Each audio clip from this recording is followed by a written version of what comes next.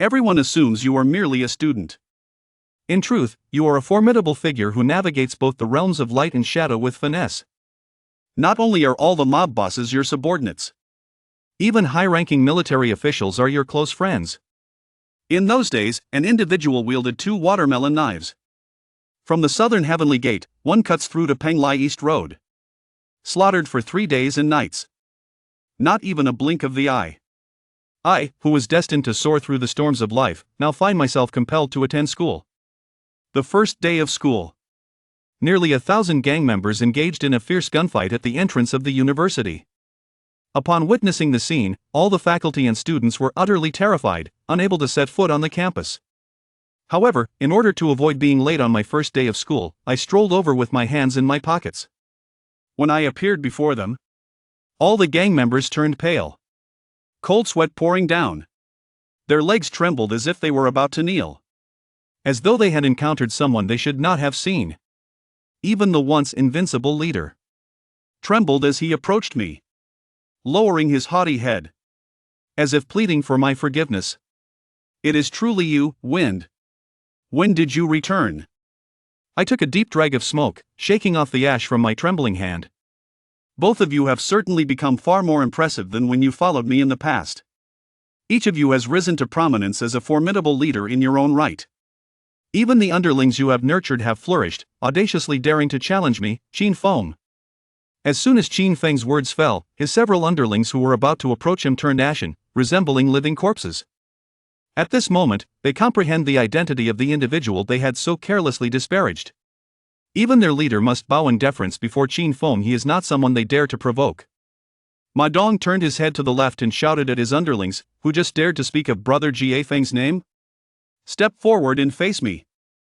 4 individuals, trembling with trepidation, emerged cautiously from the throng, their bodies quaking, sensing that today would bring significant upheaval. Ma Dong and Xiangzhou brandished sharp knives, commanding resolutely, "Stand down." Subsequently, he cast the sharp daggers to the ground with both hands, compelling his subordinate to sever his own hand. Although they comprehend that this may be rather harsh on the younger sibling, they are simultaneously aware that such actions are intended for their protection. For when I take action, it shall not merely be the loss of a hand. I fear that even the ancestral graves may vanish from the face of the earth. I stood there, gently smoking a cigarette beneath the calm and breezy sky, observing Ma Dong as he reprimanded his subordinate to the left. Their fear of me stems from their understanding of my power. After all, in their eyes, I am even more deranged and monstrous than the once dominant kite madman who swept across half the globe. He is a person so ruthless that he would not hesitate to turn against even himself. Having heard Ma Dong's resounding words directed to the left, I then cast my gaze upon the 2 gleaming, sharp blades lying on the ground. The 4 young men appeared pale, as if they had just emerged from a steamy sauna, drenched in perspiration. After a brief moment of hesitation, 2 individuals tremblingly picked up the sharp knife from the ground and aimed it at their left wrists. The other 2 individuals drew their machetes from their waists, inhaling deeply as they mirrored the same motion. They had never encountered me before, nor did they possess any understanding of the kind of person I truly am. However, they are aware of one undeniable truth: Xiangzhou and Ma Dong, 2 notorious gang leaders in the harbor, are known for their ruthless demeanor and their utter disregard for reason. However, upon encountering me, he was instantly terrified, resembling a child in a kindergarten class, standing there awaiting his punishment. This made it abundantly clear to them that I am a person far more ruthless than their elder brother by 100-fold. "Chop it down. Do not hesitate, or else I shall take action. Your baskets must be severed and cast upon the ground to feed the dogs." At that moment, an elder with considerable experience in the crowd quietly cautioned. "If blame is to be assigned, let it fall upon you for provoking the sole true deity of the Harbora figure capable of instilling fear in countless influential individuals, rendering them paralyzed with terror. Upon Qin Feng's return, it is likely that a tempest of blood and turmoil will once again engulf the harbor." Upon hearing the words of this individual, the 4 subordinates stood frozen in place. Without hesitation, he raised the cleaver and struck down upon his left hand, emitting a series of anguished cries. No one dares to provoke this formidable figure, fearing that their fortunes may be unceremoniously cast aside like scraps for the dogs. Just as everyone anticipates the impending tragedy set to unfold at the gates of Haigang University. Suddenly, the 4 younger brothers emitted a heart-wrenching wail, simultaneously clutching their right hands. The machete in hand also fell to the ground. This unexpected scene left everyone present in a state of bewilderment. Until they clearly saw the blood-stained ace of spades on the ground, everyone was struck with a sudden realization. In the very moment when the four young men brandished their blades, a spade ace, swift as lightning, shattered their actions. Yet this ace of spades merely grazed their flesh, otherwise even the deities would find it challenging to rescue them. Ma Dong and Xiangzhua let out a sigh of relief. He shouted at his younger brother, urging him to express his gratitude to Brother Feng. Although they could not discern the origin from which the spade had been launched, they were certain that such skill could only be executed by Qin Feng. I stand still, with my hands nestled in my pockets, merely observing them. With a thud, four young subordinates knelt before Qin Feng, repeatedly bowing their heads in gratitude. The ground beneath the black, bean-shaped shoes was already soaked. Upon witnessing this scene, Ma Dong could not help but sincerely exclaim, "Brother Feng has grown stronger, his prowess far surpassing that of 3 years ago. You should consider yourselves fortunate, for today I am clad in a white shirt, wishing to avoid the color red. If it were back in the day, to speak to me in such a manner, being entombed alive would be a mere trifle. Upon my return this time, my mindset has undergone a profound transformation. I no longer wish to concern myself with the affairs of the world. Instead, I yearn for a life of simplicity, akin to that of an ordinary person. The past essence of the Qin dynasty has long since perished. However, do not be deceived by this white shirt. When I don this garment, I become a university student who is oblivious to the affairs of the world. Yet, even without this shirt, I can still embody the essence of a rogue." I crushed the cigarette but with fervor, the sound reverberating throughout the venue. My words were not solely directed at those four underlings I had just addressed. It is also a declaration for the entire harbor. I, Qin Feng, simply yearn to lead the life of an ordinary person. However, should someone insist on compelling my return, I would not hesitate to embrace the tumult of yesteryears and unleash a formidable rampage. As soon as Qin Feng's voice faded, a profound silence enveloped the entrance of Haigang University, so still that one could hear a pin drop. Hundreds of individuals wielding machetes in the harbor society, not daring to breathe a word. For no one would doubt the words of the man before them in those days, he was akin to a deity upon this land. There is no doubt that what was once achievable in the past can now also be accomplished by Qin Feng. Observing the series of sudden changes at the school gate, the distant onlookers, university students, appeared utterly bewildered, their gazes fixated upon me. They likely struggled to comprehend the words spoken in that moment. Yet, the body language exhibited by everyone on the field already reveals that I am no ordinary individual. Even the two notorious gang leaders from the harbor city, Ma Dong and Xiangzhua, displayed a remarkable restraint in my presence, standing before me with an obedience that surpassed that of students in a classroom. Everyone is curious about the identity of this young man clad in a white shirt. Xin Jialin also felt a sense of loss. What on earth is happening with Yuqing? This person appears to be truly impressive. When Ma Dong turned to the left, over 100 individuals present, who were part of the social circle, greeted him as if a grandson were encountering his grandfather. Evidently, she did not anticipate that even her father, Shenwan San, would be unable to resolve the issue today. It was effortlessly resolved by a young man who has just turned 20. Undoubtedly, today's conflict will not escalate. Seeing Ma Dong's startled expression as he turned to the left, he surely would not dare to act recklessly in my presence. The campus belle, Chu Yuqing, took a deep breath, biting her lip as she murmured to herself, "He resembles someone from the depths of my memory, yet that person should not be so youthful now. Could this young man be the very Feng who saved me back then? Yet that individual should be around 30 years of age now. How could he possibly appear so youthful?" She reminisced about the year she turned 16, when she and her father set up a stall. A group of ruffians had taunted her. A young man clad in a black casual suit came to her rescue at that moment. Ever since that day, her stall has never been disturbed again. Her father would tell her that he is the heavens. Today, upon seeing me, Chu Yuqing seemed to have a vague intuition that I was indeed Brother Xing Weifeng. Xiangzhua asked cautiously, "It has been quite a while since we last met, yet you still appear so youthful. Meanwhile, we seem to be growing older by the day.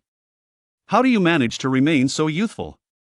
They raised their hands, wiped the sweat from their foreheads, and stammered a smile at Qin Feng as they inquired. It has been 3 or 4 years since we last met, and Qin Feng appears even more youthful than in the past. Clad in this white shirt, he resembles a university student entirely. Upon observing the fierce determination in my gaze, they are certain that I am indeed the most formidable figure of Longnan, the one who struck fear into the hearts of countless individuals at the port, causing them to tremble and falter. I took a drag from my golden dragon cigarette and smirked coldly. Do not inquire about matters that are not meant for you. Such questions are not befitting of you too. Ma Dong and Xiangzhua hurriedly greeted each other, fervently fanning their own faces while smiling at me. We wouldn't dare, Wind brother, you are a treasure beyond measure. How can those favored by heaven be compared to us, mere refuse? They both understood that, given their modest status, they were utterly unworthy of inquiring about my affairs. Although one of them is now a prominent figure in the 14th Association and the other is the leader of the Hong Gang, each commands nearly 1,000 subordinates. Yet before me, they are unworthy even to hold my shoes. Merely able to assist me with my burdens when I visit the restroom. In front of everyone, I forcefully plunged the machete into the ground, embedding the blade deeply into the concrete at the entrance of the school. I pointed to the knife on the ground and cast my gaze over the nearly 1,000 gang members present. I declared loudly, listen closely. Inform everyone on Haigang Road, including Xie Kuan, that from this day forth, Haigang University shall be a forbidden zone for all underworld figures. Anyone who dares to set foot within this blade's domain shall not blame me, Qin Feng, for bringing ruin upon their entire family. At this moment, the school gate fell into complete silence, as everyone was rendered speechless by my words. The crowd erupted in animated discussions. Goodness! Isn't this simply astonishing? Our esteemed Haigang University now boasts such an extraordinary individual. I dare say, no one would dare to cause any further disturbances here. They all expressed their admiration for my charisma and strength, with some even jokingly suggesting that they would like to be my concubine. Before the arrival of Qin Feng, Haigang University had endured considerable harassment from external forces. Numerous male students had been subjected to extortion for protection fees. Ma Dong nodded emphatically to the left. All right, Brother Feng. I will now inform everyone in the team. From this moment forth, should anyone dare to cause trouble at Haigang University again, I shall break their legs. The facts indeed hold true. Who, may I ask, is Qin Feng? Those who understand will naturally comprehend. The enlightened individuals are capable of making the right choices. Only the most foolish and ignorant, arrogant and conceited among us would choose to oppose Qin Feng. Such individuals were once quite numerous, however, they have become increasingly rare in contemporary times. For those individuals have long since been consigned to the depths of hell by my hand.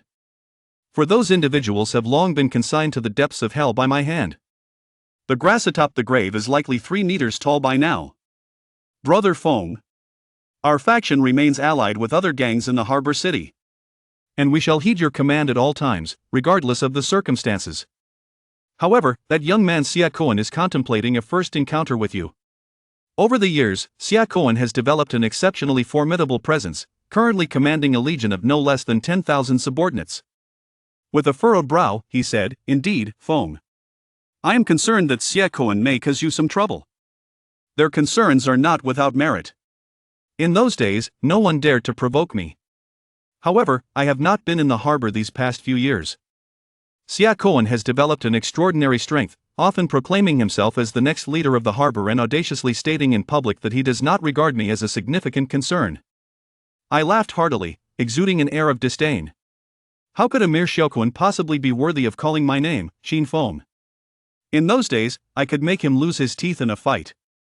Even now, I possess the same capability. Ma Dong and Xiangzhua indeed take Xie Kuan far too seriously. Dear Feng, it is not that we doubt your capabilities, rather, it is simply that Xie Kuan currently has an overwhelming number of subordinates. There are more than 3 times the personnel compared to your prime years. It is advisable to exercise caution and avoid any conflict with Xie Kuan. I scoff with disdain. Asking me, Qin Feng, about him? He, Xie Kuan, is hardly worthy. Having spoken, I gently loosened the shoulder bag that rested upon me and unzipped its clasp. I waved to Xiangzhua and Ma Dong, beckoning them to come over. As I unzipped my bag, Ma Dong and Xiangzhua were startled, nearly losing their balance. Trembling, they uttered a few words. This is the leading staff that can mobilize 100,000 troops from Hong Kong and Lianqing, as well as the red staff that can summon 60,000 from the Haokong Hunmun. Seeing their astonishment, I could not help but smile coldly. Indeed, the twin flower staff of the red dragon is now firmly in my grasp. This signifies that I, with a single command, can summon nearly 160,000 individuals from both cities to the harbor within the span of an hour. If Xia Kuan dares to act recklessly again, I shall make him aware of what true fear entails. Ma Dong widened his eyes and queried me, Brother Feng, could it be that you have now become the master of the fragrant harbor? Still the same words. Questions that ought not to be asked. Do not inquire. Words that should not be spoken. Do not utter. In this world, no one vanishes without reason. As I zipped up the shoulder bag, my gaze drifted towards the direction of the river, and I spoke with indignation. That year, He Hongshang repeatedly made outrageous remarks about me in public. As a result, I have subdued him completely. Now even his daughter wishes to marry me. My vengeance has long been satisfied. At present, I hold 30% of the shares in the He Group, in addition to 13 casinos.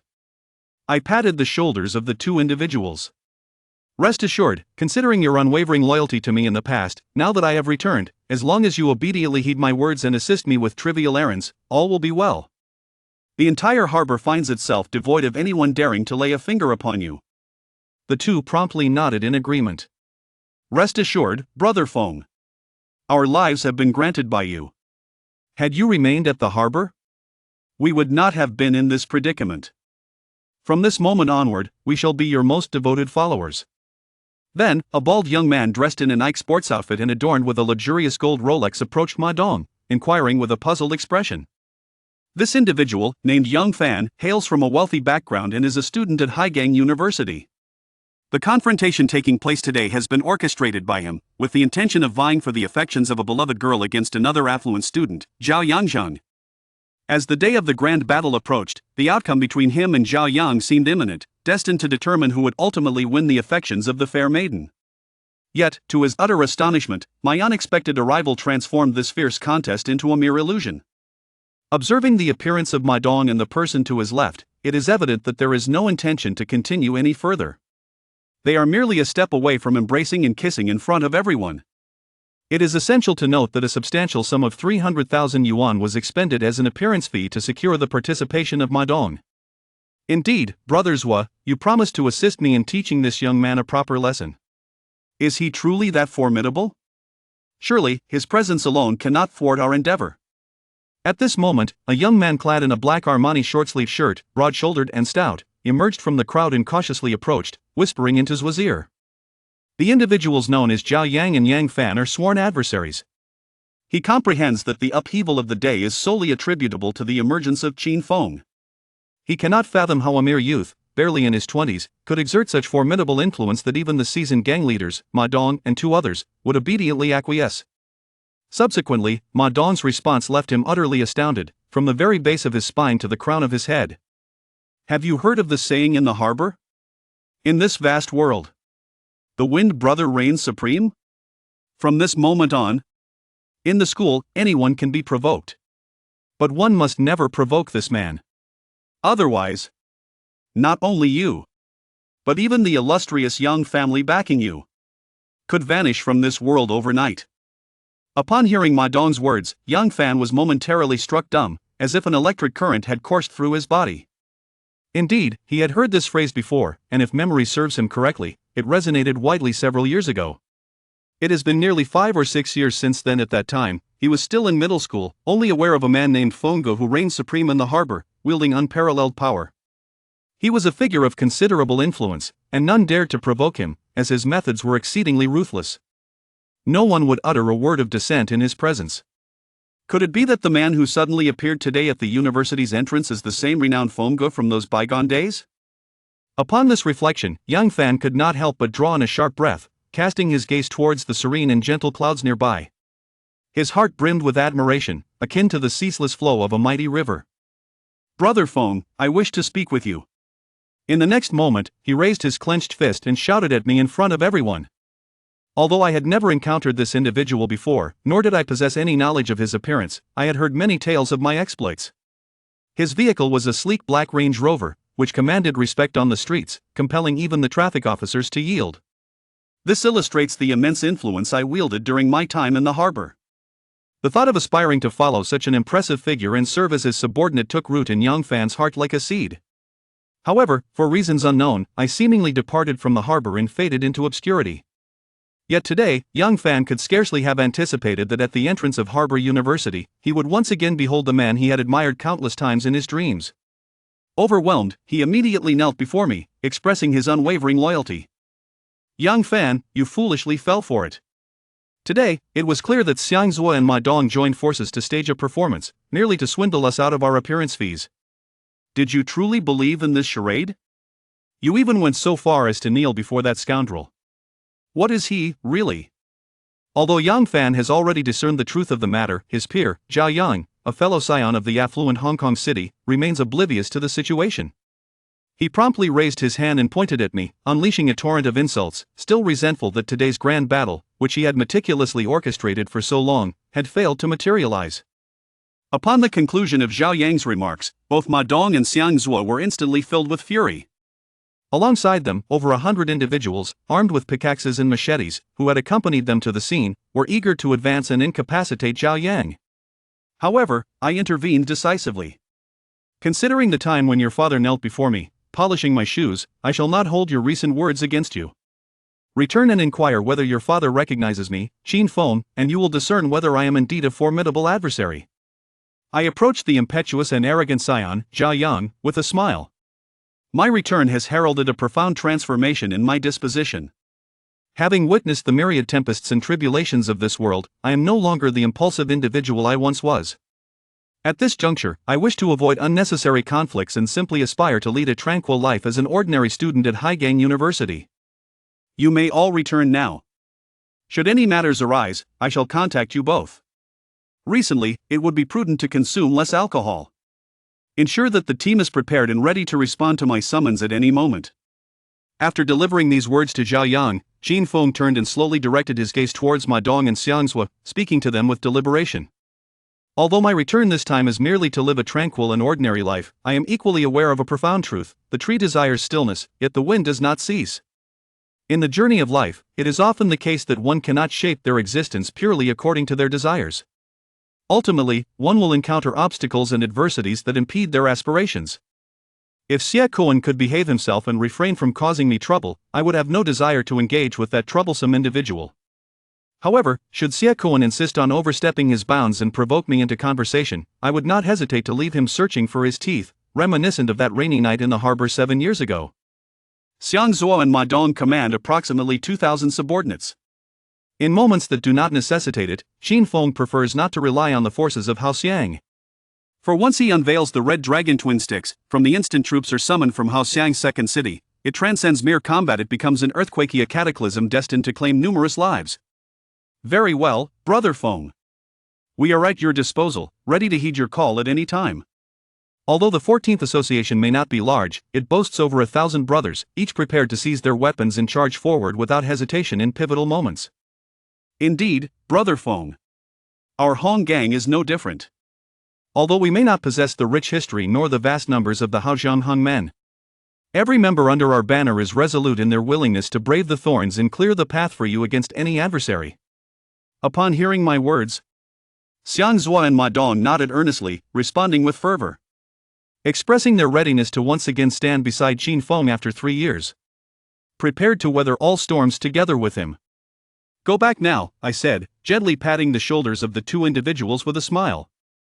I then approached Yang Fan, who remained on his knees. Focus on your studies. The world beyond is not as easy to navigate as you might think. After imparting this piece of advice, I turned away, my hands tucked into my pockets as I strode purposefully towards the interior of the school. Yang Fan, rising from the ground, called out eagerly as he rushed to catch up with me, followed closely by a dozen or so of his companions from the campus. After Ma Dong and Yang Fan's entourage retreated to the left, only Zhao Yang remained at the entrance of Haigang University, accompanied by 7 or 8 of his subordinates, each wielding wooden sticks and mop handles. This matter cannot simply be brushed aside. Should I give Uncle a call and have him intervene? That young man not only insulted you but also humiliated Uncle in the process.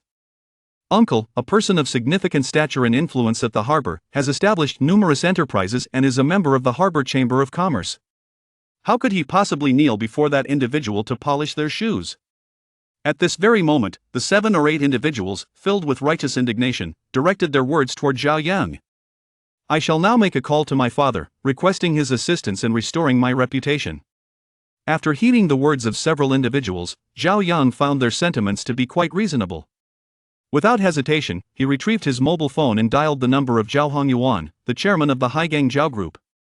What has happened to Xiao Yang? The phone rang once before being answered. A middle-aged man's voice came from the other end. At this moment, Zhao Hongyuan was seated in the office of Zhao Group, attending to the call while playfully caressing the secretary seated on his lap. Father, I have been bullied. Subsequently, Zhao Yang, with his phone in hand, shouted loudly at Zhao Hongyuan on the other end. Recalling his earlier arrogance, he felt an overwhelming surge of anger. As the heir of the prestigious Zhao family in Haigang, he had never before been subjected to such humiliation.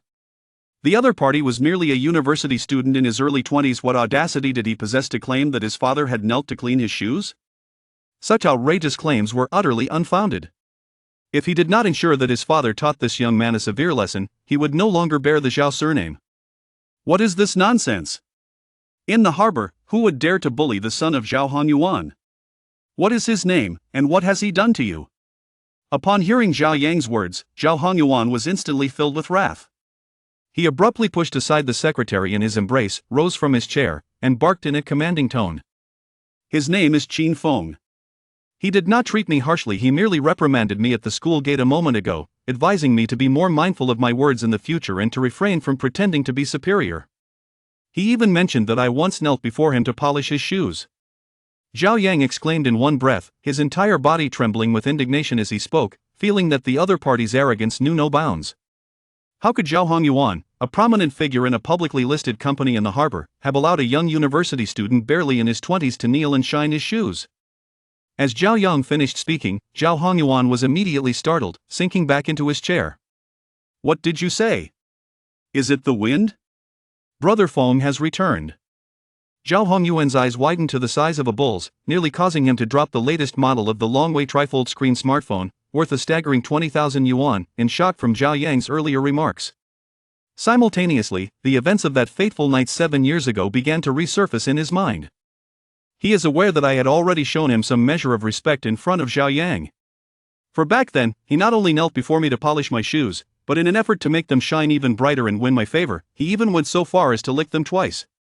Little did anyone expect that the formidable overlord, who had dominated the port city and instilled fear in all, would make a sudden and triumphant return today after nearly 3 years of absence.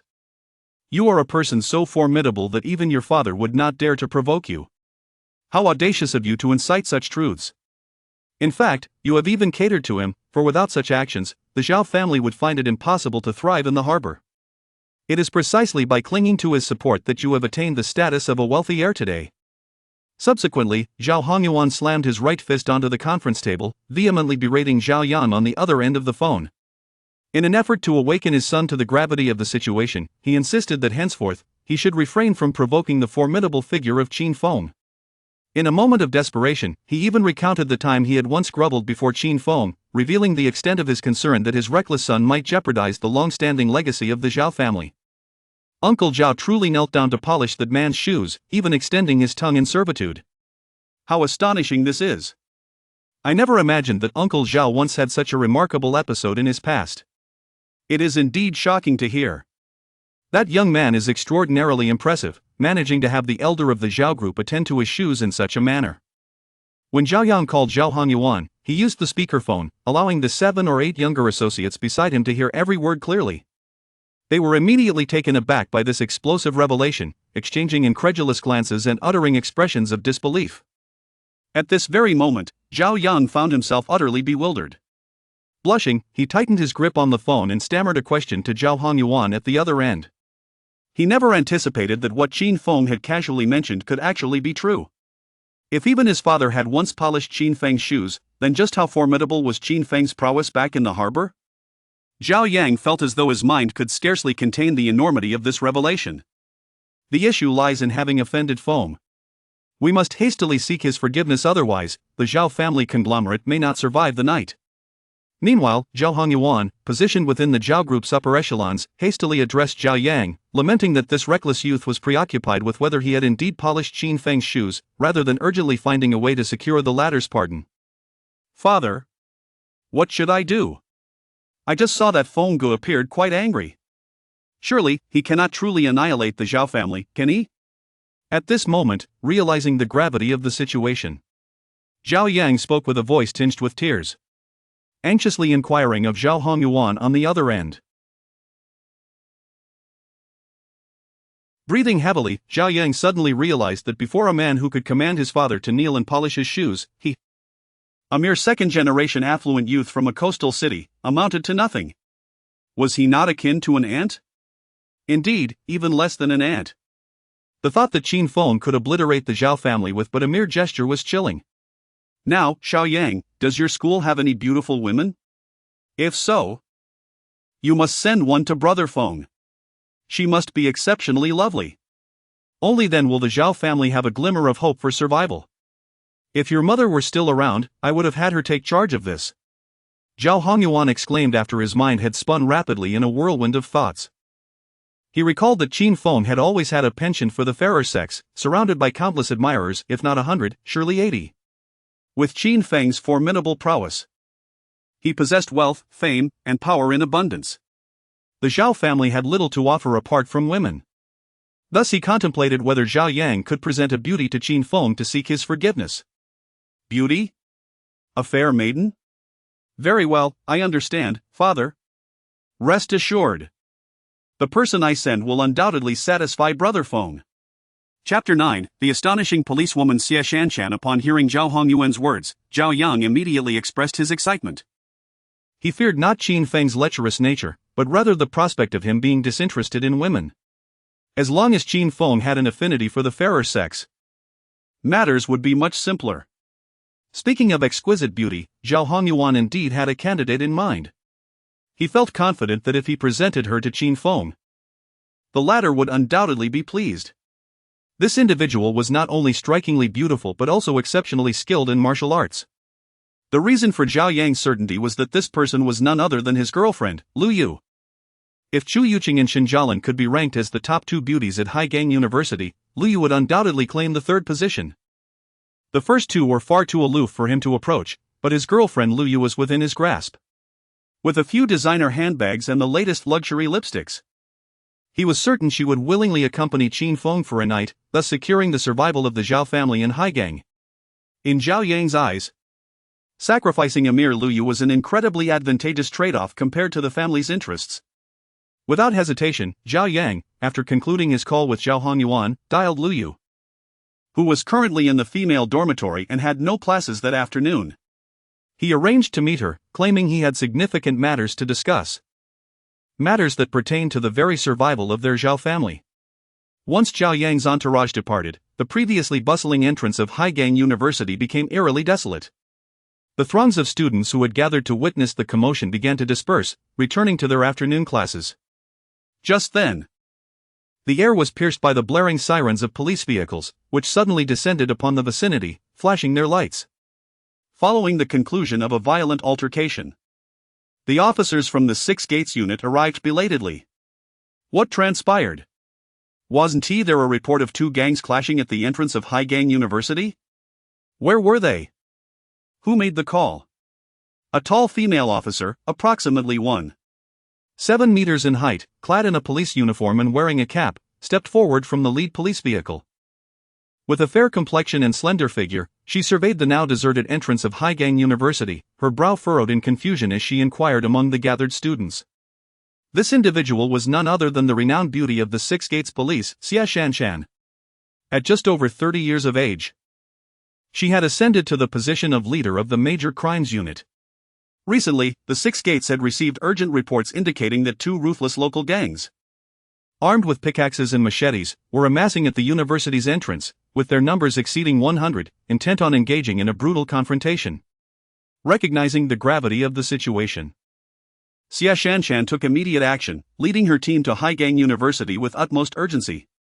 Arriving in under 15 minutes, she was met with a scene that left her utterly bewildered. At the entrance of Haigang University, there were no gang members in sight, not even a single hair. This led her to suspect that perhaps someone had made a false report. "Are you toying with them at the 6 gates?" "Officer. We are the ones who reported this." Upon hearing Xia Shanshan's words, Shinjialan and Chu Yuqing emerged from the crowd and approached her, inquiring, "What is going on? Wasn't it said that 2 rival gangs were clashing here? Could it be that they fled upon learning of our arrival?" Xia Shanshan furrowed her brow as she regarded the 2 exquisite young women before her. She sensed that these students would not fabricate a false report. It was highly likely that there had indeed been 2 gangs poised for an unprecedented confrontation. Upon realizing that she was leading the operation, they might have been frightened into a hasty retreat, escaping at lightning speed. Although this was Shanshan's initial assumption. The subsequent remarks from Chu Yuqing and Shinjialan left her momentarily stunned, leading her to recognize that she had overthought the situation.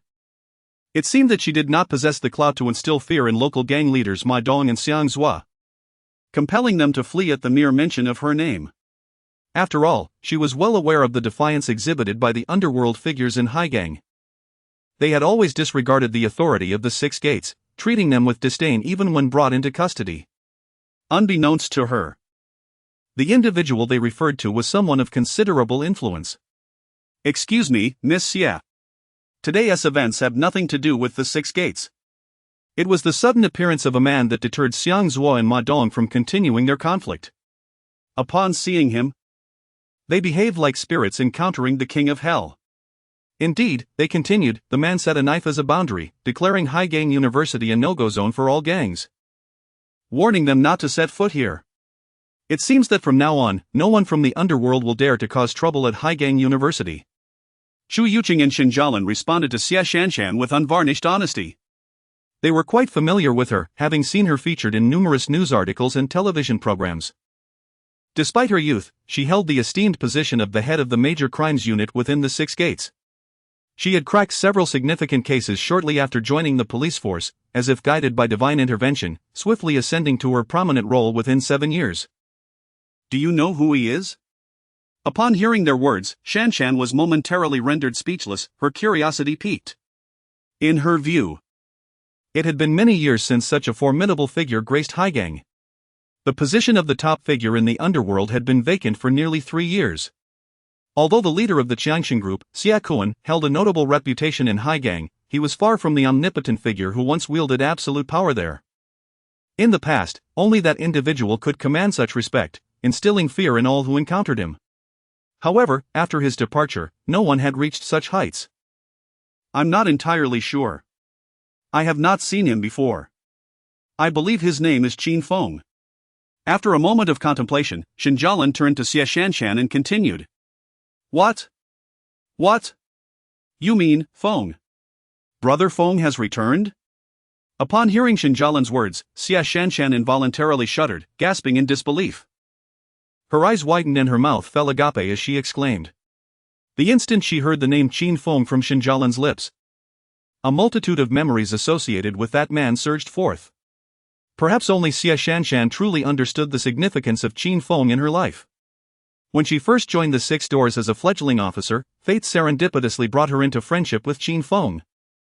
It was through his unwavering support that she successfully cracked numerous formidable cases, eventually ascending to the position of head of the major crimes unit. She had harbored distinct feelings for this man, yet, constrained by their respective statuses, she could only confine her admiration to her thoughts, veiled by time and drowned in the tides of the future. Since Qin Feng's departure from Haigang 3 years ago, Xia Shanshan had not seen him again. Nor had he ever reached out to her. She had resigned herself to the belief that Qin Feng was no longer alive. With his black and white photograph still hanging in her home, to which she offered incense daily. Now, the astonishing revelation of his return, conveyed by Shinjialan, left her utterly astounded. Who could have imagined that after all these years, the man deeply embedded in her memories was still alive? It could be said that without Qin Feng, she would not be who she is today. In that moment, a torrent of emotions surged within her. Where is he now? Taking a deep breath, she endeavored to steady her emotions and inquired of Chu Yuqing and Shinjialan. She understood that it was likely he had chosen not to see her upon his return. Hence the absence of any phone call. Yet, despite this understanding, Xia Shanshan yearned to meet him. Even if it were just to share a simple meal and engage in light conversation. Unbeknownst to her, Qin Feng's desire was not to avoid her, but rather to withdraw from everyone, seeking to live a tranquil life as an ordinary student at Haigang University, bidding farewell to all that had transpired in the past. Well, he should be inside now, Shinjialan remarked, raising her hand to gesture towards the campus of Haigang University, responding to Xia Shanshan's dazed expression. Meanwhile, her curiosity about Qin Feng's identity and background intensified, wondering what kind of individual he had been on this land and the extent of his influence. After all, it was no small feat for a stunning police flower like Xia Shanshan to instinctively exclaim Brother Feng upon hearing his name. Chapter 10 Principal Wang. Do you refer to this student as bro? Are you implying that Feng has returned to school? Regarding Shinjialan's response, although Xia Shanshan felt a twinge of astonishment, she quickly grasped the situation, as it was not beyond her expectations. During her casual conversations with Qin Feng in the past, she had heard him chuckle and express his desire to retire from the world, to live humbly as an ordinary student, free from worldly concerns, and to rectify his knowledge deficiencies. He longed to experience the life of an average person. There were no surprises, nor unexpected turns. To her astonishment, Qin Feng had indeed fulfilled his promise made to her years ago. After many years, he had enrolled in his dream institution, Haigang University. As she reflected on this, a solitary tear slipped from the corner of Xia Shanshan's eye, leaving her uncertain whether she was elated for Qin Feng's fulfilled aspirations or simply overjoyed at the prospect of seeing him again. Alright, thank you all. Since everything is peaceful at Haigang University today, we shall take our leave. If any similar incidents occur here in the future, please do not hesitate to contact us. However, I presume such occurrences will be unlikely moving forward. With that, Xia Shanshan wiped her tear and flashed a smile at Shinjialan and Chu Yuqing. After a brief glance toward Haigang University, she led her team away. Although she was aware that Qin Feng was within the school premises, she refrained from rushing to meet him. After all, it was still working hours, and it would be inappropriate to seek him out in her uniform. Instead, she planned to wait until her shift ended to change into casual attire. She envisioned donning a lovely dress and applying an enticing shade of lipstick, inviting Qin Feng to dine at the finest restaurant in Haigang, where she could express her feelings of longing and gratitude. Meanwhile, in the office of the principal at Haigang University, a middle-aged man in his 50s, impeccably dressed in a suit and sporting a receding hairline, stood before the mirror, adjusting his attire and regulating his breathing. This man was none other than Wang Yusheng, the principal of Haigang University. Upon learning that the once mighty figure of Haigang, Qin Feng, was about to attend the university, excitement mingled with a sense of apprehension overwhelmed him, making the situation feel surreal. Years ago, before he had ascended to the role of principal, he had met Qin Feng, who at that time was the most illustrious figure in all of Haigang, unmatched by anyone. Wang Yusheng vividly recalled the moment when a black Range Rover with the license plate 99999 came to a halt before him, and Qin Feng emerged from the back seat, drawing the attention of all around him. His commanding presence was unparalleled in the city. At that moment, Wang Yusheng silently vowed to one day become a man of Qin Feng's stature. Years later, while he had not achieved the ideal of standing at the pinnacle of the city like Qin Feng, he had become the principal of a university. A modest accomplishment that surpassed the majority. Upon the thought of soon encountering his former idol in close proximity, Wang Yusheng felt a wave of genuine anxiety welling up from within. He meticulously adjusted his attire time and again. At that very moment, seated within the office, was a young female teacher named Su Fang, adorned in a pink mini skirt and black high heels, revealing her smooth, fair thighs. She was an intern at Haigang University, just over 20 years of age, and her youth was almost on par with that of the students at the university. Recently graduated from Northern Normal University, she had been assigned to Haigang. As Su Fang sat in her chair, she observed Wang Yusheng with a hint of bewilderment, unable to comprehend why he was exhibiting such nervousness. After all, Wang Yusheng had never displayed such demeanor even during large meetings. Principal Wang, it's merely a student you're meeting. Must you be so anxious? She inquired, crossing her arms in confusion. Su teacher, your background is not from Haigang. So you may not understand. The individual I am about to meet can be considered a student, but more accurately, he is my idol, Qin Feng.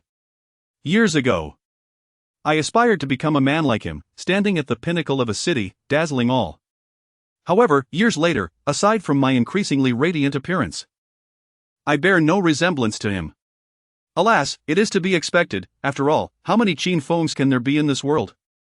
After Su Feng's remark, Wang Yuqing turned back, adjusting his tie while smiling at her. He then lifted his hand to glance at the watch on his wrist, estimating that Qin Feng would soon arrive. Su teacher, I have entrusted Wind Brother to your class out of my confidence in you. Therefore, in the days to come, whatever requests Wind Brother may have, you must strive to accommodate them. Back when he was the big brother of Haigang, he jokingly mentioned that one day he would attend Haigang University. Who would have thought that years later, he would actually come? It is indeed an honor for me, Wang Yusheng, to have close contact with Wind Brother at school. As he spoke, a radiant smile adorned his face. What? Principal Wang, you refer to that student as brother? I must be mistaken. Upon hearing Wang Yusheng's words, Su Feng's eyes widened in astonishment, nearly causing her to fall off her chair. Having worked in education for so long, it was her first time hearing a principal refer to a student in such a manner. This only fueled her curiosity about the individual named Qin Feng and the experiences he had at Haigang that could elicit such admiration from Wang Yusheng, akin to a pilgrimage. Suddenly, a series of knocks echoed from the office door. Phew! Wind Brother must have arrived. Upon hearing the sound, Wang Yusheng took a deep breath and dashed towards the door with great haste. After a final adjustment of his breath, he decisively swung open the door.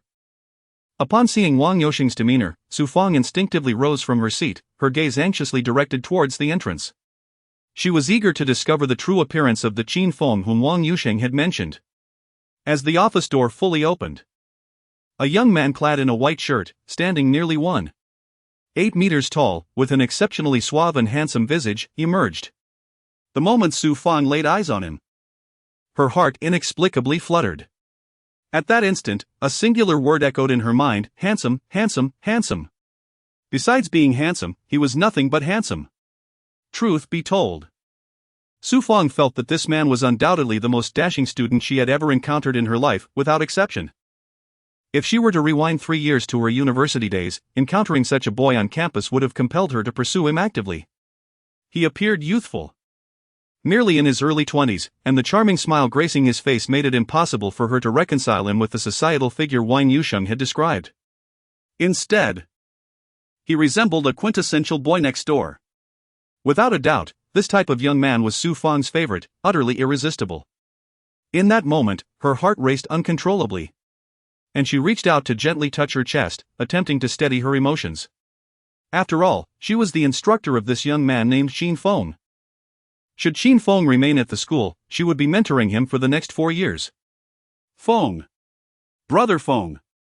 How is it possible? At the sight of Qin Feng, even Wang Yusheng was so astonished that he nearly stumbled to the ground. The reason was simple: after years of separation, Qin Feng appeared even more youthful and handsome than when they had first met.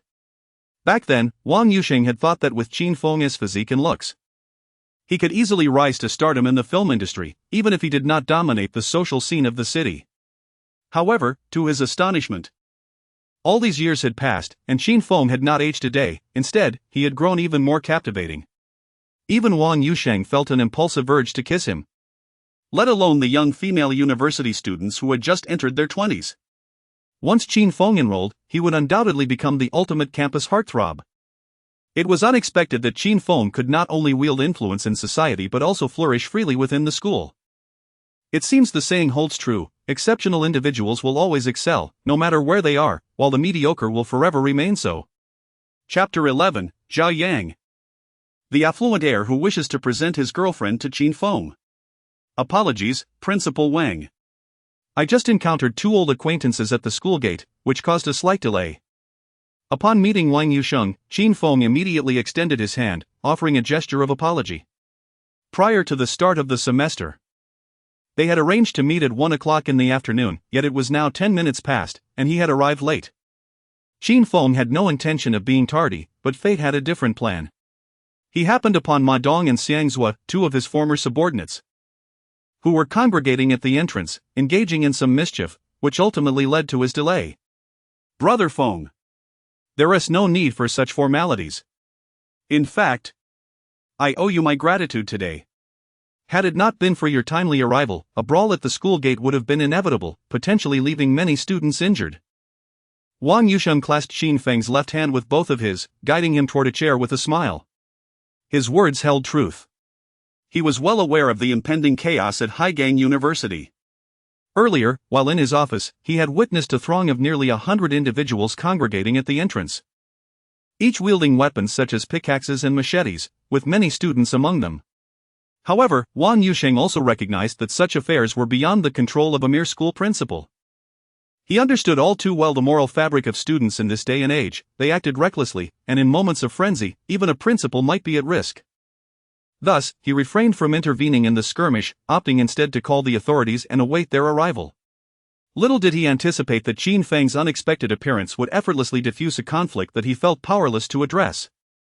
As he witnessed the swift dispersal of the unruly crowd from the floor-to-ceiling windows, his admiration for Qin Feng ascended to new heights, to the point where he contemplated asking Qin Feng to be the godfather of his soon-to-be-born child. Of course, Wang Yusheng was aware that some sentiments should not be expressed too hastily. After all, he and Qin Feng had only just formally met. "Come, Brother Feng. Please take a seat." He enthusiastically ushered Qin Feng to a chair. "Allow me to introduce you to Su Feng, who will be your advisor during your 4 years at Haigang University." He gestured toward Su Feng, who stood nearby. "Brother Feng, classmate Qin Feng." Su Feng corrected herself, nearly addressing him as brother due to Wang Yusheng's influence. "Regardless of your past or your impressive reputation, I expect you to embrace the identity of an ordinary student at Haigang University. You must heed my guidance, or you may find yourself in a predicament." In Su Feng's eyes, the man before her, known as Qin Feng, was undeniably handsome and seemingly possessed some prowess at the harbor. However, regardless of his charm, she remained his teacher, establishing a clear hierarchy. Upon hearing Su Feng's words, Wang Yusheng furrowed his brow, attempting to interject, but was swiftly halted by a gesture from Qin Feng. "Indeed, Teacher Su, I am well aware of the school's regulations. However, you should consider yourself fortunate to have met me here. In the past, had anyone dared to speak to me, Qin Feng, in such a manner, I fear their beautiful visage would have been swiftly dealt with. Just a jest, please do not take offense, Teacher Su." Qin Feng regarded Su Feng with a faint smile. Although he had returned with the intention of being an ordinary student at Harbor University, it did not imply he was to be disrespected. Even someone of Wang Yusheng's stature bowed before him. What was a mere internship instructor in comparison? Perhaps there were men who would treat Su Feng, with her so-called T0 version, with utmost reverence, fearing to offend her in the slightest, lavishing her with attention as if she were delicate porcelain. Yet, Qin Feng was not like those men. He was a singular entity in this world. Whether she was a T0 or T1 version, if she dared to flaunt her authority before him, the only thing awaiting her would be a resounding slap. If one hand was insufficient, he would use both to ensure she understood her place, compelling her to kneel and call him daddy. Su Feng's demeanor hinted at a semblance of the T0 version, likely a result of being pampered by her previous boyfriend. If she insisted on imposing her past attitudes towards other men upon Qin Feng, she would soon learn the taste of both a slap and a shocking reprimand. In his life, Qin Feng had never understood the concept of cherishing the delicate. He only knew that disobedience warranted punishment, irrespective of gender. This was the reason he was regarded as the most formidable figure in Lungnan. After concluding his conversation with the principal, Qin Feng proceeded to report to his class. Su Feng, momentarily taken aback by his words, soon felt her cheeks flush red as ripe apples. Stamping her foot, she uttered a final retort to Qin Feng before storming out of the principal's office. Upon their first encounter, she had assumed he was merely a charming, boy-next-door type, far from the terrifying figure Wang Yusheng had described. It was only now that Su Feng realized she had been deceived by Qin Feng's white shirt. This young man was no ordinary neighbor, but rather a quintessential domineering figure. Nevertheless, Su Feng was not one to be trifled with. She would not easily yield to any man. in the days to come. She was eager to discover who was more domineering, Qin Feng or her own T0 version. After all, she had previously reduced all the boys she had encountered to their knees, calling her mother. She could not believe that she would ever be at Qin Feng's mercy, let alone kneel before him and call him daddy. However, at that moment, Su Feng was unaware that one day, she would willingly submit to him, calling him grandpa. Qin Feng, just wait and see. For the next 4 years, I shall undoubtedly show you the extraordinary prowess of Su Feng. Standing at the entrance of the principal's office, Su Feng turned her head and, peering through the glass window, bit her lip as she spoke. Meanwhile, in the cafeteria of Haigang University, as Qin Feng conversed with Wang Yusheng, Zhao Yang and his girlfriend Lu Yu were fervently engaged in a discussion. What? Zhao Yang, did I hear you correctly? You actually let your girlfriend spend the night with another guy? An elegantly slender girl, approximately 1.65 meters tall, wearing black loafers and short stockings, with colored contact lenses, immediately sprayed the milk tea she had just sipped all over Zhao Yang's face upon hearing his words. I've told you, he is no ordinary guy. If you manage to be with him, it would be as if your family's ancestral grave was emitting green smoke. And not just any smoke, but the kind that ignites. Zhao Yang explained earnestly while wiping the milk tea from his face with a napkin. For your sake? Zhao Yang, I never knew you could be so generous. If you're so magnanimous, why don't you let your mother accompany the Qin Feng for a night? Ha! Lu Yu glared at Zhao Yang, her irritation evident. She was genuinely incensed. Earlier, when Zhao Yang had called her, asking her to step out of the dormitory for something important, she had initially thought he was inviting her on a trip. After getting ready and stepping out with excitement, she was taken aback by the shocking revelation Zhao Yang had for her, nearly causing her to faint from disbelief. Never did she expect that the usually petty Zhao Yang, who would become furious at the mere thought of her messaging another guy, could utter such words today. It left her utterly astonished. Initially, she assumed he was joking or testing her in some way, but upon witnessing Zhao Yang's serious demeanor, she realized he was not playing around. He was genuinely contemplating handing her over to someone else. When she heard Zhao Yang's next response, it made her spray the milk tea in her mouth all over him once again. I've told you, my mother is no longer alive. If she were, this good fortune would not even reach you, my father would be the first to claim it. Chapter 12, How Remarkable. Zhao Yang cast a fierce glare at Lu Yu, expressing his frustration. He lamented the audacity of Lu Yu, who fancied herself a paragon of virtue. He was all too aware of her promiscuity, having long aspired to find a remarkable man to marry. Now, having presented the very man she desired, she continued to play coy, refusing to fully engage. It seemed she had suffered a blow to her intellect in her youth, as if a donkey had trampled her thoughts. If only his mother were still around, he would have certainly wished to transform Qin Feng into his godfather. All right, Zhao Yang. You've got some nerve. As long as you have no regrets. His name is Qin Feng, isn't it? Which class is he in? Take me to meet him. Upon hearing Zhao Yang's words, Lu Yu was rendered speechless. In a fit of indignation, she splashed her milk tea onto him, gritting her teeth as she spoke, while she recognized her own shortcomings, acknowledging her less than virtuous nature. She felt that Zhao Yang had treated her with utter disrespect, openly suggesting she accompany other boys for the night, as though she were mere chattel. Determined, Lu Yu decided she would indeed seek out this Qin Feng to ascertain his true character and appearance, to see if he possessed the charm and strength she desired. If he proved to be a remarkable individual, she would not hesitate to cast Zhao Yang aside in favor of this Qin Feng. After all, she was well aware of her own allure, as the saying goes, with a good hand, one plays the game. Wonderful, Sister Yu. If you can ensure that Brother Feng is well taken care of, the Zhao family will be spared from impending disaster. From this day forth, you shall be revered as my grandmother at school.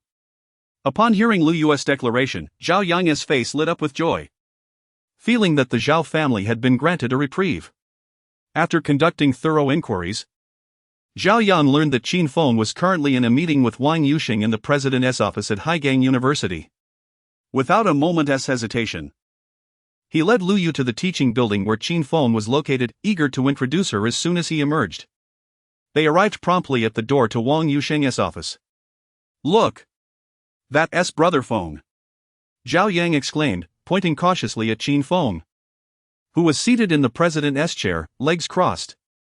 Wang Yusheng stood respectfully beside him, beaming with smiles as they conversed. Qin Feng listened intently to Wang Yusheng recounting the development of Haigang University over the years, nodding in acknowledgement.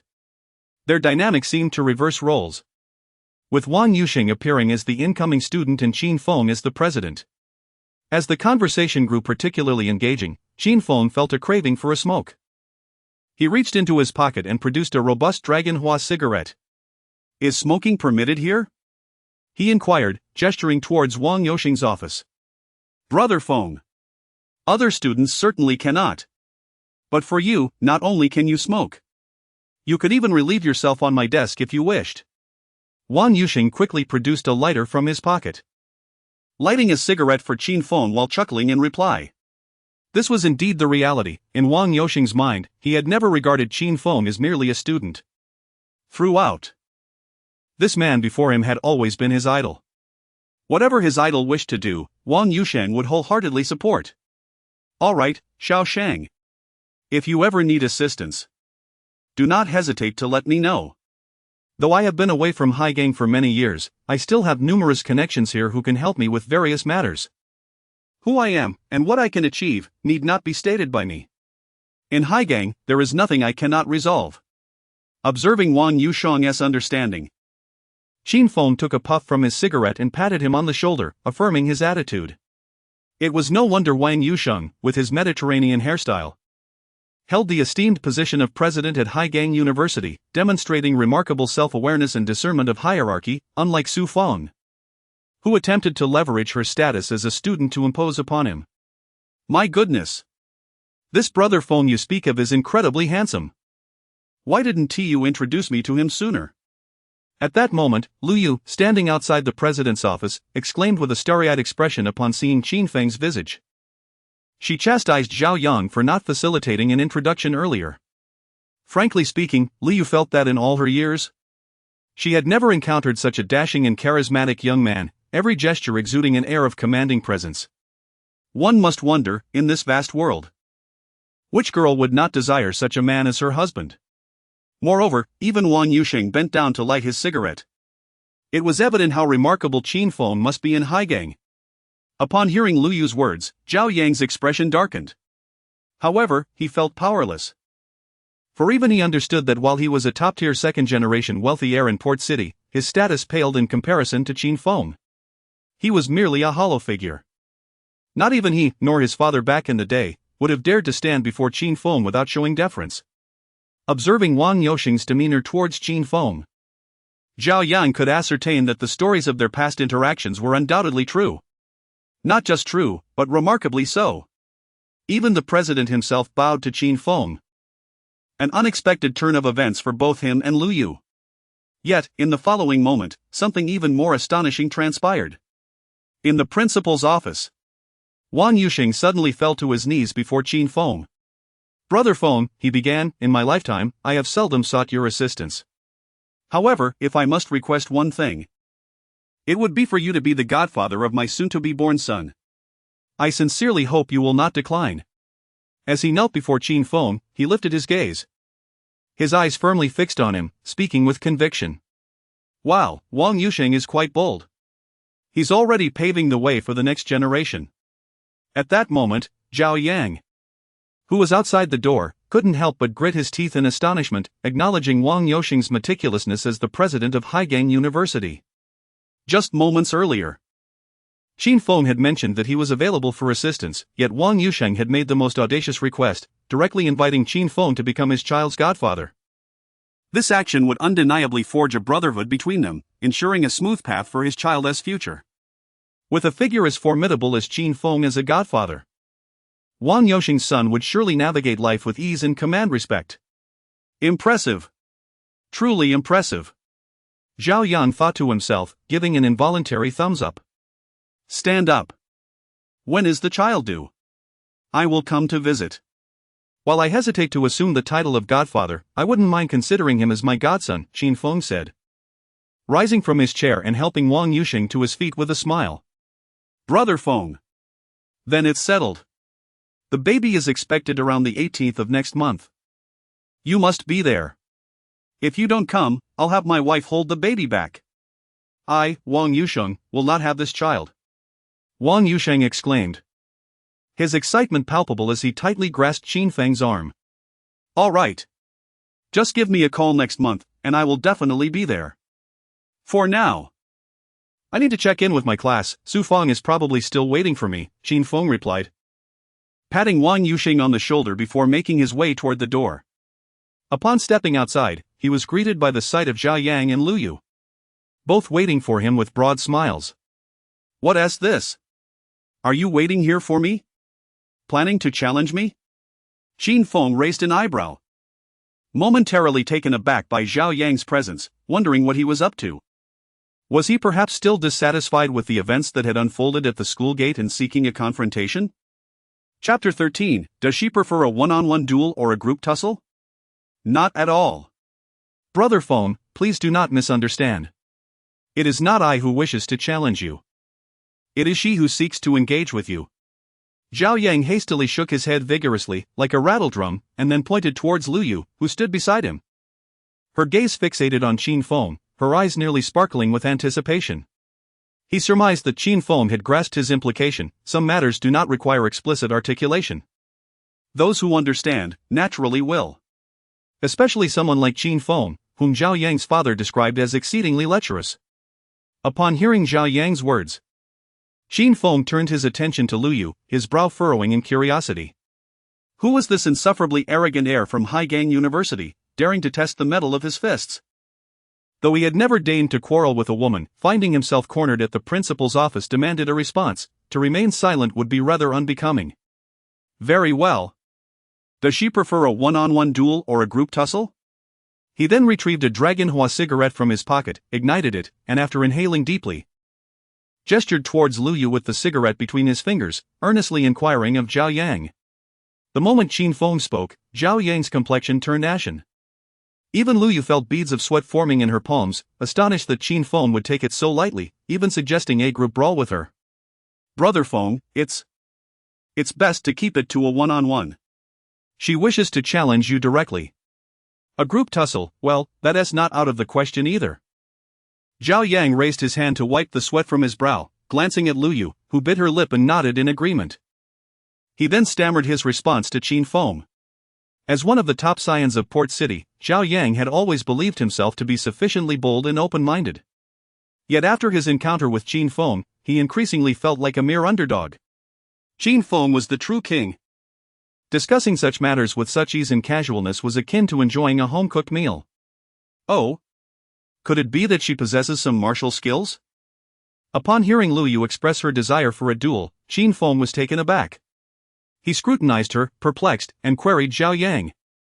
Lu Yu appeared as slender as a bamboo pole. She hardly seemed the type to have combat skills.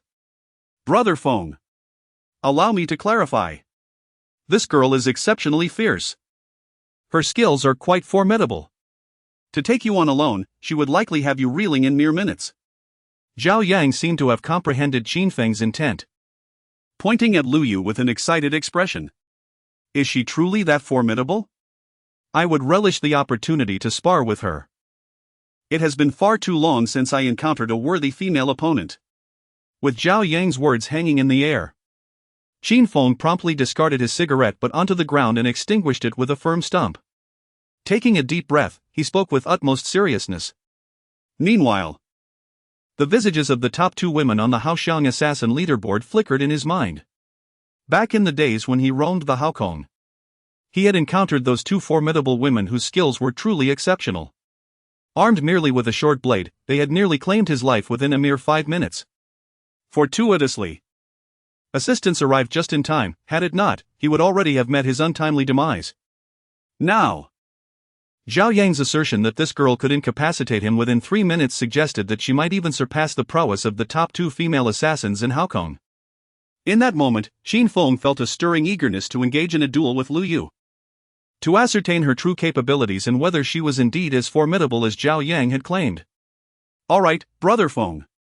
In that case, Let us set a time and place for Lu Yu to have a proper one-on-one with you. To speak candidly, Lu Yu undoubtedly stands as the premier female student in the harbor. While I'm not as familiar with the outside world, within the campus, no one rivals Lu Yu's prowess. Upon hearing Qin Feng's words, Zhao Yang immediately gave Lu Yu a thumbs up, offering the highest praise he could muster. It seemed that his plan to utilize Lu Yu to curry favor with Qin Feng might bear fruit. Observing Qin Feng's evident interest in Lu Yu, Zhao Yang felt a surge of optimism. Lu Yu, too, was grinning widely, her excitement palpable at the prospect of an impending duel with Qin Feng in a confined space. However, the very next words from Qin Feng sent chills down both Lu Yu's and Zhao Yang's spines, their smiles freezing in place. Why wait for a propitious day? Let us not dally with time or place. Right here will suffice. It has indeed been far too long since I last engaged in combat. Today, I shall witness just how formidable she truly is.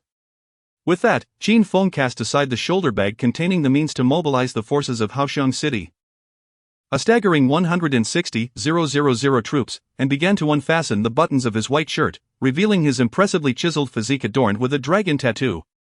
He turned to the two of them with a serious demeanor. Brother Feng, wait. Don't put your shirt back on just yet. There's no rush.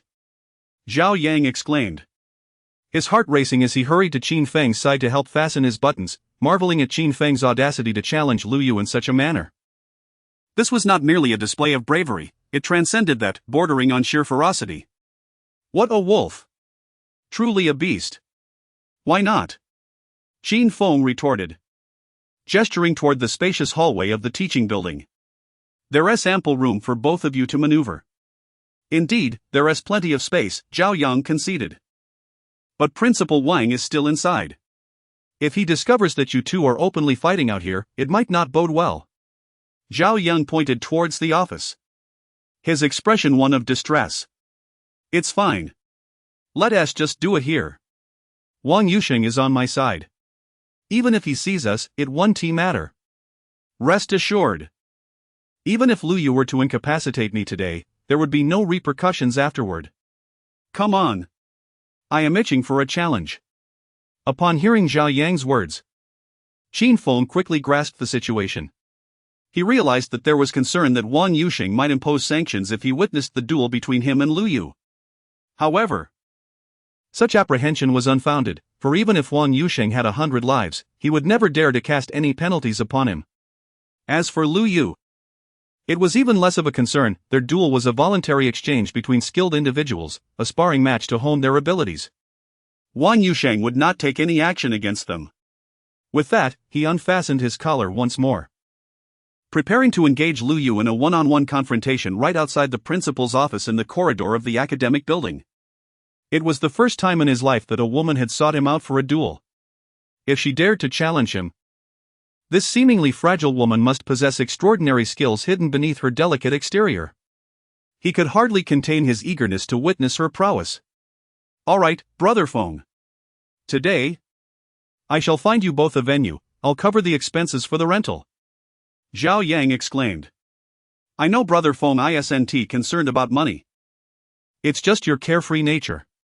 Although Principal Wang is indeed the head of Haigang University, he is not much different from your son. However, with so many people coming and going, it's inevitable that other students or teachers might pass by. It wouldn't look good if they saw. Zhao Yang took a deep breath, patiently fastening Qin Feng's collar while explaining that there should be no issues with Wang Yusheng. Nonetheless, if they were seen by other students or teachers, it would indeed become problematic.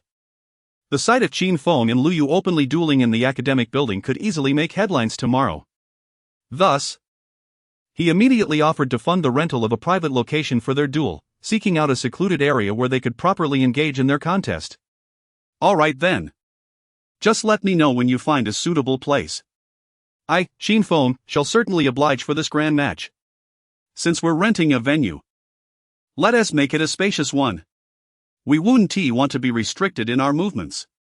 Observing Zhao Yang's insistence, Qin Feng refrained from saying more.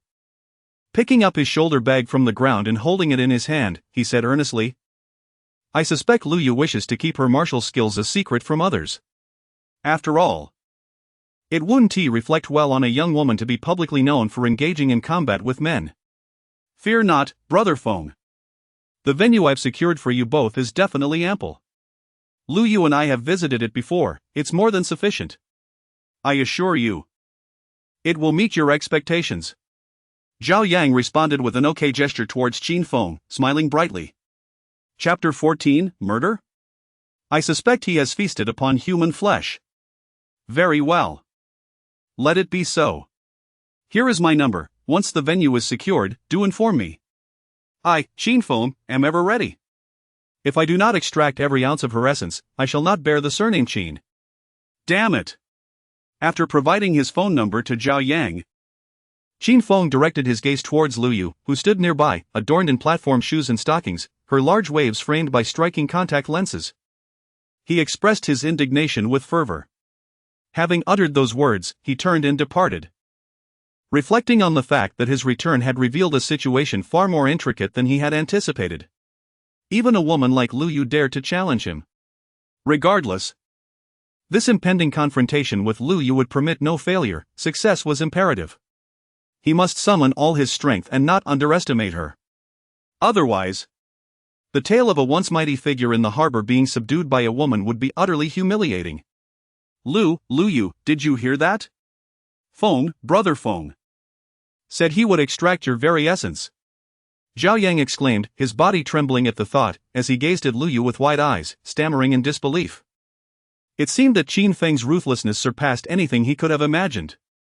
Not only was he fierce, but in terms of perversion, none could rival him. It was no wonder that even his father once knelt to polish his shoes. There was a reason for everything. It appeared that Lu Yu was in for a tumultuous evening. How exhilarating! I can hardly contain my anticipation. Ha! I long to engage in a duel with brother Feng and witness the extent of his prowess. Meanwhile, Lu Yu appeared unusually excited, her arms crossed over her chest, her eyes sparkling with fervor. She eagerly awaited the monumental clash with Qin Feng that lay ahead. On the other side, on the playground of Harbor University, two slender, fair-skinned young ladies, each exceeding 165 meters in height, strolled arm in arm. These were none other than Chu Yuqing and Xinjialan, who ranked among the top beauties at Harbor University. Yuqing, who exactly is this student named Qin Feng? He is incredibly impressive. Even the notorious gang leaders Ma Dong and Xiang Zhua, as well as the serious crimes unit leader Xie Shanshan, refer to him as brother. I am so eager to uncover everything about him. Xinjialan, clad in a black mini-skirt and nude stockings, inquired, her face adorned with a starry-eyed expression as she walked beside Chu Yuqing. For Xinjialan, the singular thought that consumed her mind was one of desire. She wished to marry him. In her life thus far, she had encountered many handsome and domineering young men, but none compared to the strikingly charismatic Qin Feng.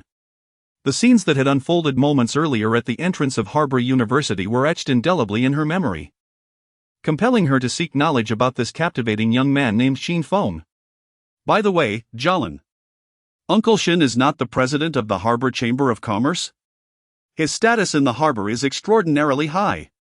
Perhaps you should call your father to inquire. Surely, Uncle Shin would have some insight about this person and no more. Upon hearing Xinjialan's words, Chu Yuqing suddenly had a moment of enlightenment and thought of an individual. This individual was none other than Xinjialan's father, Shenwan-san, who currently holds the esteemed position of president of the Harbor Chamber of Commerce. Indeed, Yuqing. Had you not mentioned it, I might have forgotten. I shall call my father right away. Upon finishing her sentence, Chu Yuqing also seemed to awaken from her reverie, promptly slapping her forehead. She quickly retrieved her phone from her pocket, located Shenwan-san's number, and dialed. Hello, my precious daughter. What's the matter? The call connected almost immediately, and Shenwan-san's voice, filled with paternal affection, resonated through the line. At that moment, he was seated in a conference room, engaged in conversation with Xinjialan while enjoying a foot massage from his secretary. He wondered why Xinjialan was calling him in the middle of the day. She should have been in class at school. However, the next moment, the words that came through the phone made him involuntarily tremble, causing him to drop the phone into the footbath. Dad, do you know who Qin Feng is? Xinjialan, standing on the playground of Harbor University, asked her father gravely. "Hello? Dad? Dad?" After she posed her question, there was silence on the other end. Simultaneously, an unsettling static noise filled the line. "My dear daughter. Why are you suddenly inquiring about this person?" Shenwan-san hastily retrieved the phone from the footbath and held it to his ear, taking a deep breath before asking. At that moment, the smile that had adorned his face vanished entirely, replaced by an expression of utmost seriousness, resembling a stern figure of authority. It had been many years since he had heard that chilling name in the harbor. The instant he heard the name Qin Feng from Xinjialan's lips, a flood of memories surged within him, which explained why he had dropped the phone in shock. "Dad, who exactly is he? Why does everyone seem so frightened upon hearing his name? Could it be that he has committed murder before?" Xinjialan was taken aback by her father's reaction. She never anticipated that even her father, a powerful and influential figure as the president of the Harbor Chamber of Commerce, would show such sensitivity towards the name Qin Feng. She tightened her grip on the phone, her curiosity piqued. She began to question whether Qin Feng had indeed taken lives. For it was perplexing why so many prominent figures in the harbor seemed to fear him so intensely. What followed from Shenwan-san's end sent chills down both Xinjialan and Chu Yuqing's spines. It was at that moment they truly realized that Qin Feng was far more terrifying than they had ever imagined. "Daughter, let me put it this way. Had he merely committed murder, I would not be as frightened as I am now. After all, this world is rife with killers. The troubling matter is not merely the act of killing, I even suspect that he has resorted to cannibalism." Shenwan-san gritted his teeth, trembling as he spoke. Although he could not fathom why Xinjialan suddenly mentioned Qin Feng today, the mere utterance of those two words conjured a torrent of memories within him, reminiscent of popping beans in his heart. In particular, an indelible scene from 7 years ago, within a dilapidated warehouse on the outskirts of Haigang City, haunted his thoughts. It was one fateful night when he implored Qin Feng to intervene on his behalf regarding a deal. The counterpart was a notorious figure in Haigang who frequently troubled him. Nearly an hour later, Qin Feng called to inform him that the issue had been resolved, instructing him to bring cash to a deserted warehouse in the southern part of Haigang City. Upon his arrival, he beheld Qin Feng and several henchmen gathered around a bonfire, feasting on barbecued meat. Each bite appeared laborious for the others, beads of sweat glistening on their brows. Only Qin Feng, leisurely savoring his meat and sipping Jiang Xiaobai, exuded an air of nonchalance. "Rest assured, that man shall no longer trouble Haigang from this day forth," Qin Feng remarked casually after glancing at the 3 million yuan in cash Shenwan-san had provided him in a suitcase. Indeed, after that night, Shenwan-san never encountered that man again in Haigang. "My daughter. What prompted you to mention that man today?" Shenwan-san shuddered at the thought, urgently inquiring of Xinjialan. "It's nothing much. I simply saw him at the entrance of Haigang University and felt quite curious about him. So, I thought I'd ask you," Xinjialan replied, her voice trembling as well. Little did he know, Qin Feng's past was far more terrifying and intricate than he had imagined. "What? Feng? Brother Feng has returned?" Upon hearing Xinjialan's words, Shenwan-san leaped from his chair in sheer excitement, incredulously exclaiming, "Yes, he is currently at Haigang University. It seems that from now on, we shall be alumni together," she continued. "Jialan, you must go to the university entrance immediately. I will be there in 10 minutes," Shenwan-san declared. "Brother Feng has done us a great favor. Though he returned without notifying us, I must fulfill my obligations." Realizing that Qin Feng, who might have vanished for 3 years, had returned in a triumphant blaze, Shenwan-san hurriedly donned his shoes, scarcely pausing to wipe his feet, as he rushed outside, eagerly addressing Xinjialan. Chapter 15, He Dares to Consume Even Humans, Do You Think I Am Not Afraid? Preparing to meet Qin Feng at Haigang University. Were it anyone else returning? The current president of the Haigang Chamber of Commerce would not need to pay them any heed. Yet this individual, he simply must encounter. For only he comprehends the cruelty and dominance of Qin Feng, which is truly a rarity on this planet.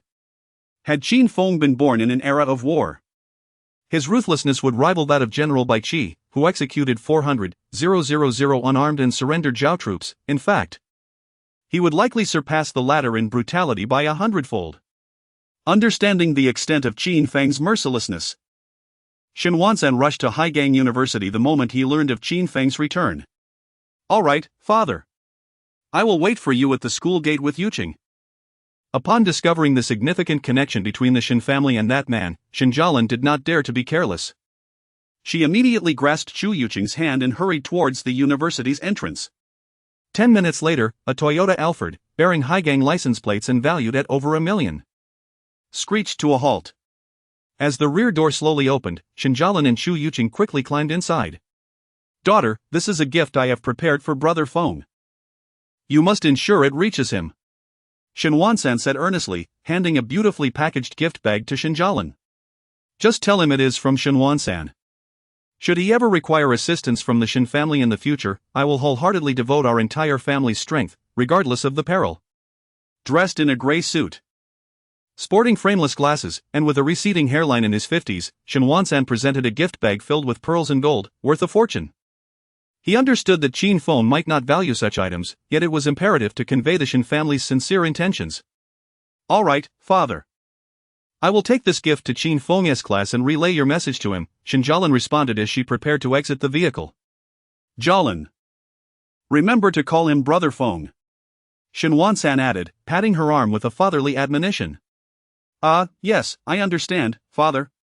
Shen Jialan hesitated for a moment before nodding earnestly. Realizing that even her father, a man of considerable stature in Haigang, referred to that young man as brother, she felt a sense of incredulity. How could she, a mere girl in her early 20s with no remarkable abilities, address him in such a manner?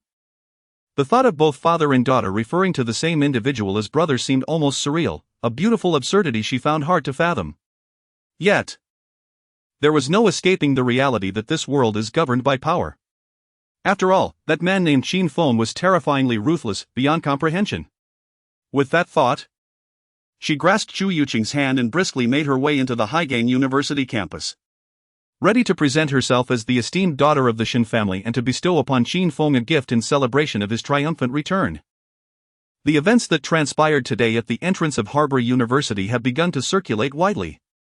Increasingly, people are becoming aware that the formidable figure who once dominated the port city and mysteriously vanished for 3 years appears to have made his return.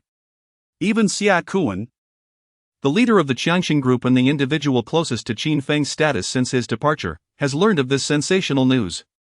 "What? Are you certain that the person seen at the entrance of Harbor University is Qin Feng?" At that moment, Xia Kuan, seated in a KTV with a young woman on either arm, a cigar clenched between his teeth, dressed in black trousers and the latest stylish shoes, and sporting a long scar across his face, suddenly became alert upon receiving his subordinate's report. Instantly, the allure of the two women beside him faded. He forcefully pushed them away, stood up from the sofa, and pointed at his subordinate with the cigar in his right hand, exclaiming in astonishment. His eyes widened in disbelief, resembling that of a startled bull. "Yes, Brother Kuan. I can say with absolute certainty that the person is indeed Brother Feng. Qin Feng. He has truly returned. Although he appears significantly younger than before, the murderous intent in his eyes is unmistakable. There is no doubt it is Qin Feng." The subordinate nodded vigorously and confidently reassured Xia Kuan, fully aware that he could not be mistaken. The man who had interrupted a violent confrontation at the entrance of Harbor University while wearing a white shirt was undoubtedly Qin Feng, there could be no other. "What? He really has come back?" Upon hearing his subordinate's words, Xia Kuan collapsed heavily onto the sofa, staring blankly at the coffee table, murmuring in a daze. "Brother Kuan. Who is he that could frighten you so?" inquired one of the women, who had just seated herself beside him. "Indeed, Brother Kuan. Who doesn't he know that you reign supreme in Harbor? How could a mere Qin Feng instill such fear in you?" At that moment, the two women, who had come from out of town to work in Harbor, leaned closer, each wrapping an arm around one of Xia Kuan's.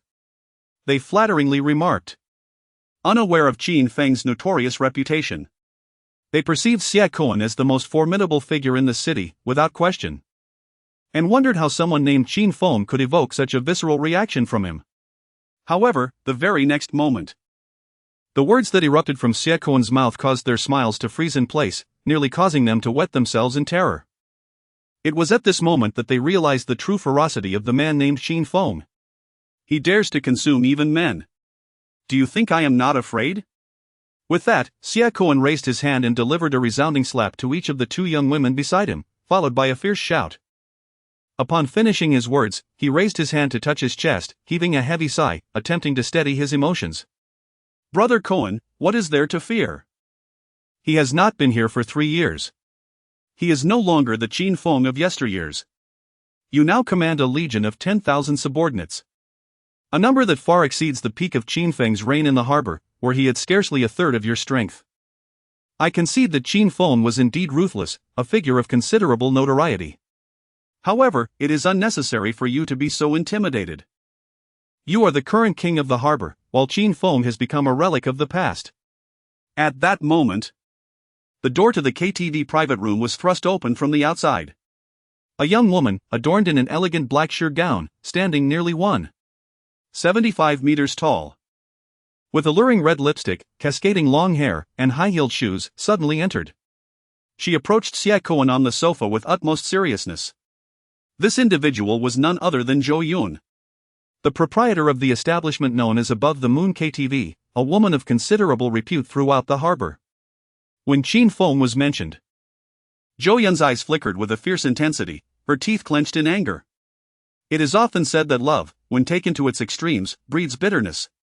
In her past, she had been hopelessly enamored with Qin Feng, yearning to share an intimate night with him. During the days when Qin Feng frequented Above the Moon, he would spend lavishly, often exceeding hundreds of thousands. As the owner, Zhou Yun would personally accompany him each time, nearly exhausting herself with drink. In moments of inebriation, she had even expressed her affections, desiring to be his woman. Yet Qin Feng not only rebuffed her, but in front of others, had splashed a drink in her face, declaring that he held the utmost disdain for entanglements with someone of her ilk. At that time, Zhou Yun felt utterly humiliated. However, due to Qin Feng's overwhelming influence in the harbor, she had to suppress her grievances, vowing that one day she would seize the opportunity to trample him beneath her feet and make him pay. Today, Zhou Yun knew her chance had arrived. Over the past 3 years of Qin Feng's absence, the majority of his former subordinates had fallen under Xia Kuan's command. Although Xia Kuan wielded a vast number of followers, he lacked intelligence. If she could maneuver Xia Kuan to take advantage of this opportunity to overthrow Qin Feng and ascend as the new overlord of the harbor, he would undoubtedly be unable to resist the allure of being the harbor's supreme leader. He would certainly engage in battle against Qin Feng. Thus, her long-awaited vengeance would finally be realized. At that time, she would ensure that Qin Feng knelt before her, removing her high heels, donning stockings, and ruthlessly trampling his face in retribution for the humiliation he had inflicted upon her years ago. Chapter 16, Leading 10,000 Followers to Conquer Harbor University. Zhou Yun. You mean to say that I, Xia Kuan, am the true sovereign of the harbor, the king of the port? Even if Qin Feng returns, it is of no consequence? After hearing Zhou Yun's words, Xia Kuan blinked his large, glistening eyes and spoke vacantly. He wondered if he was perhaps being overly paranoid. Although Qin Feng was indeed a force to be reckoned with in the harbor during his earlier years, his influence was formidable, casting a shadow over most of the prominent business figures in today's harbor had once knelt before him, polishing his shoes. However, the reality was that Qin Feng had been absent for 3 long years, during which the harbor had undergone a dramatic transformation. It was no longer the harbor of yesteryears. Moreover, nearly all of the 3,000 followers that once rallied under Qin Feng had been absorbed by others. In addition, the Prosperity Group had amassed a substantial number of underlings, totaling nearly 10,000. With such a formidable support base, why should he fear Qin Feng? Indeed, Brother Cohen, you are now the ruler of the harbor, the undisputed leader of the entire port city. In your presence, Qin Feng is nothing but a mere shadow. Zhou Yun added fervently, embellishing the sentiment. You speak the truth. As the current paramount leader of the harbor, I, Xia Kuan, have no reason to fear Qin Feng, the former king. With his return, it presents an exceptional opportunity for me to demonstrate my strength to the people of the port city. Zhou Yun. Soon you shall go to Harbor University and deliver my message to Qin Feng. Inform him that tonight He is to kneel before me at the entrance of the Prosperity Group's headquarters. Otherwise, be wary, for tomorrow at noon I shall lead my 10,000 followers to flatten Harbor University. Realizing the gravity of the situation, Xia Kuan regained his composure. He raised his hand to adjust his hairstyle and turned to Zhou Yun with a fierce demeanor. It was time to confront Qin Feng directly. By asserting his dominance over the former harbor king, he aimed to serve as an example to others, showcasing just how formidable he had become, no less than Qin Feng. Very well, Brother Kuan. I shall make haste to Harbor University and convey your words to him. Zhou Yun, brimming with excitement, nodded vigorously and responded loudly to Xia Kuan.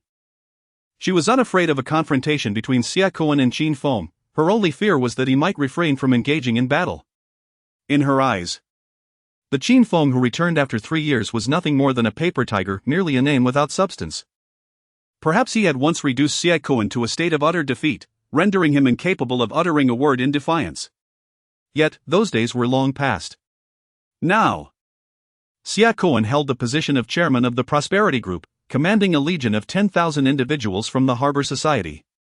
At his command, they could storm into Harbor University with pickaxes and blades, ready to dismantle Qin Feng. Contemplating this, Zhou Yun crossed her arms and let out a cold laugh, envisioning Qin Feng's impending downfall. Without a moment's hesitation, she turned and exited the room. Arriving at the entrance of the moonlit realm, I settled into the driver's seat of a crimson Porsche Panamera, its license plate adorned with 3/8. With a surge of excitement, I ignited the engine and sped towards Harbor University, eager to confront the man who once doused me with beer. I intended to deliver Xia Kuan's challenge to him. Meanwhile, Shinjialan and Chu Yuqing, bearing gifts, had already arrived to meet Qin Feng. At this moment, the two stood dutifully at the door of Qin Feng's classroom, awaiting his release from the ongoing history lesson taught by Su Feng.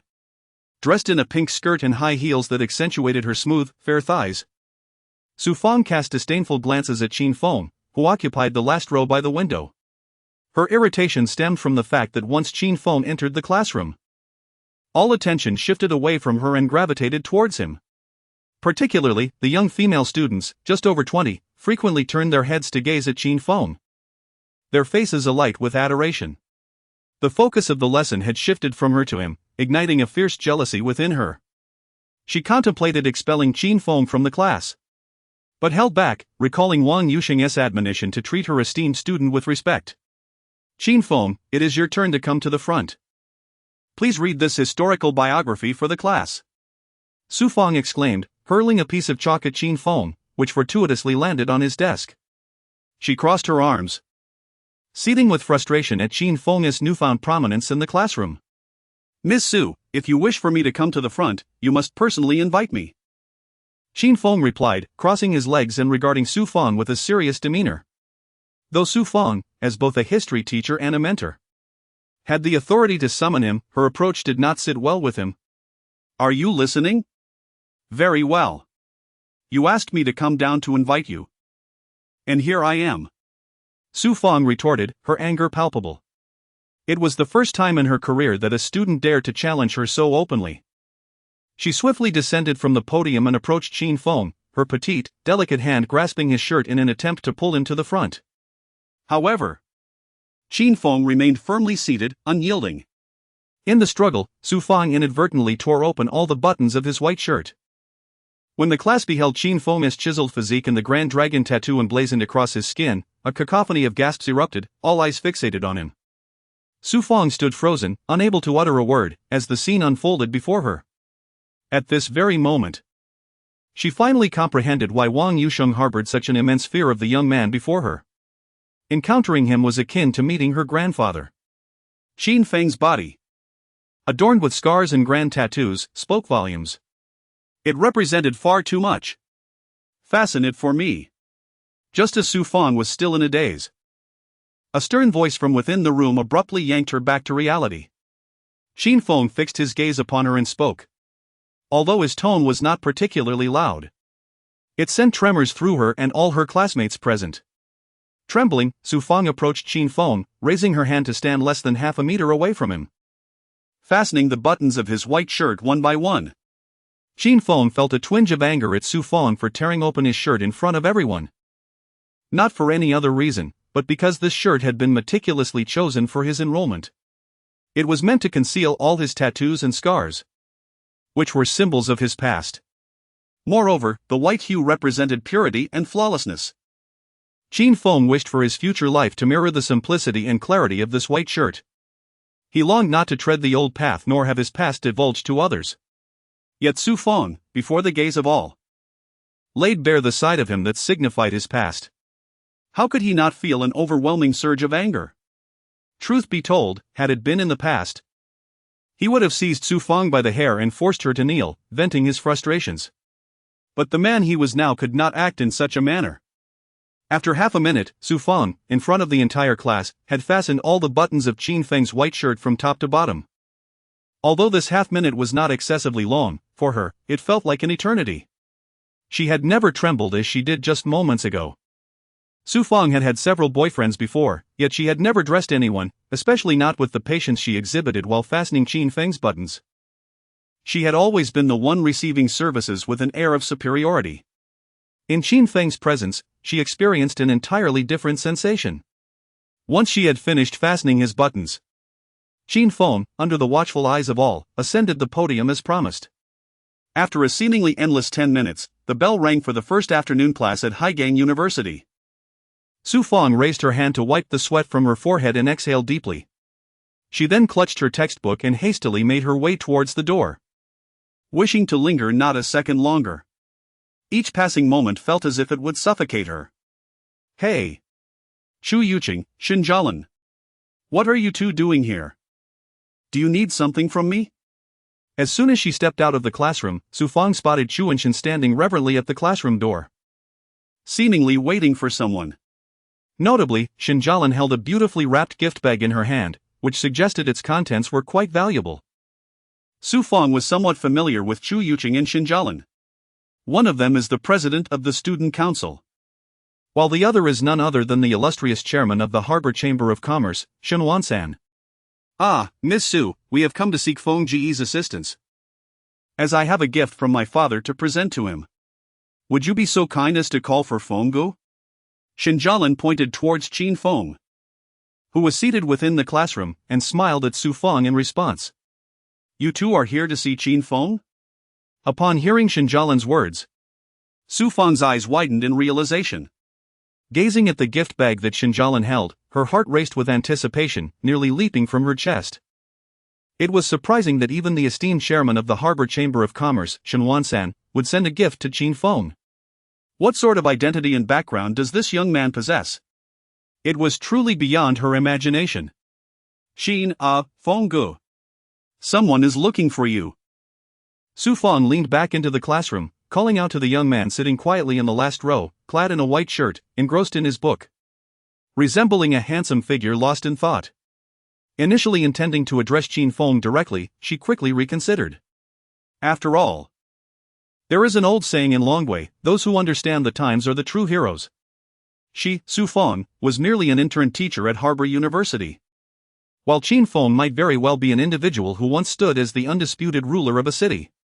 If she were to foolishly continue to act pretentious before him, she might find herself in a rather embarrassing situation, perhaps even relegated to the role of a karaoke companion against her will.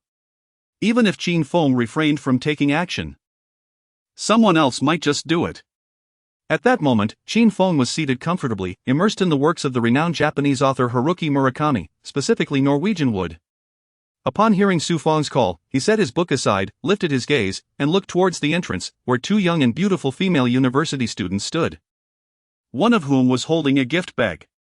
If his memory served him correctly, these two were the very same girls he had encountered at the school gate on his first day. This stirred a sense of curiosity within Qin Feng. He pondered what they could possibly want. With his hands tucked into his pockets, he stood and walked towards them. You two, do you need something from me? Upon reaching the two, Qin Feng cast a glance at them before inquiring in a cool tone. Feng Gu, this is a gift from my father, entrusted to me for you. I sincerely hope you will accept it. Upon seeing Qin Feng again, Shinjialan had lost her previous bravado. She trembled as she extended the gift bag towards him, stammering her words. Your father?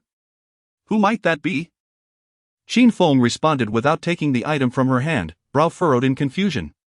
He was unaware of the identity of the young woman before him, clad in a black skirt and nude stockings.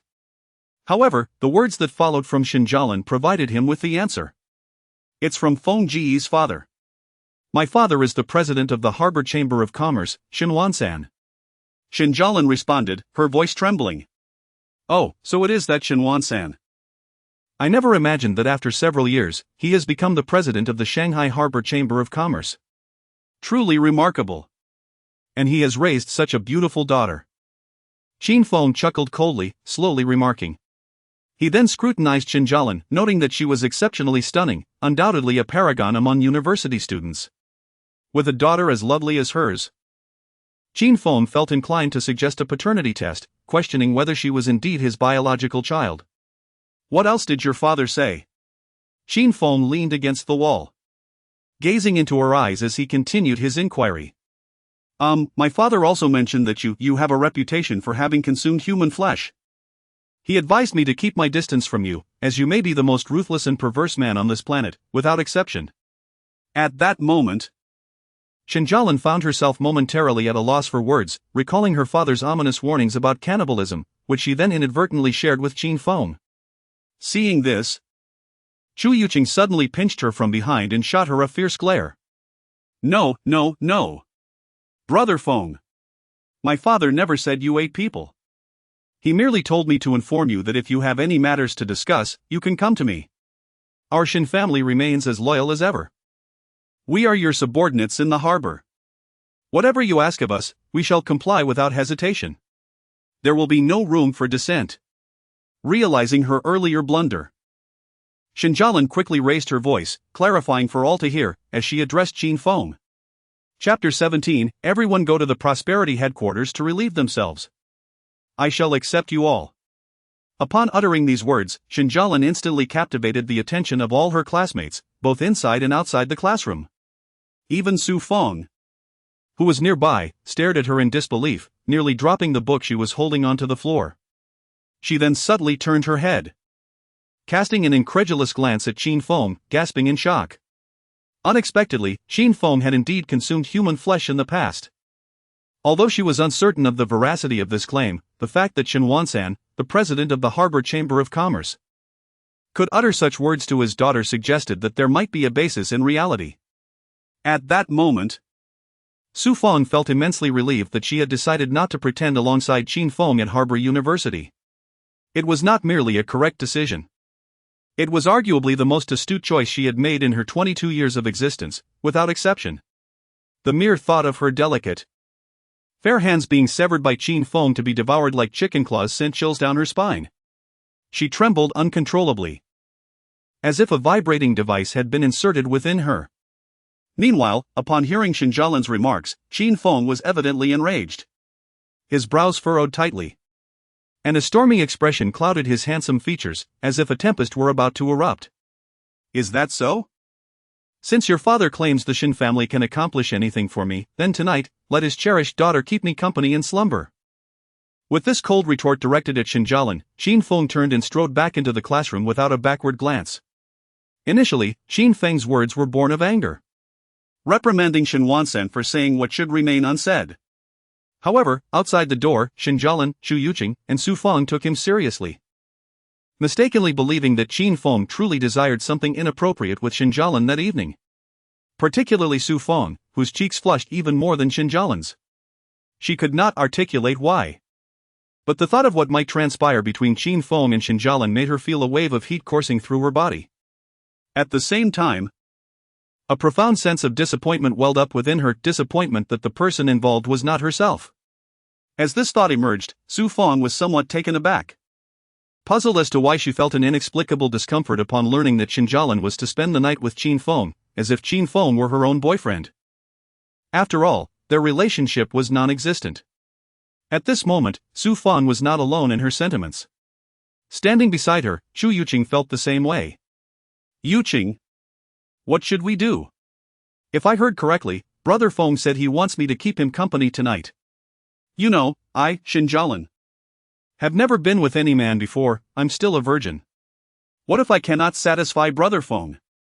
Shinjalan exclaimed, stamping her foot in agitation. Grasping Chu Yuqing's hands as tears threatened to spill from her eyes. You should ask him first. Uncle Shin, do you agree? Let us not celebrate too early. After hearing Shinjalan's words, Chu Yuqing nearly choked on her own blood. To her astonishment, Shinjalan's concern was not about her body soon belonging to another, but rather about her ability to please her partner and ensure Qin Feng's satisfaction. Chu Yuqing was utterly speechless. She immediately shook off Shinjalan's hand and coldly remarked. Like Su Feng, she felt a twinge of disappointment that Shinjalan had been unexpectedly chosen by Qin Feng. The thought of her dear friend engaging in something scandalous with Qin Feng left her feeling as if she had been force-fed something vile. It is well known that women possess a competitive spirit, especially among close friends. In every aspect, they vie for superiority, and this matter of intimacy is no exception. However, in Chu Yuqing's eyes, Shinjalan's elation seemed somewhat premature. After all, how could Shin Wansan, the president of the Harbor Chamber of Commerce, possibly consent to such a significant affair? Although Qin Feng undeniably held considerable influence in Harbor City, the individual he wished to spend the night with was none other than Shin Wansan's own daughter. Would Shin Wansan agree? There was a high chance that upon learning this information, he might even turn hostile, confronting Qin Feng directly. Not only Chu Yuqing but even Su Feng shared the same sentiment, believing that Shin Wansan would never permit this. However, once Shinjalan concluded her call with Shin Wansan and conveyed Qin Feng's message, the words that came through the line left both women on the brink of losing control. Ha ha ha. Fantastic. Jalan. Finally, after so many years, there is a flicker of hope for our Shin family. It is a tremendous honor for Brother Feng to choose you. I, Shin Wansan, have awaited this day for far too long. Heavenly beings above, please accept my reverence. Within the headquarters of the Shin group, upon hearing Shinjalan's words, Shin Wansan was nearly overwhelmed with tears of joy. He abruptly knelt on the floor and bowed towards the window. He never anticipated that the once indomitable figure of Qin Feng would finally take an interest in his beloved daughter after all these years. Although Shin Wansan was uncertain of the reasons behind Qin Feng, a man typically indifferent to women, suddenly focusing on Shinjalan. One thing was clear, Qin Feng's words were a mark of respect towards him. Such recognition from Qin Feng was an immense honor that Shin Wansan must cherish and uphold, ensuring that he would not disappoint him. Jalan, I will transfer 100,000 yuan to your account shortly. Skip your classes this afternoon and go shopping on Commercial Street for several outfits to prepare for tonight. Remember, you must dress beautifully and perform well. Do not bring shame upon me. He then rose, gripping the phone tightly, and earnestly instructed Shinjalan. All right. I understand, Dad. Shinjalan extended her hand, gently caressing her wildly beating heart, and nodded with a sense of anticipation. Her gaze shifted towards Qin Feng, who sat quietly in the last row of the classroom, engrossed in a book by Haruki Murakami. A delightful blush spread across her cheeks. The thought of transitioning from girlhood to womanhood that very evening filled her with a profound sense of excitement and trepidation. Hello, classmate. Could you please call Feng Gu for me? As Chu Yuqing and Shinjalan departed, a young man clad in a sporty outfit, adorned with a gleaming gold Rolex and sporting a shaved head, appeared at the classroom door. He leaned in, grinning at a girl seated in the front row, and cheerfully remarked. After uttering those words, he swiftly adjusted his attire, inhaling deeply, unable to suppress his nervousness.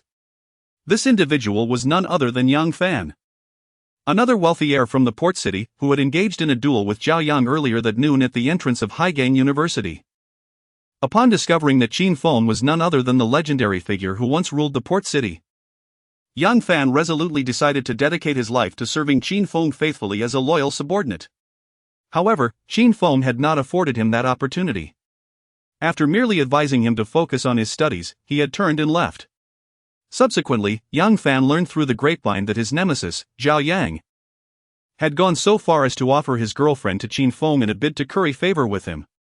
Furthermore, Zhao had arranged a venue for an after-school practice session between Qin Feng and Lu Yu.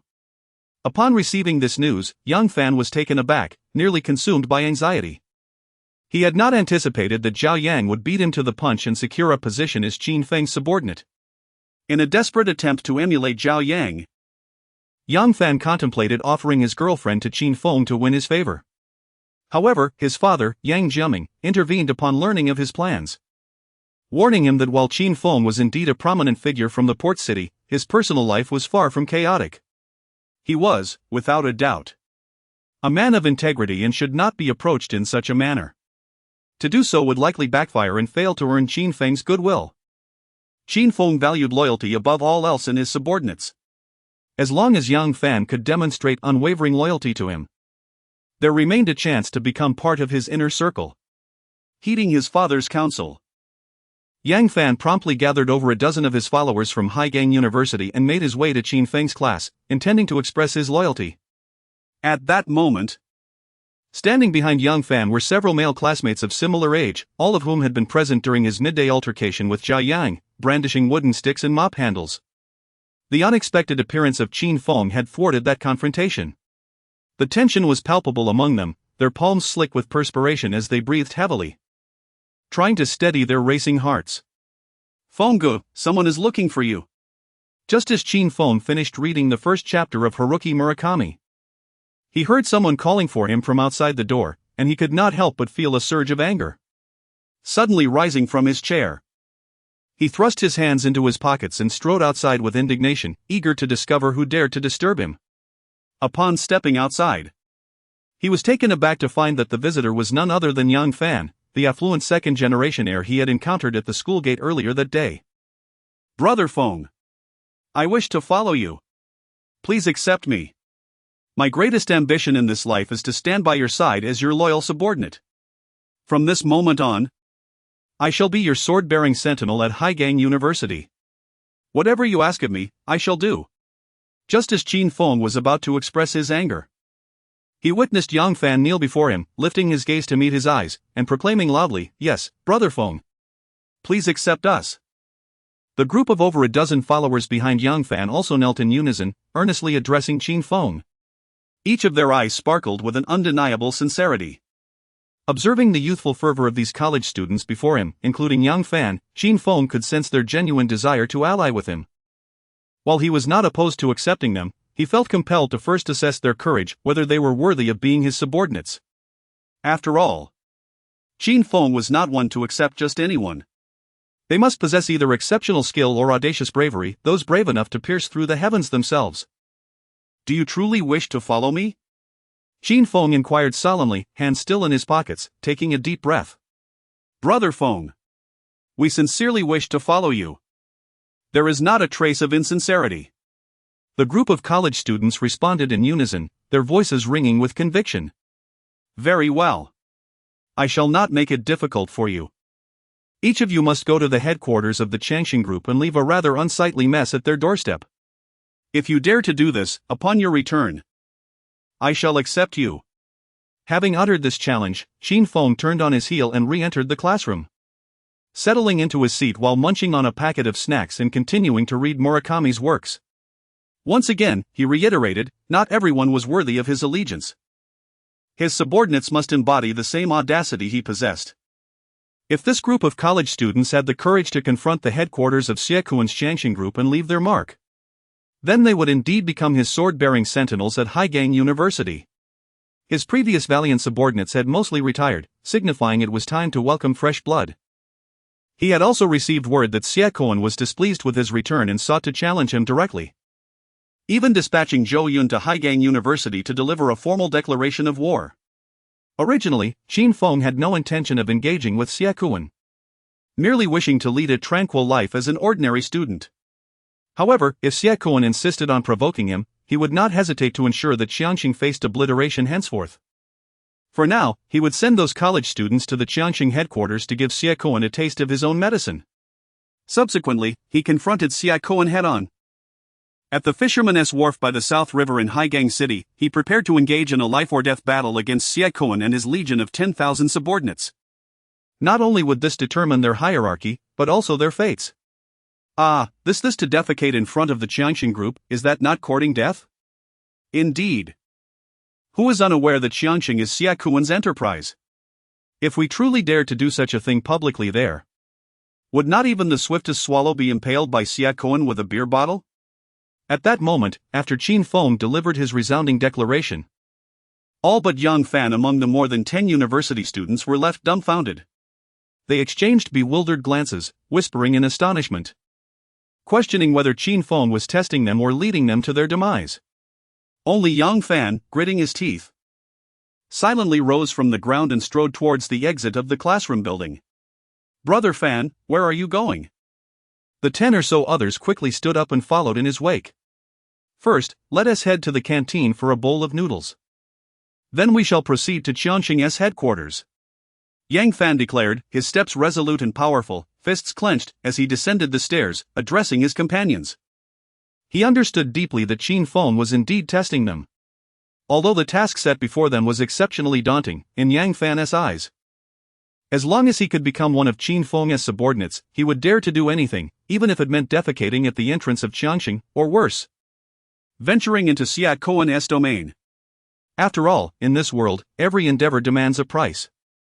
Aspiring to be Qin Feng's subordinate is no exception. The only obstacle impeding him from fulfilling this task was the troublesome constipation that had plagued him for nearly a week. He wished to relieve himself at Qianxing's headquarters, but the inability to do so posed a significant dilemma. Thus, he contemplated first heading to the canteen at Haigang University for something light, seeking to stimulate his system. Afterward, he intended to return to Qianxing's entrance and unleash a considerable discharge.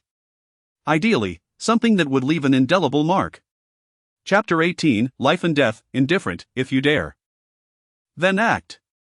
Brothers, as the saying goes, the greater the courage, the greater the yield. If we dare to venture to the entrance of the Qianxing group today, our lives will undoubtedly soar to extraordinary heights because of this audacious act. Following Brother Feng, from this day forth, we shall navigate the harbor and even the dragon country with unassailable confidence. This once-in-a-lifetime opportunity must be seized with unwavering determination. It can be said that the chance to alter the destiny of your families for generations lies within this very act. Therefore, whether you choose to accompany me to the headquarters of Qianxing is a decision for you to make. Standing at the entrance of the cafeteria at Haigang University, Yang Fan delivered an impassioned battle cry to the 12 followers before him. He then turned and boldly strode into the cafeteria. He ordered a bowl of rice rolls, a cup of soy milk, and a portion of heavily spiced stinky tofu, preparing to amalgamate these dishes for a grand display at the entrance of Qianxing Group. Brother Fan speaks the truth. One cannot ensnare a wolf without letting go of the lamb. Moreover, today, we need not wager anything precious. Merely a single act can elevate our lives to unparalleled heights. With such a splendid opportunity before us, what hesitation should remain? Indeed. Brothers, let us go. We must make our mark at the entrance of Qianxing, boldly showcasing our courage before all. Let Brother Feng witness our resolve. We will prove that we are not cowards. And we are absolutely worthy of being his subordinates. No doubt about it. Life and death are trivial matters. If you do not comply, then act. It is simply a matter of releasing waste. Let us do this. Upon hearing Yang Fan's words, the 12 male students from Haigang University were instantly ignited with enthusiasm. They raised their arms and cheered. Subsequently, they entered the cafeteria, ordering the same dishes as Yang Fan, preparing to finish their meals before heading to the headquarters of Qianxing Group to transform the entrance into a public restroom. 10 minutes later, the 12 students, along with Yang Fan, had devoured their rice rolls, soy milk, and stinky tofu. They exchanged glances, pondering the next step. Brother Fan, are you feeling anything yet? One inquired. I don't have the slightest urge to use the restroom, another remarked. Indeed, this is not as easy as it seems. I had just gone earlier. Had I known, I would have saved it for the entrance of Qianxing Group. However, after a raucous meal, none among them felt the urge to relieve themselves. They turned their gazes toward Yang Fan, frowning in confusion. Enough waiting. Let us head to the nearby pharmacy. In response, Yang Fan raised his hand and glanced at his Rolex, noting that it was September 1st. 1 o'clock in the afternoon, the peak time for foot traffic at the entrance of Qianxing Group. To demonstrate their bravery to Qin Feng, Yang Fan resolved to choose the busiest moment to deliver their audacious act at the entrance of Qianxing. Even in the absence of ammunition, one must forcibly produce it. As the saying goes, as long as our resolve does not waver, solutions will always outnumber the difficulties. This is indeed the crux of the matter. There is not a flaw to be found.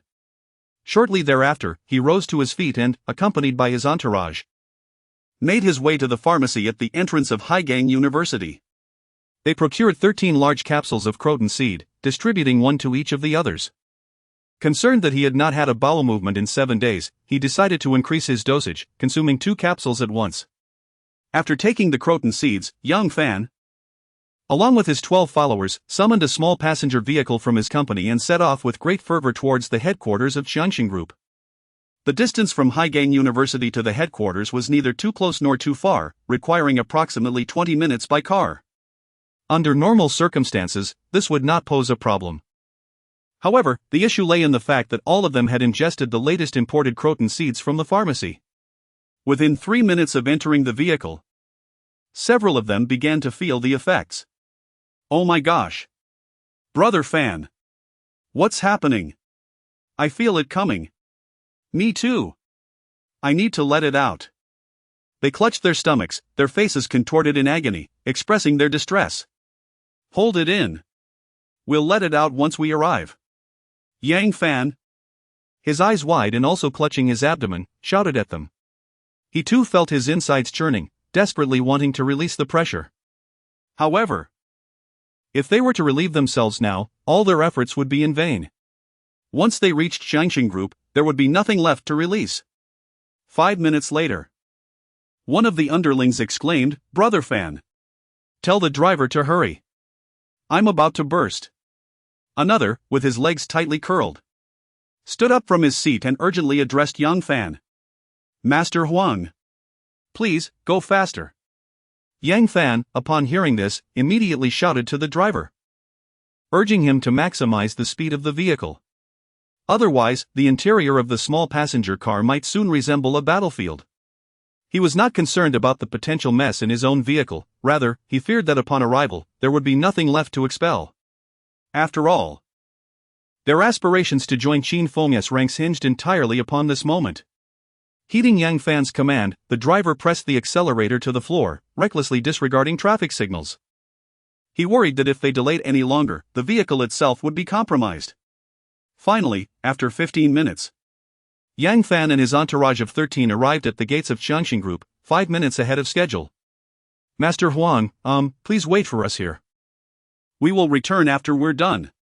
Upon reaching their destination, Yang Fan struggled to stand, clutching his abdomen with a flushed face, as he led the group downward while addressing the driver. "By the way, I kindly request your assistance in recording a brief video shortly. We are planning to host an event at the entrance of Qianxing. Please ensure we appear quite handsome in the footage." Just as we were about to alight from the vehicle, Yang Fan suddenly recalled something important.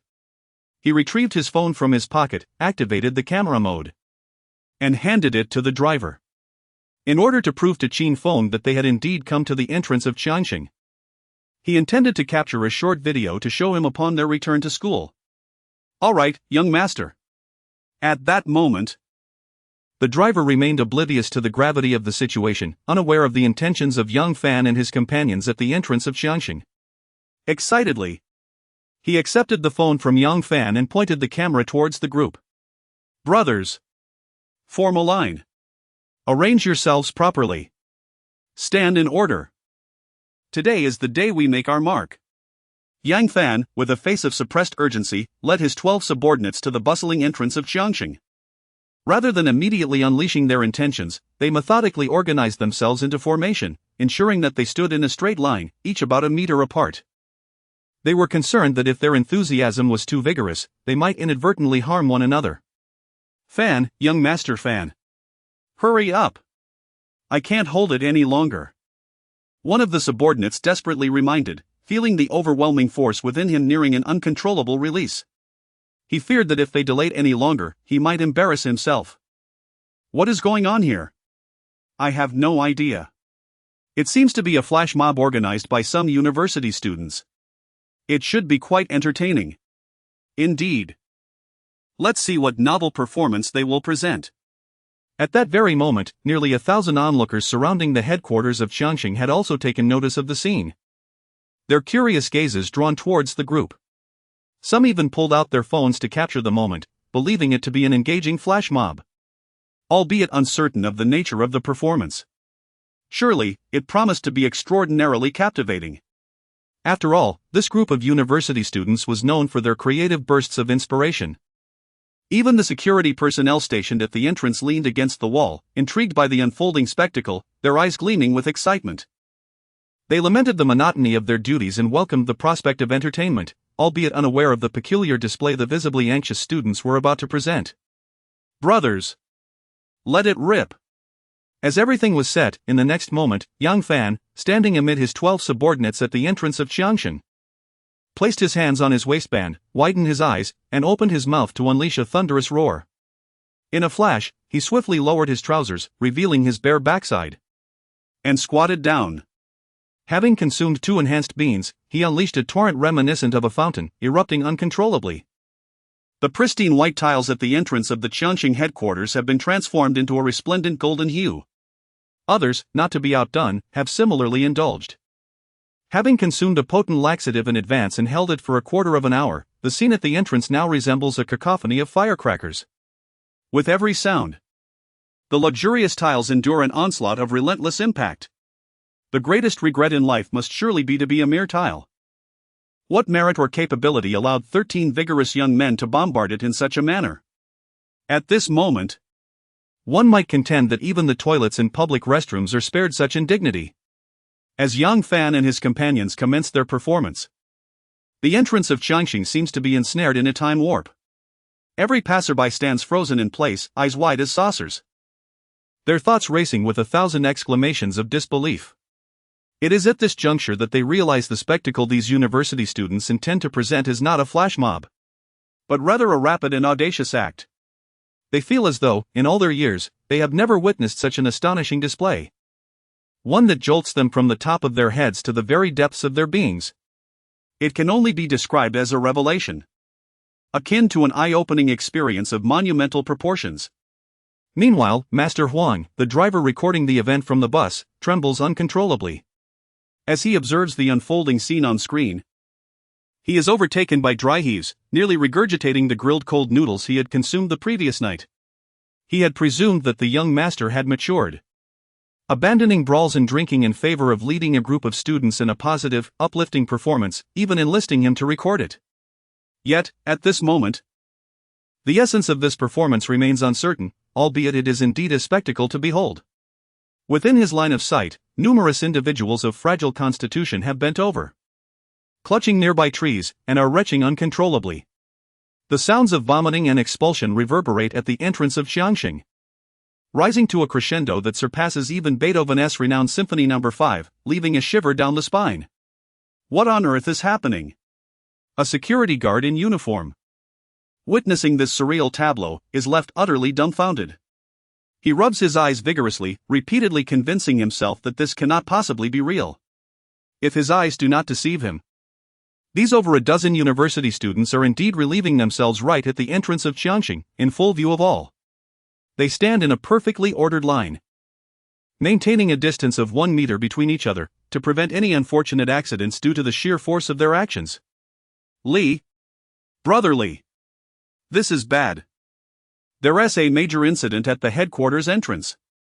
Stunned for quite some time, the middle-aged security guard, savoring the situation, hastily retrieved his walkie-talkie and bellowed towards the security captain, Dingley, stationed upstairs, urging him to descend promptly with reinforcements.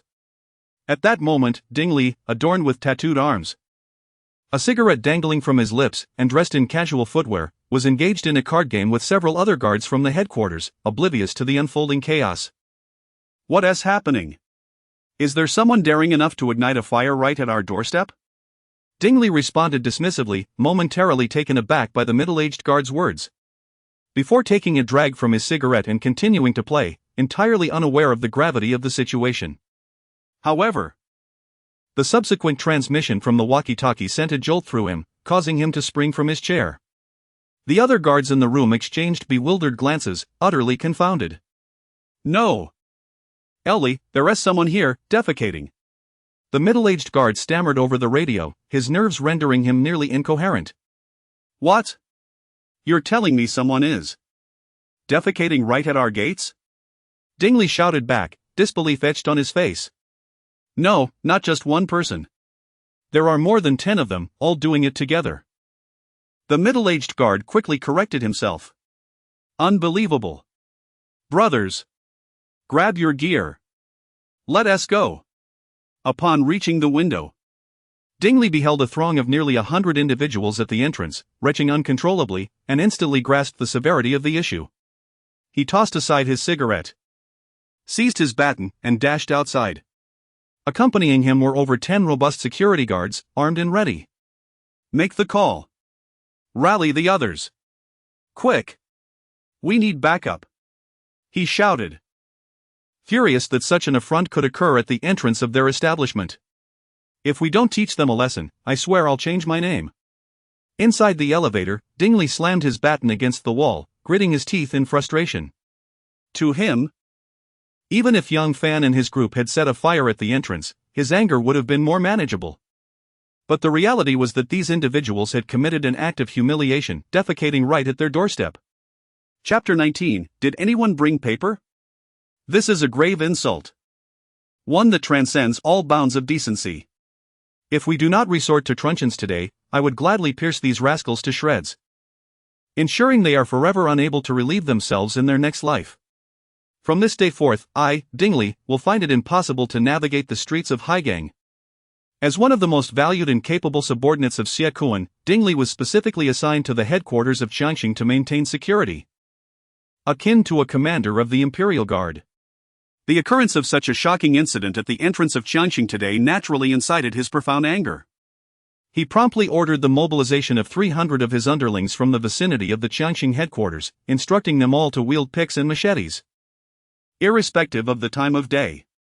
If these individuals dared to defecate at the gates of Qiangxing, Dingley must respond with formidable force. Otherwise, it may well become the city's largest public restroom, with an ever-increasing number of people coming to relieve themselves here. Meanwhile, after a minute of unabashed relief, including Yang Fan and over 10 university students, they felt an unparalleled sense of comfort, akin to having just completed an arduous marathon. Bro, did you bring any paper? Just as everyone prepared to adjust their trousers and rise, a serious issue suddenly dawned upon them. One of the subordinates, staring blankly at Young Fan, inquired, having realized they had all forgotten to bring toilet paper in their haste. Their focus had been solely on how to relieve themselves, neglecting the aftermath entirely. The others turned their gaze toward Young Fan, placing all their hopes upon him.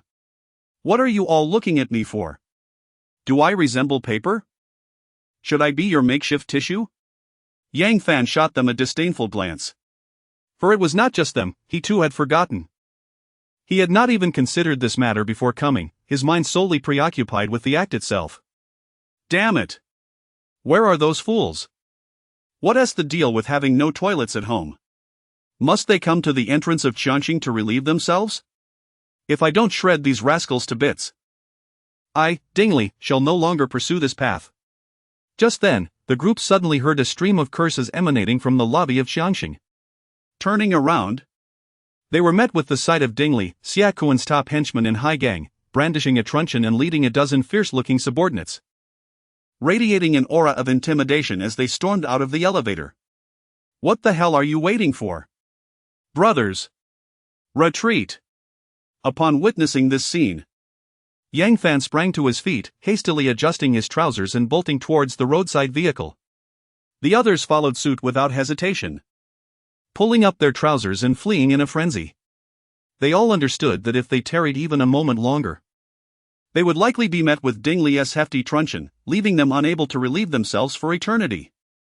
Master Huang, back to Haigang University. Quickly.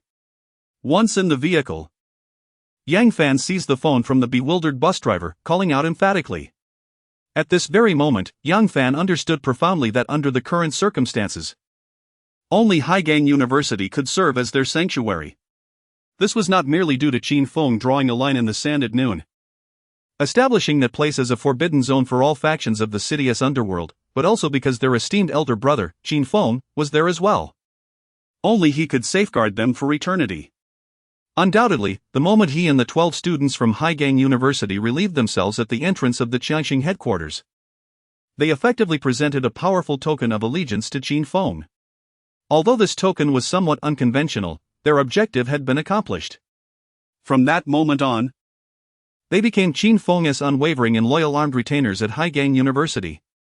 Upon hearing Yang Fan's words, Master Huang did not dare to underestimate the situation. He immediately started the car and sped away from the scene with utmost urgency. He paid no mind to the assorted odors permeating the vehicle, focusing solely on pressing the accelerator to the floor. He drove as fast as possible, for if Ding Li and his men were to catch up, not only would Yang Fan and the others be in peril, but even he, the driver, would face a grim fate at the hands of Ding Li's baton. To preserve the dignity of himself and the university students in his vehicle, Master Huang drove with fervor towards Haigang University. "Brothers, give chase!" commanded Ding Li, who was in a Mercedes-Benz Vito, pursuing Yang Fan and the others. Frustration coursed through him as he clutched his phone, instructing his subordinates who were rushing to provide assistance. He ordered them to follow that vehicle closely. Today, he must reclaim his pride. Upon catching up, there would be no need for words, there would only be retribution. Alongside him were nearly 300 members of Qiangxing's outsourced personnel, all pursuing Yang Fan and his companions. They quickly locked onto the target, the small passenger vehicle. "Faster, Master Huang!" Yang Fan urged the sweating driver as he caught sight of dozens of Toyota Land Cruisers and numerous business vehicles trailing behind. He was nearly overwhelmed with anxiety, fearing they might soon be overtaken. "Shall we call Brother Feng?" suggested one of the students, trembling slightly. "Let him know we've finished our business and that we're being chased by hundreds of thugs. He should come to our rescue." "Yes, young Master Fan. Call Brother Feng," echoed the others, their earlier bravado waning in the face of impending danger. Although they had just experienced a moment of relief, they were acutely aware that the might of the city's largest gang, the Qiangxing Group, would not allow them to simply walk away after their business was concluded. It is of utmost importance that once they are caught, the safety of the swift swallows is at stake. In order to ensure that they can continue to excrete as freely as they do today, they have entrusted their future happiness to Qin Feng. Only he can guarantee their peace for a lifetime. Upon hearing the concerns of the crowd, Yang Fan, not daring to be negligent, swiftly retrieved his mobile phone from his pocket and dialed Qin Feng's number. "Hello, Brother Feng. We have completed our task. We have returned from Qiangxing to Haigang University. Right now, we are being pursued by hundreds of individuals from Qiangxing." As soon as the call connected, Yang Fan immediately relayed the perilous situation they were facing. "Understood. I am heading to the school gate now. Do not worry. As long as I, Qin Feng, am here, no one in this world can harm you." At that moment, Qin Feng was seated at the back of the classroom, and after hearing Yang Fan's words, he couldn't help but let out a silent sigh. He lamented how earnest Yang Fan and the others were.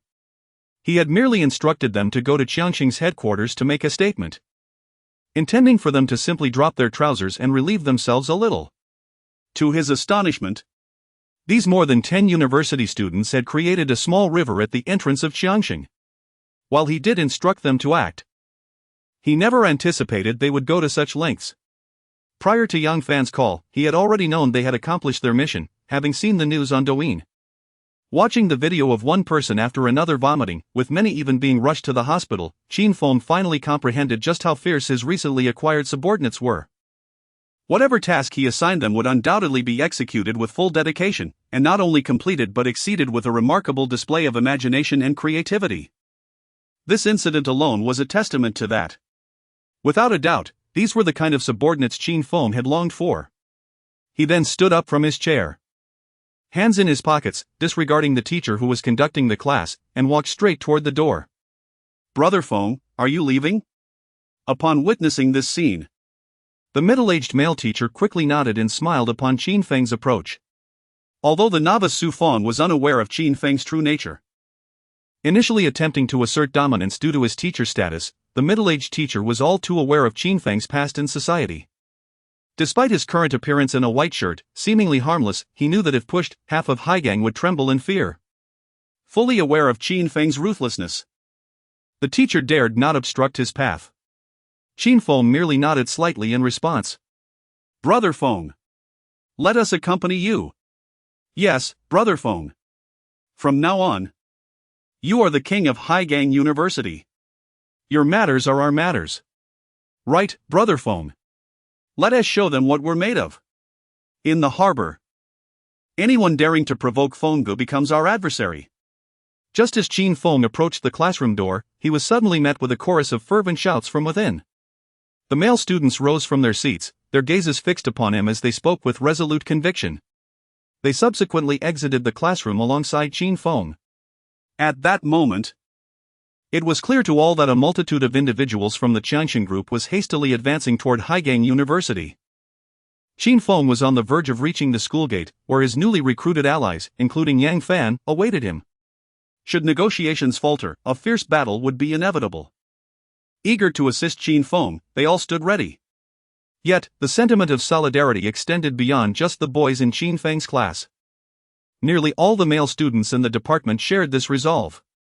Recently, news had circulated regarding Yang Fan and his companions, who had created a stir at the gates of the Qianxin group and were now being pursued by Dingli, the group's foremost enforcer. Faced with the sight of nearly 100 impassioned male college students rallying in front of him, Qin Feng initially intended to decline their support.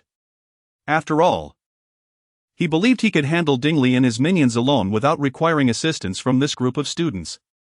However, upon witnessing the fervent determination in their eyes, he refrained from further protest. With a slight nod, he maneuvered through the throng and swiftly made his way outside the academic building, hands tucked into his pockets, leading the charge with everyone following closely behind. The spectacle was nothing short of magnificent. Meanwhile, Yang Fan and his companions, pursued by Dingli, had managed to reach a point less than 100 meters from Haigang University in a small vehicle. However, they encountered an unexpected traffic jam. Despite driver Huang's incessant honking, they found themselves immobilized. Brothers, when severing ties, one must not hesitate. Abandon the vehicle. Follow me back to Haigang University. In the face of this dire predicament, Yang Fan decisively opted to forsake their vehicle and sprint towards the university, just 100 meters ahead, knowing that Dingli and his lackeys were close behind, ready to catch up at any moment. With that declaration, Yang Fan was the first to leap from the vehicle, flinging open the rear door and dashing toward Haigang University. At that moment, the back of his black trousers bore the unmistakable stains of misfortune, while the 12 Haigang University students trailing behind him were not faring much better, each exuding an unmistakable odor. This was partly due to their hasty departure from the Qianxin headquarters, where they had neglected to clean themselves, and partly because several among them, whether from anxiety or excessive consumption of laxatives, had experienced a second bout of distress during the ride. The sight of these dozen or so students, sprinting frantically down the street, enveloped in a most unsavory scent, left onlookers utterly astounded, gazing at the peculiar hues of their trousers and inhaling the indescribable odor. Everyone instinctively covered their mouths and noses, their brows furrowed in disgust. One could not help but wonder about this peculiar group. Had they perhaps just emerged from a latrine? Chapter 20. A multitude surrounds Haigang University. The battle is imminent. Alas! Wait for me. As Yang Fan and his companions dashed away, the driver, Master Huang, suddenly awakened from his stupor. With a thunderous shout, he flung open the car door and sprinted after the group. If Yang Fan and the others escaped, leaving him behind, he would surely face the wrath of Dingli upon his return, and the consequences would be dire. Although he had not directly participated in the earlier debacle, he was nonetheless implicated, having been the one to transport Yang Fan and his crew to the headquarters and subsequently to whisk them away. Realizing the gravity of the situation, Master Huang wasted no time and bolted towards Haigang University, losing even his old shoes in the process. What should we do, brotherly? Those little brats have abandoned the car and fled. At that moment, Dingli and his crew, not far behind, also took note of the unfolding scene. One of his underlings, brandishing a machete, alerted him. Damn it! No time to waste. Everyone get out and chase them down. Dingli fumed. How dare they defile the entrance of our headquarters? If I don't reclaim my dignity today, I, Dingley, shall find it impossible to survive in Highgang from this day forth. Resolute, Dingley yanked open the car door, grabbed a pickaxe, and charged out, rallying his entourage to follow suit, abandoning their vehicles to pursue on foot. They were determined to teach these audacious university students a lesson. Once Dingley exited, nearly 300 members of the port city's underworld brandished weapons and leapt from their vehicles, trailing behind Dingley as they pursued the fleeing group. The sight of this formidable throng, armed with pickaxes and machetes, racing down the street astonished onlookers. Those who knew of the underworld's violent reputation were apprehensive, while those unaware might have thought they were witnessing a scene from a gangster film. Those bastards who just defiled the place, don't you dare run. You better stop, or I'll break your third leg. Dingley shouted furiously, wielding his pickaxe as he pressed on, determined to catch up. Fan Shao, we're done for. They're closing in on us. Brother Feng is at the school gate. Indeed. If Dingley catches us, we will surely be done for. The 12 university students, upon hearing the curses echoing behind them, turned to see a horde of fearsome gangsters, weapons in hand, hot on their heels. Terror gripped them, and their legs felt weak. Their physical condition was already poor, having spent many late nights in internet cafes, compounded by the effects of their earlier misadventure.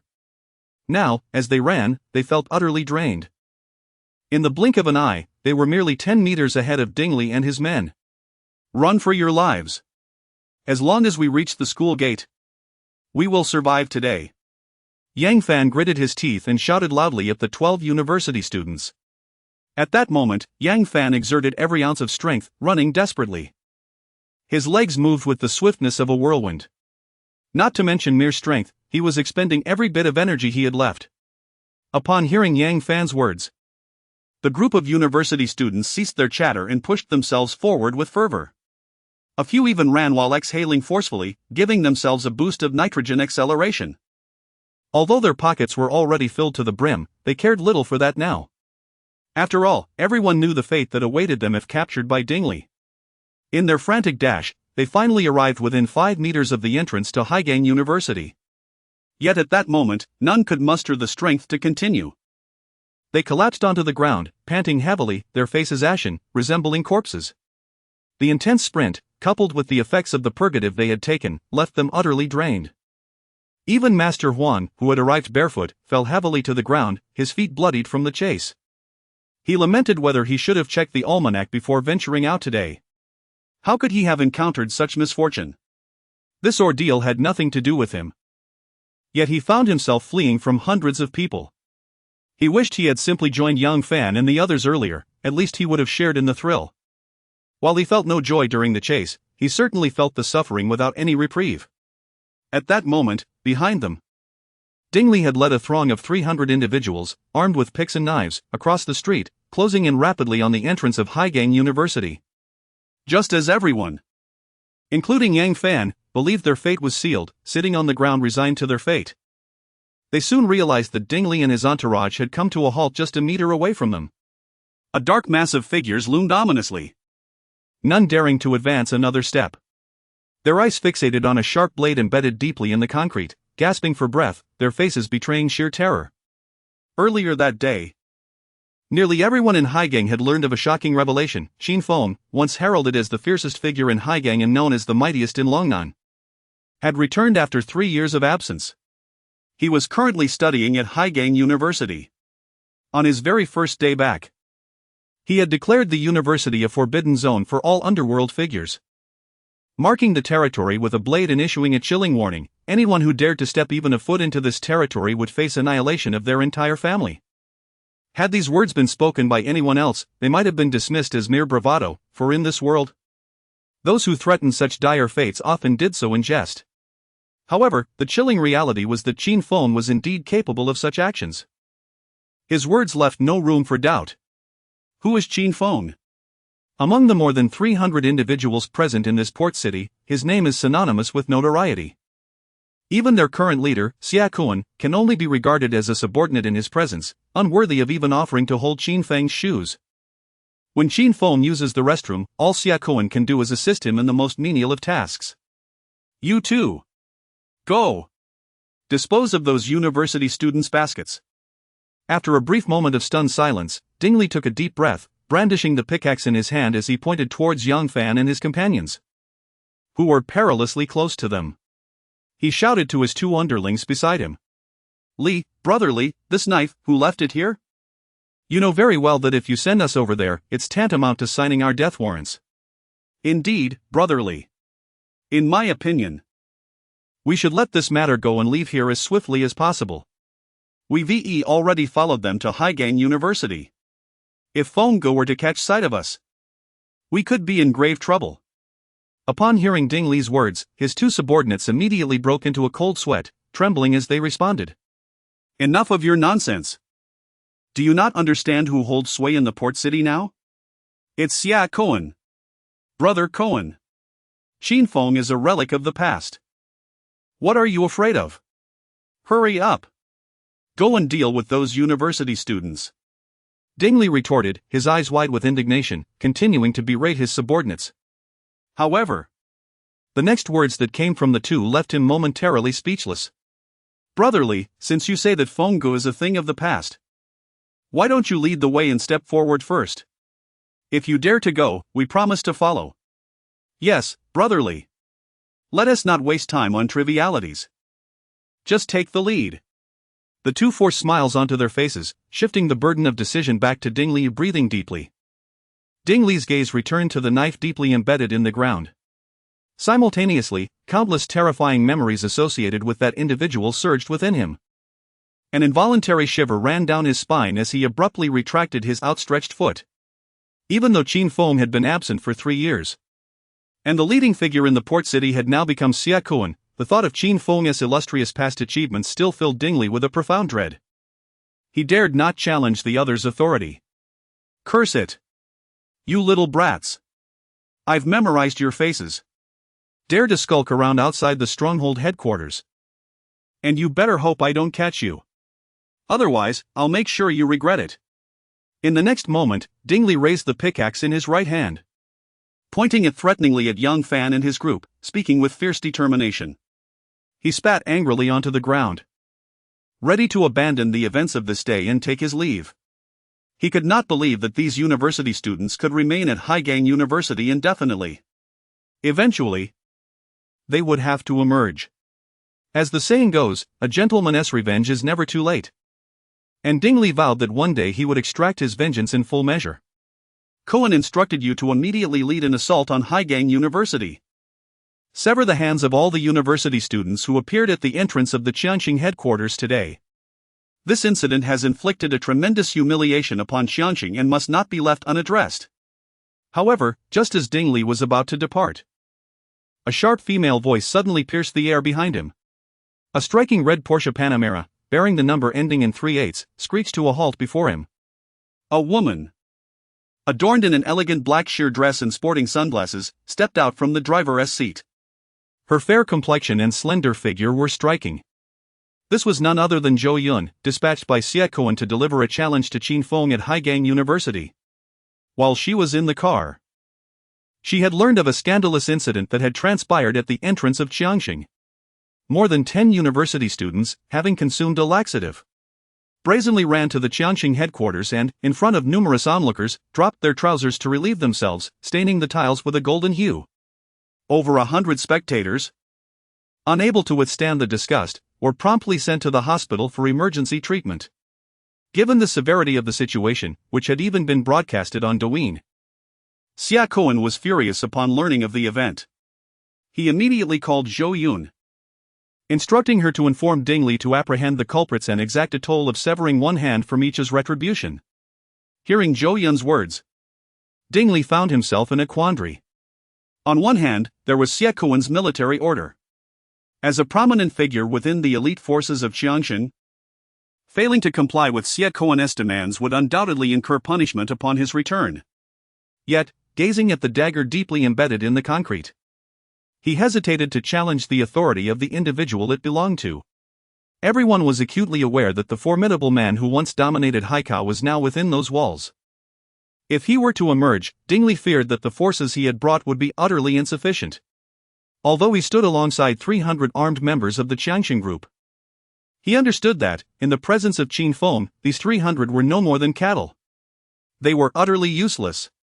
After all, Qin Feng had once single-handedly faced 1,000 adversaries in Haikao, emerging virtually unscathed except for minor injuries, while all 1,000 of his opponents were sent to the hospital for treatment. Acknowledging Qin Feng's prowess, Ding Li, despite receiving explicit orders from Xie Kuan, remained reluctant to recklessly attack Haigang University. Li Gu, Koan Gu has ordered you to act immediately. Fearing you might be short-handed, I have brought an additional 300 reinforcements. At that moment, 2 large buses bearing Haigang license plates came to a sudden stop at the entrance of Haigang University. A considerable number of armed individuals descended from them, totaling around 300. One of the leaders solemnly instructed Ding Li to immediately lead this force of 600 into Haigang University to capture Yang Fan and others, as Xie Kuan wanted to deal with them personally. This sigh. Upon hearing these words, Ding Li clenched his teeth and sighed once more. Despite having a formidable force of 600 subordinates at his disposal, he still hesitated to launch an offensive against Haigang University. The root of his reluctance lay in the formidable prowess and ruthless nature of Qin Feng. He feared that everyone on his side could be annihilated by Qin Feng single-handedly. In the current predicament, the only viable option was for Xie Kuan to personally lead a contingent, rallying all forces from the Qianxin group to converge upon Haigang University. Only then would they have a chance of victory. If Xie Kuan could indeed bring 1,000 followers to this location, even someone as powerful as Qin Feng could not possibly contend with such a formidable assembly. Ali! Brother Koan just called me, he exclaimed. He said he would arrive in 10 minutes. Along with him will be all the outsourced members of the Qianxin group. You need not worry. An audacious attack is in order. He will soon lead a large force to support us. We must ensure that those over 10 university students face justice today. Just as Ding Li was mired in his internal conflict, he suddenly heard Zhou Yun beside him, gripping her phone tightly, shouting at him. Just moments ago, due to concerns regarding the stronghold commander Ding Li's apprehension towards Qin Feng's strength and the lack of manpower, he had refrained from attacking Haigang University. In response, Xie Kuan had resolved to take matters into his own hands. He was calling upon all his subordinates to surround Haigang University and force Qin Feng to surrender Yang Fan and others. Should Qin Feng refuse, then they would deal with him as well. Chapter 21, Dare to compete with me, Qin Feng? Do you possess such strength? Upon hearing Zhou Yun's words, Ding Li was invigorated as if he had been infused with adrenaline, radiating an inexhaustible energy that dispelled the shadows of despair that had previously engulfed him. Brothers, prepare yourselves. Let us charge forth together. Today, no one can impede our might. Not even the former overlord of the harbor, Qin Feng. At this moment, upon learning that Xie Kuan was personally leading a contingent to this location, Ding Li tightened his grip on the pickaxe and shouted sternly to the more than 600 armed associates behind him, preparing to lead them into the forbidden zone to apprehend Yang Fan and his companions, who had already infiltrated the campus. The 600-strong gang of stronghold followers brandished their weapons, their demeanor ferocious and chaotic, with their leader Xie Kuan taking the field. They were no longer intimidated by the figure that instilled profound fear in the hearts of countless individuals in the harbor city. Li! Brother Li! Quick! Look! That is Qin Feng. Suddenly, one of the younger members, gazing into the depths of the Haigang University campus, paled, trembling uncontrollably as if a shockwave had struck him. He stammered, he is here. Upon hearing his words, everyone, including Ding Li, turned to look inside, collectively taking a sharp breath. There stood a robust man, clad in a white shirt, with his hands tucked in his pockets, his gaze shimmering with an intense murderous aura. Advancing towards the school gate, flanked by hundreds of university students wielding mop handles, wooden clubs, and bricks. At that moment, the once exuberant Ding Li, who had been ready to storm into Haigang University, now trembled in fear, succumbing to a sense of despondency. For this man was none other than the notorious figure they feared to their very core, the most ruthless individual in Longnan, Qin Feng. By the heavens! Brother Feng has arrived. Brother Feng is formidable. Let us take down that rabble outside. At this juncture, Yang Fan and his companions were equally astonished by Qin Feng's sudden appearance. Feeling a surge of hope. As long as they stood behind Qin Feng, no one in the harbor city could harm them, not even Xie Kuan. With excitement, they rushed towards Qin Feng, joining the ranks of university students as they approached the school gate. The overwhelming fatigue from their earlier flight had vanished, replaced by boundless fighting spirit. They felt capable of confronting the stronghold at their doorstep, not just once, but 10 times over without hesitation. Soon, amidst the throngs of university students, Qin Feng arrived at the entrance of Hai Gang University, halting just a meter away from Dingli and his crew. He retrieved a Longhua cigarette from his pocket, and Yang Fan, whose trousers were already stained a golden yellow, promptly produced a lighter to ignite it. So, Dingli, you've brought so many people here. Are you seeking to challenge your brother Feng? Do you possess the strength to contend with me, Qin Feng? Qin Feng took a deep drag from his cigarette, exhaling a thick cloud of smoke. With his right hand, which held the cigarette, he pointed at Dingli and spoke fiercely. The moment he uttered those words, even the more than 600 members of the Port City Society behind Dingli trembled in fear, their legs quaking uncontrollably. They all bowed their heads, unable to meet Qin Feng's gaze. Brother Feng, you know, one takes money from others to alleviate their troubles. I am currently working for Brother Cohen. These more than 10 university students have brazenly defiled the entrance of the Jiangxing headquarters, utterly trampling on both Jiangxing's and Brother Cohen's reputation. If they leave after their act, without any consequence, it would tarnish Jiangxing's image in the future. Please, for my sake, allow me to take them away today. I will leave with my people immediately. Dingli took a deep breath and earnestly addressed Qin Feng.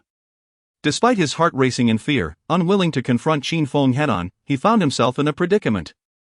As the leader of the Jiangxing Group's elite forces, he could not disregard Xie Kuan's orders. He had hoped that after expressing such sincere words, Qin Feng would show him some consideration and allow him to take Yang Fan and the others away. However, the words that Qin Feng spoke next brought him crashing back to reality. He realized that although this man had been absent for 3 years, he remained a formidable figure in the port city, the most ruthless person in Longnan.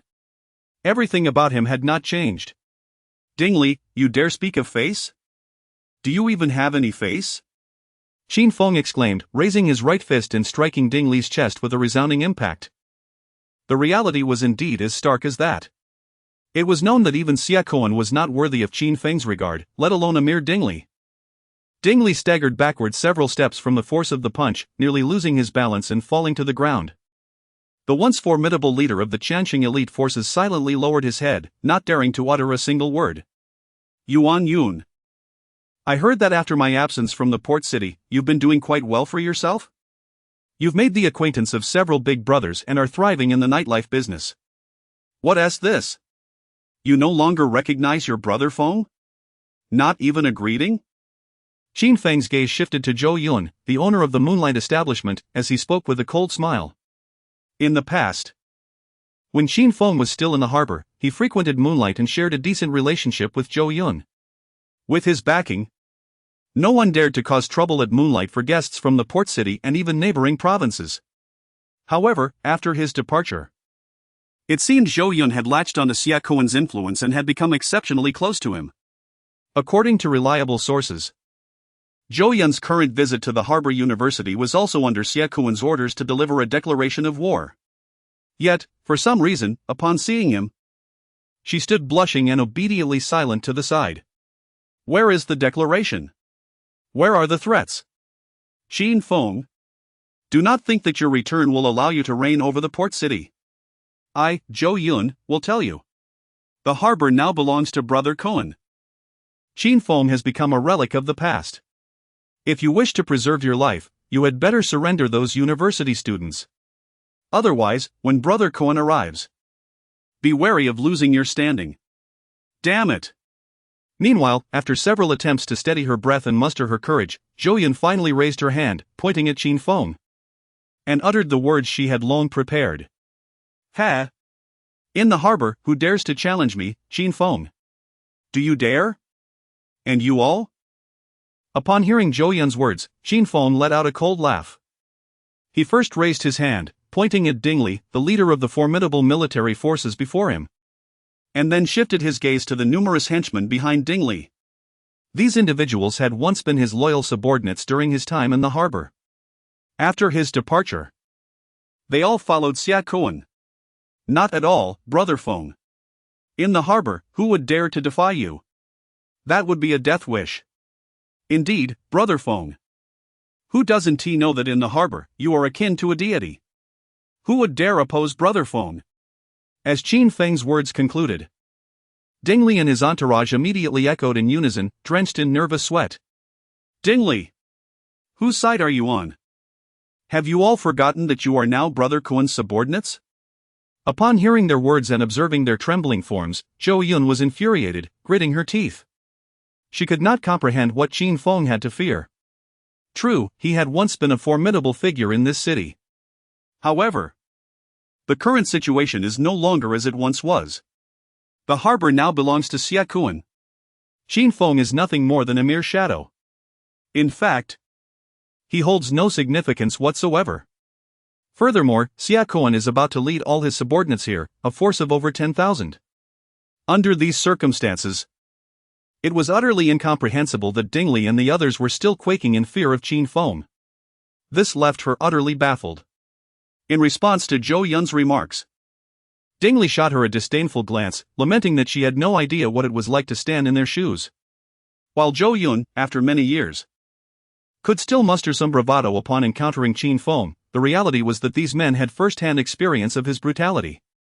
If his memory served him correctly, at the tender age of 20, Qin Feng had already slain 3 of the harbor's gang leaders, single-handedly dismantling 3 local factions. At just over 20, he was astonishingly ruthless. In all his years, Dingley had never encountered someone as vicious. Furthermore, during his tenure in the harbor, Qin Feng had ascended to the position of the preeminent leader through sheer audacity and tenacity, enduring countless bloodshed and horrific violence along the way. Perhaps Zhou Yun was unaware, but he and all the men present understood all too well. What filled them with the most doubt and dread was the lingering question: had Qin Feng ever resorted to cannibalism? This inquiry still haunted the hearts of countless individuals in the harbor, remaining their greatest nightmare. Countless details and examples seem to attest that Qin Feng has even dared to consume human flesh. A man capable of such heinous acts undoubtedly instills a sense of dread. Hence, prior to the arrival of Xia Kuan and his formidable forces, none dared to act rashly for fear of provoking Qin Feng. As the members of the strong faction, who had arrived early at the scene, found themselves at a loss before the once mighty deity of the harbor, a sharp cry pierced the air: Brother Kuan has arrived. In the next moment, all eyes turned towards the rear, where nearly 100 large buses suddenly appeared along the streets surrounding Harbor University. These vehicles came to a halt en masse at the campus entrance. In swift succession, the doors of the buses swung open, and a throng of individuals wielding machetes and saws emerged, converging on the university gates. Within moments, they coalesced into a singular, formidable entity. A sight that could easily surpass 10,000 individuals. A dense sea of heads filled the space, and the entrance of Harbor University was besieged by this overwhelming force, akin to dark clouds pressing down on a city, threatening its very foundation. Witnessing this spectacle, the over 500 university students standing behind Qin Feng were rendered speechless. Exchanging incredulous glances, unable to utter a word, they swallowed hard, striving to quell their mounting anxiety.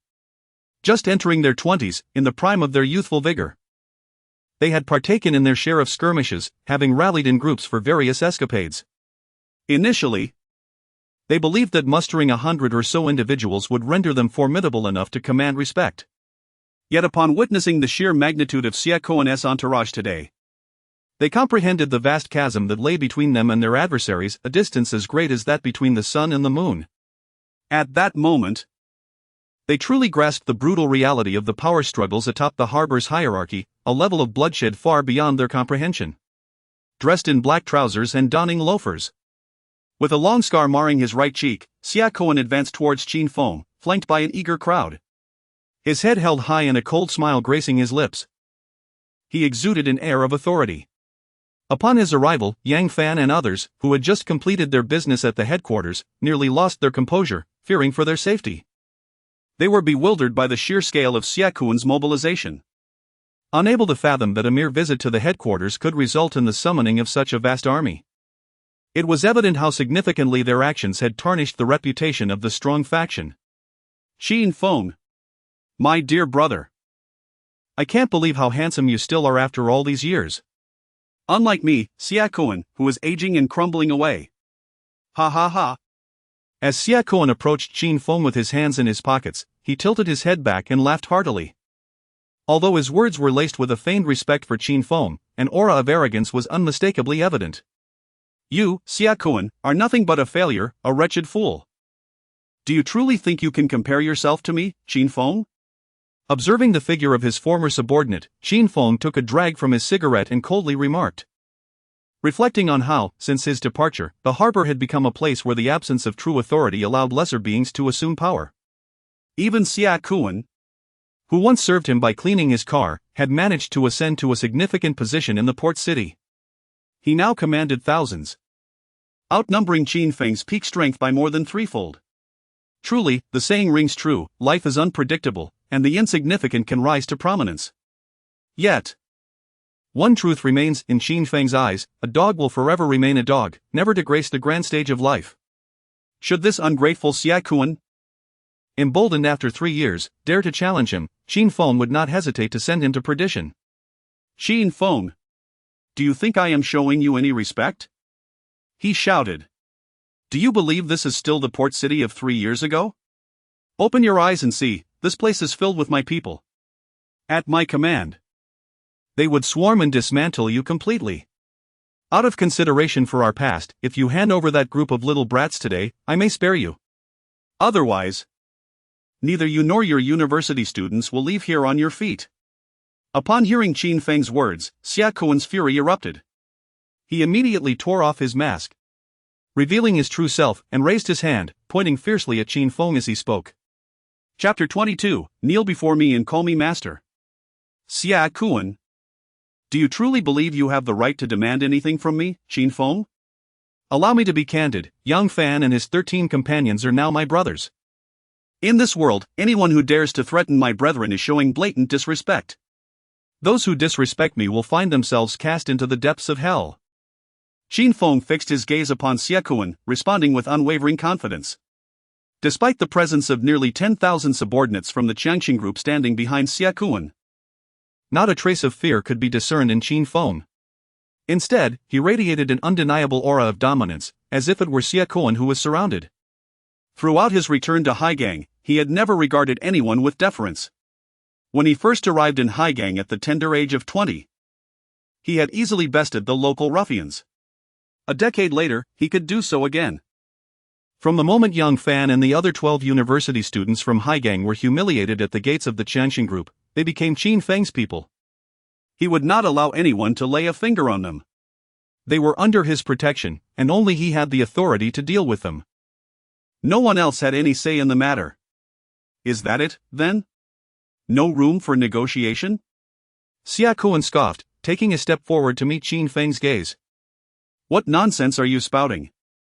I am the one who made a mess at the entrance of the Qiangxing headquarters. If you're not satisfied, I'll return tomorrow. And the day after that.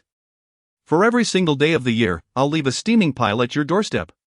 At that moment, Yang Fan emerged from the crowd, pointing an accusatory finger at Xiaokuan.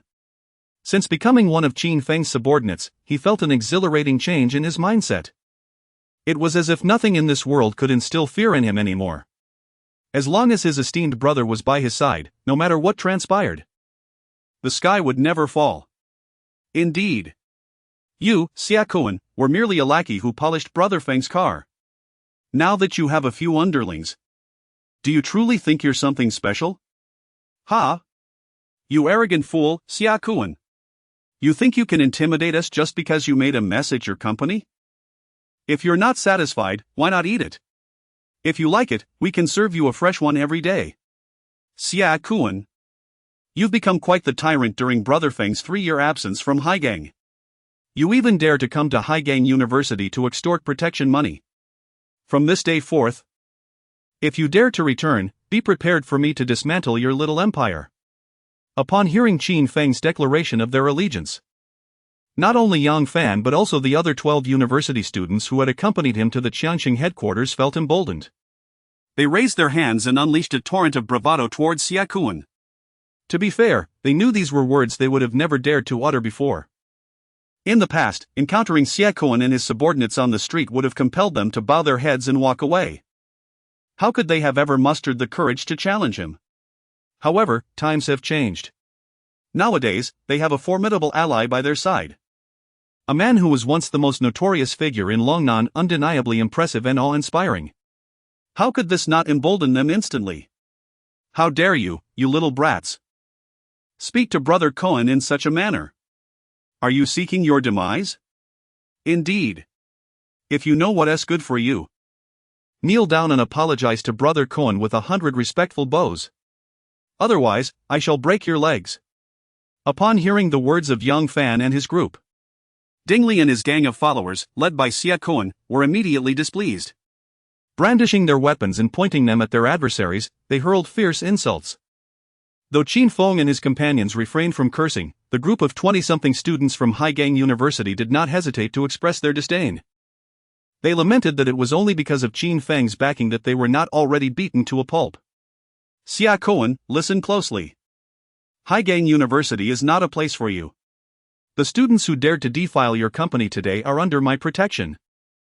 Don't think that even if the King of Heaven himself were to come, it would make a difference. If he dared to lay a hand on them, I would take down even the King of Heaven. The skin of man, the shadow of trees. I am Qin Feng, and I need not speak of my reputation. Taking a deep drag from his last cigarette, he extinguished the butt with force, stepping within half a meter of Xia Kuan, hands in his pockets. His tone as fierce as could be, issuing an ultimatum. He declared that not even the King of Heaven could touch Yang Fan and the others today. Qin Feng, you certainly have a grandiose opinion of yourself. Have you even looked at how many people stand behind me? Just a single spit from each of them could drown you. I know you can fight, but can you face 10,000 men? Ha! In response, Xia Kuan raised his hand. Gesturing with his thumb towards the throng of followers behind him, a sea of faces glaring at Qin Feng, and shouted loudly.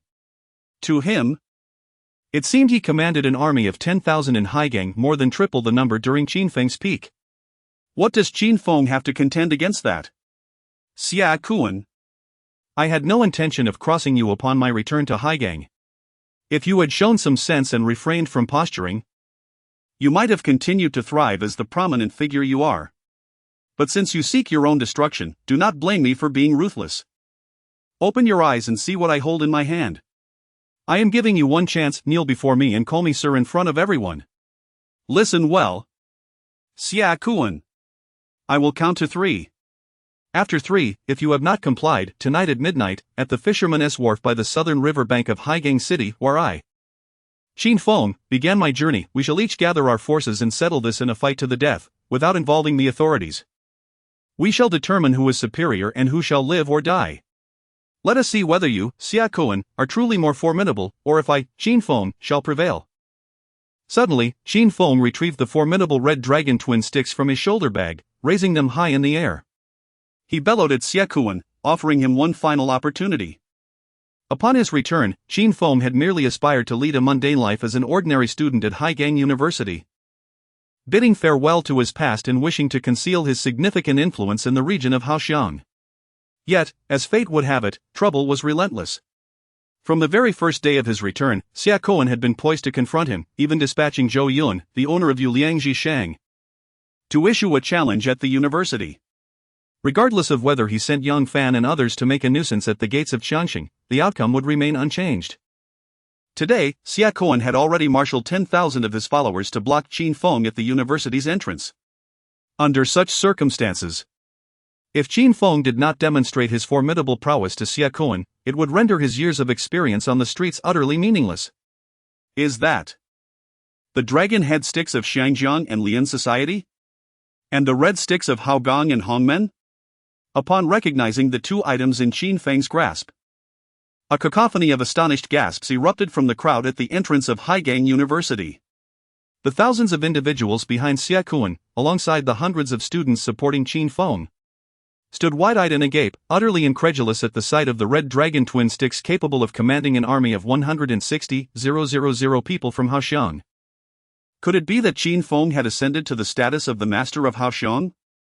Had he indeed encompassed the wealthiest regions of the two cities within his grasp? If this were true, only the heavens could fathom the strength that Qin Feng wielded within the Dragon Nation at this moment. Even Xia Koan himself was rendered utterly dazed. Standing frozen in place, mouth agape, gasping for breath in an attempt to steady his frayed nerves.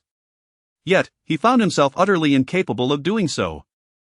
For he understood deeply that the two items in Qin Feng's possession were not merely sticks, they were the very tokens of command for an army of 160,000 warriors. In other words, what Qin Feng held aloft represented a legion of 160,000 fierce and battle-hardened individuals from Haogang. Prior to his arrival at Haigang University, Xia Koan could never have anticipated descending to such a lowly state. He had initially intended to leverage his long-accumulated power in Haigang to decisively subdue Qin Feng and thereby affirm his strength to the people of the city. However, at this very moment, Xia Koan comprehended with stark clarity that his 10,000 men paled in comparison to the might represented by those two sticks in Qin Feng's hands. They were utterly insignificant, not even worth mentioning. The ferocity and brutality of the social factions in Haoxiang were beyond the capabilities of his small band in Haigang. It was not merely a matter of 160,000, even a mere 3,000 could chase down and slash through all his followers, sending them fleeing in panic throughout the city. Xia Koan swore that had he known in advance about the two items in Qin Feng's possession, he would never have dared to confront him at Haigang University, even at the cost of his life. Yet, it was too late to lament now. Faced with the ultimatum delivered by Qin Feng, Xia Koan was instantly drenched in sweat, utterly flustered. 3. At that moment, Qin Feng had already commenced his countdown, compelling Xia Koan to kneel before the subordinates of Qianxing. As the adage goes, one's dignity is granted by others, but the shame is one's own to bear. Xia Koan chose to oppose Qin Feng instead of taking the well-trodden path, and thus he could only blame himself for the consequences that ensued. Brother Koan, kneel quickly. Hesitation leads to chaos. Indeed, Brother Feng commanded an army of 160,000 individuals in Haoxiang. In such circumstances, what could they possibly use to contend against him? Absolutely. Preserving one's life outweighs matters of pride. If Brother Feng were to mobilize all his men to Haigang tonight, Qianxing might very well vanish from the face of the earth by dawn. Observing Xia Koan's indecision, Ding Li and several key members of the Qianxing group hastily urged him. Sweat beaded on their foreheads and cheeks, as if they had just emerged from a deluge. For none, not even Xia Koan, had anticipated that Qin Feng possessed such formidable leverage. Had they known earlier, they would never have ventured to seek confrontation with Xia Koan. With 160,000 followers under Qin Feng's command, how could their mere 10,000 stand a chance against him? If the two factions were indeed to engage in a duel at an open venue, it would take less than a minute for them to be overwhelmed by the sheer force of those 160,000, ultimately leading to their utter defeat. It was precisely due to their reluctance to engage Qin Feng in battle that they resolutely chose to persuade Xia Koan to kneel, sacrificing him to safeguard their own lives. 2. Qin Feng swiftly called out the second number. He vowed that if Xia Koan did not kneel within 3 counts, he would immediately contact Haoxiang to summon 30,000 elite men each from Lian and Hong men to obliterate Xia Koan without mercy. There was no need for more, 30,000 from each would suffice. At that point, it would be questionable whether Xia Koan would merely kneel or if his very survival would be at stake. Brother Feng, I was wrong. I, Zhou Yun, did not intend to provoke you. It was all Xia Koan, that wretched cur, who forced my hand. Before Xia Koan could make a decision on whether to kneel, Zhou Yun, who had just spoken disrespectfully to Qin Feng, suddenly dashed in front of him and, with a resounding thud, knelt down, clutching tightly to his leg, tears in her voice as she pleaded for his forgiveness. The moment Zhou Yun beheld the red dragon twin staffs in Qin Feng's grasp, symbolizing an unparalleled status, she was instantly struck with terror, her spirit nearly fleeing her body. Initially, she believed that Qin Feng had returned as a different man, no longer the individual she once knew. However, the truth revealed that he had indeed transformed, emerging even stronger than before. even the illustrious gangs. The Helian society and the Hongmen, renowned throughout Asia and second only to the Yamaguchi-gumi of Japan, had bowed before Qin Feng's prowess. How could a frail woman dare to utter such rebellious words to Qin Feng? Surely, she must have been struck senseless, not merely once but 360 times over. Qin Feng, however, paid no heed to the weeping Zhou Yun kneeling before him. Instead, his gaze shifted towards the formidable leader of the thriving conglomerate, Xia Kuan. Clenching the twin staffs tightly, he gritted his teeth and shouted the final number, simultaneously preparing to summon reinforcements from the second city of Haoxiang.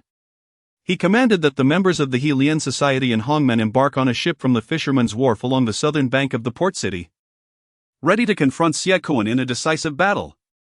Tonight, he vowed to shatter Xia Kuan's ambitions. If he did not, he would not bear the surname Qin. Yet, just as Qin Feng was poised to act, Xia Kuan, who had been silently standing before him with clenched fists and downcast eyes, suddenly stirred, as if he had reached a momentous decision of his own.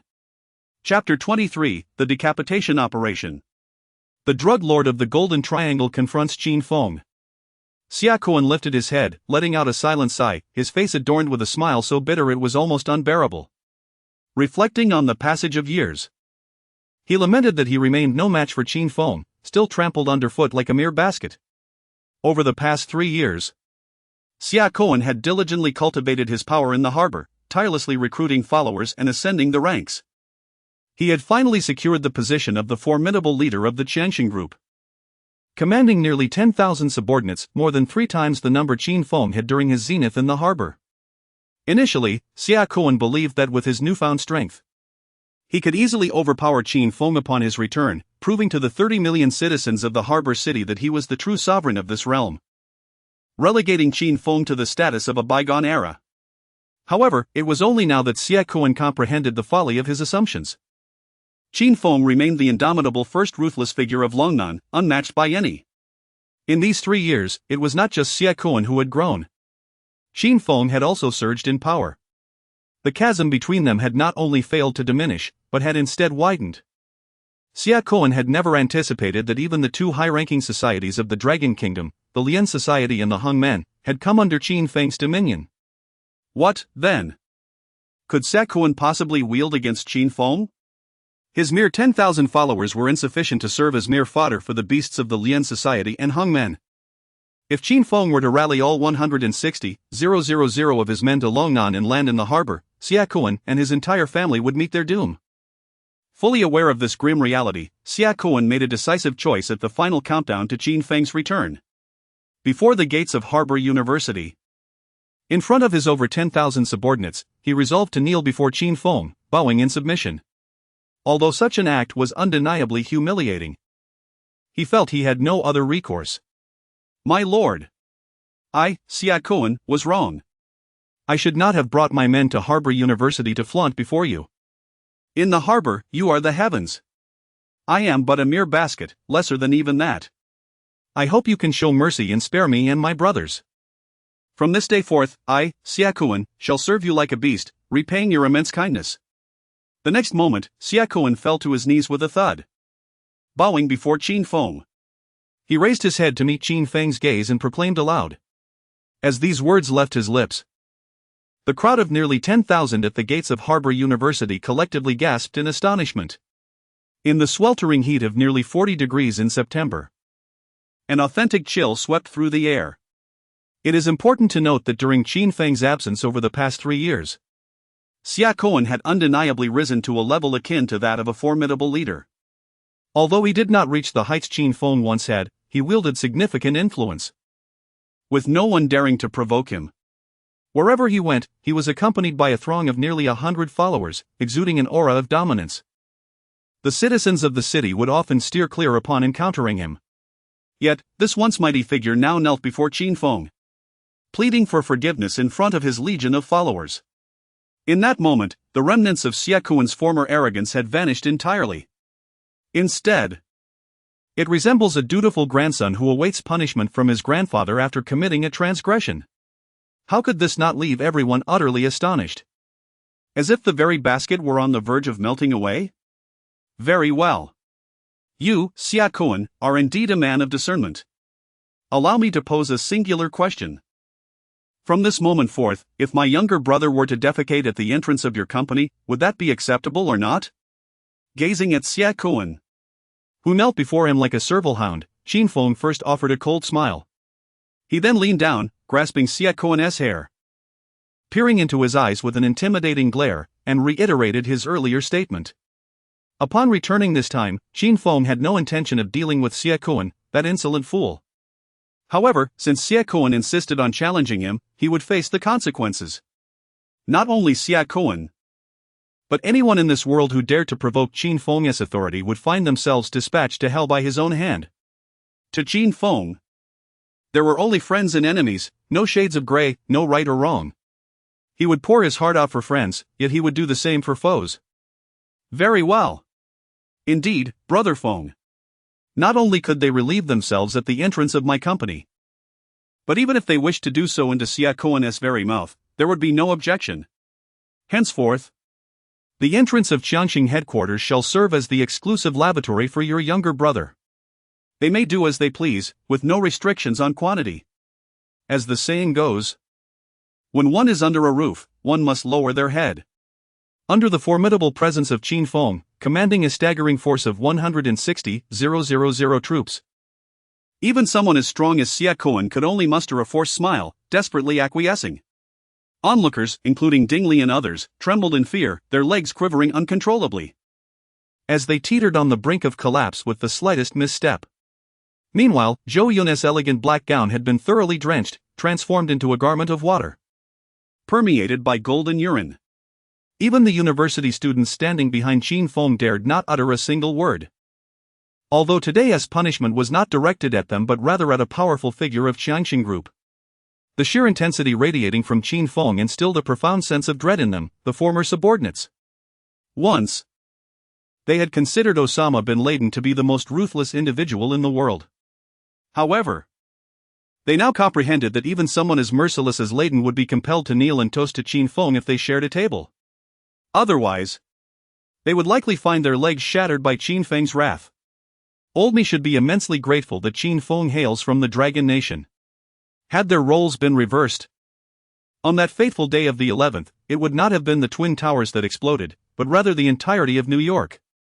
Laden would have donned a backpack, becoming a well-behaved student, perhaps even bullied in the restroom. And this is Qin Feng, a man of unyielding ferocity. Add a touch more, and he would transform into a werewolf.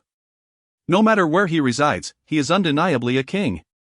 The genes coursing through his veins forbid him from being looked down upon or from living in obscurity. Upon hearing Xia Kuan's words, Qin Feng slowly rose to his feet, retrieving a Longhua cigarette from his pocket and placing it between his lips. Immediately behind him, 4 or 5 university students, trembling with trepidation, extended their lighters to ignite it. Today's events had transpired. You should consider yourselves fortunate that I am clad in a white shirt at this moment. Had you encountered me at the age of 20? Donning a Zhongshan suit upon my arrival in Haigang, I fear none of you would have departed from here on your feet. After taking a puff from the cigarette, Qin Feng's gaze swept over the group of over 10,000 social figures from the Qiangxing group standing before him, as he spoke with conviction. The reality was indeed as he described. When he first arrived in Haigang, it marked the most menacing phase of his life. His choice to wear a Zhongshan suit at the tender age of 20 speaks volumes. It was the most practical attire for engaging in brawls, allowing for swift action. At that time, Qin Feng was always prepared for confrontation. It was a matter of either being defeated or subduing his opponent. However, over the past decade, he had weathered countless storms and witnessed the darker facets of society. He had once stood atop the mountain and had also plummeted to the depths of despair. Having traversed the tumultuous tides of life and survived innumerable trials, his mindset had undergone a profound transformation. He yearned for the simplicity of an ordinary life and longed for tranquil and beautiful days. Yet, to reiterate, he now sought no trouble, but fearlessly faced any that came his way. Anyone daring to obstruct his pursuit of such a life would find themselves on a path of no return. Xia Kuan before him was the most fitting example. Take your entourage and depart. Remember, from this day forth, in public spaces, upon encountering me and my subordinates, you must address us as sir. Otherwise, each time I see you, I will strike you. Subsequently, Xin Feng extinguished the remaining portion of his Longhua cigarette upon Xie Kuan's bald head and gave a light pat to his crown. After uttering these words, he tucked his hands into his pockets and turned away, striding into the depths of the campus. Yang Fan, along with several hundred Haigang University students wielding wooden sticks and bricks, followed closely behind, heads held high, radiating an air of triumph. They had never felt such a sense of empowerment in their lives. To have the formidable leader of Qianxing address them as sir in public was nothing short of extraordinary. It was beyond impressive, it was the epitome of greatness. Kuan, brother Kuan, we should let us go. Once Xin Feng and his group had departed, Ding Li hurriedly approached, assisting the prostrate Xie Kuan, who resembled a wooden puppet, trembling as he spoke. Feng, brother Feng, are we leaving? Upon hearing their voices, Xie Kuan seemed to awaken from a dream, shaking his head in confusion as he quickly inquired, still believing Xin Feng remained present. Beneath his black suit trousers, a small puddle had already formed. We've been here long enough.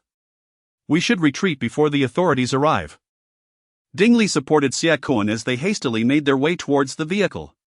What puzzled him greatly was that today, a grand display was orchestrated by the powerful forces, with nearly 10,000 personnel surrounding Haigang University. Logically, the officers from the 6 gates should have arrived long ago. Yet, even after the crowd retreated, there was no sign of them, which left Ding Li in profound bewilderment. He could not fathom what event could have transpired that would prevent the 6 gates from making an appearance. What is going on? Is the 6 gates on holiday today? Even Xie Kuan, who had already settled into the rear of the business vehicle, after taking a sip of tea to steady his nerves, turned his gaze around, furrowing his brow and inquiring. I am unclear. We should leave swiftly. It's better if they do not seek us out for trouble. Ding Li replied, shaking his head, suggesting they hasten their departure from the area. Otherwise, if the 6 gates were to truly focus their attention on them, it would spell disaster. Subsequently, under Xie Kuan's orders, the fleet of nearly 100 large buses, which had been poised at the entrance of Haigang University, swiftly departed, racing away at lightning speed. Little did they know that it was not that the 6 gates chose to disregard the incident at Haigang University, rather, they had no law enforcement personnel dispatched to the scene at all. At that very moment, almost all the City-S officers were engaged in a standoff on a street in the Luyuan district of Haigang City, surrounding a group of drug traffickers who had crossed over from the Golden Triangle. The operation was personally led by the head of the 6 gates, Wu Sangue, with the leader of the Serious Crimes Unit, Xie Shanshan, appointed as the operation commander. This arrest operation had been meticulously planned by the Haigang police for quite some time. As early as half a month prior, they had received intelligence indicating that a group of drug traffickers from the Golden Triangle had secretly infiltrated Haigang, numbering over 100. They were preparing for a monumental transaction in Haigang, carrying a staggering quantity of narcotics amounting to no less than a ton. The potential devastation that such a vast quantity of drugs could wreak upon the port city was something the personnel of the 6 gates could easily envision. Thus, they carefully orchestrated this operation, codenamed Decapitation, intending to capture the leader of the traffickers, Dinan, on the afternoon of September 1st, and subsequently unravel the network to apprehend the remaining members. However, when the operation was set in motion, complications arose. Dinan and 3 other traffickers were aboard a military green Toyota Land Cruiser, armed with highly lethal heavy weaponry, including 2 AK-47s and an M4A1. At the moment of actual confrontation, the Haigang police sensed that something was amiss. They had initially assumed these individuals were only equipped with lightweight firearms. They had never anticipated that they would possess such formidable weapons, typically reserved for battlefields. As a result, the 4 individuals, leveraging their firepower, managed to injure several officers and escaped from a hotel. They sped away in a Land Cruiser, wildly evading capture on the streets of Haigang City. Due to concerns about endangering civilians, the police hesitated to close in too closely, maintaining a safe distance while keeping them in sight. They were determined not to allow Dinan and his associates to slip through the net of justice. In their quest to locate an ominous stronghold in the harbor concealing up to a ton of illicit narcotics and over 90 ruthless traffickers from the Golden Triangle, Dinan and his associates found themselves in a precarious situation, pursued relentlessly by the harbor police. Gao Jun, did you not mention knowing a powerful figure in the harbor? Call him at once and implore for assistance. At that moment, seated in the back of a luxury vehicle was a man in his 40s, clad in a black suit, bearing Southeast Asian features and disheveled long hair. He addressed the man in the front passenger seat, a man in his 30s with a Chinese visage, with an urgent tone. This individual was none other than Dinan, the leader of the Golden Triangle drug traffickers who had infiltrated the harbor. They were being chased by hundreds of police vehicles, leaving them with no escape. Thus, he insisted that Gao Jun reach out to a highly influential figure in the harbor, hoping for a lifeline. The individual in question was named Xie Kuan, a prominent leader of the Qiangxin group, commanding a legion of no less than 10,000 subordinates. He was also one of the parties involved in their impending transaction. Should they be apprehended, Xie Kuan would undoubtedly incur significant losses. All right, Brother Nan. I shall call Brother Kuan immediately. Gao Jun, upon hearing Dinan's words, acted without delay. He quickly retrieved his phone, calling Xie Kuan, his forehead glistening with sweat from anxiety. Meanwhile, Xie Kuan was seated in the rear of a Mercedes-Benz van, having just departed from Harbor University. Upon receiving Gao Jun's call, he instantly grasped the reason behind their narrow escape that day. It turned out there was an even larger fish being pursued by the harbor police. Where are you now? Xie Kuan inquired sternly into the phone. In truth, Xie Kuan had no desire to involve himself in such matters. However, the influx of Golden Triangle traffickers into the harbor had ties, albeit tenuous, to the Qiangxin group. If Dinan were to be captured, Xie Kuan could not guarantee his own immunity from repercussions. Brother Kuan, we have just arrived at the entrance of Lianhua Street and are heading southeast. Gao Jun, seated in the passenger seat of the speeding vehicle, confirmed their location before relaying the information to Xie Kuan. Lianhua Street? Upon seeing that it was less than a kilometer from Harbor University, Xie Kuan was instantly electrified, nearly leaping from his seat. The recent insult he had suffered at the hands of Qin Feng, witnessed by many, ignited a reckless and malevolent scheme within him. If he could not best Qin Feng, perhaps he could pit this band of bloodthirsty traffickers against him. Let us see who emerges victorious, Qin Feng or these merciless stealers. Listen closely. 1 kilometer ahead lies a university, the finest institution in the harbor, where the children of local dignitaries and affluent merchants receive their education. As long as you manage to reach there and subdue the students within, the harbor police will undoubtedly heed your command. I have already indicated the path for you. As for whether you can escape alive, that is entirely up to you. After uttering these words, Xie Kuan abruptly hung up the phone. Qin Feng, whether alive or dead, now depends on your capabilities. He then turned, casting his gaze towards the direction of Harbor University, and spoke coldly. He assessed that given Qin Feng's character, he would never stand idly by in the face of today's events. For Qin Feng would not permit anyone in this world to dare to disturb him. Not even the drug traffickers of the Golden Triangle. In his earlier days, when Qin Feng was the formidable leader of Harbor, he harbored an intense hatred for drugs. Having shattered the legs of countless traffickers and issued a stern warning that anyone daring to deal drugs in Harbor would become his enemy. During his reign, no drug dealer in the world would dare to conduct business here. It was only after Qin Feng departed from Harbor that the drug market in the port city began to resurge in recent years. If Qin Feng were to witness the armed intrusion of Dinan and his ilk into Harbor University, he would undoubtedly be driven into a frenzy. Today, it is certain that one of them must perish, either the former formidable leader of Harbor, Qin Feng, or these heinous drug traffickers from the Golden Triangle. Chapter 24, They are armed. Do not act recklessly. Xiao Wu. Immediately drive to Haigang University. Our chance of escaping today rests entirely upon this group of university students. Upon hearing Xie Kuan's words over the phone, Dinan, the leader of the drug trafficking gang, made a swift decision to follow his suggestion. He commanded a robust Southeast Asian man, adorned with a white tiger tattoo on his left arm and a green dragon tattoo on his right, to drive the military green Toyota Land Cruiser to Haigang University. Recognizing the soundness of Xie Kuan's reasoning, Dinan believed that if they could seize control of the tens of thousands of students at the university, the Haigang police would be powerless against them. Meanwhile, the man named Xiao Wu accelerated the vehicle, racing toward Haigang University following the navigation. Oh no! Director Wu. The group ahead appears to be heading towards Haigang University. At that moment, Xia Shanshan, the leader of the major crimes unit, who was positioned not far behind the SUV, was instantly filled with dread upon witnessing this. Grabbing her walkie-talkie, she urgently spoke to Wu Sangue, "Stop them. They must not be allowed to enter the university." Upon receiving Xia Shanshan's report, Wu Sangue, who was centrally located within the convoy, was taken aback. A man in his 50s, slightly overweight and wearing a police cap, he gripped his walkie-talkie tightly and shouted back. She must do everything in her power to stop those drug traffickers before they breach Haigang University.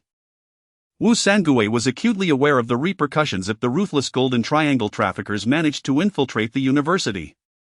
As the foremost institution of higher learning in the port city and even in Longhua, Haigang University housed tens of thousands of students, including many offspring of local dignitaries. Among them were Xin Jialin, the daughter of the president of the Haigang Chamber of Commerce, Yang Fan, the heir of the Yang Group, and Zhao Yang, son of Zhao Hongyuan from the Zhao Food Company, among others. If such a situation were to occur, the parents of these students would undoubtedly launch a media campaign, hampering the police's every move and forcing them to concede to the traffickers' demands to ensure their children's safety. This was precisely the scenario Wu Sangue dreaded most. As a renowned iron-willed police chief in the port city, Wu Sangue had never bowed to criminals in his life. And he had no intention of doing so this time either. Thus, he urged Xia Shanshan to exert every effort to ensure that the drug traffickers were halted outside Haigang University, preventing their entry onto the campus. Receiving Wu Sangue's orders, Xia Shanshan, fully aware of the gravity of the situation, did not dare to be careless. She immediately instructed all police vehicles to accelerate to the fullest, pursuing the military green Toyota Land Cruiser ahead. Meanwhile, in the capital city, it was precisely 2 p.m. on September 1st. Qin Feng's class was engaged in physical education on the playground, having just dealt with a formidable figure from the Qiangxing group at the school gate. His spirits were exceptionally high as he played basketball with his newly recruited gang of 13, including Yang Fan, Shen Jialin, Chu Yuqing, along with a group of vibrant and youthful female university students, stood by, captivated by the striking figure of Qin Feng on the court, occasionally erupting in cheers. Their beautiful faces blossomed with smiles, utterly entranced by Qin Feng's charm. However, something felt amiss. A palpable aura of menace enveloped the atmosphere. Just as Qin Feng completed a resounding dunk and landed, his brow furrowed in intensity. He remained motionless, ears perked, attentively listening to the sounds surrounding him, every pore on his body bristling. He sensed an overwhelming hostility approaching from outside the gates of Haigang University. It was the first time in his life that he had felt such a formidable wave of malice. He surmised that those on their way were undoubtedly ruthless individuals, stained with the blood of countless victims, menacing figures that rivaled his own capabilities. During his years at Haokang, Qin Feng's already exceptional physical prowess had been honed to its zenith under the tutelage of an elderly mentor. His acute awareness of environmental shifts was remarkable. Even without seeing Dinan and the others, he instinctively knew that the campus of Haigang University was on the brink of an imminent threat. Fengge, what's wrong? Did you twist your ankle when you landed? At that moment, Yang Fan and the others noticed the sudden shift in Qin Feng's demeanor and hurried over to stand beside him, their expressions filled with concern, puzzled by his seriousness. Everyone, get inside the cafeteria. Now. In an instant, Qin Feng raised his head and shouted at the top of his lungs to the hundreds of students on the Haigang University playground, urging them to seek refuge from the impending danger. Yet, in response to his warning, the group of university students stood frozen, gazing at him in bewilderment, unsure of what was unfolding. Time was of the essence. With the powerful malice drawing ever closer, Qin Feng disregarded the students, aware that even if they wished to flee, it was already too late. He took a deep breath and swiftly retrieved the last remaining ace of spades from his pocket, concealing it in his sleeve to prepare for the impending crisis. The ace of spades was Qin Feng's favored card during his violent escapades in Haokang. He typically carried two for unforeseen circumstances. However, he had already expended one earlier that day at the entrance of Haigang University, leaving him with only a single card. Uncertain of the number of adversaries he would face, he resolved to eliminate as many as possible when the moment arose, utilizing his lone card. In the past, he had managed to dispatch 10 foes in a mere second with a single card. Yet, This feat demanded not only extraordinary strength but also remarkable speed and precision from the killer. The crux of the matter lies in the positioning of the assailants. They must align themselves along the same arc to execute this operation successfully. At this moment, he roused every ounce of blood within him, fully prepared to confront the impending chaos. Simultaneously, the military green Toyota Land Cruiser had arrived at the gates of Haigang University, arriving ahead of the local police. "Ram it! Do not slow down!" Dinan commanded fiercely from the rear seat, pointing towards the electric gate as his subordinate, Xiao Wu, was at the wheel. Even without Dinan's orders, Xiao Wu would not hesitate. He pressed the accelerator to the floor, maximizing the speed of the vehicle as it hurtled towards the tightly shut electric gate of Haigang University. The next moment, a thunderous crash resounded as the normally robust gate was forcefully breached. The Land Cruiser, moving at rocket-like speed, surged into the campus, leaving the security guard at the entrance utterly bewildered. Seated on his chair, he stared at the shattered gate and then glanced at the retreating vehicle, struggling to comprehend the absurdity of a car crashing through the university's entrance. Just as he was questioning his own perception, an even more shocking sight unfolded before him. One police car after another, speeding at full throttle, followed the path forged by the Land Cruiser into the campus. "What the hell? Are police cars doing this too?" he gasped, springing to his feet in disbelief, his eyes nearly popping out of his head. As Dinan and his crew entered the campus, they fortuitously spotted nearly 100 students engaged in physical education on the playground. "Charge in! First, subdue this group of students to leverage against the police," Dinan instructed Xiao Wu, pointing at the university students. Concurrently, Gao Jun, seated in the passenger seat, along with Dinan's accomplice, swiftly loaded their AK-47s, ready to apprehend these naive students who had just crossed into their 20s. The moment the Land Cruiser emerged onto the playground, the students sensed something was amiss, erupting into panic and cries. Some, quick on their feet, turned and dashed towards the cafeteria, while others stood frozen, paralyzed by confusion, the majority of whom were girls. "You lot! Get out of here! Run as far as you can!" Qin Feng shouted, his gaze fixed on the approaching Toyota Land Cruiser, urging Yang Fan and the others to flee the scene. From the menacing demeanor of the vehicle, Qin Feng sensed the imminent threat. They were undoubtedly intent on unleashing violence at Haigang University. Earlier that day, he had already declared the entire campus a no-go zone for gangsters, threatening dire consequences for anyone daring to step foot within its boundaries. At this moment, the imposing vehicle brazenly surged into the campus, unmistakably disregarding Qin Feng's words. Although the identity of the intruders remained unclear, Qin Feng felt indifferent to who they were. In this world, those who fail to heed his warnings find themselves on a path to destruction.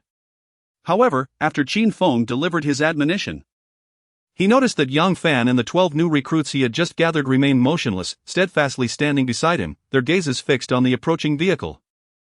Despite their overwhelming fear, they collectively suppressed their trepidation and stood united with Qin Feng. They understood that following the confrontation at the entrance of Haigang University with Xie Kuan, they had been accepted by Qin Feng as his subordinates, becoming his armed guards in Haigang. Under such circumstances, with their leader standing firm, there was no reason for them to flee. Having just emerged from a tense encounter at the gates of the strong group, their courage had been considerably bolstered. They no longer felt like the carefree university students they once were. Instead, they aspired to emulate their leader as men of valor, resolute in the face of adversity and conflict. They were determined to engage in battle, either to be defeated or to conquer their foes. Several of them picked up bricks from the ground, preparing to use these makeshift weapons against the occupants of the vehicle. Yet, before they could act, Qin Feng's urgent command startled them. Following his instructions, they discarded their makeshift weapons and squatted on the ground. "Put down your weapons. Stay low until I tell you to move. They are armed." Qin Feng turned to Yang Fan and the others with a grave expression. During his 3 years of training in Haokang, his hearing had reached an extraordinary level. As the vehicle had approached, he had keenly discerned the unmistakable sound of firearms being chambered. Based on the auditory nuances, Qin Feng surmised that the weapons in their possession were far from ordinary. They were likely automatic rifles such as the AK-47 or M4A1 firearms typically found on the battlefield. Realizing the gravity of the situation, Qin Feng urgently cautioned Yang Fan and the others against any hasty movements. If they did not heed his warning, they would soon face a barrage of bullets upon the intruder's arrival. In mere seconds, they could be reduced to mere targets. Even he had not anticipated that the unexpected visitors to Haigang University would prove to be such formidable adversaries, armed with submachine guns. This indicated that these individuals were likely not from the local underworld, as the denizens of Haigang would never possess such weaponry. At most, they might wield makeshift firearms. It was clear that these individuals were outsiders. This realization caused Qin Feng to furrow his brow in concern. For the moment, he could not ascertain the origin of the individuals before him. However, as the imposing vehicle approached within a mere 10 meters, and he caught sight of the countenances of the two occupants in the front seats, he instantly recognized their identities. An electric charge coursed through him, causing every hair on his body to stand on end. His pulse surged with fervor, fists clenched tightly, teeth gritted in fury. These individuals were none other than the drug traffickers he loathed above all else. Throughout his life, Qin Feng had encountered a multitude of people, countless virtuous souls, and an equal number of nefarious characters. Consequently, he possessed an intimate understanding of the appearance of drug dealers, their likeness etched indelibly in his memory. Even a fleeting glance at someone on the street could reveal whether they were involved in the trade of narcotics. Yet, this group was markedly distinct from the typical traffickers. Their visages were exceedingly menacing, their eyes imbued with a chilling indifference and an aura of lethal intent. Such a gaze could only arise from a life steeped in violence and witnessing harrowing scenes. Thus, Qin Feng surmised that these drug dealers could only hail from a singular location, the Golden Triangle. Chapter 25: Annihilating 100 Drug Traffickers. Shocking the entire internet. As the most notorious hub of narcotics in the world, the Golden Triangle is infamously known for its ruthless drug dealers, who regard human life with utter disdain, treating people as mere animals. In their eyes, only wealth and profit hold any significance. Anyone daring to encroach upon their interests would be met with brutal retaliation, facing consequences as severe as broken limbs. Compassion is non-existent among them. Upon learning that drug traffickers from the Golden Triangle had brazenly infiltrated the harbor campus, Qin Feng's murderous intent surged violently within him, as if he were about to tear the heavens asunder. Among the vices of gambling, debauchery, and drugs, it is the latter that he despises the most. Drugs can transform individuals into lethargic shells of their former selves, while gambling can drive one to madness. Yet drugs, in their insidious grasp, can metamorphose a person into a veritable demon. Once ensnared, the chance of redemption grows increasingly slim, often dragging loved ones into the abyss alongside the afflicted, condemning them to eternal damnation. In his childhood, Qin Feng witnessed his father, in a desperate bid for a bag of narcotics, mortgage their home. After his father was sent to a rehabilitation center, Qin Feng found himself homeless, wandering the streets of Ha City for 3 long years. At merely 10 years of age, he endured the harsh realities of life, far beyond what should have burdened a child of his age. This harrowing experience contributed to his extreme ruthlessness towards adversaries in the future. Later, as he rose to power in the harbor, Qin Feng would break the legs of any drug dealer he encountered. If he saw to, he would shatter both their limbs. During his reign, the city bore witness to a significant decline in drug trafficking, as fear of him swept through the underworld. There were those who, blinded by ambition, dared to challenge him, only to find themselves bloodied and kneeling, swearing to abandon the trade for eternity. They understood that while Qin Feng had encroached upon their interests, to persist in defying his authority would cost them their lives. Throughout those 7 years, Qin Feng nearly extinguished the entire drug market in the harbor through sheer force of will. His method was straightforward, an eye for an eye. These traffickers were vicious, but he was far more merciless. The first offense resulted in broken legs, the second, severed hands, the third, the gouging of eyes, and the fourth, a fate of being cast into the river to feed the fish. During that time, the drug dealers of the harbor feared no one but Qin Feng. At this moment, as he observed the approaching vehicles of the Golden Triangle traffickers, Qin Feng stood resolutely, retrieving a Longhua cigarette from his pocket, igniting it, and taking a deep drag before discarding it to the ground, extinguishing it beneath his foot. He realized that after 3 years, he would once again take action to cleanse the harbor of its drug scourge. This time, he vowed to be 100 times more ruthless than before. He resolved that those who dared to engage in the drug trade in their next lives would not dare to do so again. If they wished to live, they would obey and remain submissively on the ground. In the blink of an eye, the military green Toyota Land Cruiser surged onto the playground with breathtaking speed. As it approached the group of university students, Dao Jun, seated in the front passenger seat, sprang into action, kicking open the car door and leaping out. Raising his AK-47, he fired a volley into the sky, the bullets raining down like hailstones. The earth-shattering noise sent over 100 students present into a panic, their cries echoing in despair. They complied with the assailants' commands, crouching down with their hands on their heads. Even those who had just picked up bricks, ready to confront this group, like Yang Fan and his companions, were rendered paralyzed with fear, trembling as they huddled on the ground, their legs quaking uncontrollably. Initially prepared to clash with the intruders, they were utterly unprepared for the firearms wielded by these men. Fear nearly caused them to lose control of their bladders, exacerbated by the lingering effects of the drug and the exhausting basketball game with Qin Feng on the playground. All the students from Haigang University complied with the demands of the drug dealers, some even lying flat on the ground. Only Qin Feng remained standing, motionless, his gaze fixed on Chen Jun and the others, his eyes gleaming with lethal intent. Meanwhile, his right hand firmly grasped the ace of spades concealed in his sleeve, poised for violence. To his surprise, the four drug dealers, armed with AKs and M4A1s, after exiting the vehicle, seemed to fear a sniper-esque bullet from the police. As they all positioned themselves beside the Land Cruiser, three of them forming a straight line. This presented Qin Feng with an extraordinary opportunity. Within a second, he could lift his hand and send these three men to hell, leaving them utterly unaware of their impending demise. Just 1 second was sufficient. Any longer, and it would mean that Qin Feng had squandered 3 years in Haokong. As for the fourth man, if he could evade a single bullet, he could rush forward and strike him down. Taking a deep breath, Qin Feng readied the ace of spades in his palm, preparing to act. At that moment, however, he suddenly heard the urgent notification sound from his phone nestled in his pocket.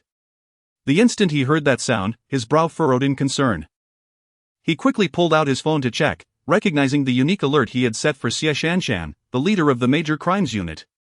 Upon opening the message, he was struck by its alarming content: do not take action. In addition to the 4 drug dealers at the scene, there are as many as 96 drug traffickers from the Golden Triangle in Haigang, along with a staggering ton of drugs yet to be traded. The police aim to use these 4 individuals to locate the ton of drugs and the hideouts of the remaining 96 traffickers. Reading the message sent a chill down Qin Feng's spine, his teeth clenching audibly. Unexpectedly, the group of drug traffickers hailing from the Golden Triangle numbered as many as 100, and they were armed with a staggering ton of narcotics.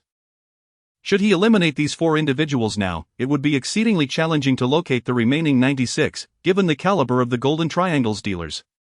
The information relayed to him by Xie Shanshan revealed that this cadre of traffickers had established a substantial base in the harbor, where the remaining 96 and the ton of drugs were concealed. Contemplating this, a bolder and more sanguinary plan for slaughter began to take shape in his mind.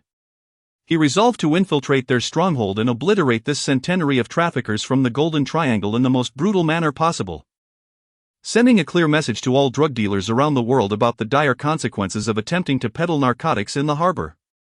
Although his actions would, in effect, amount to a declaration of war against the Golden Triangle, exposing him to potential retaliation, he remained unfazed. He vowed that should they dare to retaliate, he would not hesitate to dismantle their lair entirely. While the challenge of achieving this goal appeared formidable, he remained undeterred. As the saying goes, where there is a will, there is a way. For those with ambition, success is inevitable. If one regards life and death with indifference, then let it be known, if they dare to defy him, consequences shall follow. Are you deaf? Get down! He bellowed, threateningly. Just then, a hail of bullets from an AK-47 erupted, striking mere inches from Qin Feng's feet, creating craters in the cement below. The assailant was none other than Xiao Wu, the driver adorned with the tattoos of the Azure Dragon and White Tiger, representing the Golden Triangle. As Qin Feng silently committed the assailant's features to memory, he instinctively cradled his head and crouched down, mimicking the other students. Among the 100 traffickers, It was highly probable that the one who would meet the most gruesome fate would be none other than Xiao Wu, who had just fired upon him. He envisioned severing his head and drinking his brain matter. Today, Qin Feng was determined to teach these arrogant traffickers a lesson in humility, enlightening them to the fact that there are always greater forces at play in the world. If there existed a person capable of cruelty surpassing that of the Golden Triangle's dealers by 100-fold, that person could only be Qin Feng himself. No one else could possibly rival him. Meanwhile, Xie Shanshan, who had orchestrated a significant police presence, effectively surrounding the playground of Harbor University, exhaled deeply upon witnessing Qin Feng. Among the students, comply with the trafficker's orders and crouch down. She wiped the beads of sweat from her forehead, acutely aware that her concern at that moment was not for Qin Feng's safety, but for the lives of the traffickers. The instant she saw Qin Feng crouch, she understood that these individuals would likely survive for a while longer. She feared that Qin Feng would take action at the very first opportunity, eliminating everyone in sight. With his temperament, he would either refrain from acting altogether or, once he did, ensure that none would survive. Due to the hostage situation involving nearly 100 students from Harbor University, held at gunpoint by Dinan and his associates, who wielded the highly lethal AK-47 and M4A1 assault rifles, Xie Shanshan, upon arriving at the scene, refrained from making any rash moves. She instructed her team to cordon off the university completely and prepared to deploy negotiation experts to engage with the drug traffickers. Gao Jun. Initiate a video call with Xie Kuan. Have him assist in identifying which students here belong to prominent families. We will use these individuals as hostages to facilitate our escape, she commanded. Following Xie Kuan's guidance, the team stormed the university and temporarily stabilized the situation. Dinan immediately set about planning their next escape strategy, directing his subordinate Gao Jun to contact Xie Kuan again to confirm the identities of any particularly notable students present. Understood, Brother Nan, Gao Jun replied, taking the matter seriously. He swiftly dialed Xie Kuan for a video call. Damn! It's over, Brother Nan. Xie Kuan has blocked me, Gao Jun exclaimed in shock just moments later, gripping his phone tightly. Meanwhile, Xie Kuan dared not answer Gao Jun's calls and learned through live news broadcasts that Qin Feng was also on site. He was not afraid of the police but was deeply concerned about Qin Feng discovering his connection to the drug traffickers. Xie Kuan was acutely aware of Qin Feng's intense hatred for drugs, having already led Dinan and his group to Harbor University. He had touched upon a sensitive nerve with Qin Feng. If he were to assist in identifying individuals among the traffickers, he would surely face dire consequences. Given Qin Feng's influence, it was entirely plausible that he could enact such retribution. Thus, he urgently severed ties with Gao Jun and the others. Check if there are any acquaintances still at the university. If they can help us extract a few key individuals from the police's interest, I, Dinan, will offer a reward of $1 million as gratitude, Dinan declared resolutely. Upon hearing this, Dinan furrowed his brow and continued. Since we lost our connection with Xie Kuan, we must devise alternative strategies. Gao Jun then opened his contacts, working diligently under pressure. Tempted by Dinan's offer of $1 million, a local influential figure with an intimate knowledge of Harbor City soon expressed willingness to assist. The two then proceeded to connect via video call. In just a minute, they identified several key individuals who could potentially aid their escape. Among them was Shin Jialin, the daughter of Shin Wansan, the chairman of the Harbor Chamber of Commerce. It was imperative they secure her, as Shin Wansan wielded significant influence in the harbor business community. Should he learn that his daughter had been taken hostage, he would undoubtedly launch a public relations campaign to hinder the police's actions, ensuring Shin Jialin's safety. Additionally, Yang Fan, the eldest son of the Yang Group, and Chu Yuqing were also commendable choices. Although Chu Yuqing came from a modest background, she was undeniably one of Harbor University's most exceptional students. Not only was he the president of the student council, but he also achieved an astonishing score. Just 1 point shy of a perfect score in the college entrance examination, securing a place at Haigang University. Moreover, Su Feng, clad in a black skirt and discreetly blending in among the students, is likewise significant. This individual serves as a teacher at Haigang University, accompanied by several key students. They could easily abduct Su Feng as well, thereby diversifying their identities and enhancing their safety to a greater extent. After concluding the call with that person, Nan swiftly made his decision. He resolved to evacuate 3 individuals from the scene. The primary reason for selecting only 3 was due to the capacity of the Toyota Land Cruiser they were using, which could accommodate only 7 passengers. Aside from the 4 of them, they could take 3 additional students. Nan had already determined who those 3 would be: Xinjialan, the daughter of the president of the Haigang Chamber of Commerce, Chu Yuqing, an exemplary student at Haigang University, and Su Fan, the aforementioned teacher. All 3 were women. Yang Fan also narrowly escaped a perilous situation due to his gender. Nan's choice of females was not merely for their potential as hostages. They could also serve other purposes, such as providing entertainment for the brothers and engaging in various activities. You 3. Step forward. Get in the car. Hurry up. The tone of Nan's command was urgent. Upon hearing his instructions, Gao Jun, Xiao Wu, and another Southeast Asian drug dealer immediately aimed their weapons at Xinjialan, Chu Yuqing, and Su Fan, menacingly declaring their intentions. Despite their faces contorted into fierce grimaces, resembling ravenous beasts, they were internally elated at the sight of the exceptionally beautiful trio. Their mouths nearly watered at the thought of how discerning their leader was in selecting hostages. If they succeeded in bringing Xinjialan and the others back to their base, who could fathom the revelry they would indulge in that night? The suffering the 3 women would endure was a source of dark amusement to them. The 3 girls, already paralyzed with fear, trembled even more at the menacing threats of Gao Jun and his cohorts, on the verge of losing control of their bladders. They could only dread the fate that awaited them at the hands of these drug traffickers, knowing full well that their experience would not be merely that of hostages.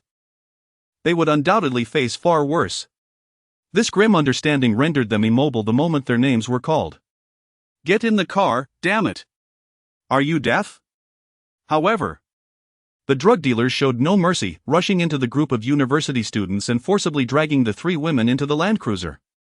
Once everything was settled, the police's negotiation experts, dressed in formal attire, entered the scene as well, hoping to employ the art of dialogue to achieve a peaceful resolution, persuading Nan and his accomplices to surrender without violence. Yet, the next moment, a barrage of bullets from an AK-47 fired before him jolted him back to the harsh reality of the situation. At this moment, he was confronted not by ordinary criminals, but by the ruthless drug traffickers from the world's largest drug trafficking hub, the Golden Triangle, who would kill without a second thought. While he engaged in verbal sparring, his adversaries were prepared to respond with firearms. He instructed the harbor police to evacuate Harbor University at lightning speed, otherwise, they would send these 3 young women, along with the remaining 100 students present, straight to hell. After delivering this ultimatum to the negotiation expert, Nan ordered him to leave. Just then, he noticed a robust male student clad in a white shirt rising slowly from the crowd. He pulled a long Hua cigarette from his pocket, lit it, and took a deep drag, fixing his gaze upon them with an expression that suggested he was unafraid of death. If memory served, this individual was the only student who had remained standing when they first arrived at the scene. Now, witnessing Qin Feng rise once more, Nan was left bewildered by his intentions. Did this university student truly fear nothing? To stand up and challenge their authority in such dire circumstances was audacious. Damn it! You again! What are you standing up for? Have you lost your mind? Xiao Wu, the driver adorned with tattoos of the Azure Dragon and White Tiger, was equally enraged upon witnessing this. He brandished his AK-47 and approached Qin Feng, pressing the muzzle against his forehead, his eyes wide with fury as he shouted curses. However, the next moment, Qin Feng's reaction left him utterly astonished. The thumb that had been resting on the trigger trembled, nearly discharging the weapon. Go ahead. If you have the guts, shoot me dead. If you don't dare, then you are nothing but a coward, Qin Feng exclaimed, raising his right hand to firmly grasp the barrel of the gun. He then shoved the barrel into his own mouth. This unexpected act stunned over 100 students and the 4 drug dealers present. None could have anticipated such a bold maneuver from Qin Feng. I will slay the heavens and the earth, there is no one I fear to kill in this world. A mere university student dares to challenge me? You seek death. Do you? Very well. I shall grant you your wish. Xiao Wu, now completely enraged, retorted as he prepared to shoot Qin Feng. In the Golden Triangle, where killing was as frequent as visiting the restroom, he had never been provoked in such a manner, especially by someone who was a hostage. He was ready to send Qin Feng to the afterlife. Xiao Wu, are you out of your mind? Put down the gun. Quickly. At that moment, Gao Jun rushed over, seizing the gun's barrel and interrupting his actions. They were in the midst of negotiations, and if they were to kill a university student now, it would surely prevent the police from allowing them to escape. It is precisely because of this awareness that Gao Jun remained composed, urging Xiao Wu not to act impulsively. Today's events have nothing to do with you. Get out of here. The audacity of this arrogant student from Longwei University incensed Xiao Wu, compelling him to contemplate violence. He felt a burning desire to unleash his wrath upon him. Despite Gao Jun's admonitions, Xiao Wu was undeterred, glaring fiercely and cursing loudly as he shoved the opponent aside, preparing to escalate the confrontation. Put down the gun. However, Dinan's commanding shout forced him to relent. While he could disregard Gao Jun's counsel, Dinan's words commanded his obedience. Xiao Wu then turned his gaze towards Qin Feng, still grappling with a simmering anger. You! Get into the trunk! A sudden flash of inspiration struck him. With the gun barrel pressed against Qin Feng, he devised a plan. Unable to eliminate Qin Feng here, he would instead take him hostage. Once back at their stronghold, it would be far more than a single shot to dispose of Qin Feng. He envisioned subjecting him to an array of torturous fates, relishing the thought of his inevitable demise. A broad smile spread across Xiao Wu's face as he envisioned Qin Feng's grim fate. Upon hearing Xiao Wu's command, Qin Feng showed no hesitation, swiftly making his way to the back seat of the SUV, climbing into the trunk and closing the door behind him. This was precisely what he had desired. Despite feeling that taking an additional person with them was somewhat unnecessary, both Dinan and Gao Jun chose to remain silent, tacitly accepting Xiao Wu's actions. However, an inexplicable sensation gripped them as Qin Feng entered the trunk. Their left eyelids began to twitch uncontrollably, and they felt a heaviness in their breathing, as if an invisible force was constricting their throats. In that fleeting moment, they even perceived the spectral figures of the Grim Reapers before them, each bearing chains and shackles, gazing at them with sinister smiles. Chapter 26, Heartfelt Revelations. Utterly gruesome. Brutal. Beyond imagination. A shiver ran down their spines incessantly, as if their very souls were being drawn away at that moment. Aside from the spectral figures of the black and white impermanents, they fleetingly beheld their respective great-grandmothers, standing before them, engaging in casual banter, declaring that they would soon meet again. This chilling sensation lingered for a full 3 seconds before dissipating. Regaining their composure, Dinnan and Gao Jun exchanged bewildered glances, utterly perplexed, having no inkling of what had transpired. They had never experienced anything akin to that moment, as if their lives were teetering on the brink of conclusion. And indeed, the reality was just that. The instant Qin Feng officially stepped into the trunk of the SUV, the 100 drug traffickers submerged in the harbor had already entered a countdown to death. Elsewhere, a negotiation expert in his early 40s, impeccably attired in a suit, trembled as he returned to the police side, relaying Dinnan's demands to Xia Shanshan and Wu Sangue.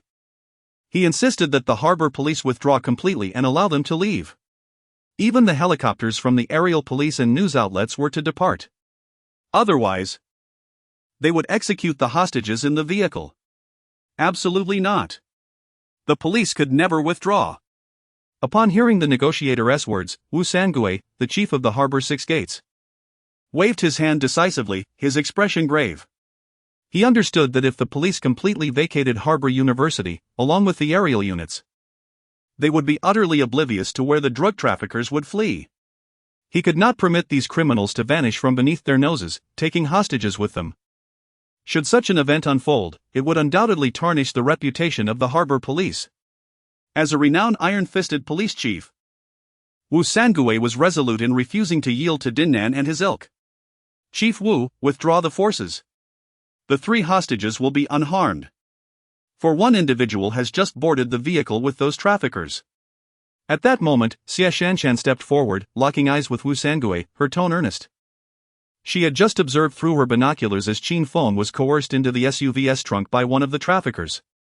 Having known Qin Feng for many years, she could intuitively surmise that he had orchestrated this deliberately to accompany Dinnan and the others to the hideout of the drug lords in the Golden Triangle. You mean Qin Feng? Ah, I am aware he got into the vehicle. But the issue lies in the fact that he is but one man. That group of traffickers numbers 100. Once he is taken to their base, can he truly contend with them? Upon hearing Xie Shanshan's words, Wu Sangue sighed softly and shook his head. He still believed that the police must not withdraw. If those hostages were indeed taken to the traffickers' stronghold, it was likely that none would survive. At that point, the harbor police would not only fail to apprehend the criminals but would also allow the lives of several university students to be extinguished, thereby becoming a laughingstock for the entire world. Concerning Qin Feng, Wu Sangue is indeed familiar with him. After all, he was a prominent figure in the harbor and throughout the entire Longnan region, and the police have had numerous interactions with him. He has previously collaborated with law enforcement to dismantle several significant drug trafficking operations. Wu Sangue is well aware of Qin Feng's formidable strength, possessing an indomitable bravery. In the heat of battle, he exhibits extraordinary ferocity, rivaling even the special forces of the Dragon Kingdom.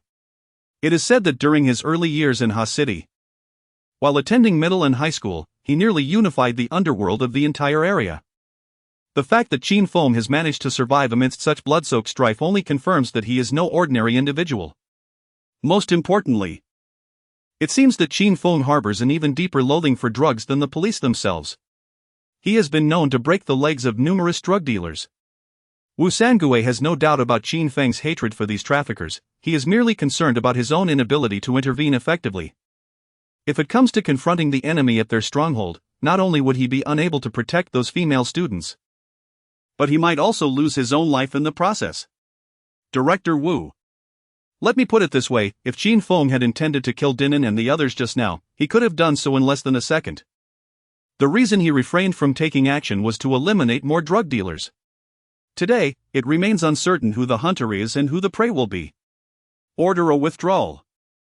Director Wu. I guarantee with my life that these 3 female university students will be safe.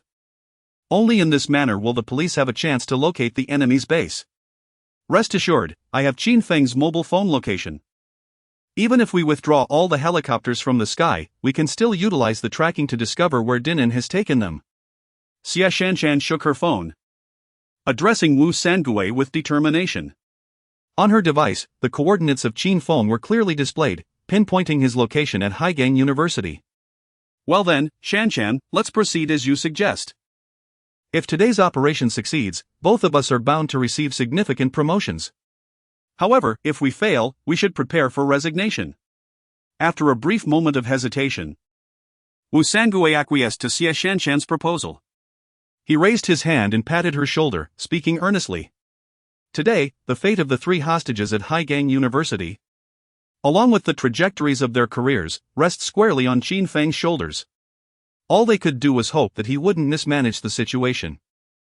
Once they ascertain Qin Feng's final location, the Haigang police will dispatch their elite flying tigers to rescue the hostages and apprehend the 100 drug dealers from the Golden Triangle. It was indeed a feasible plan. Subsequently, Wu Sangue instructed the Haigang police to clear the roads, allowing Dinnan and his accomplices a route for escape. Simultaneously, under Wu Sangue's orders, 2 helicopters gradually descended onto the sports field of Haigang University. Xiao Wu. Increase the speed to the maximum. Anyone who dares to obstruct our path will receive a hail of bullets. Meanwhile, Dinnan and the 3 other drug dealers had already boarded their Toyota Land Cruiser, preparing to abduct the hostages and depart from the scene. Upon witnessing the harbor police clearing the way and the descent of 2 helicopters from above, he instinctively recognized this as a rare opportunity for escape. He commanded Xiao Wu to drive while instructing the other 2 subordinates to brandish their firearms.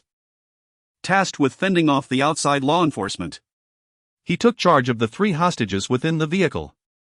Without hesitation, Xiao Wu executed a sharp U-turn in the SUV and accelerated to a staggering speed of 180 miles per hour, hurtling towards the outskirts of the campus. Within mere seconds, they reached the entrance of Haigang University, swiftly vanishing into the streets. Shan. Quickly, ascertain their direction. After their departure, Wu Sangue bellowed at Xia Shan, urging her to track Qin Feng's location. This.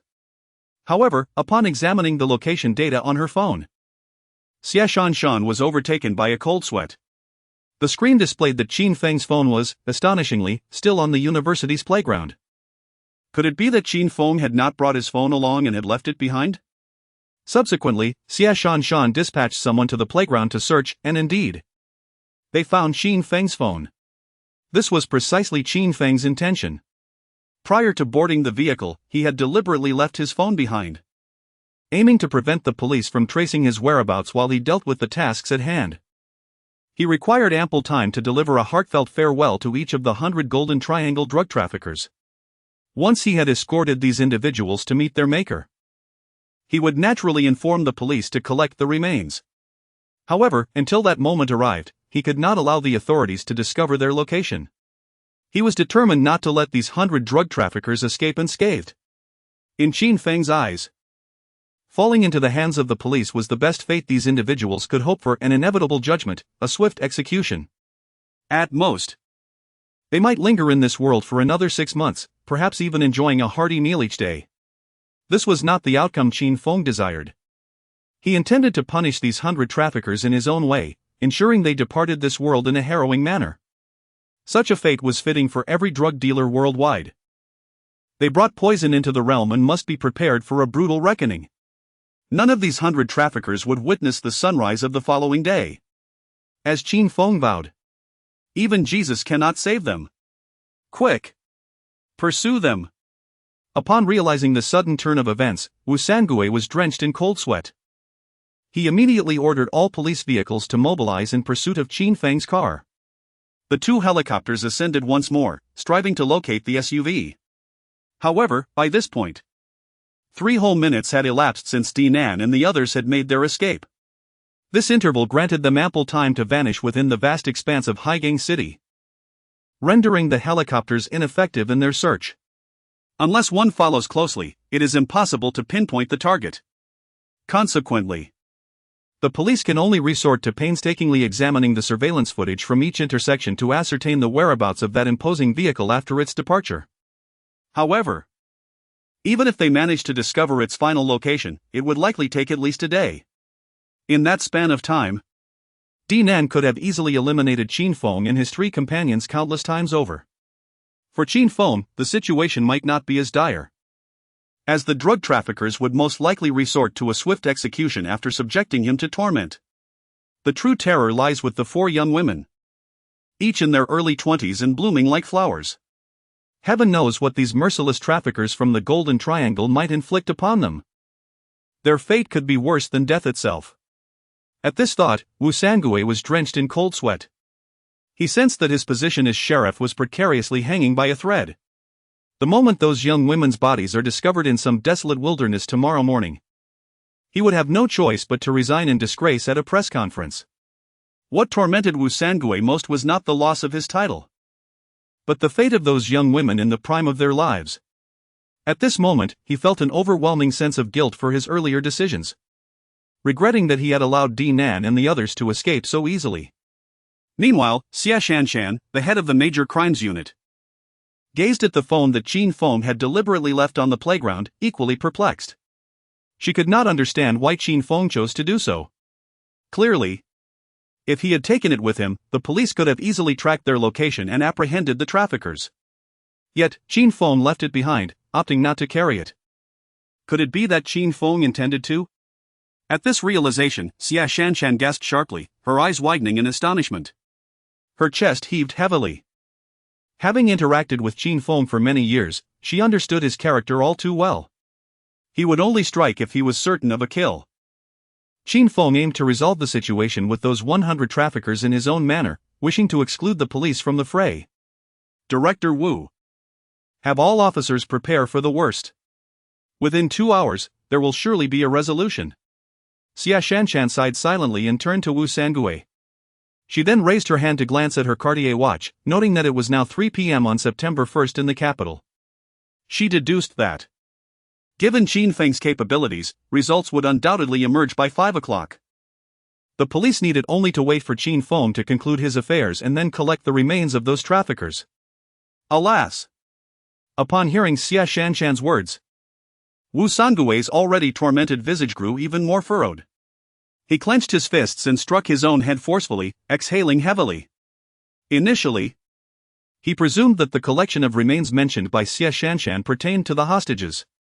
The very thought of Shinjialan, Chu Yuqing, and Su Feng facing their grim fate after being taken to the traffickers' hideout intensified Wu Sangui's self-reproach.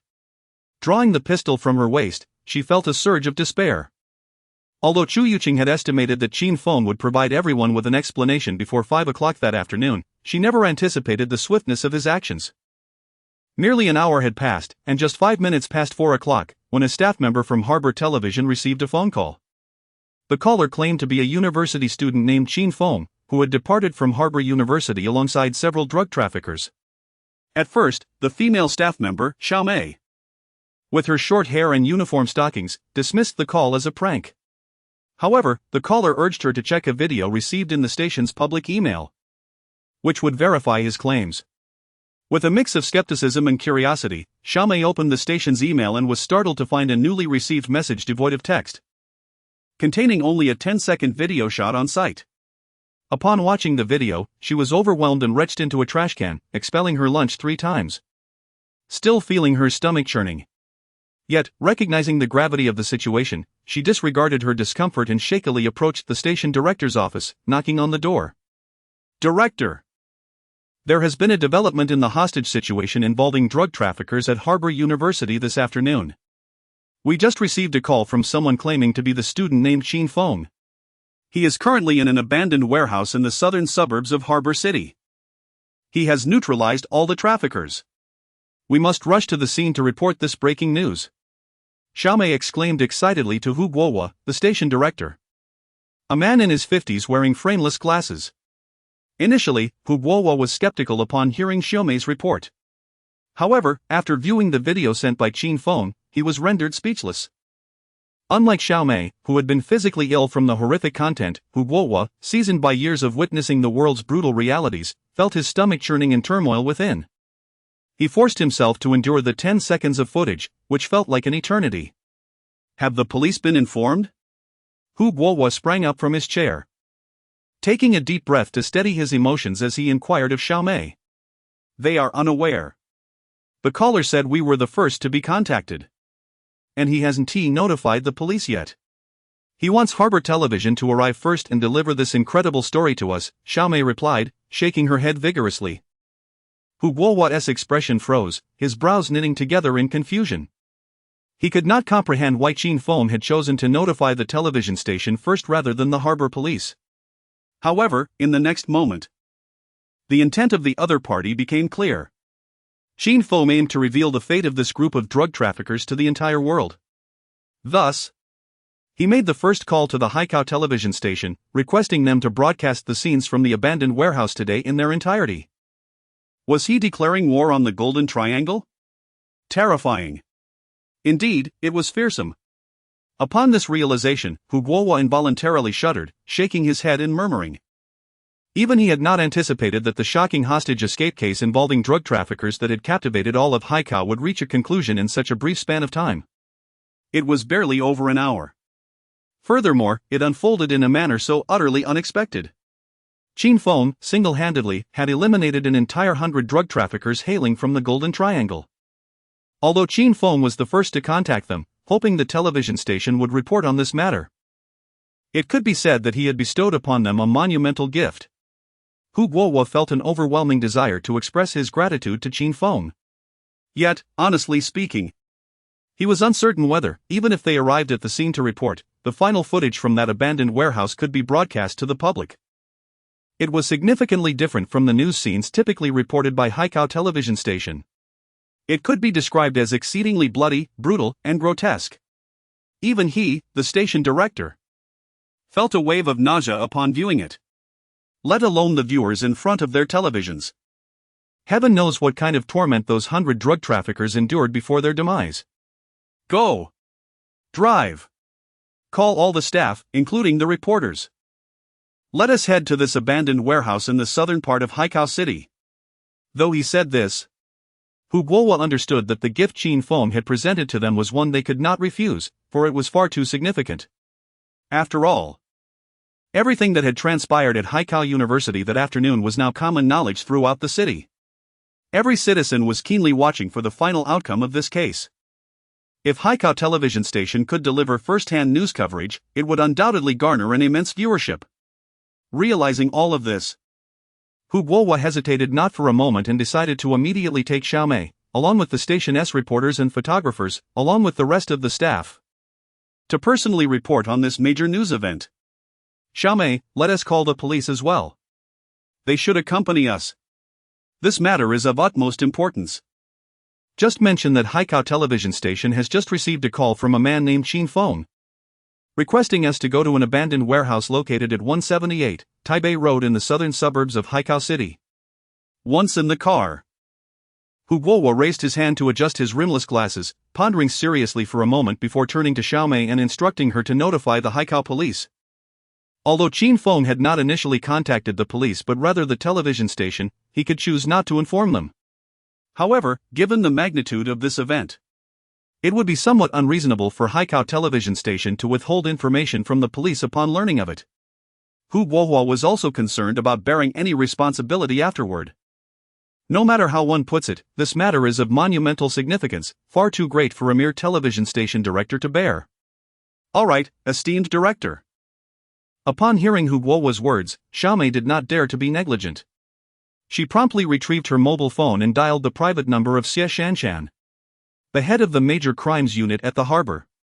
Given the collaboration between the television station and the police, Xiaomei possessed Xie Shanshan's personal contact information. It seemed prudent to reach out to Xie Shanshan directly regarding this critical issue. Quickly, let us set off.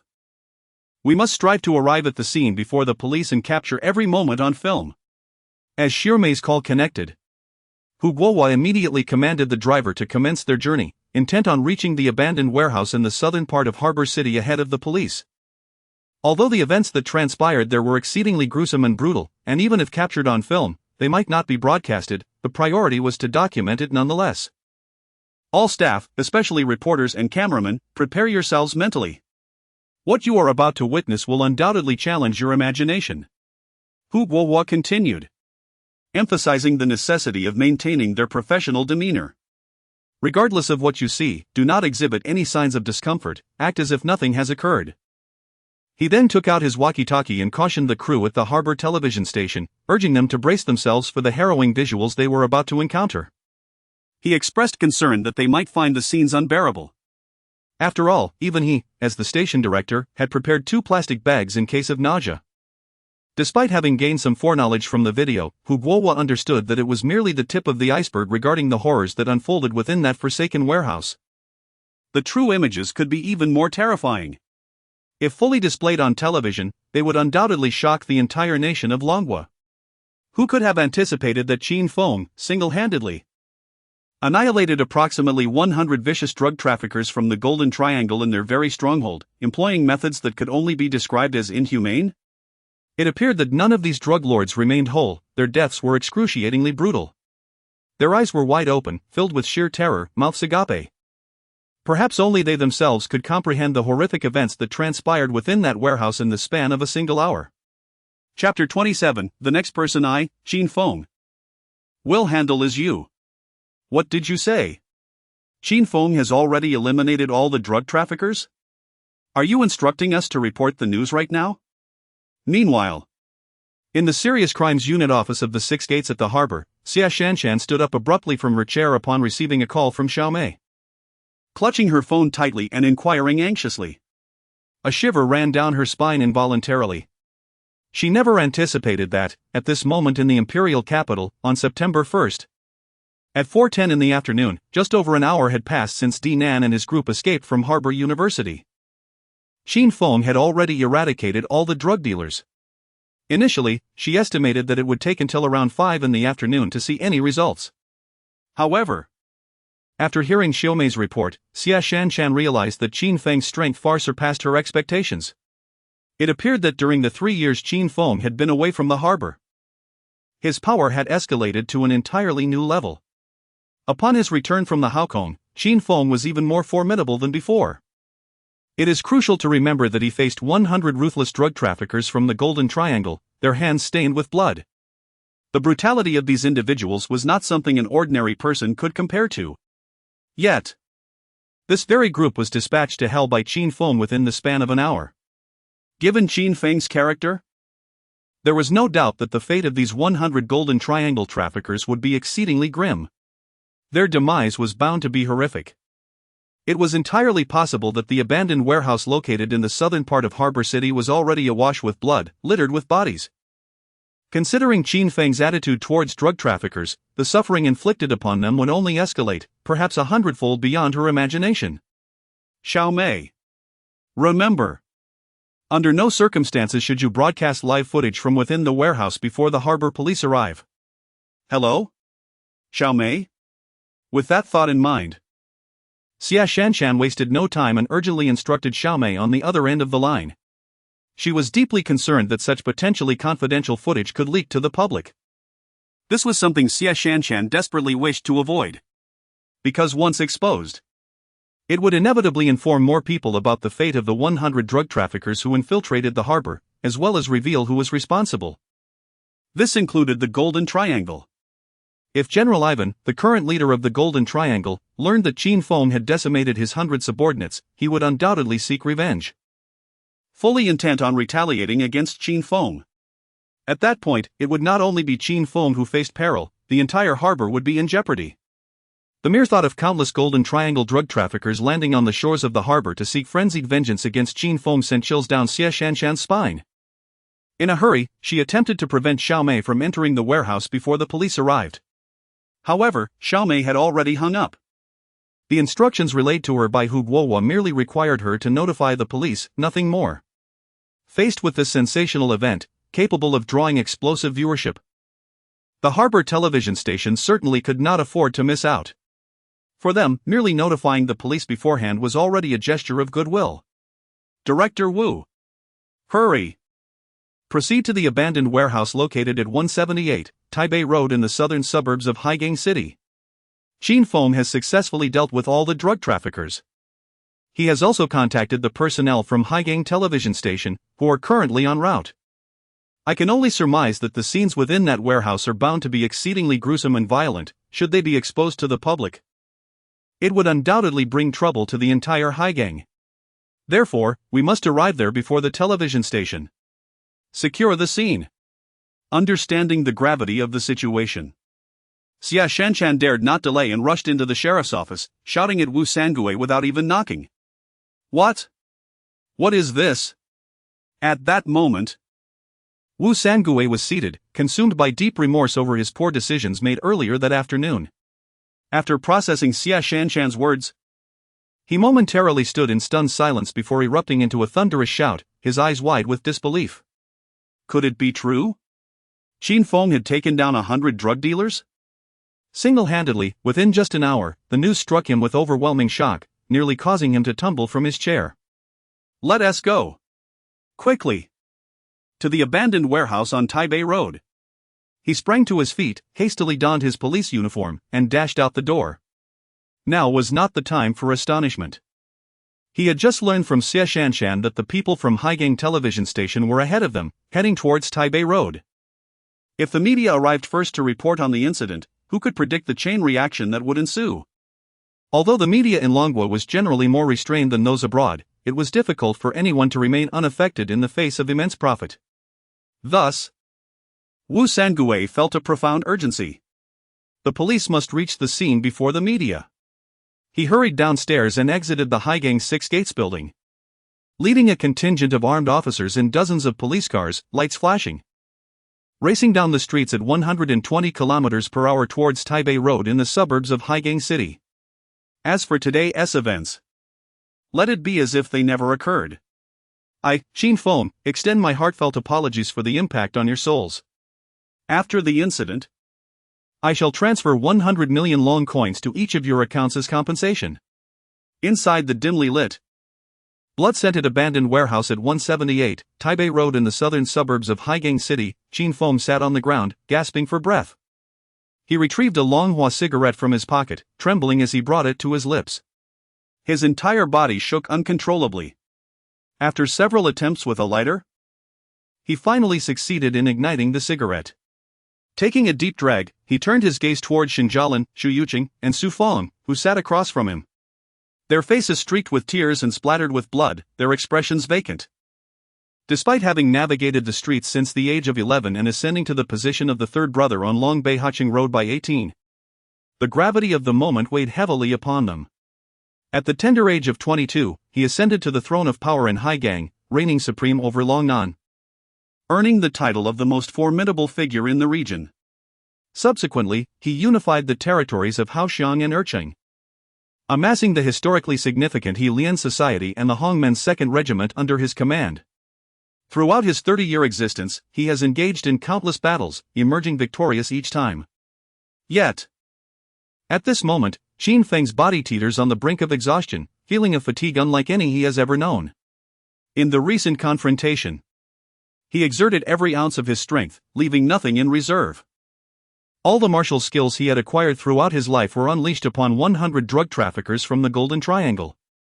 These individuals, hailing from the world's largest drug hub, are battle-hardened warriors, not to be underestimated. Armed to the teeth, they stood in stark contrast to Qin Feng, who was barehanded, relying solely on his iron fists and resilient feet. Had anyone else been in his position today, they would likely have met a grim fate. Mercilessly dispatched by this ruthless band of traffickers, leaving no trace behind. However, the individual standing before them was none other than Qin Feng. The moment he entered the warehouse, he was resolute in his intent to send every one of them to the depths of hell. Those he sought to eliminate could not be spared even by divine intervention. As he surveyed the warehouse littered with corpses, Qin Feng took another deep drag from his cigarette. This, indeed, was the fate that awaited those who dared to peddle drugs in Haigang. At this juncture, upon hearing Qin Feng's words, Shinjialan, Chu Yuqing, and Su Feng appeared oblivious, their gazes fixed vacantly ahead, murmuring to themselves while intermittently breaking into foolish smiles. In truth, they were completely unresponsive. Not only Qin Feng, but it seemed that no words spoken by anyone could penetrate their minds, which had been rendered numb by sheer horror. The brutality they had just witnessed within that warehouse had inflicted profound emotional trauma upon their youthful souls. This was precisely why Qin Feng proposed transferring 100 million long coins to each of their accounts, fully aware of the magnitude of the psychological scars they bore. Yet, prior to the melee, he had specifically instructed the three of them, bound to their chairs, to keep their eyes closed. No matter what transpired or what sounds they might hear, he had promised that they could open them half an hour later. However, the girls, disregarding his counsel, gradually opened their eyes one by one. The moment they did, they were met with a sight that left them utterly stunned, causing some to faint on the spot. Upon regaining consciousness and witnessing the scene anew, they would faint again, repeating this cycle multiple times. It wasn't until the battle had completely subsided, and the warehouse lay silent, with all 100 traffickers from the Golden Triangle vanquished, that the three of them succumbed to a state of delirium. Observing their disoriented condition, Qin Feng let out a silent sigh, choosing not to engage with them further, knowing that any attempt to communicate would be futile, as no words could reach their bewildered minds. But that was of no consequence. 3 years ago, while in the bustling city of Haojiang, he had the opportunity to study some medical techniques under the guidance of an elderly mentor. Consequently, healing these three women and restoring them to their former selves posed no significant challenge. However, deep within, they would inevitably bear some scars. With determination, Qin Feng supported himself with his hands and gradually rose from the ground, taking careful steps towards the warehouse door. He had perceived distant voices calling out, likely the arrival of the television crew. After a brief period of adjustment, he was now capable of standing. Following the intense confrontation, he had lain on the ground for a full 10 minutes, utterly drained of strength. "Is anyone there? We are from the television station." Just then, a woman's voice echoed from outside the warehouse. It was Xiao Mei. Under the leadership of Hu Guohua, The staff from Haigang Television had arrived at the abandoned warehouse located on Taipei Road, south of Haigang City, ahead of the police. Xiaomei took the lead, standing approximately 10 meters from the warehouse door, and called out loudly. Hu Guohua and the rest of the crew stood behind her, their eyes fixed on the warehouse, striving to calm their nerves and steady their breaths. As Xiaomei prepared to call out a third time, the gray-white rolling shutter door of the derelict warehouse began to rise slowly. Everyone held their breath, their anticipation palpable as they dared not exhale. Once the door fully ascended, a man covered in blood, with crimson droplets cascading from his disheveled hair, emerged at the entrance. The onlookers struggled to discern that he was clad in a white shirt, as it was entirely soaked in blood. They could not ascertain whether the blood belonged to the drug traffickers or to Qin Feng himself, perhaps it was a mixture of both. Yet, in that moment, such details seemed trivial. What mattered was that Qin Feng had emerged victorious from the fierce battle, having vanquished 100 traffickers from the Golden Triangle within the confines of the warehouse, and he remained unscathed. At this juncture, the audience was particularly eager to witness the interior of the warehouse, yearning to broadcast it from a first-person perspective to the 30 million citizens of Haigang. Simultaneously, Haigang Television was live-streaming the unfolding events, announcing the latest developments regarding the hostage situation involving students earlier that afternoon. Nearly 20 million citizens were glued to their televisions and mobile devices, representing a staggering two-thirds of Haigang's populace. Witnessing this explosive and record-breaking viewership, Hu Guomin, the station director, felt a surge of exhilaration. He reflected on how their decision to arrive at the scene before the police was undoubtedly the correct one. Dear viewers, what you are witnessing is Haigang Television's exclusive coverage of the hostage incident involving drug traffickers at Haigang University this afternoon.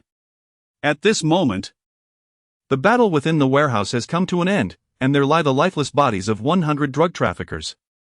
Yes, you heard it right. A full 100. Qin Feng, a freshman at Haigang University, single-handedly annihilated these 100 drug dealers and seized an astonishing ton of narcotics. Now, let us follow the camera and venture inside the warehouse to uncover the truth. Standing before the camera outside the warehouse is Li Na, a distinguished television host clad in a pink suit and skirt, paired with a white short-sleeve shirt and high-heeled shoes. Her fair complexion and braided hairstyle exude an air of professionalism. With excitement, she addresses all the viewers across Haigang, conveying her fervor for this live broadcast. To facilitate this event, Hu Guomin has summoned Li Na, a seasoned anchor with 20 years of experience, known for her composure in any situation, to report live from the scene. Li Na, brimming with confidence, believes she is more than capable of handling the task at hand. However, despite her mental preparations for the unsettling sights that might await her inside the warehouse, she is unable to contain herself. As she steps inside with the cameraman, the horrific scene overwhelms her, and she bends down, retching violently in front of the camera. The ground becomes a canvas of her distress. The male cameraman, upon witnessing this through the lens, also succumbs to dry heaves and fits of coughs, causing the camera to shake uncontrollably. Despite his efforts to maintain his composure as a man, he ultimately cannot resist and joins Li Na in her moment of nausea. Inside the vast, abandoned warehouse at the harbor, rivers of blood flow and corpses litter the floor. The heads of all the drug traffickers have been severed, rendering them as headless knights. Many have been disemboweled, their innards cruelly extracted. Qin Feng has shown a level of commitment to these individuals from the Golden Triangle that is truly remarkable, a testament to his ruthlessness. The gruesome scene far exceeds the imaginations of both Li Na and the cameraman. Before entering, they had envisioned countless scenarios, yet none could have anticipated such a horrific sight. These drug traffickers from the Golden Triangle are indeed ferocious, each one a killer without a second thought, hands stained with countless lives. Yet, at this very moment, they realize there exists someone in this world who is even more merciless than they are. That individual is none other than Qin Feng, once the notorious leader of Haigang, renowned as the fiercest man in Longnan. As Hu Guohua, the station director, steps foot into the warehouse, he is met with this ghastly scene and immediately fumbles in his pocket for 2 prepared plastic bags. However, before he can retrieve them, his body involuntarily reacts, and he begins to vomit uncontrollably. At that moment, his insides feel far worse than he could have ever imagined. Upon witnessing the scene, Over half of the 20 million citizens in the harbor experienced a visceral reaction of nausea. The remainder exhibited varying degrees of intense retching and coughing, with some even shedding tears. Listen closely, Ivan. I am aware of your discontent. However, refrain from reacting hastily. For the next target of Qin Feng shall be none other than yourself. Today's events serve merely as a slight lesson for your Golden Triangle.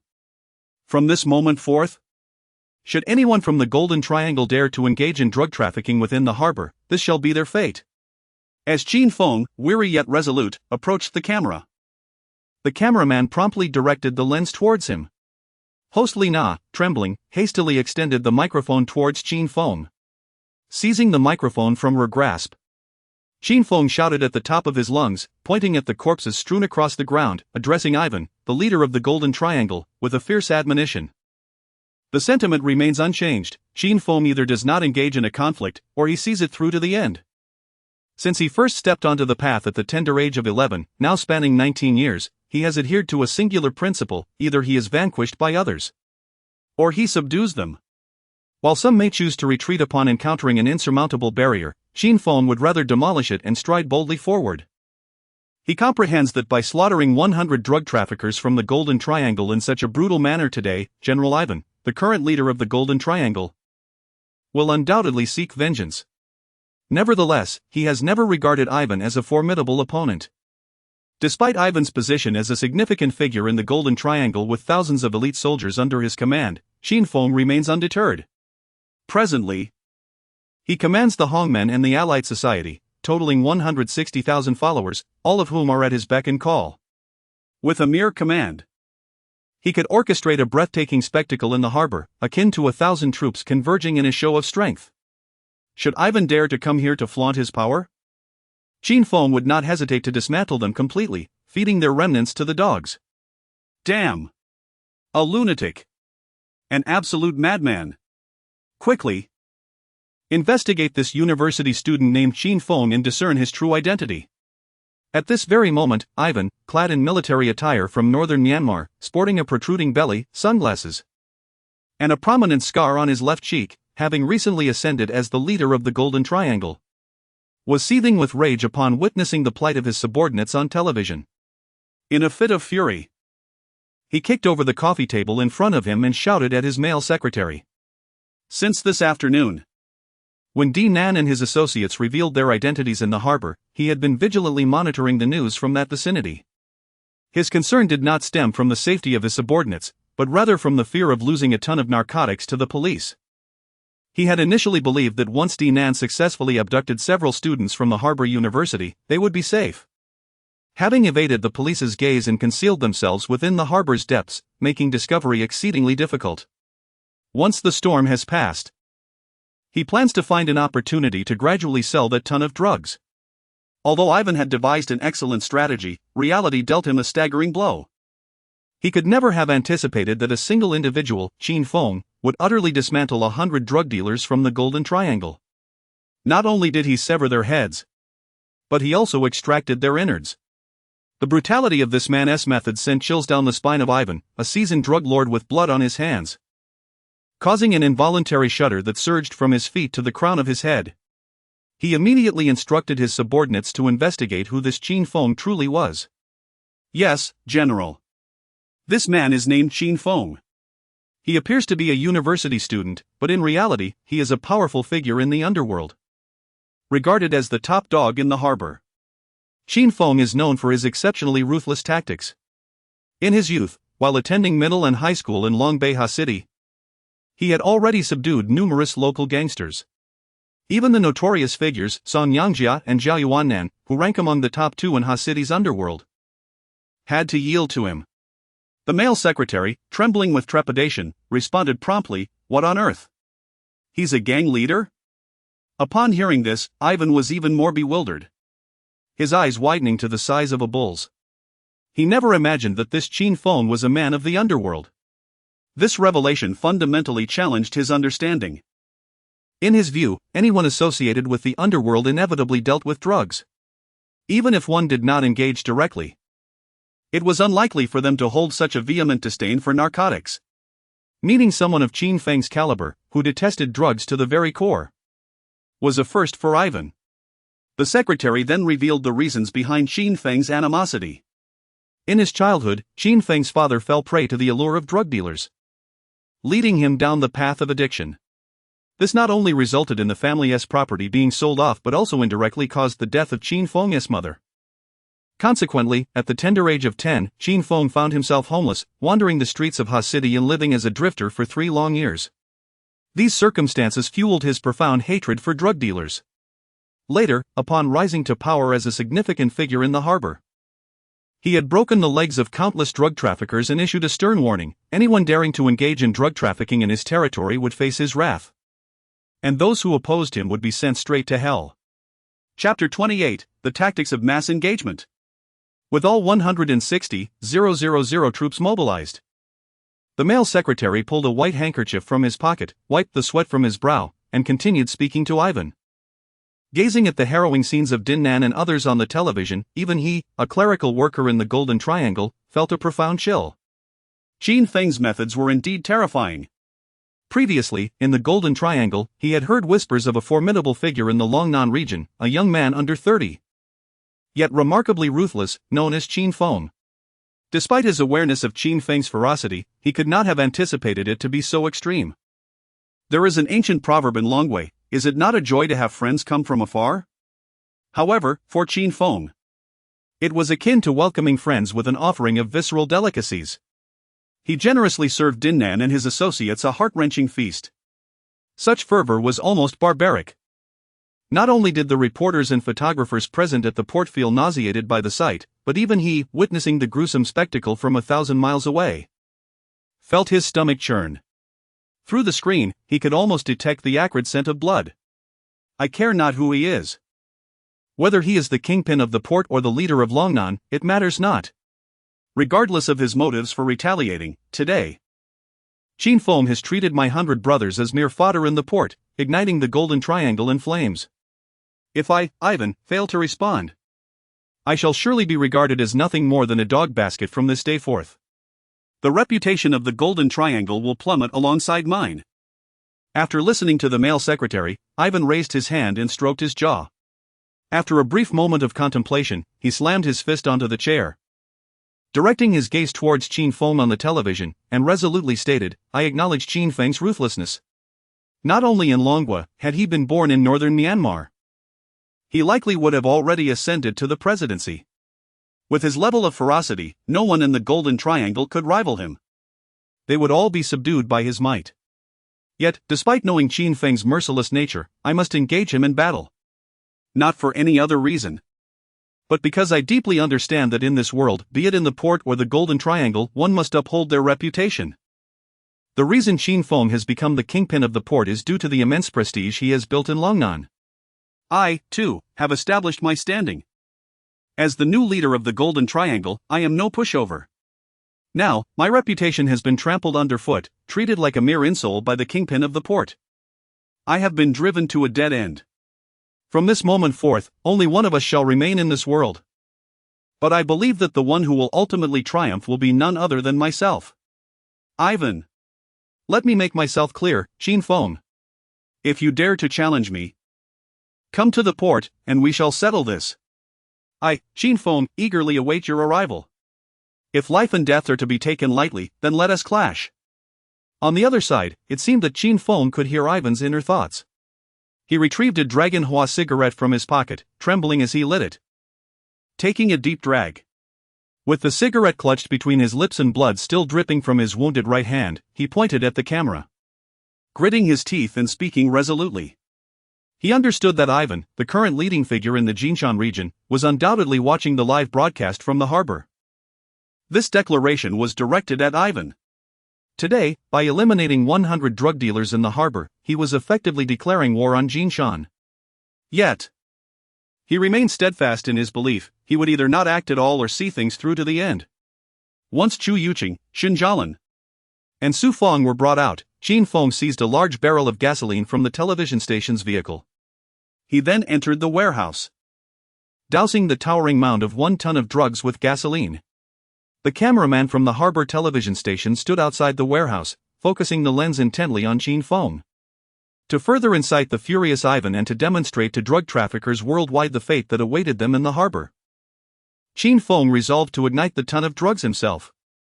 He aimed to convey his unwavering determination in the fight against narcotics. Ivan, take a good look.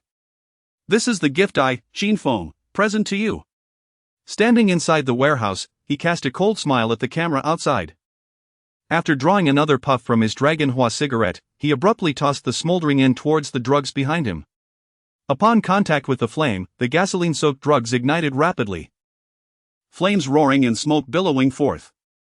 With his hands tucked into his pockets, Qin Feng, under the gaze of the television cameras and the audience, resolutely strode towards the exit of the warehouse, intent on turning the bodies of the 100 drug dealers and the hazardous ton of narcotics to ashes. Although he risked repercussions from the police for taking such unilateral action, he remained unconcerned. Qin Feng was a man of fierce resolve. He believed in being decisive, either not acting at all or going all the way. Had he cared so much? He could never have become the most formidable figure in Longnan today. Just as Lin Zexu once burned opium at human to bolster national spirit, so too did Qin Feng eliminate drug dealers in the harbor. By igniting the drugs, he sought to proclaim to the world that the Longhua people would resist the invasion of foreign narcotics, passing on their fiery spirit through generations. No matter the era, it would never be extinguished, rather, it would only grow stronger. Qin Feng, I vow to kill you. Ah! Meanwhile, Ivan, situated in the Golden Triangle, was entirely enraged upon witnessing the destruction of the billions of dollars worth of drugs he had sent to the harbor, incinerated before his very eyes by Qin Feng. His corpulent face turned a shade of deep red, veins bulging, while the scar on his left cheek pulsated violently. His fists clenched tightly, teeth grinding audibly. Transmit my military orders. All forces of the Golden Triangle, prepare yourselves. I shall personally lead a contingent to the harbor.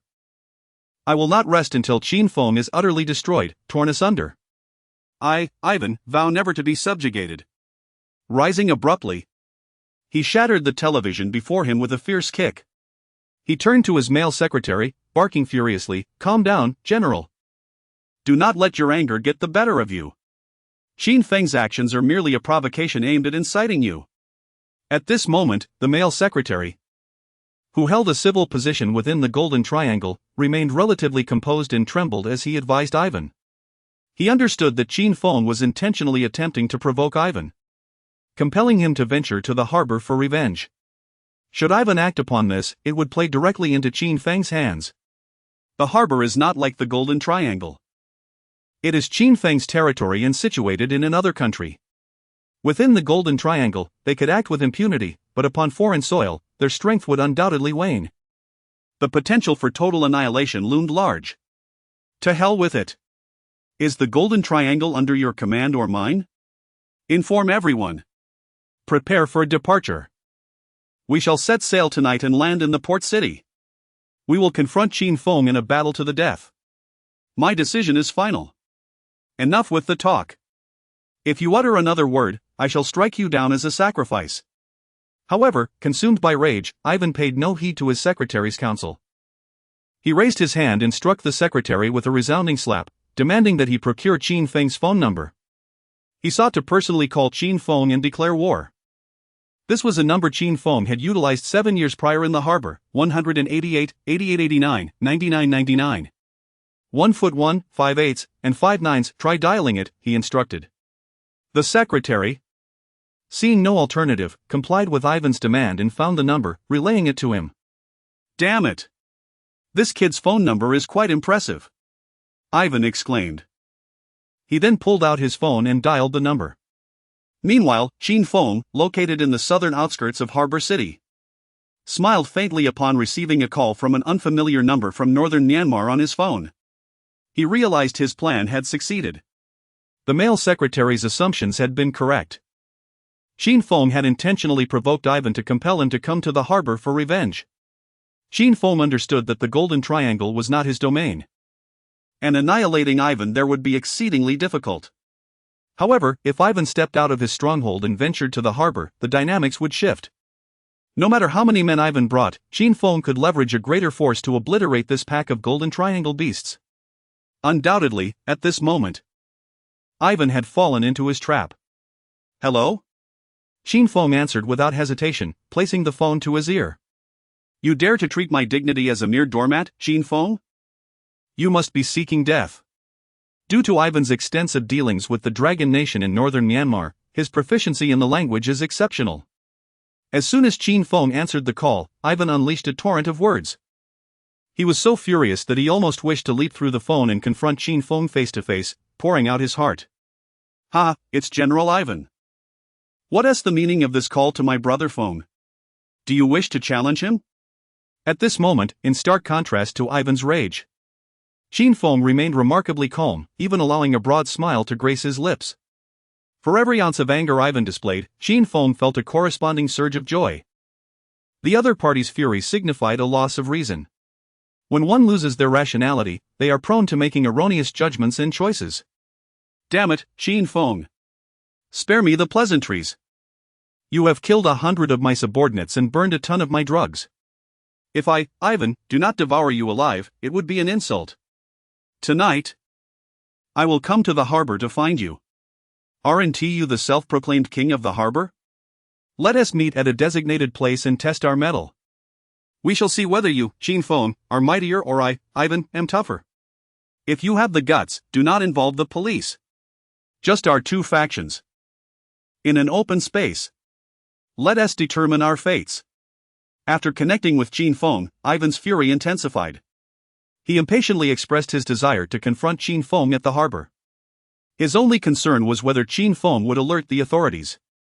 If the Dragon Nation's police intervened, it would create significant complications for him.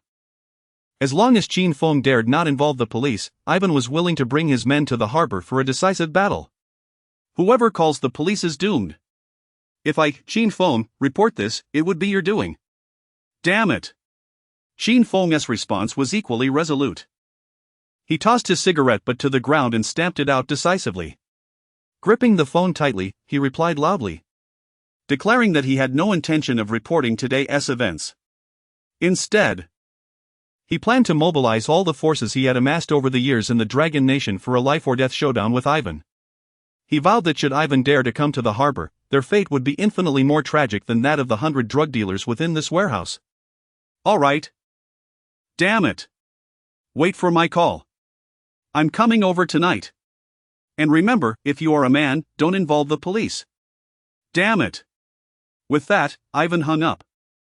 Preparing for the night's assault on the harbor, he reiterated to Qin Feng that if he was a real man, he should refrain from calling the authorities.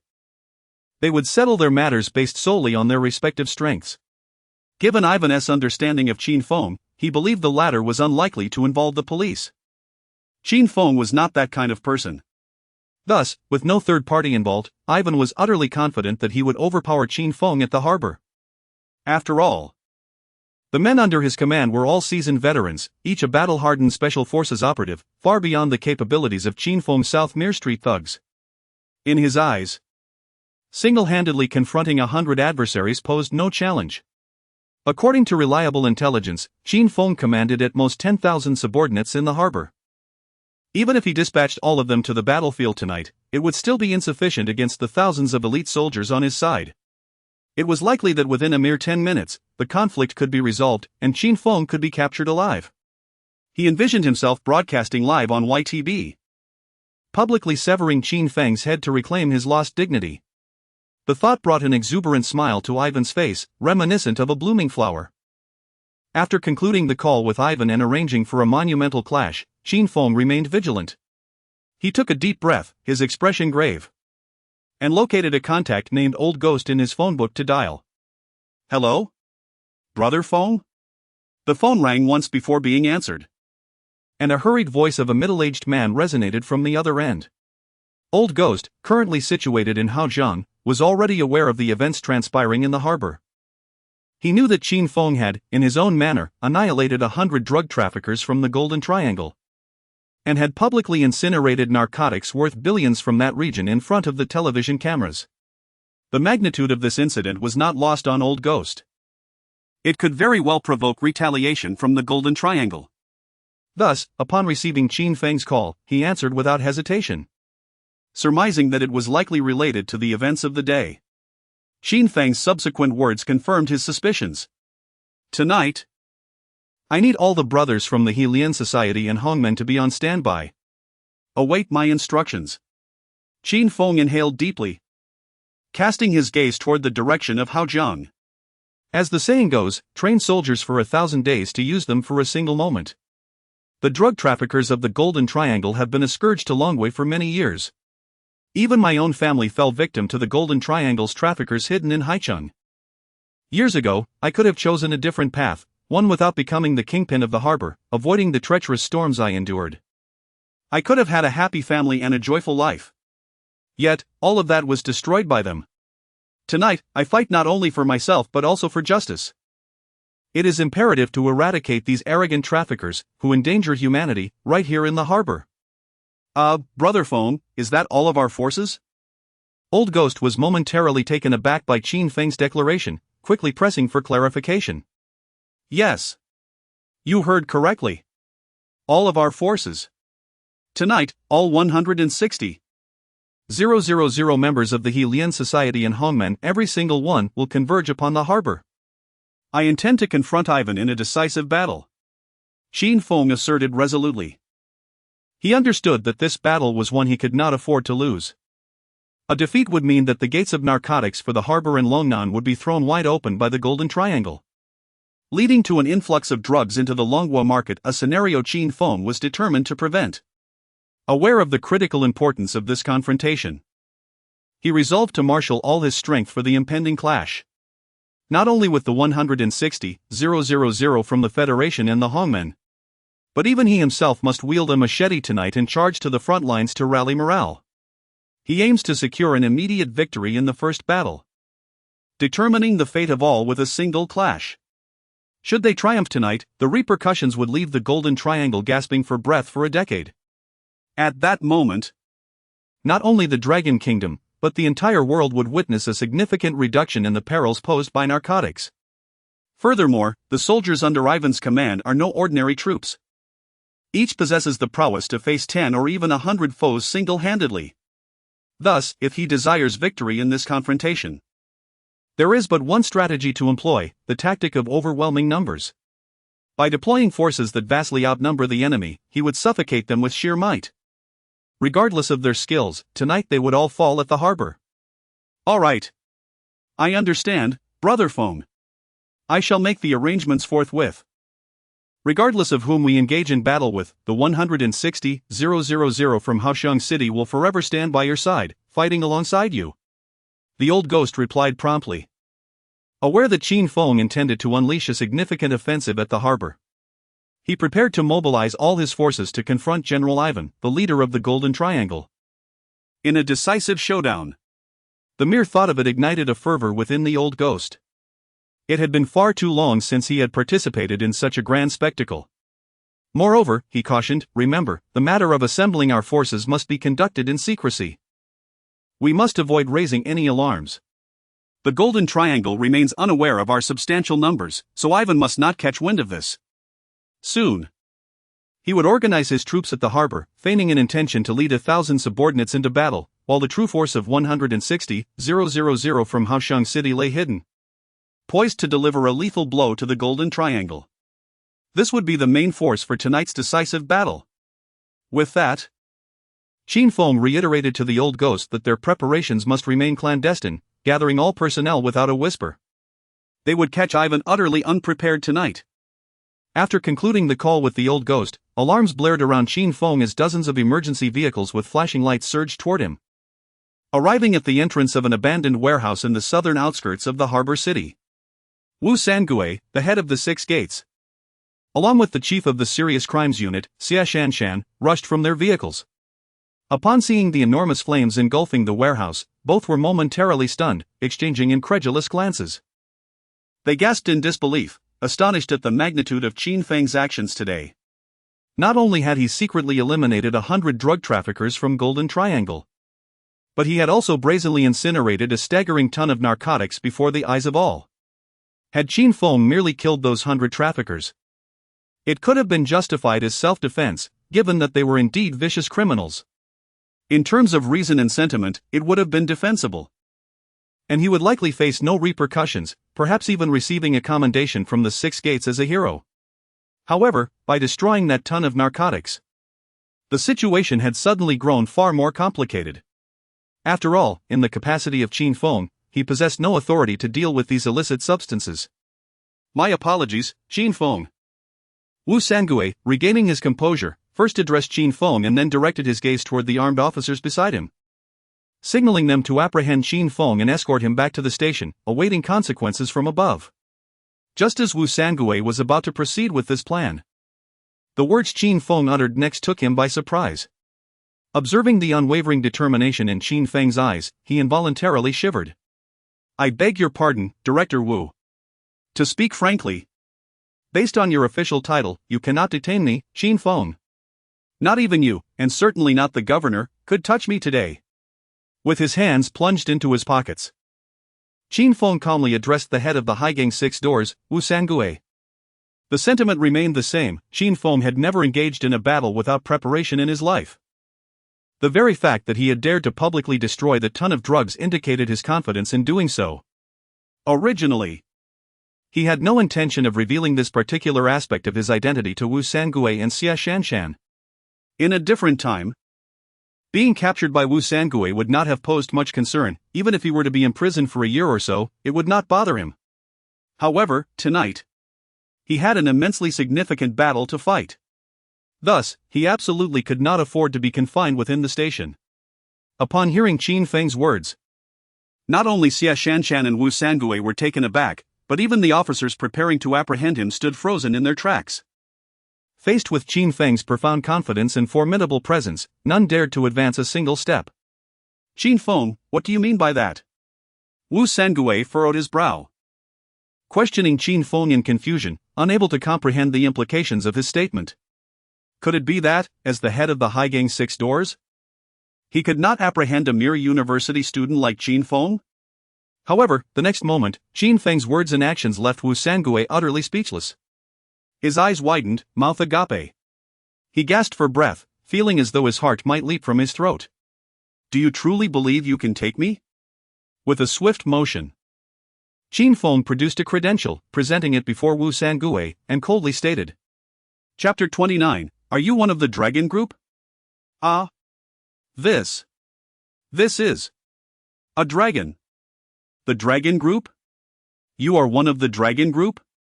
Upon discerning the golden dragon embossed identification card in Qin Feng's hand, which bore the exclusive seal of the Imperial Capital's Special Operations Group, Wu Sangue nearly lost his balance, teetering on the verge of collapse. In that fleeting moment, he comprehended the full weight of Qin Feng's earlier assertions. If Qin Feng were indeed a member of the Dragon Group, then as the modest head of the Six Doors in this small locale, he would be utterly powerless to apprehend him. Not even the provincial governor could intervene, for the rank of a Dragon Group member surpassed that of a governor by 3 tiers. In times of war or during exceptional circumstances, they possessed the authority to present their credentials and assume command over an entire city. Wu Sangue could never have anticipated that Qin Feng was affiliated with the Dragon Group. This organization operates beyond the jurisdiction of any individual. Officials from any city are utterly incapable of issuing commands to them. They answer solely to the Imperial Capital and are the most elite and clandestine operational group in the entire Dragon Nation. They are often likened to the FBI of the United States, the MI6 of the Eagle Nation, and the KGB of the Goose Nation. Collectively regarded as the 4 most formidable organizations in the world. Reports indicate that the number of Dragon Group members does not exceed 5, each possessing extraordinary skills, far from ordinary individuals. It was unfathomable that Qin Feng was one of them. Beside him, Xia Shanshan, upon witnessing the identification card in Qin Feng's possession, felt a similar tension, scarcely daring to breathe. While this revelation was somewhat unexpected, it also felt within the realm of possibility. After all, Qin Feng had previously aided her in solving significant cases during their time in the harbor. Had he not possessed some extraordinary identity? He likely would not have taken such actions. Yet, Xia Shanshan was mistaken. Qin Feng had truly entered the dragon group the year he departed from the harbor. By a twist of fate, he had joined the highest operational organization in the Dragon Nation, embarking on a mission to the city of Macau. 3 years later, he successfully unified the long-established and populous associations of the United Society and the Hongmen, accomplishing the task assigned to him. He had firmly grasped the power of the Red Dragon Twin Clubs, which could mobilize 160,000 troops. It was precisely because of his capabilities in this regard that he had been chosen. The truth had proven him right, no one else could have fulfilled such a task. In merely 3 years, he had eradicated all opposition. He recalled that when he first arrived in Macau, he carried only an empty shoulder bag, yet upon his departure, it contained 2 clubs symbolizing absolute power and identity. The trials, tribulations, and bloodshed he endured over those 3 years were known only to Qin Feng himself. A struggle far more arduous than anything he faced in Ha City and the harbor combined. However, regardless of the challenges, everything had been accomplished. Now, he stood as a formidable figure in both the United Society and the Hongmen.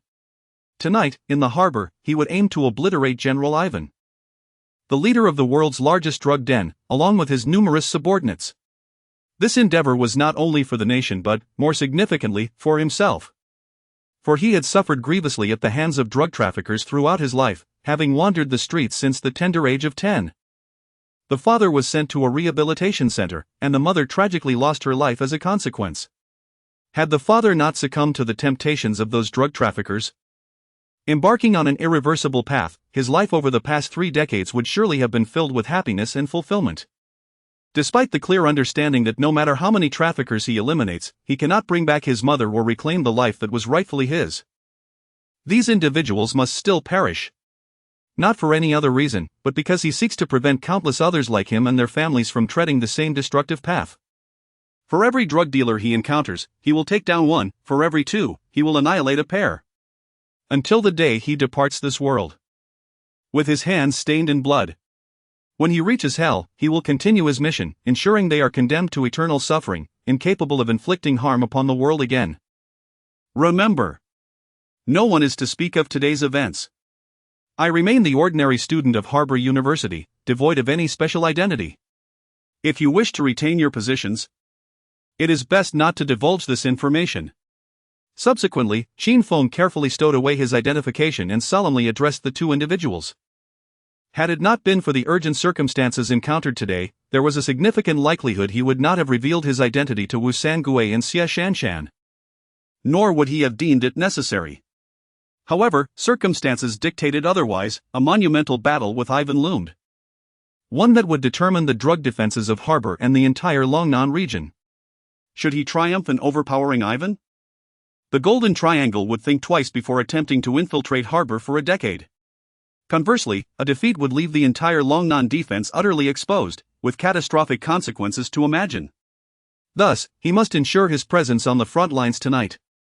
Merely relying on the 160,000 troops from Haoxiang and the local societal figures would be insufficient to dismantle the Golden Triangle. Only by taking command at the core, orchestrating the entire army, and employing appropriate tactics to encircle Ivan and his cohorts could he hope for victory. Utilizing numerical superiority to grind down these battle-hardened, formidable soldiers from northern Myanmar like a meat grinder was the only path to success. Otherwise, regardless of their numbers, they would be overwhelmed by the enemy's relentless assault, collapsing under the pressure. As the saying goes, a train runs swiftly, all thanks to the locomotive leading the way. Therein lies the truth, with no faults to be found. All right. Very well, Agent Qin Feng. No, I mean, classmate Qin Feng. Upon hearing Qin Feng's words, Wu Sangue, the head of the 6 doors, nodded heavily, realizing he had misspoken and quickly correcting himself. Qin Feng had expressly instructed them never to reveal his identity in front of outsiders. Thus, from this day forth, Qin Feng would continue to appear as that ordinary student of Harbor University, without any unnecessary background. Yet, he must remain acutely aware that the individual before him held a position of authority far exceeding his own by at least 5 ranks or more. Very well. Send a car to take me back to Harbor University. Qin Feng said little more, simply nodding in agreement. preparing to return to school to complete the remaining classes of the afternoon, and then to ready himself for the monumental confrontation with the golden triangle that awaited him that night. Upon his arrival at the gates of Haigang University in a police vehicle, he was struck by the scene before him, which could aptly be described using a phrase from a comedic skit. The sound of drums and gongs filled the air, red banners fluttered, firecrackers exploded, and a throng of people surged. Under the leadership of Principal Wang Yusheng, the entire faculty and student body had gathered to welcome his return with fervor. Colorful banners were unfurled, and the university's cheerleaders, clad in short skirts and revealing their long legs, joined the festivities. Nearly 100 girls, holding bouquets, rushed towards him the moment he stepped out of the car, clamoring to present him with flowers. "Brother Feng, you're amazing. Welcome back, King Feng. You look so incredibly handsome." In addition, Yang Fan and the 13 young men he had recently taken under his wing had purchased a plethora of firecrackers, which they set off at the university entrance while cheering enthusiastically. In an instant, the air was filled with the sounds of crackling fireworks. Faced with the enthusiastic reception from faculty and students, akin to that of a hero's return, Qin Feng felt a sense of discomfort.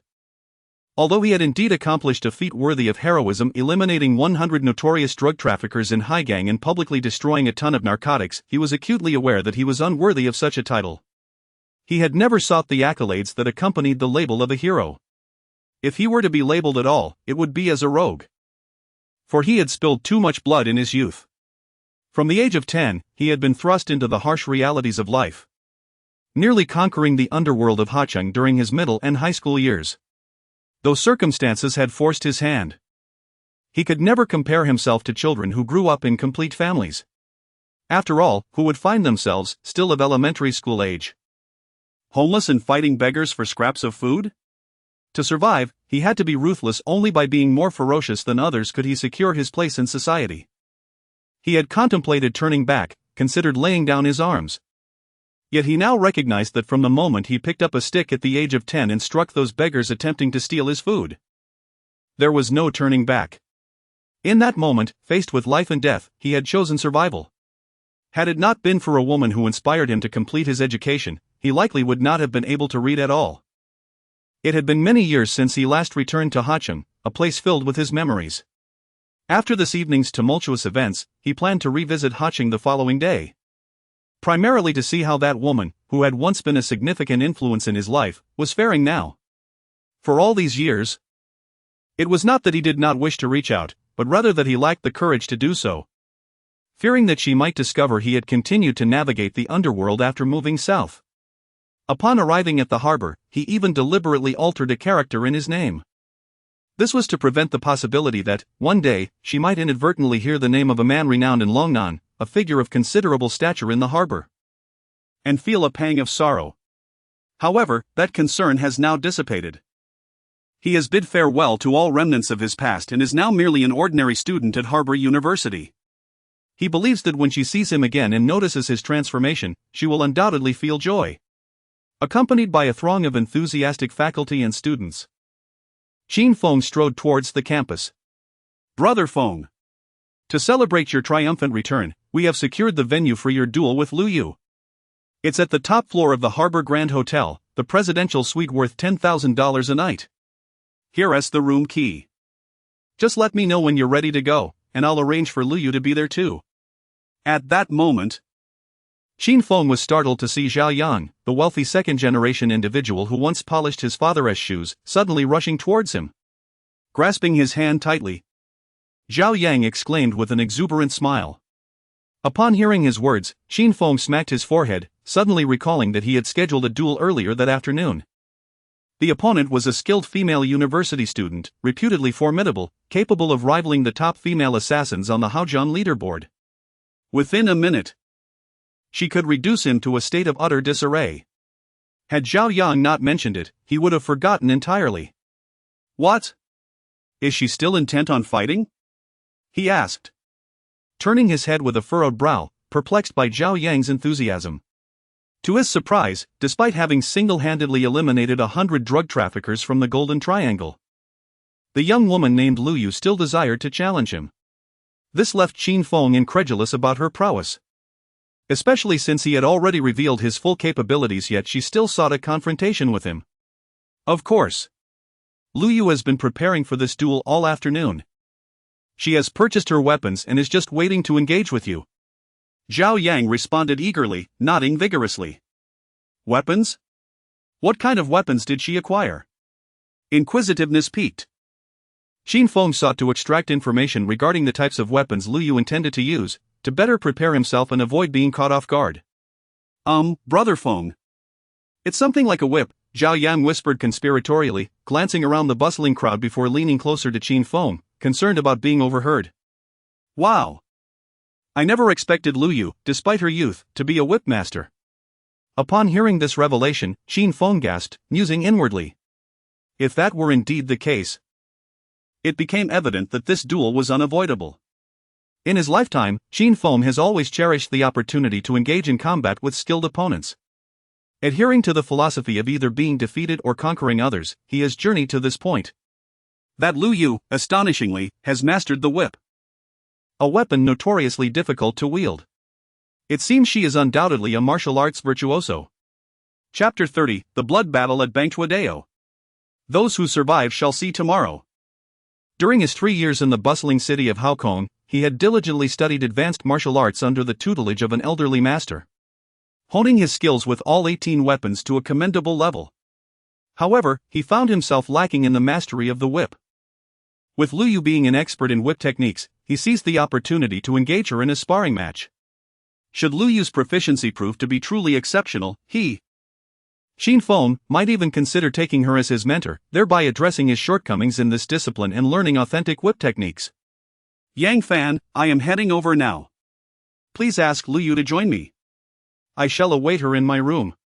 Without a moment's hesitation, Qin Feng turned to Zhao Yang with a serious demeanor. He had resolved not to wait any longer. A confrontation with Lu Yu was imminent. Qin Feng thrived on the thrill of facing skilled opponents and was eager to test his mettle against her. All right, Brother Feng.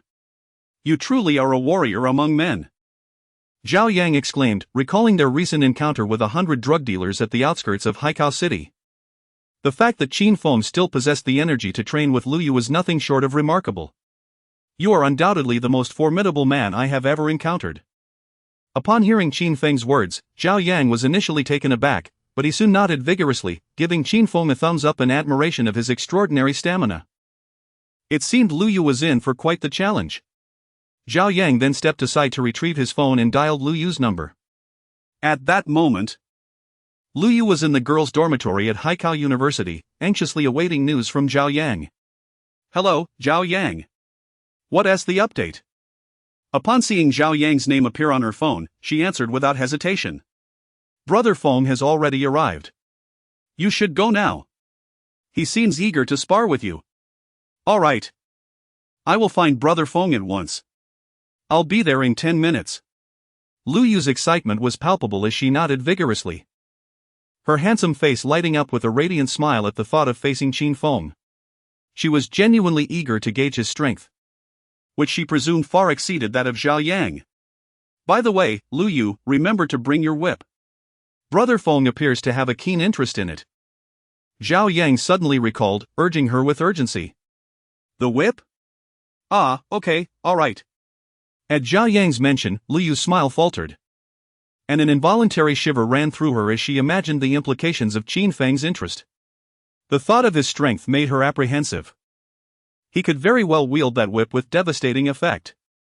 However, it mattered little, for Qin Feng was undoubtedly the most dazzling man in the entire harbor city and the idol of Lu Yu. Even if it meant facing the brunt of his formidable prowess, she would willingly embrace it.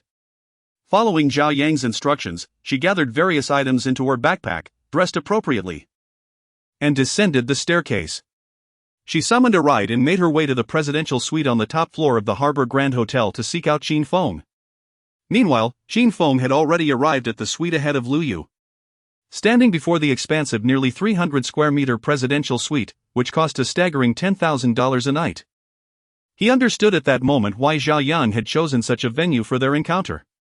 It was not merely for its opulence, but for the ample space it provided, allowing them to unleash their full martial prowess. Xin Feng settled cross-legged upon the sofa, entering a meditative state as he gathered all the energy within him, awaiting Lu Yu's arrival. He was acutely aware that he could not afford to be careless in this impending duel.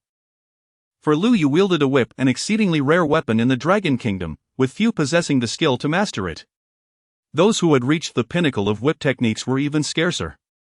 Given Lu Yu's audacity to engage him with such a weapon, she was likely formidable in her own right, and thus, he resolved to remain vigilant. Before long, a mere 5 minutes passed when the doorbell of the presidential suite chimed. Upon hearing the sound, Xin Feng's eyes flew open as he surmised that Lu Yu had arrived. He leaped from the sofa, swiftly approached the door, inhaled deeply to steady his racing heart, and opened it wide. To his surprise, standing at the entrance was none other than Lu Yu herself. She was clad in a JK uniform, featuring a black skirt and a pink blouse, with white stockings adorning her thighs, and her feet encased in black casual leather shoes. Xin Feng raised an eyebrow at her attire, taken aback by her choice of clothing for their confrontation. "Please, come in," he gestured, refraining from further commentary as he allowed her to enter. After all, one must not judge solely by appearances, for as the saying goes, do not judge a book by its cover. He recalled how 2 female assassins from the harbor city, who once sought his life, had donned remarkably similar attire, complete with short skirts and stockings. Lu Yu's choice of a more aggressive JK ensemble suggested that her capabilities were undoubtedly on par with those two. Care for a smoke? Once inside, Xin Feng did not rush into combat but rather invited her to sit on the sofa. He then produced a Dragon Hoa cigarette from his pocket and offered it to her with a smile. After all, in a contest between masters such as themselves, it was customary to engage in some preliminary interaction before the formal duel commenced. By that time, both parties would have completely severed ties, engaging with full force and leaving no room for sentimentality. "I do not smoke." Facing the cigarette offered by Xin Feng, Lu Yu shyly lowered her head and waved her hand, saying, her cheeks flushed like a ripe apple, "It's all right, no need to feel embarrassed. We are all adults here. It is perfectly normal to spar and refine our skills. Have you brought everything?" Observing the somewhat bashful Lu Yu, Xin Feng took a puff of his cigarette and continued, "I did not expect Lu Yu to be so reserved. However, it is understandable. After all, she is just in her early 20s, quite different from someone like me, who has long been accustomed to the social arena and frequently engages in competitions." He then inquired about the matter of greatest interest to him, whether Lu Yu had brought her whip. Today, he was most eager to experience her whip technique, to see if it truly was as impressive as rumored. "Yes, Brother Feng. It's all in here." Upon hearing Xin Feng's words, Lu Yu quickly unfastened her backpack and placed it on the sofa, patting it and earnestly responding to Xin Feng. She understood that he was likely referring to a leather whip. With this thought, her cheeks burned even hotter, and her body began to tremble slightly with nervousness. She was uncertain if her petite frame could withstand the strikes from Xin Feng. Nevertheless, she was determined to cooperate with him and complete the necessary procedures, regardless of the discomfort she would endure. Given Xin Feng's strength, it was entirely possible that she would be left with significant bruising. "Ah. I assume there are elders at home who are aficionados of whip techniques. Perhaps your father and grandfather also enjoy wielding them?" Observing the backpack in Lu Yu's hands, Xin Feng nodded in satisfaction. He then took another puff of his cigarette and smiled at Lu Yu, asking, "In my opinion, a young girl like you, barely 20, could not possibly master such an intricate whip technique without influence from her family. It is likely that your father and grandfather are masters in this realm, akin to legendary figures. This." Hearing Xin Feng's words, Lu Yu was momentarily taken aback. She suddenly raised her head, staring blankly at him, biting her lip.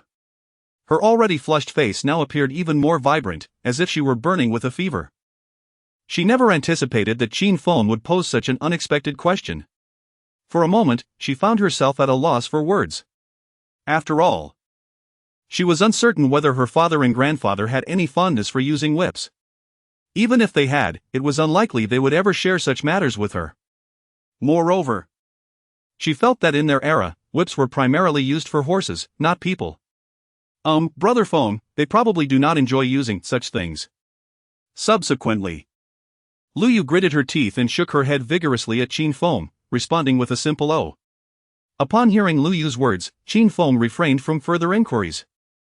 It appeared that Lu Yu was even more formidable than he had initially presumed.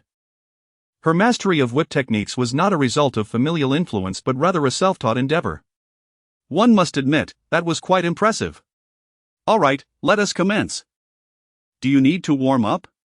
Qin Feng extinguished the cigarette in his hand, rose from the sofa, and solemnly addressed Lu Yu, preparing for an earnest exchange to gauge the prowess of her whip skills.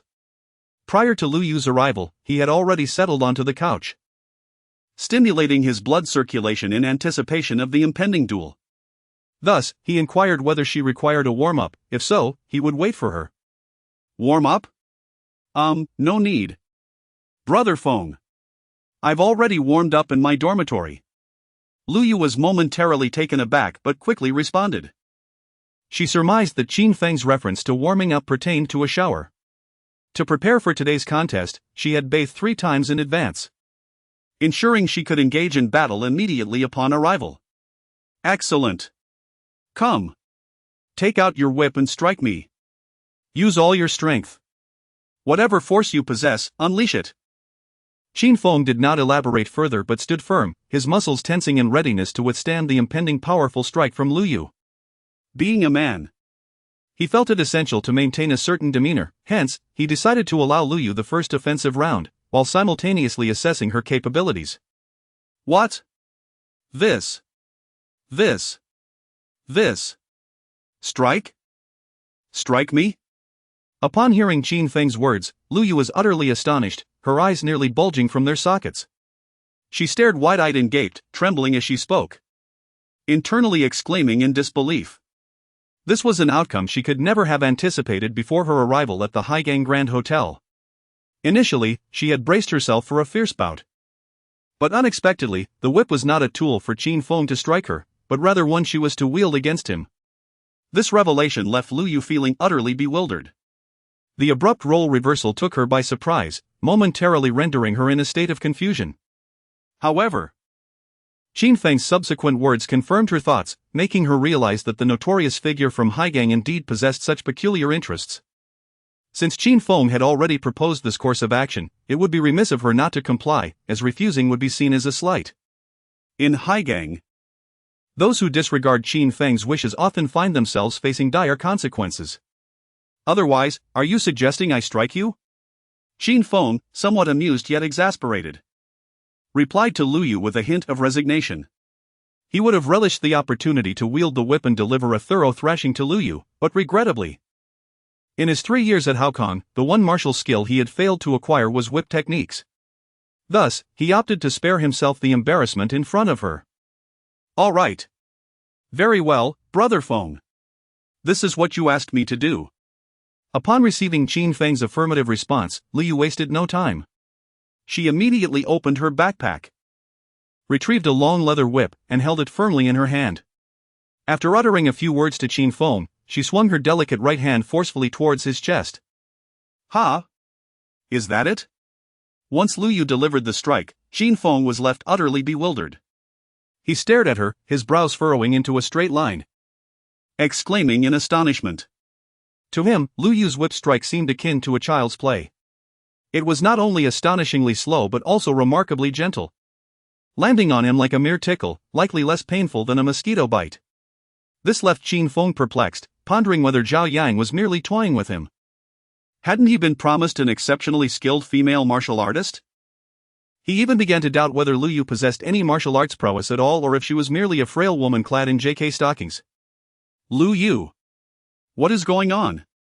Zhao Yang claimed you could make me vomit uncontrollably within a minute. Aside from your whip technique, do you possess any other skills?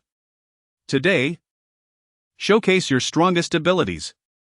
Let me witness your prowess." At this moment, Qin Feng, thoroughly dissatisfied with Lu Yu's whip technique, sternly addressed her. "Brother Feng. Zhao Yang did not mislead you. My true expertise lies in surgery. Whip techniques are not my forte. If we were to engage in a confrontation, I am confident that within 30 seconds, I could have you retching incessantly." Upon hearing Qin Feng's words, Liu hastily discarded the whip and stated earnestly. She genuinely wished to make him vomit, but alas, he had not afforded her the opportunity. With just a whip. She felt that not only she but any woman in this world would struggle to achieve that. Very well. Let me witness the extent of your surgical skills. Qin Feng inhaled deeply and nodded. All right. Just wait a moment, Brother Feng, while I wash my hands. Lu Yu then excitedly made her way to the restroom. As Qin Feng sat on the sofa, lighting a cigarette while waiting for her, he suddenly received a phone call. The moment he answered, his expression changed dramatically. And he hurriedly strode towards the door. Brother Feng, what's wrong? I'm all set. I can take you down immediately. Let me show you my strength. At that moment, Lu Yu emerged from the restroom, having finished washing her hands. Upon seeing Qin Feng's hurried demeanor as he prepared to leave, she furrowed her brow in confusion and inquired. There's no time. Tonight, I have a confrontation to attend to. If I return alive, I will witness your surgical skills. With that, Qin Feng left the room, taking the elevator down. Just moments ago, he received a call from his top disciple, Lao Gui, who was in the bustling city of Haokong. The message conveyed credible intelligence that operations had commenced in the Golden Triangle. In preparation for tonight's monumental clash, Ivan had meticulously mobilized 7,000 elite troops from northern Myanmar. These soldiers were en route from the Golden Triangle to Hanoi, poised to embark on a vessel at the Haiping port, passing through Haokong.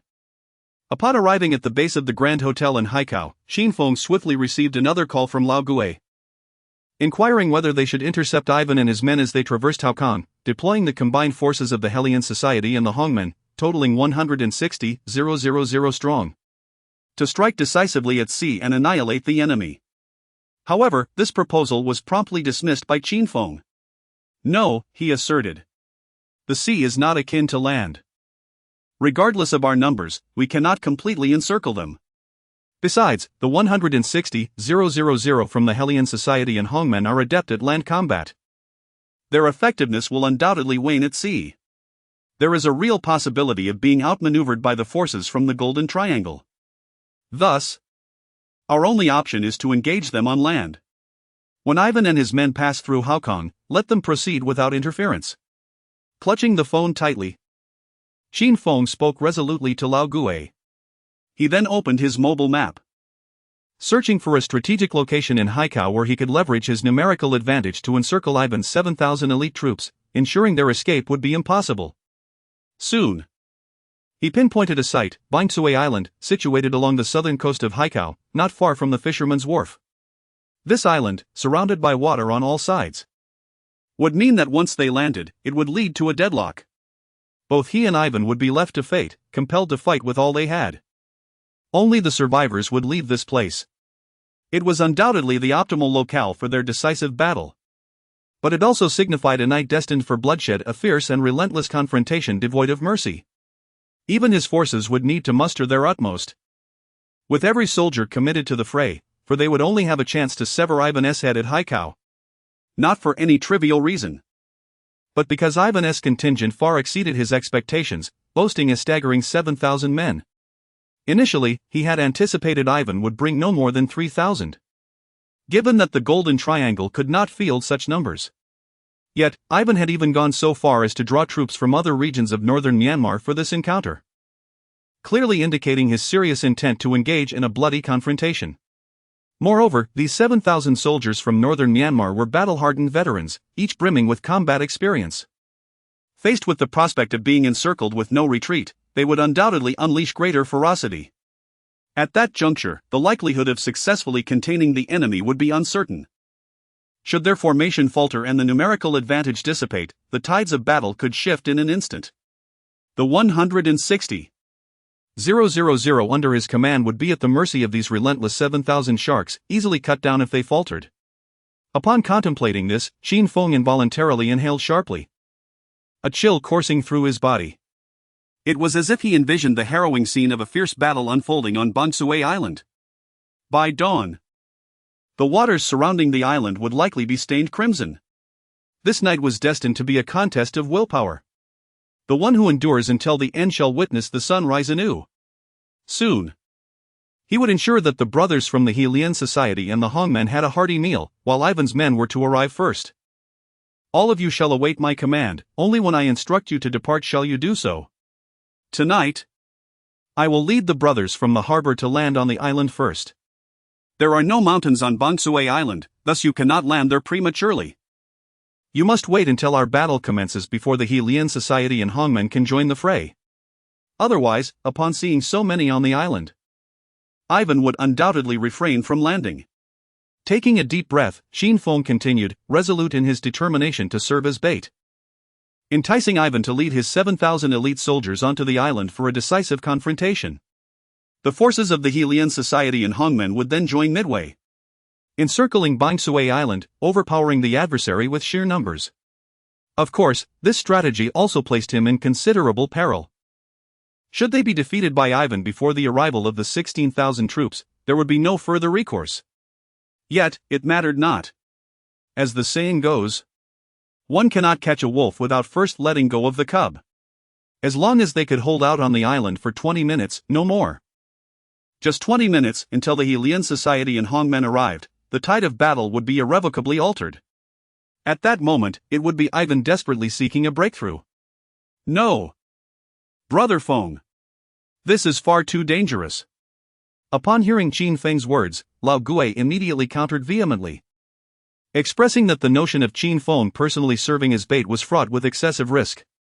Should misfortune befall Qin Feng, it would leave the 160,000 members of the Haoxiang Second City, along with Qin Feng's local forces, in a state of disarray. As the adage states, a train runs swiftly only when led by its engine. Should this spiritual leader fall, their numerical advantage would dissipate entirely. Regardless of their numbers, they would be slaughtered without mercy. I have made my decision. No further discussion is needed. We shall proceed as I have outlined.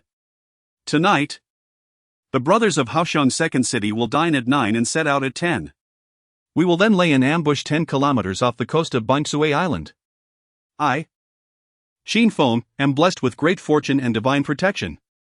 Even in death, I shall drag these wretched beasts of the Golden Triangle down to hell with me. Chapter 31, to the magnificent cities of Shang and Su for recruitment. A great battle is imminent. Upon uttering those words, the old ghost, Qin Feng, abruptly severed the call, denying the other party any further opportunity to speak.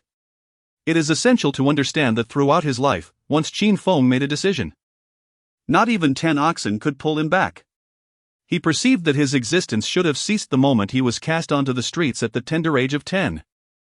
After all, it is illogical for a mere child of that age to survive the frigid winter of Hastily. Yet, he persevered.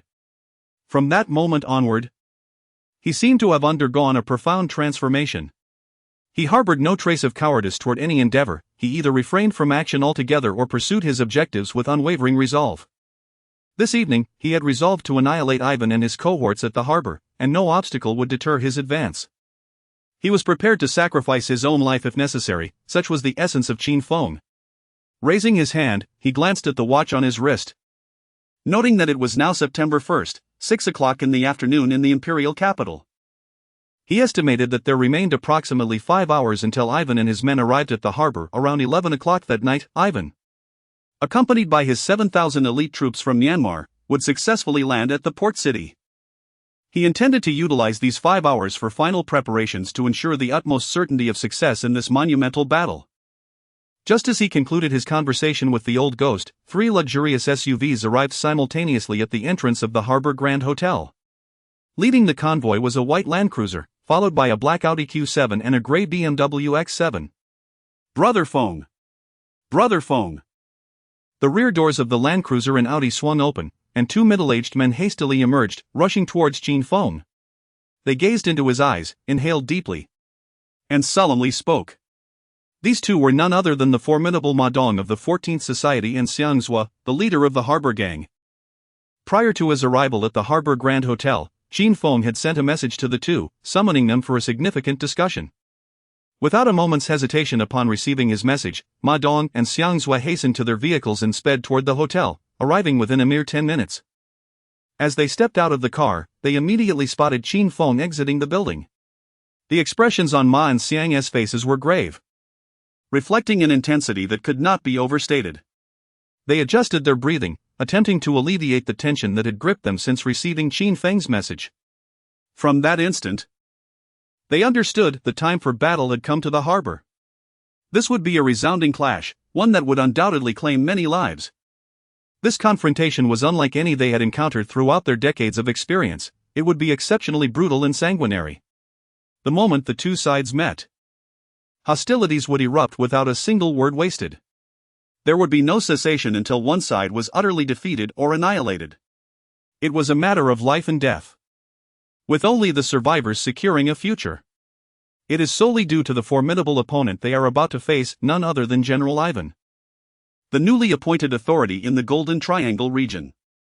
As the saying goes, a new official brings 3 fires.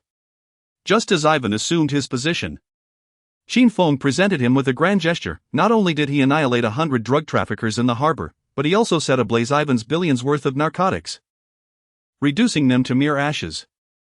Ivan could not possibly remain passive. He would undoubtedly rally his forces to the harbor to reclaim his prestige. Although Qin Feng did not explicitly communicate his intentions for the night, it was evident to both of them that even a fool could surmise that Qin Feng was preparing for a fierce confrontation with Ivan at the harbor. Subsequently, Qin Feng posed a question that confirmed their suspicions. How many men could the 14th Association and the Hong Gang muster? They needed to act swiftly. He required their assistance for tonight. Turning his gaze towards Ma Dong and Xiang Zhua, his former subordinates, he earnestly inquired. Brother Feng, the 14th Association has approximately 1,500 registered members, with around 1,000 able to engage in combat tonight. As for my side, although the Hong Gang of the harbor may not rival the Ho Chi Minh Hongmen, we can still provide you with about 1,000 at a critical moment. Ma Dong and Xiang Zhua responded without hesitation, their bodies involuntarily shivering as they recognized that Qin Feng was undeniably preparing for a significant showdown tonight. It had been quite some time since they had encountered such a grand spectacle in the underworld. With 2,000 men from both the 14th Association and the Hong Gang mobilized, a fierce confrontation was inevitable. However, the next words from Qin Feng sent another tremor through them, causing them to collectively gasp in disbelief. The scale of tonight's conflict would be far greater than they had anticipated. Not enough. Too few. Qin Feng inhaled deeply, shaking his head, his eyes narrowing to slits. He lamented that the combined forces of the Hong Gang and the 14th Association, totaling 2,000, were woefully inadequate compared to the 7,000 elite troops under Ivan's command. Under normal circumstances, this number would be considered overwhelmingly sufficient, granting him an upper hand in any confrontation. Yet, in the context of tonight's battle, it was pitifully insufficient. He feared that this force would barely suffice to withstand the onslaught from Ivan's men. It was imperative to hold the island for at least 20 minutes before the 160,000 troops from the Alliance and the Hongmen could completely encircle Bangzhou Island. This mere 2,000 would not sustain such a defense. Within 3 minutes, they would likely be overwhelmed and annihilated. Consequently, he needed to muster more manpower at the harbor to endure for a sufficient duration. At that moment, upon seeing a man descend from the gray X7 behind him, Qin Feng silently sighed, gritted his teeth, and resigned himself to the realization that there was no choice but to proceed with this plan. As he approached, the figure was none other than Xie Kuan, the formidable leader of the strong prosperity group, commanding a legion of thousands. This evening, Qin Feng had not intended to deploy the forces of strong prosperity. He was all too familiar with the character of these individuals, who could be aptly described as nothing more than drunken wastrels. While they might bully the elderly and children, should a genuine conflict arise, especially one of such brutal intensity as tonight, they would likely scatter like frightened mice at the first sign of combat, severely undermining morale. However, he found himself with no alternative. Despite his reluctance to involve these 1,000 ruffians in the fray, he had no choice but to acquiesce. Brother Feng, is there a battle to be fought tonight? Though we may be few, each of my men is willing to charge into the fray for you. Just give the word, and I, Xie Kuan, shall lead the charge. Standing before Qin Feng, Xie Kuan felt a twinge of trepidation, sweat beaded upon his brow, and his legs trembled involuntarily. He understood that it was he who had lured Di Nan and others to Haigang University. Should Qin Feng discover this, the consequences would be dire. Especially after witnessing Qin Feng eliminate 100 Golden Triangle drug traffickers with ruthless efficiency. The fear of meeting a similar fate left him trembling. Thus, upon learning that Ma Dong and Xiang Zhua had received orders from Qin Feng to head to the Haigang Grand Hotel, he felt compelled to follow suit. He approached Qin Feng to express his remorse and offered the entirety of Strong Prosperity's forces for the impending battle. Xia Kuan, your 1,000 men may indeed join the fray tonight, but heed my words, all of you, including yourself, must remain at the rear. When the fighting begins, none shall advance. You are merely to serve as cheerleaders, Qin Feng declared, fixing his gaze upon Xia Kuan.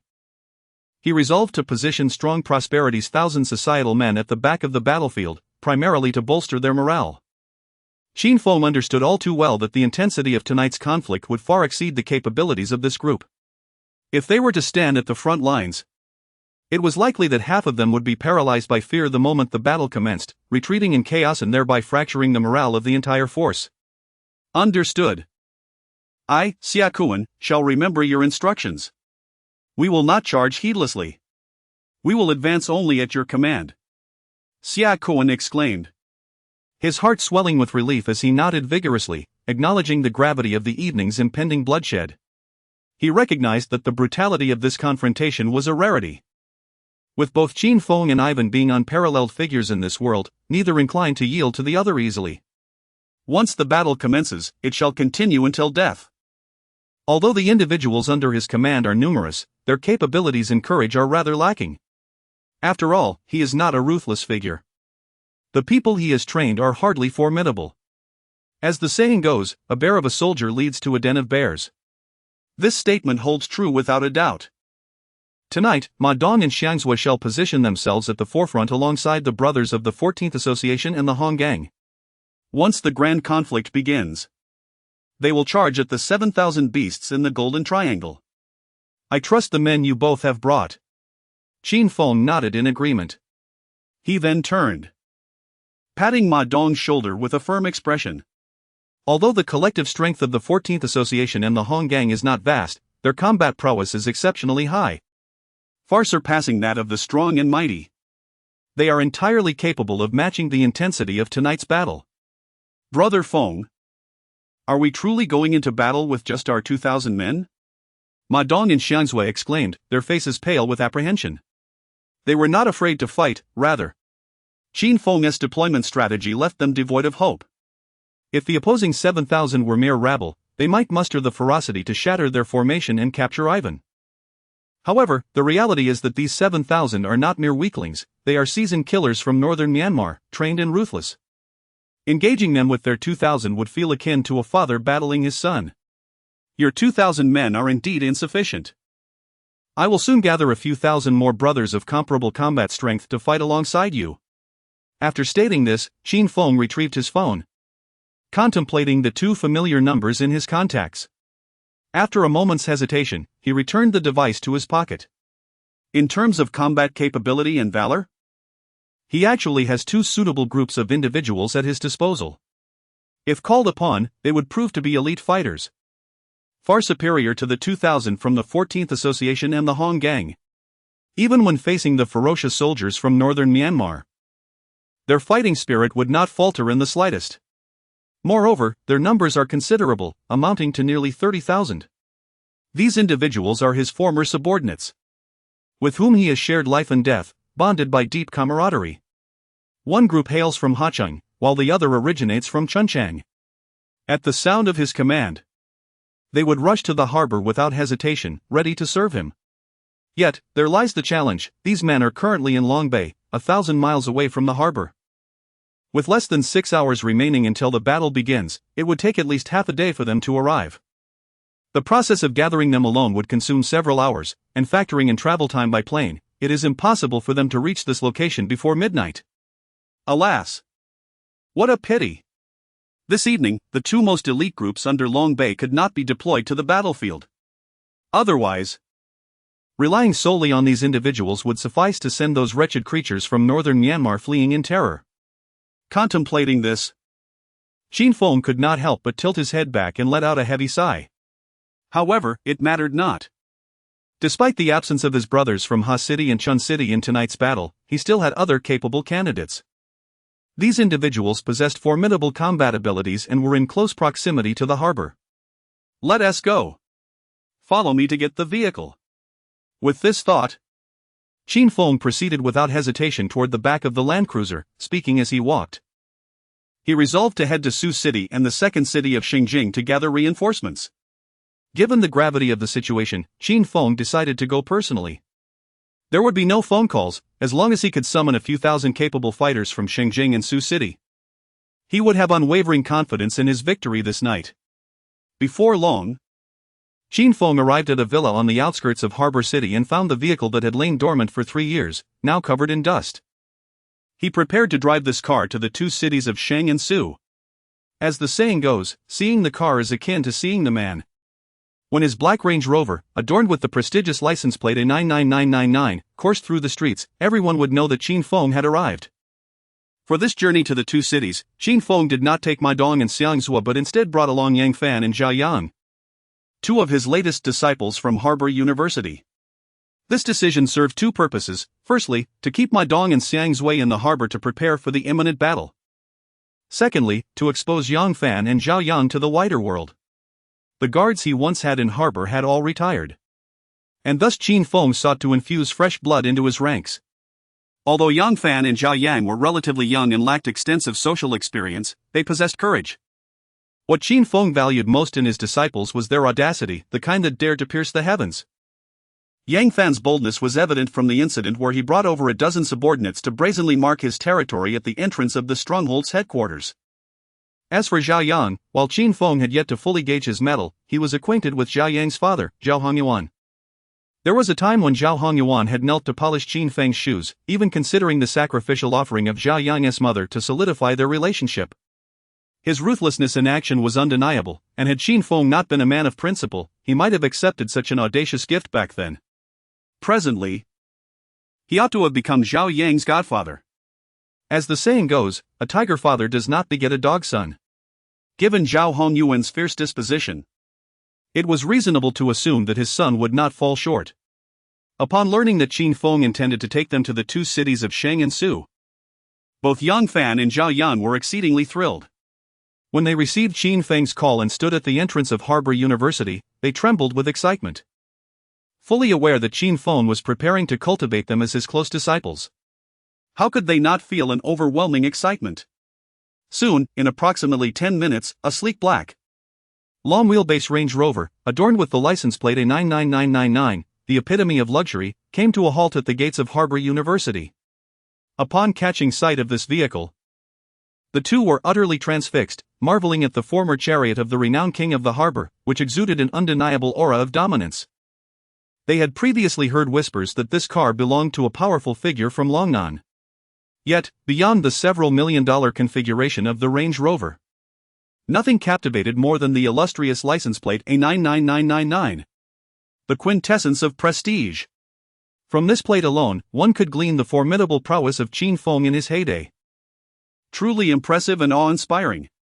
In harbor, he was akin to a deity, unrestrained and untouchable. Time was of the essence. Get in the car quickly. After arriving, Qin Feng swiftly rolled down the window of the driver's seat and gestured for the two to come over. He unlocked the rear door of the Range Rover, inviting them to take their seats in the back. However, as they approached the front of the vehicle, neither dared to enter. After all, sitting in the back while Qin Feng drove felt rather audacious. Brother Feng, you should sit in the back. Yang Fan and I can drive. They insisted earnestly. Yes. Brother Feng. We both have licenses, either of us can take the wheel. They looked at Qin Feng, hoping to persuade him to take the position of the esteemed passenger while they drove. Just how bold did they have to be to let the king of the harbor chauffeur them? There's no time. Hurry and get in. Qin Feng urged. If you two drive, it may take 3 hours to traverse Susheng Erchang. He continued, emphasizing that at this moment, he could not afford to be overly concerned. If he were to deliberate further, it would be akin to being kicked in the head by a mule. With Yang Fan and Zhao Yang, two fledgling university students, Their driving skills could never compare to his own. Reaching Sioux City, the neighboring city of Harbor, within an hour was beyond their capabilities. With the imminent battle in the Golden Triangle looming, it was imperative for him to arrive at Shang-Su-Erchang swiftly and summon enough reinforcements. This was the crux of the matter. Everything else was mere distraction. After hearing Qin Feng's words, Yang Fan and Zhao Yang ceased their hesitation and promptly climbed into the back of the Range Rover. They understood that their driving skills could not possibly match the seasoned prowess of Qin Feng, a veteran of the streets. If they were behind the wheel, they might not arrive at Shang-Erchang for ages. Indeed, once they settled into the car, they quickly realized the wisdom of Qin Feng's decision. As soon as they closed the door, the black Range Rover with the license plate N99999 surged forward, launching from the university gates with a burst of power. The journey from Harbor University to the highway was a blur, as Qin Feng sped through every traffic light without stopping. And their average speed in the city soared to an astonishing 120 km/h. The two in the back were left breathless, experiencing a thrill they had never encountered before in their lives. The opportunity to experience such a moment can only be found in the presence of Qin Feng. No one else would dare to engage in such audacity. Thanks to the evasive capabilities of this Hong Kong license plate A99999 Range Rover, vehicles on the road scarcely refused to yield. Coupled with Qin Feng's exceptional driving skills and his relentless pressing of the accelerator, it took merely 15 minutes for them to navigate through the bustling city and reach the highway entrance during peak hours. Qin Feng was acutely aware that had Yang Fan and Zhao Yang been driving, it would have taken them at least an hour to escape the city limits. Before entering the highway, Qin Feng halted the vehicle. To expedite their arrival in Sioux City, he promptly approached the trunk. Retrieving the emergency flashing light designated for Dragon Team operations, affixing it atop the Range Rover. This already formidable A99999 Range Rover, combined with the Dragon Team as flashing lights, transformed a journey that would typically require about an hour into a swift 30-minute passage, allowing Qin Feng and his companions to reach the outskirts of Sioux City in record time, effectively halving their travel duration. On the highway, vehicles scrambled to clear a path upon spotting this distinctive car. For a stretch of 1 kilometer ahead, Qin Feng saw not a single other vehicle, as though he were racing on a track. After exiting the highway, Qin Feng stowed away the flashing lights and accelerated towards the urban center of Sioux City. Following the same driving style he employed in Haigang City, he arrived in approximately 10 minutes at a lavish 7-story establishment named Xingli Garden, the largest KTV venue in the city. As Qin Feng parked the car and glanced at his watch, he noted the time was precisely 7 p.m. on September 1st.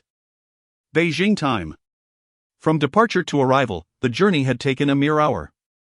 This timing afforded him ample opportunity to rendezvous with individuals from the relatively distant Xinjiang, ensuring he could lead a substantial group back to Haigang before 11 p.m. Yang Fan. Get out. Tell Baldy Rong to come down and see me. Be assertive. Shouted out at the entrance of Xingli Garden, disregarding the security personnel there. Qin Feng commanded, his demeanor exuding authority. He then settled back into the driver's seat, lit a cigarette, and took a deep drag before turning to Yang Fan, who was struggling in the back seat, feeling nauseated from the bumpy ride and having eaten something that disagreed with him.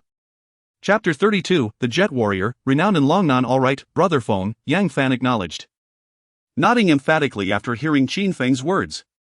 He then pushed open the rear door of the Land Rover and stepped out, gradually making his way to the entrance of Xingli Garden. He was prepared to follow Qin Feng's instructions and summon the bald-headed Rong. Clenching his fists tightly, he gritted his teeth and took a deep breath, his expression contorted with intensity.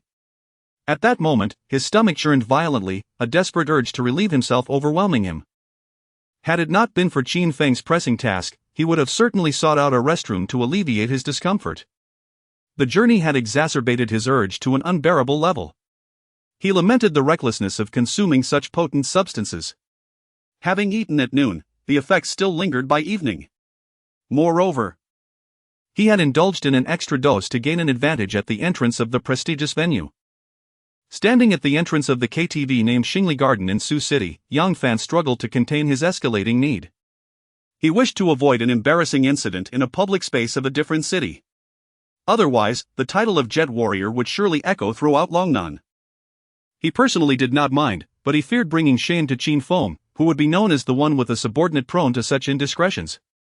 At that moment, a group of elegant women and over a dozen security guards, smoking cigarettes, were all focused on him, curious about his intentions. "Bald-headed rogue. Come down," he stammered, looking up at the sign of Xingli Garden. Each word was punctuated by a tremor of his body. His thighs pressed tightly together as he battled against the urge threatening to escape from his pocket. "Yang Fan. Haven't you eaten?" Zhao Yang, seated in the back of the Land Rover, was visibly displeased by Yang Fan's timid demeanor. Rolling down the window, he shouted, "Be more assertive. Don't embarrass Brother Feng. If you can't do it, let me take over." Yang Fan's earlier words at the entrance had barely risen above a whisper, akin to the buzzing of a mosquito. Not only had he not been heard, but even the security personnel and the elegantly dressed ladies at the entrance likely missed what he had said. A young security guard, no older than 20, adorned with tattoos on his arms and legs, approached Yang Fan, flicking the ash from his cigarette. "What's up, brother? Need something? Call bald-headed rogue down for me," Yang Fan managed to utter through gritted teeth, wishing he could speak with greater volume. The issue lies in the fear that when one exerts pressure on the throat, it will inevitably also affect the other end. "What in the world? Who can I turn to? Could you possibly speak a little louder?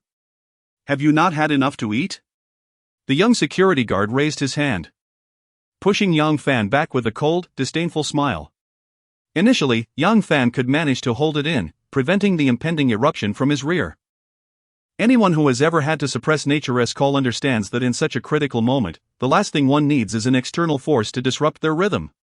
With the guard's push, Yang Fan's rhythm was completely thrown off. He felt the primal force within him surging uncontrollably, on the verge of explosion. "Damn it!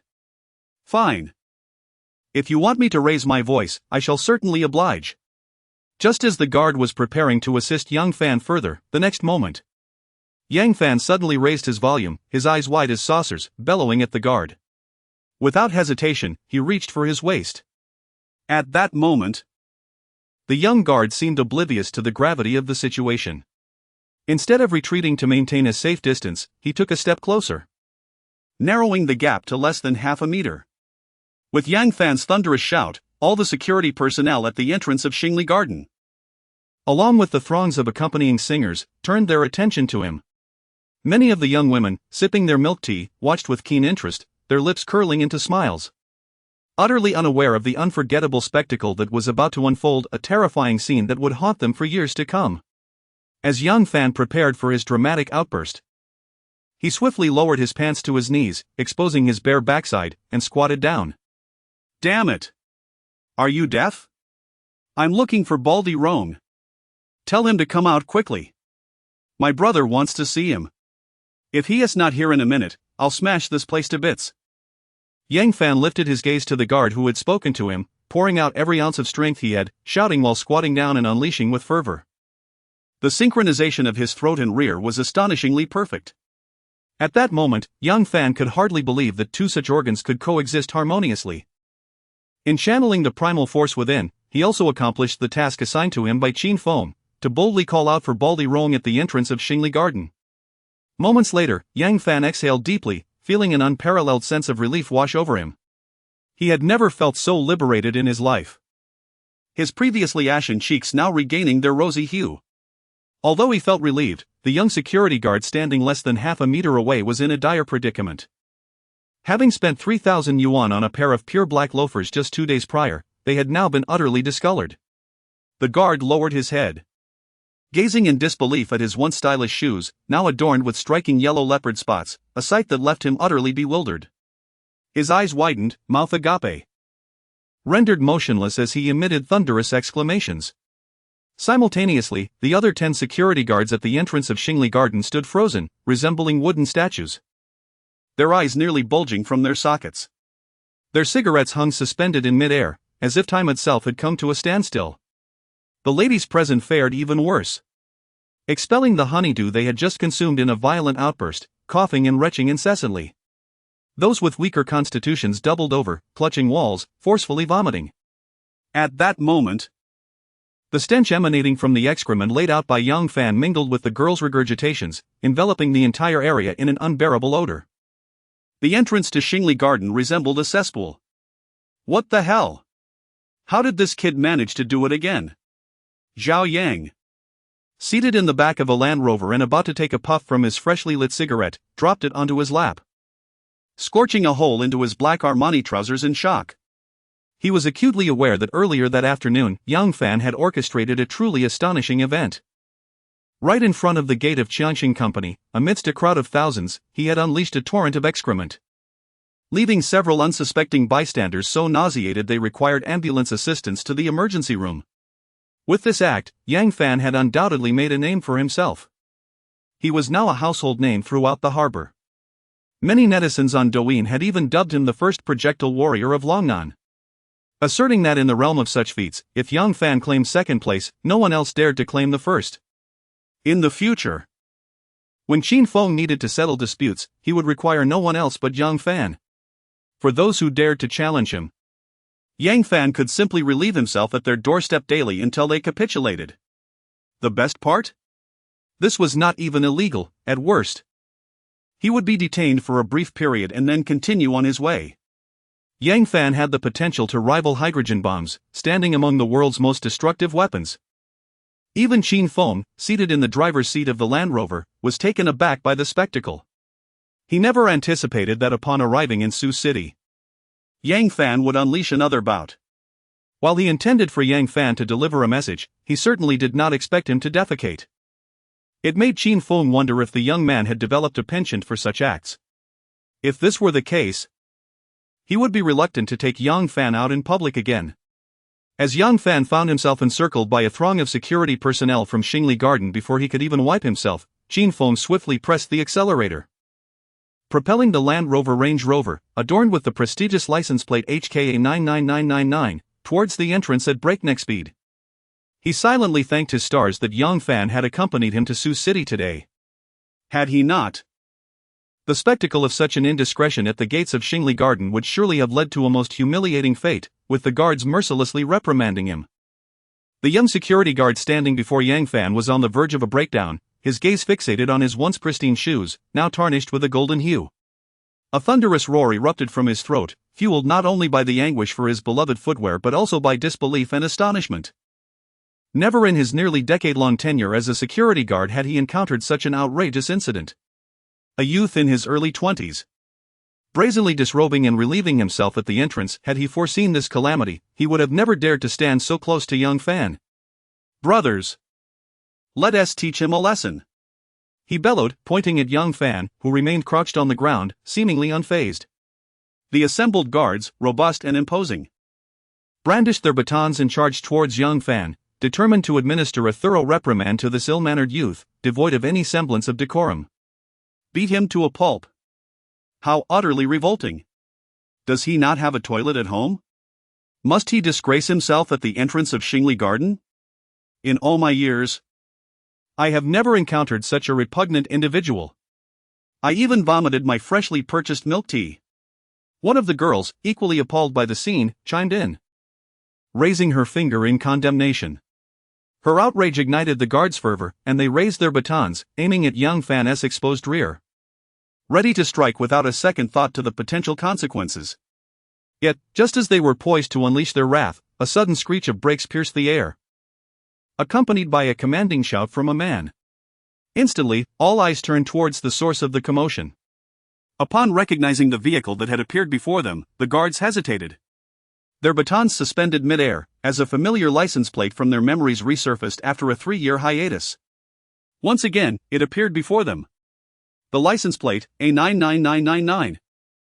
Upon catching sight of this plate, the security personnel were momentarily incredulous, questioning the authenticity of their vision. After all, the man who had instilled fear in the hearts of countless individuals, whose very name could evoke terror in the dead of night, had been absent from Longnan for far too long, leading many to believe he would never return. In the entirety of Longnan, who could be unaware that the chariot of the formidable Qin Feng, the kingpin of the harbor, was a black Land Rover Range Rover adorned with the plate A99999? As the saying goes, to see the car is to see the man. The moment they laid eyes on this vehicle, it became abundantly clear, Qin Feng had arrived. All gazes turned to the figure emerging from the driver's seat, a cigarette dangling from his lips, his eyes glinting with a chilling intensity that seemed almost predatory. A tremor coursed through everyone present, their throats dry as they swallowed nervously, attempting to ease their mounting anxiety. Even many of the escort girls from Xingli Garden, upon catching sight of Qin Feng, found themselves gripped by tension, for most of the staff within this KTV had encountered him before, including the security at the entrance and the accompanying girls. They could all ascertain with absolute certainty that the man before them was indeed Qin Feng. Although his appearance seemed remarkably more youthful than before, the familiar aura of menace in his gaze was unmistakable. As Qin Feng approached the entrance of Xingli Garden, he intended to deliver a reprimand to the security personnel. However, before he could utter a word, a putrid odor assaulted his senses. Reminiscent of rotten tofu left to decay for a fortnight, now made even more repugnant by a splash of apple juice, sour and foul. The stench compelled him to turn away sharply, eliciting a fit of dry heaves. "Get my brother some paper," he exclaimed, pinching his nose and stepping aside, gesturing to the bewildered security staff. Upon hearing Qin Feng's command, the security team sprang into action, dashing towards the restroom and the lobby of Xingli Garden with remarkable speed. Before long, they returned, each holding a large roll of pristine, unopened toilet paper, standing before Yang Fan with utmost reverence. Just as everyone anticipated that Yang Fan would accept the paper to clean himself and rise, the action he took left them utterly astounded. His audacity was enough to astonish even the most hardened among them. It was clear that this young man, who had graced Xingli Garden today, was no ordinary individual. No! He was undoubtedly a wolf among men. Even the infamous Qin Feng, renowned as Longnan's most ruthless figure, would never dare to unceremoniously relieve himself in public, much less clean up afterward. Yang Fan stood up, muttering curses as he adjusted his trousers. He casually accepted a tissue from one of the security guards to wipe his nose. At this point, Yang Fan had come to a realization: let him be the spray warrior, for he was undeniably more formidable than those nameless youngsters in Longnan. Regardless of how one might perceive the title, it mattered little. Let them think as they will. In a state of utter despondency, he could hardly muster the energy to even wipe himself. After all, he was uncertain whether, during the car ride to Shengjing with Qin Feng later, an unfortunate incident might reoccur. Thus, what was the point of exerting himself? Ugh! Alas! Oh! How revolting! Initially, with the arrival of Qin Feng, the 20 or so beautiful ladies from Xingli Garden had gradually regained their composure after the earlier incident. However, upon witnessing Yang Fan's utter disregard for personal hygiene, their already fragile psychological defenses crumbled completely. One by one, they bent over, clutching the walls, and began to retch at the entrance of Xingli Garden, the cacophony resembling a cascading waterfall.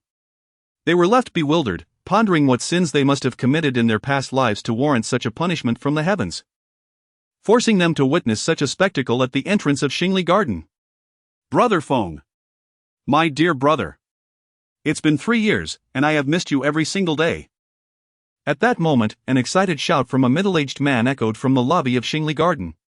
A man of modest stature, around 1.65 meters tall, with a protruding belly and a balding head, in his early 40s, hurriedly approached the entrance while vociferously calling out. This individual was none other than Shen Guangrong, the owner of one of the top 3 KTV establishments in Sioux City, affectionately nicknamed Bald Rong. Just moments ago, while in his office, Bald Rong had received word from his subordinates that Qin Feng had arrived in Sioux City and was currently at the entrance of Xingli Garden. The instant he heard this news, he nearly toppled off his chair in disbelief.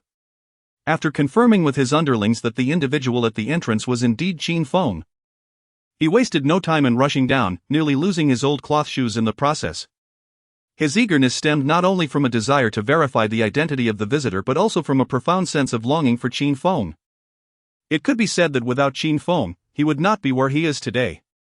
His current position of authority in Sioux City was entirely attributed to Qin Feng, who had steadfastly supported him along his journey. Had he never encountered Qin Feng, Bald Rong likely would still be selling grilled cold noodles at the gates of Haigang University. Upon spotting that familiar face in the lobby, Bald Rong quickened his pace, practically sprinting towards the entrance, eager to express the sentiments he had harbored for so long. "Brother!" he exclaimed. "Be careful!" cautioned a group of security personnel at the entrance, warning him to avoid stepping in the unfortunate mess left by young Fan. Heeding their advice, Bald Rome abruptly halted, coming to a stop a mere 10 centimeters from the puddle of yellowish refuse. Had he delayed by even a fraction of a second, his old cloth shoes would have surely been ensnared in the unpleasantness. "What on earth is happening?" he inquired, directing his gaze towards the security team, his voice rising in curiosity. His brows furrowed, and the features of his face contorted in a grotesque manner. The murderous intent in his eyes seemed on the verge of overflowing. Rome, brother Rome. Yes, he is Wind Brother's comrade, just outside the entrance of Shingley Garden. He just left a mess. One of the security guards gestured towards young Fan, who stood with his hands in his pockets, gazing skyward as if utterly unconcerned, and replied to the balding Rome. "Oh, so it was Wind Brother's friend who did that. Ha ha. No matter. As the saying goes, it's not the quantity of excrement but the stench that matters. It's not the fierceness of the urine but the color that counts. Look at this brother. The mess he made at Shingley Garden today proves he is no ordinary individual. Surely, he will soar to great heights alongside Wind Brother. Ha ha ha." Upon hearing the guard's report, Rome's expression transformed instantaneously. All his prior anger vanished, replaced by an abundance of smiles. As he surveyed the mess on the ground that young Fan had left behind, he composed a poem. Turning his gaze to young Fan, he spoke with a grin, bestowing upon him the utmost praise one could offer in this lifetime. For he understood that this individual was a brother of Qin Feng. The mere fact that he could accompany Qin Feng to Sioux City signified that he likely held some standing in Qin Feng's heart. Perhaps even closer than he himself was to Qin Feng. Having uttered this, he extended his hand to young Fan for a handshake. He surmised that this person was likely the sensational jet warrior who had garnered much attention on Douyin, known throughout Longnan. That very afternoon, at the entrance of the Haigang Qianxin group, he had led over 10 subordinates to create quite a stir. Leaving the headquarters of Qianxin in disarray and sending over 100 innocent passers-by to the hospital. He marveled at how Qin Feng, upon his return, had managed to recruit such formidable talent. It appeared that his elder brother's current strength was undoubtedly 100-fold greater than in years past. "Brother?" He didn't wash his hands after relieving himself and didn't even wipe. Just as Rome was fervently shaking young Fan's hand, wishing to solidify their connection, one of the younger subordinates leaned in and whispered into his ear.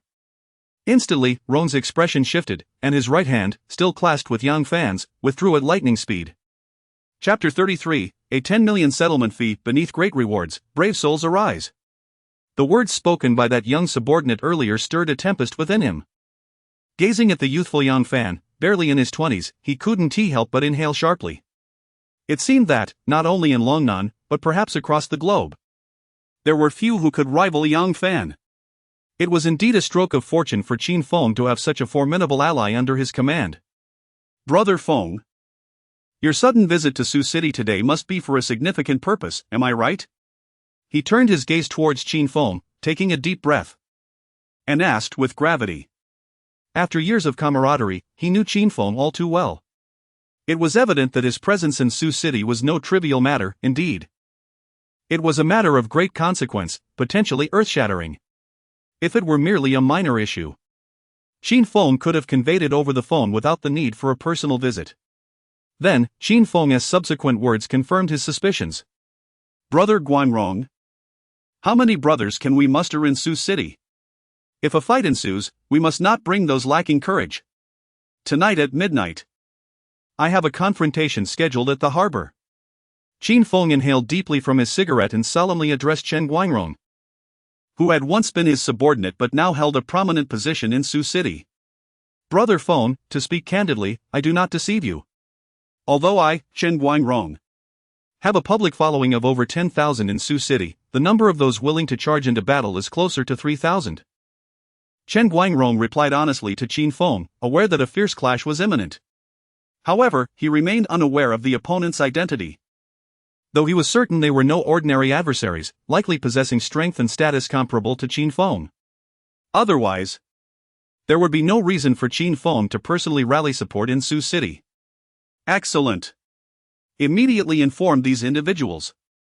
Let them know that I, Qin Feng, have a significant battle to fight at midnight. For those willing to join, each will receive 1 million. If they fall, their families will receive tenfold. Just convey that it is my word. I cannot guarantee their safe return, but I assure them that in the unfortunate event of their demise, their families will receive 10 million. I stand by my word. With that, Qin Feng extinguished his cigarette with disdain, continuing to address Chen Guangrong. He felt it imperative to warn the men from Shengsu and Erqing about the impending confrontation, indicating that the brutality they would face was unlike anything they had previously encountered. It would be a battle where only the living would see another day. Only in this way could they charge forth with unwavering resolve once they set foot on the island. Once again, the sentiment remains: tonight's life and death battle with Ivan demands only the elite. Those who are willing to disregard life and death and fight valiantly alongside him, Qin Feng. Those who are lesser, like the likes of Lepa, should take their leave. The farther, the better. Understood, Brother Feng. I shall immediately contact my men and convey your intentions clearly. Those willing to join should arm themselves and gather at the entrance of Xingli Garden. Upon hearing Qin Feng's words, Chen Guangrong did not dare to be negligent, promptly responding with heavy affirmation. He was acutely aware that the confrontation tonight in the harbor was not to be underestimated. After all, a battle that could compel Qin Feng to offer 10 million as a settlement could not possibly be trivial. While one might doubt another's claim of a 10 million settlement post factum, Qin Feng's sincerity was beyond question. Regardless, Qin Feng's account held countless smaller objectives, of which he was somewhat aware, at least 3,000. Perhaps even more. To a brother of his stature, such an amount was but a mere drizzle. Ah, Yang Fan. You stay here. Zhao Yang and I will make another trip to Shengjing. Later on, when we return, we will take you and the brothers from Sioux City back to the harbor. Qin Feng nodded in agreement, addressing Yang Fan while making his way to the driver's seat of the Land Rover. The reason for leaving Yang Fan behind was twofold: firstly, to have him organize some manpower in Sioux City, and secondly, more importantly, to prevent this young man from commandeering his vehicle. Chapter 34: The watermelon knives at the harbor supermarket are all sold out. Scythes and hoes are ready for battle. As Qin Feng, accompanied by Zhao Yang, set off from Sioux City towards Shengjing in the luxurious Land Rover A99999, it was precisely 7:30 p.m. on September 1, Beijing time. Having spent nearly half an hour gathering manpower in Sioux City, he significantly reduced his travel time to the relatively distant Shengjing. By 10 p.m., as Qin Feng returned to Sioux City with a full contingent of 15 large buses, he encountered the waiting forces from Sioux City at the highway entrance. In total, there were 10 buses, amounting to nearly 3,000 individuals. Each bus's trunk was brimming with an array of lethal weapons, including picks, machetes, and saw blades, essential tools for those accustomed to the brutalities of street conflicts. In the cities of Shengjing and Sioux, he had amassed a formidable force of 3,000 elite warriors, all seasoned veterans of the underworld, unafraid of death.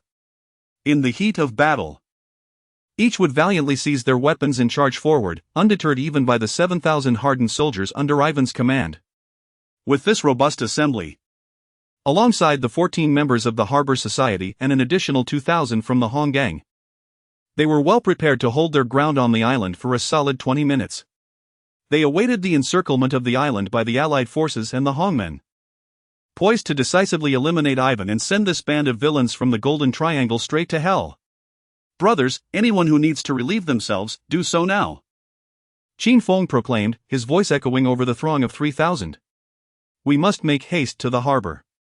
By the time we arrive, Ivan's men will likely have landed in Port City. Standing at the highway entrance leading from Sioux City to the harbor, Qin Feng raised his hand to check his watch before addressing the assembly, urging them to address their physiological needs. After that, they would set off for the harbor. His gaze then shifted to Yang Fan, who was contentedly smoking a cigarette with a broad smile on his face. His earlier remarks, although directed at the assembled forces, were primarily intended for Yang Fan. While he had little concern for the 3,000 men, he could not shake his anxiety regarding this particular warrior. Fearing that upon their return, young Fan might leave an unpleasant surprise in his luxurious Land Rover. Unexpectedly, despite his call to action, everyone moved to the roadside to relieve themselves, except for Yang Fan, who stood still, quietly savoring his cigarette. "Yang Fan, aren't you going to take care of that?" Qin Feng asked, taken aback by the sight and quickly turning his attention to Yang Fan in confusion. "Brother Feng, Fan Shao probably can't manage it right now," Chen Guangrong interjected, wiping the sweat from his brow with a trembling hand. "While you were in Shengjing, Fan Shao blocked all 10 toilets in the lobby of Xingli Garden. At this moment, he's likely unable to go at all." The mere recollection of the scene in the lobby made Chen Guangrong shudder uncontrollably.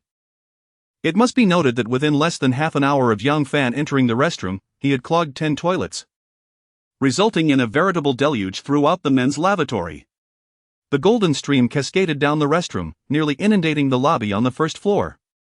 18 diligent cleaning ladies from Xingli Garden donned gas masks and raincoats, mobilizing as a collective force to combat the flooding and ultimately managed to contain the chaos.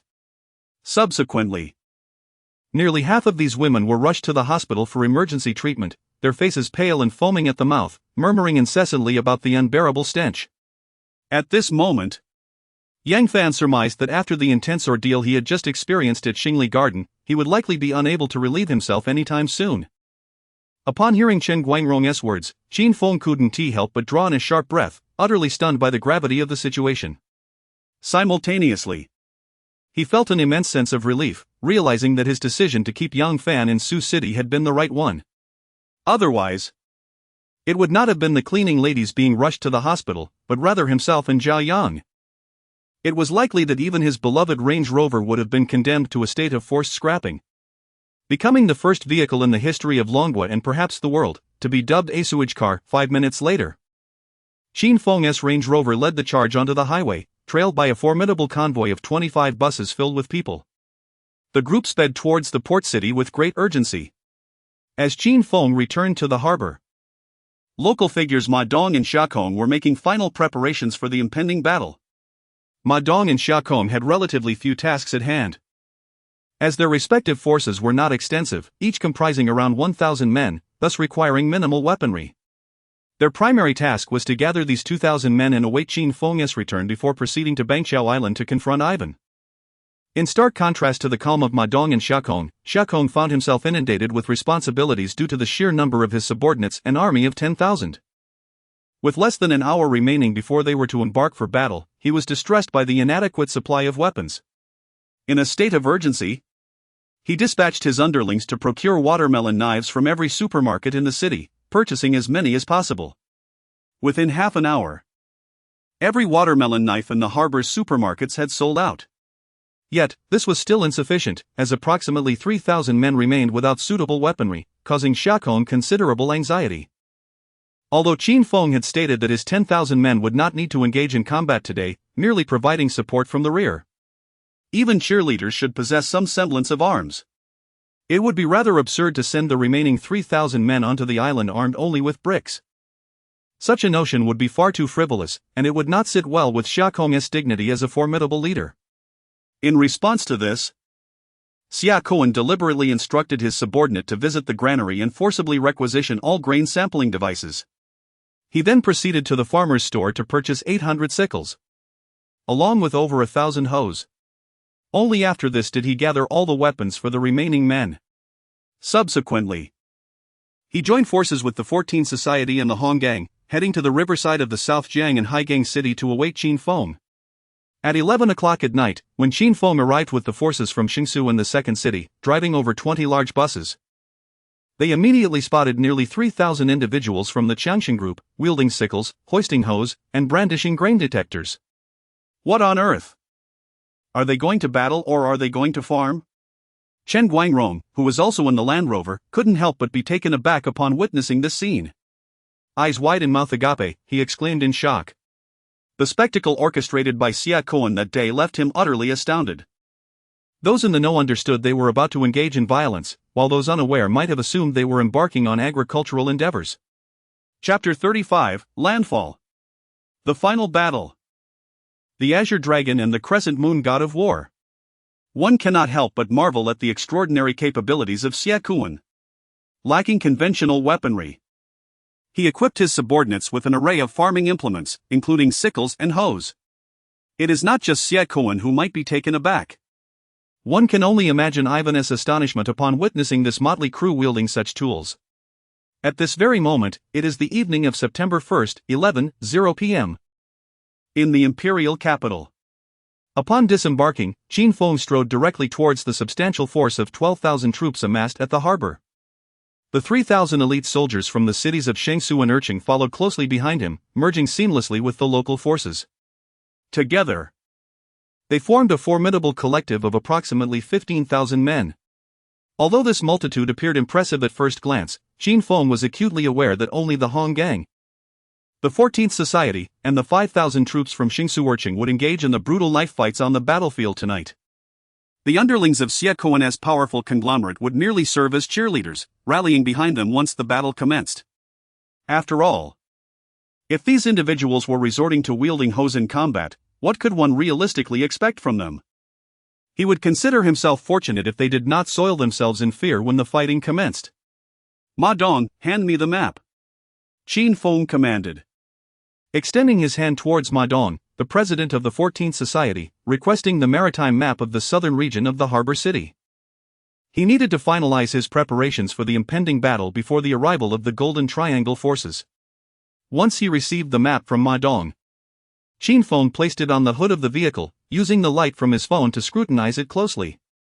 He realized that they were currently situated at Fisherman's Wharf, located south of the harbor city. This was where his journey had commenced years ago. He had faced countless life-and-death confrontations at this wharf, having once clashed with numerous formidable figures of society, emerging victorious every time. After countless skirmishes, he had sent all those adversaries to the underworld, claiming the title of the supreme leader of the harbor in the process. It could be said that Fisherman's Wharf was indeed his blessed ground. This was one of the reasons he chose this vicinity for the decisive confrontation with the Golden Triangle. He firmly believed that he could once again assert his dominance over the audacious soldiers from northern Myanmar who dared to challenge him in his territory.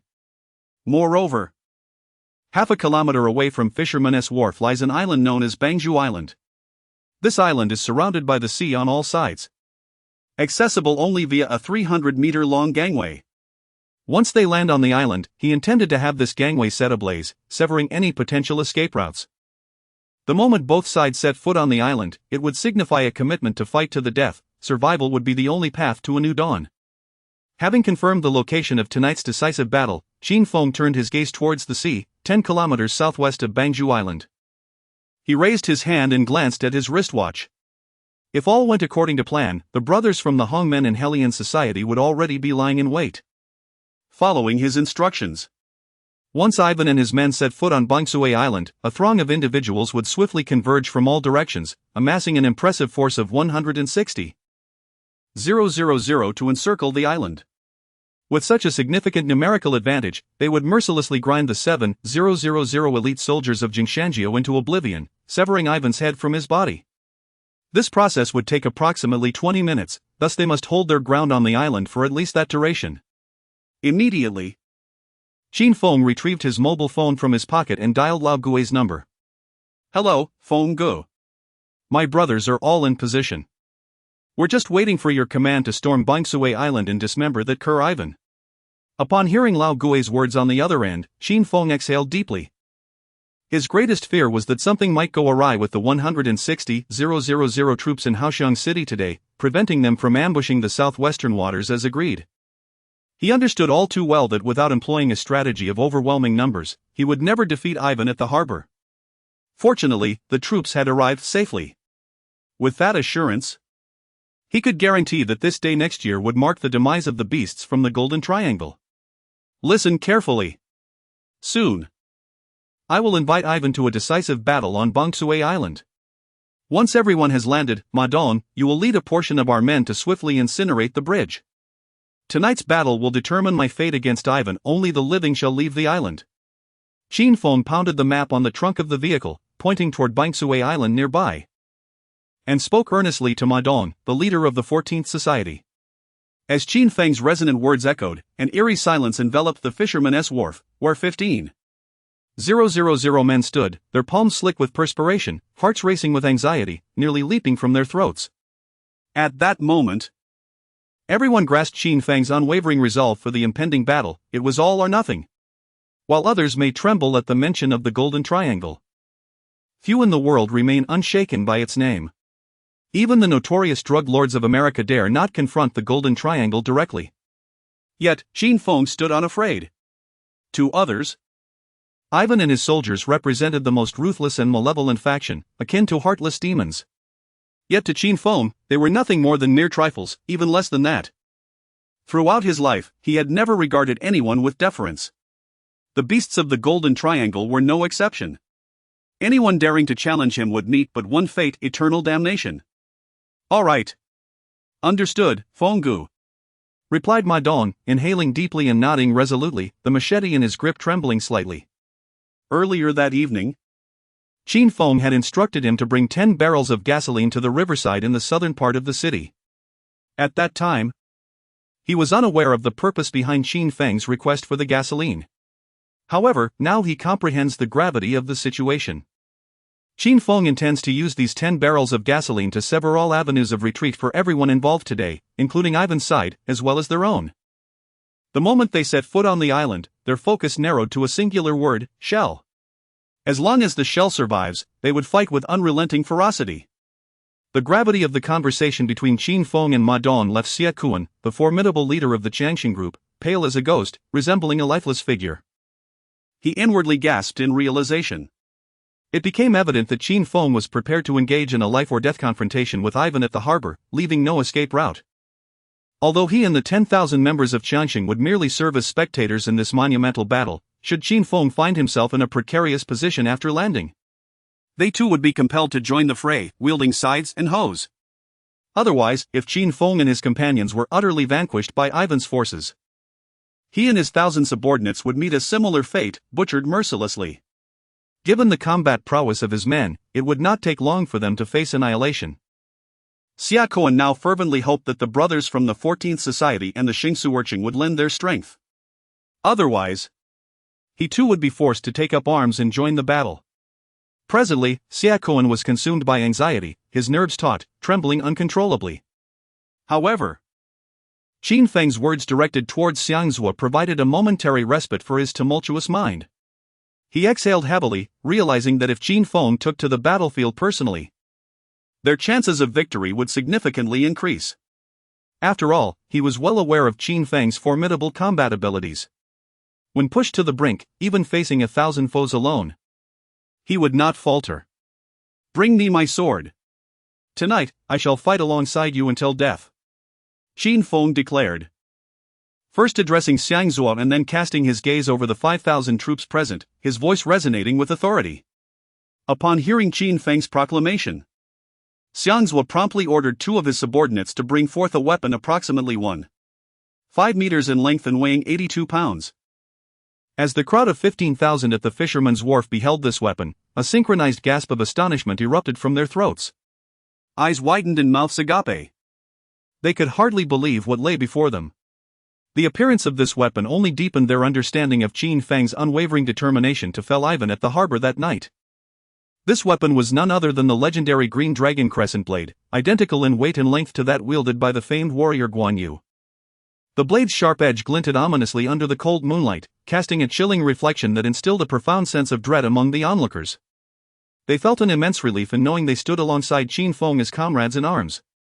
Had they been positioned against him? Even a single strike from that blade would surely spell their doom or grievous injury. Subsequently, Qin Feng took the knife from the hands of his 2 subordinates. Grasping it tightly, he inhaled deeply, clenched his fists, gritted his teeth, and directed his gaze towards the southern waters of the harbor city. He estimated that Ivan's men would soon arrive. Determined to ensure that these 7,001 wretched creatures met their demise in the harbor, he resolved to take the field himself tonight. He would wield the Green Dragon Crescent Blade, fighting alongside the 5,000 strong forces of the 14 Association, the Hong Gang, and the 2 cities of Xingsu, unleashing all his might. He would transform into the god of war. Tonight, he had no choice but to do so.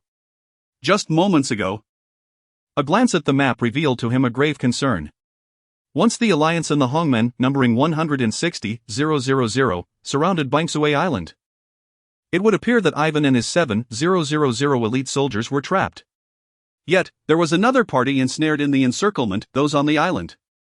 The 5,000 men charging into battle today, along with the 10,000 under the banner of Xiangxing, including himself, would be unable to break free before these northern Myanmar fiends were utterly defeated. Should Ivan realize he had left a loophole and found himself in a dire predicament, he would undoubtedly turn his guns towards Qin Feng, launching an all-out assault. If Qin Feng were to fall, his over 100,000 brothers fighting alongside him would also find themselves in peril, facing death on Bangsue Island. With this thought, Qin Feng summoned all his strength, gripping the green dragon crescent blade with fervor. Gazing at the flickering lights of numerous ships in the southern waters of the harbor city, he understood that Ivan had arrived. The impending battle, pivotal to the entire Longnan drug defense line, was about to commence. Damn it! With such a meager force, does he dare to challenge me, Ivan? At this moment, nearly a kilometer from Fisherman's Wharf, Ivan stood at the bow of his ship, observing Qin Feng on the shore, flanked by nearly 15,000 men. A cold smile crept across his face as he disdainfully shook his head. Just as Ivan had initially surmised, he believed that Qin Feng would lead over 10,000 subordinates into battle tonight, engaging him in a life-and-death struggle at the harbor. Through his investigations into Qin Feng, he discovered that Qin Feng had approximately 10,000 subordinates in the harbor, with the potential to summon additional forces from nearby cities, totaling at most 15,000 men. Though this number appeared substantial, it was utterly insignificant compared to the 7,000 elite soldiers Ivan had brought to the harbor tonight. Furthermore, it was reported that Qin Feng had also brought a contingent of thugs from the Qiangxing group to the battlefield, numbering around 10,000, each one more worthless than the last. While it may be commonplace to bully the elderly and children in the city, once thrust into the crucible of intense combat, true natures are often revealed. It is not beyond the realm of possibility for someone to be so frightened that they may soil themselves. Thus, the actual combat capability of Qin Feng hovers around 5,000. As the saying goes, know thyself and know thy enemy, and you will win 100 battles. It is precisely due to Ivan's comprehensive understanding of Qin Feng that he dares to lead his men into foreign territory to confront him. At this moment, Ivan believes that with his 7,000 troops, he can dismantle Qin Feng in a mere 10 minutes. After all, in terms of combat strength and the number of personnel ready for battle, he vastly outnumbers his opponent. His sole concern regarding this impending conflict is the possibility that Qin Feng might call for assistance from the 6 gates of the harbor or even the military, thereby introducing an insurmountable obstacle to his victory. No matter how many men he brings, they would inevitably succumb to the might of the authorities. This is not the Golden Triangle, it is 1,000 miles away in the Dragon Kingdom. However, based on his insight into Qin Feng, Ivan feels confident that there is no chance Qin Feng would alert the authorities. After all, Qin Feng is a man concerned with his reputation. Even if he were to be defeated by a third party tonight, it would not reflect well on him. Soon, 7 ships, each carrying 1,000 men, successfully docked at Fisherman's Wharf. Clad in military green, Ivan strode forward with his hands in his pockets, accompanied by his male secretary, as he approached Qin Feng. The remaining 7,000 elite soldiers from Myanmar disembarked one after another, wielding their spiked clubs and following closely behind Ivan.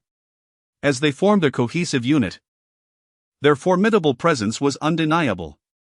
Each face bore an arrogant smile, as if they were looking down upon Qin Feng's 15,000 troops. These men, like Ivan, had never regarded Qin Feng's forces with any seriousness. So, Qin Feng, are you prepared to clash with your elder brother today? Do you possess the strength to compete with me? Having dealt extensively with the people of the Dragon Kingdom throughout his life, Ivan had mastered the language and absorbed much of their social nuances. Upon closing the distance to within 10 meters of Qin Feng's main force, he raised his hand, pointed towards Qin Feng, and spoke with fervor. "Ha! You ignorant fool, do you truly not understand the meaning of death? Listen well. This is the harbor, not the Golden Triangle. This is my territory. If you let you and your men leave here unscathed tonight, then I, Qin Feng, will no longer have a place in this world.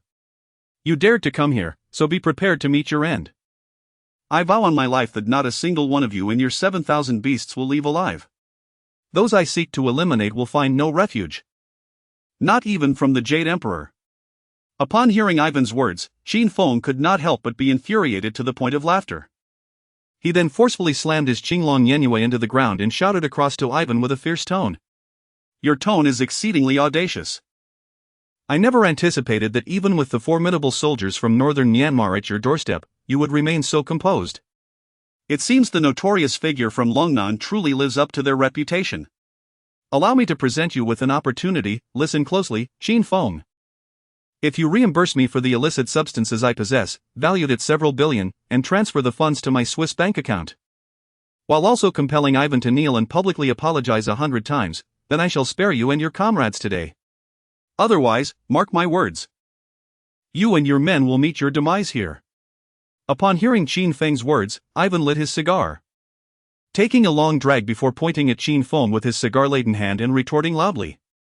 He had presumed that upon witnessing his 7,000 elite soldiers land in Port City, Qin Feng would cower in fear.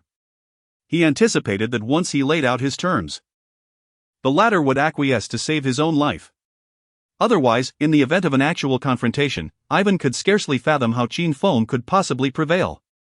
It would likely take less than a minute for his 7,000 troops to breach the opposing formation and decapitate their adversary. However, just as Ivan was basking in his own arrogance, awaiting Qin Feng's surrender, the latter's subsequent words took him by surprise and ignited his fury. Veins bulged on his forehead, and his eyes gleamed with intense rage, as if he were ready to devour his opponent. "I shall not compensate you for your nonsense, Ivan.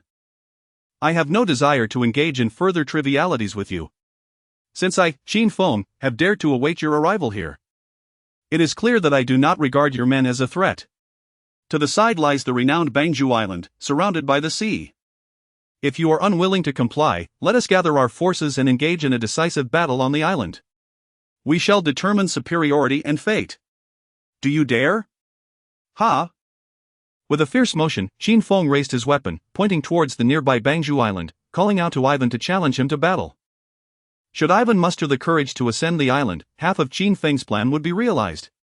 Initially, Ivan did not respond but instead gazed intently in the direction Qin Feng indicated, scrutinizing Bangju Island. "You possess audacity, Qin Feng, to challenge me to a duel on that island. Very well, I commend your bravery. You shall ascend the island first. Once your men are all on the island, Ivan, shall follow suit."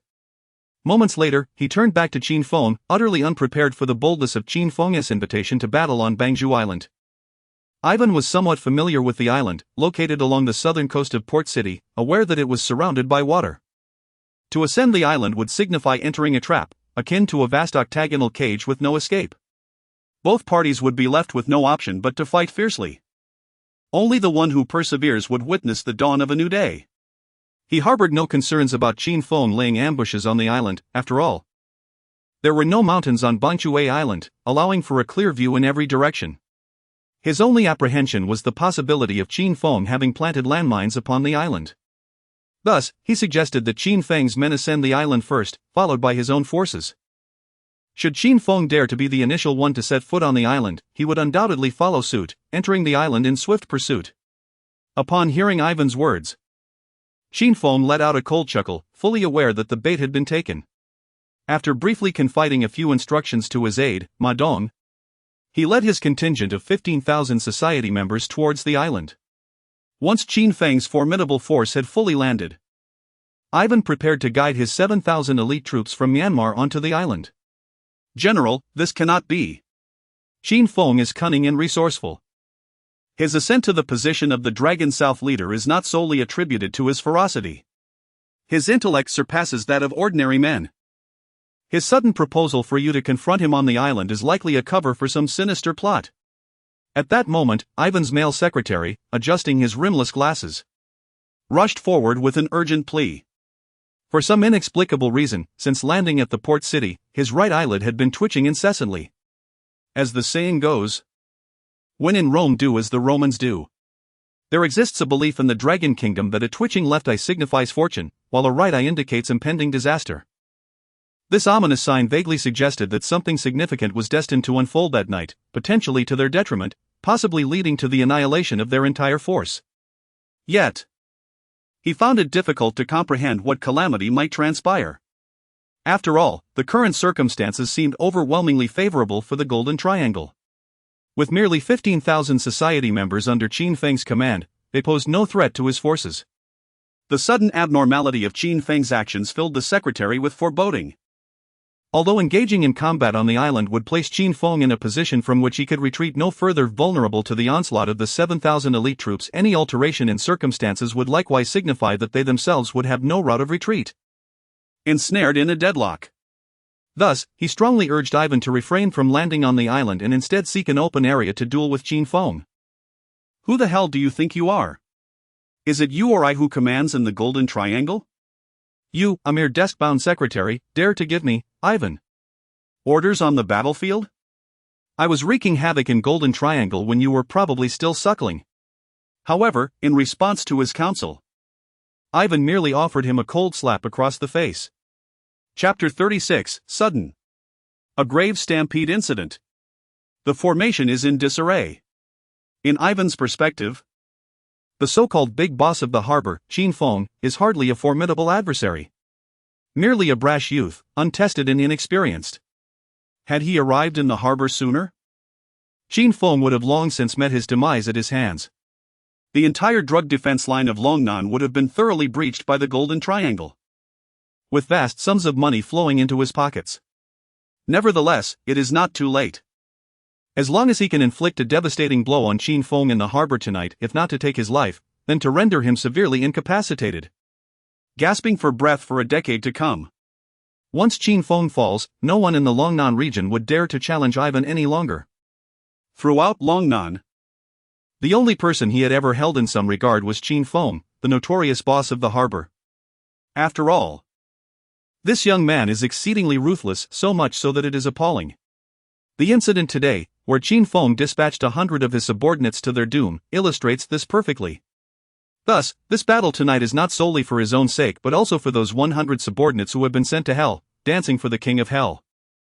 One must understand that in the underworld, reputation is paramount. Ivan's reputation has been trampled upon by Qin Feng, who treats it as a mere doormat. If he does not reclaim his dignity, he might as well abandon the drug trade altogether and sell sanitary products instead. Everyone on board. Today, only one of us shall leave alive, Ivan asserted, unwavering in his belief that it would be his side that emerged victorious. Once Qin Feng is dead, the entire drug defense line of Longnan will be opened wide for them. At that moment, each of you present will see your wages multiplied tenfold. No, 100-fold. After Ivan forcefully kicked open the door to his male secretary, he rallied the 7,000 bloodied soldiers from northern Myanmar, each one a seasoned killer. With fervor, he proclaimed a pre-battle declaration, resolving to board the island and confront Qin Feng in a fight to the death. He aimed to conclude the battle within 10 minutes, shattering the enemy's formation and severing Qin Feng's head. In his eyes, the male secretary was merely a timid observer. Someone who had never set foot on a battlefield and only knew how to type at a desk. How could such a person presume to advise a battle-hardened general like Ivan? If he heeded such advice and hesitated to board the island, he would be the subject of mockery. Would he then be able to maintain his standing? The Golden Triangle might as well cease drug trafficking and sell family planning products instead. Upon hearing Ivan's words, the 7,000 elite soldiers were invigorated. Clutching their weapons and shouting with excitement, their faces alight with joy as they envisioned the day their salaries would increase. Let us go. Follow me to the island. We will vanquish the Qin Feng, the one who dared to burn my billions of dollars worth of drugs. If I do not chop him down today, I shall no longer bear the name Ivan. With that, he led his entourage, a formidable force, charging toward Banquideo. General, it is unwise to board the island. This is undoubtedly a trap set by Qin Feng. I have known him for many years. Although he is exceedingly ruthless, he never engages in battles without certainty. Since the formidable leader of Hai Gang, Qin Feng, dares to invite you to a decisive confrontation at the harbor, he must have some hidden strategy, a lethal move that could plunge us all into the depths of despair. Should you set foot on the island, It would surely lead everyone to ruin. The male secretary, who had been kicked down by Ivan, still clutched his stomach, lying on the ground, and desperately advised Ivan against boarding the island. He insisted that Ivan should find an open area near the fisherman's wharf to confront Qin Feng. There was absolutely no need to go to the island. How dare you continue to sow discord among our ranks? Beware. For I shall be the one to sever your head for a flag sacrifice. Ivan retorted fiercely. If you are too cowardly to board the island, then stay here and witness how we defeat Qin Feng. However, at that moment, how could Ivan heed his counsel? After casting a murderous glare in his direction, he said nothing further and continued to lead his men toward the island. Alas! It seems fate wishes to bring about the demise of the Golden Triangle. Faced with Ivan's obstinacy, the male secretary felt utterly helpless. He realized he could not sway Ivan's resolve. Removing his dirt-smudged glasses, he wiped the lenses with his clothing, tilted his head back, and sighed deeply. He lamented that nearly a century of heritage in the Golden Triangle was on the verge of being obliterated by Ivan, the 10th leader. If they were to lose this battle, the prestige of the entire triangular region would plummet globally. In a place that rose through the drug trade, without any prestige, what future could they possibly have? It seemed they might have to pivot to selling sanitary napkins instead. Meanwhile, once both parties had fully boarded the island, it coincided with the time in the capital, September 2nd, precisely at midnight. This aligned closely with the initial estimated time for the decisive battle. As Ma Dong swiftly led his men to burn the pier, Qin Feng, who was situated 10 kilometers away and temporarily replaced by Lao Gui as the commander of the combined forces of the Lian Society and the Hongmen, sent a message. He informed them that Ivan and the 7,000 soldiers from Golden Mountain had all landed on the island, urging them to rush over at the fastest speed to encircle Bangkuo Island. Tonight, Qin Feng must ensure that this group of scoundrels from Golden Mountain descends into hell. By heavens! Brother! The pier is on fire. This madman has indeed set the pier ablaze. It seems he intends to fight us to the bitter end. What the hell is going on? Why burn the pier at all? Is Qin Feng not planning to leave the island? Upon witnessing the sudden, brilliant flames and the thick smoke rising from the nearly 300-meter pier, a wave of astonishment surged through the ranks of 7,000 elite soldiers in northern Myanmar. Everyone gazed at this unexpected spectacle, their eyes wide and mouths agape, filled with disbelief. They had never anticipated that Qin Feng would resort to such drastic measures.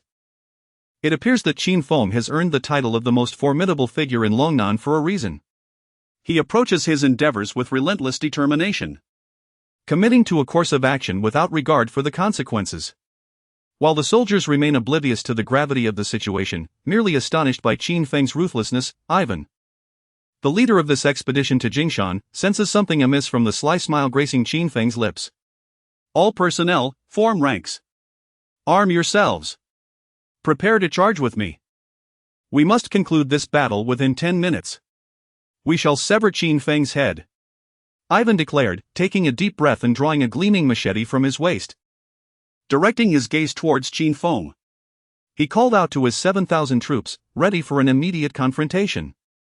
Wasting not a moment longer, Ivan's expression transformed from one of mirth to an air of solemnity. Having spent decades in the Golden Triangle and surviving nearly 100 battles, Ivan, though somewhat arrogant, is not a fool. He possesses a keen perception and considerable skill, otherwise, he would not have ascended to power atop a mountain of corpses. To him, Qin Feng's invitation to engage in battle on the island seemed entirely reasonable, yet there was no justification for the destruction of the bridge. Moreover, in Qin Feng's gaze, there was no trace of fear, only an overwhelming sense of confidence. This indicated that Qin Feng had undoubtedly prepared a deadly strategy for the night, one imbued with the potential to annihilate their entire army. Understanding the implications of this, Ivan resolved to act without hesitation and launched an assault against the adversary. If he could eliminate Qin Feng on the battlefield, all of the latter's deadly tactics would dissolve into nothingness. As Ivan spoke, the 7,000 soldiers of the Golden Triangle gritted their teeth and tightened their grips on their wolf-toothed clubs, prepared to engage in a fierce battle under Ivan's leadership. Due to the necessity of passing through customs upon entering Longwood and the hurried nature of their arrival, they could not bring firearms to the harbor. Instead, They had concealed 7,000 wolf-toothed clubs beneath the ship, ready to wield these weapons against the forces at the harbor. Naturally, this was also their preferred armament alongside the AK and M4. On the other side, as Ivan prepared to launch his attack, Qin Feng discerned the intentions of the opposing forces and, likewise, did not dare to underestimate them. He immediately set about organizing his troops with great urgency.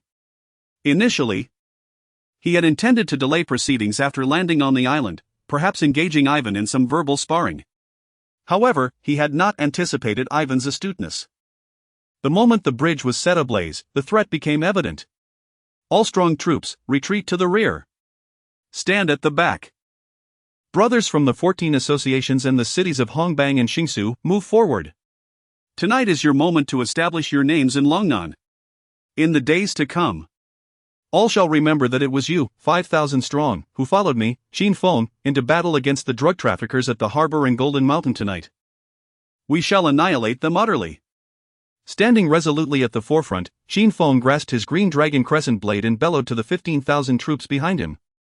Upon their arrival on the island, the brothers from the 14th Society in Shangsu's second city had arrived first, while Xiekuan's 1,000 men followed closely behind.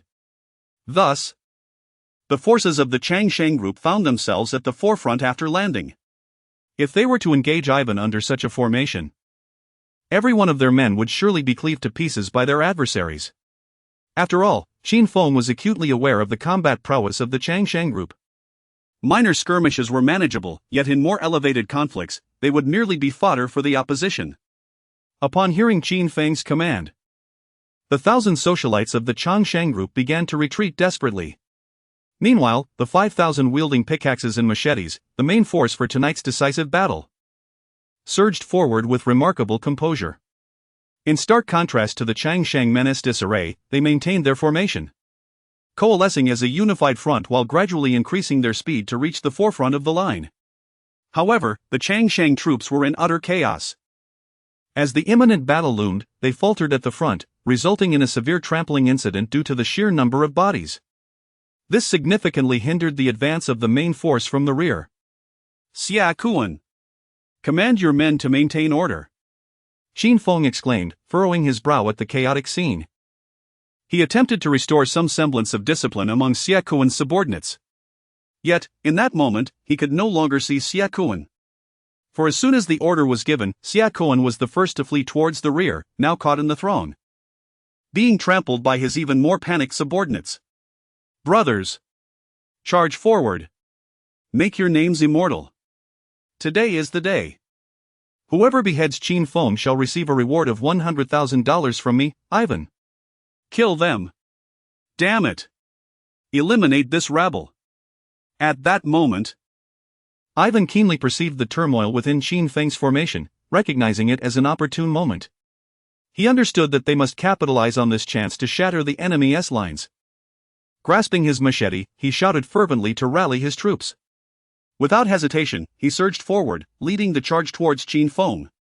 The 7,000 elite soldiers of the Golden Triangle followed closely behind, armed with spiked clubs. There is no time. Brothers, don't concern yourselves with anything else. Just trample over these fools. From the rear, Ma Dong and his compatriots, witnessing the unfolding chaos, gritted their teeth, firmly gripping their machetes, and urged their entire contingent to hasten to the battlefield's forefront with utmost urgency. Should Ivan truly lead his men to the forefront amidst the current chaos on their side, it is likely that tonight's grand battle would devolve into utter slaughter. Upon hearing the words of the 14, alongside the 2,000 members of the Hong Gang, disregarded all caution. They trampled over the bodies of the formidable society members beneath them, fiercely pushing through anyone who obstructed their path, charging forward. Meanwhile, the 3,000 troops from Xingsu Urqing, under Chen Guangrong's command, encircled from the rear, propelling themselves toward the front line with astonishing speed.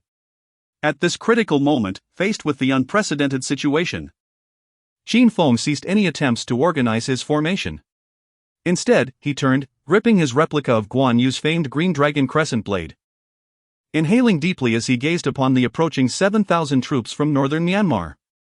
He steeled himself for a desperate fight. Little did he anticipate that the 15,000 men he had brought to Bangsue Island would find themselves in dire straits before the battle had even commenced. Without a formidable formation to counter the onslaught from Jinchuan corner, he bore the brunt of the blame. Ultimately, he could only fault himself.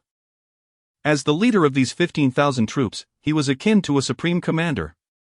A single misstep on his part could spell trouble for the entire army and cast a shadow over tonight's monumental confrontation. Yet, it was too late for regrets. Now, only death remained. Qin Feng had resolved to face the 7,000 soldiers of the Golden Triangle alone. Even if it meant standing solitary, he would engage in a fierce battle to the bitter end. At that moment, there was no trace of fear on Qin Feng's countenance, only a readiness to embrace death. After all, his life should have effectively ended the moment he was cast adrift on the streets at the tender age of 10.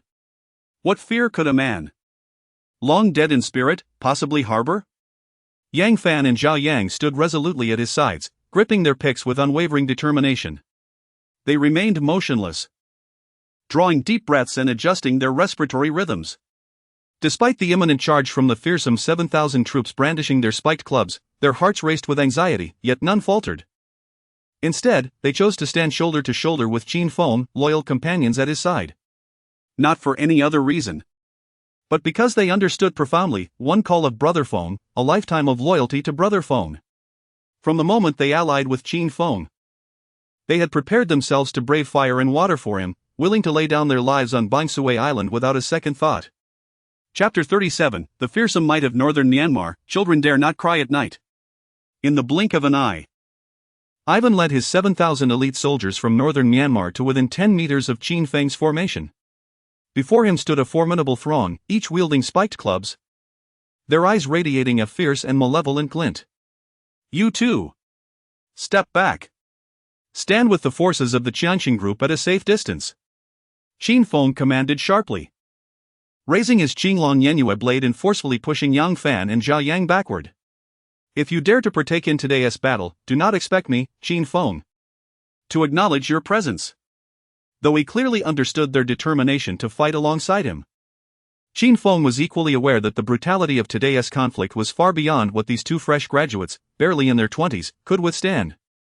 Perhaps in their 2 decades of life, they had encountered numerous skirmishes, had even found places to spar and wield their weapons. However, he wished to emphasize that their previous experiences paled in comparison to the impending clash. They were not even the slightest match for what lay ahead.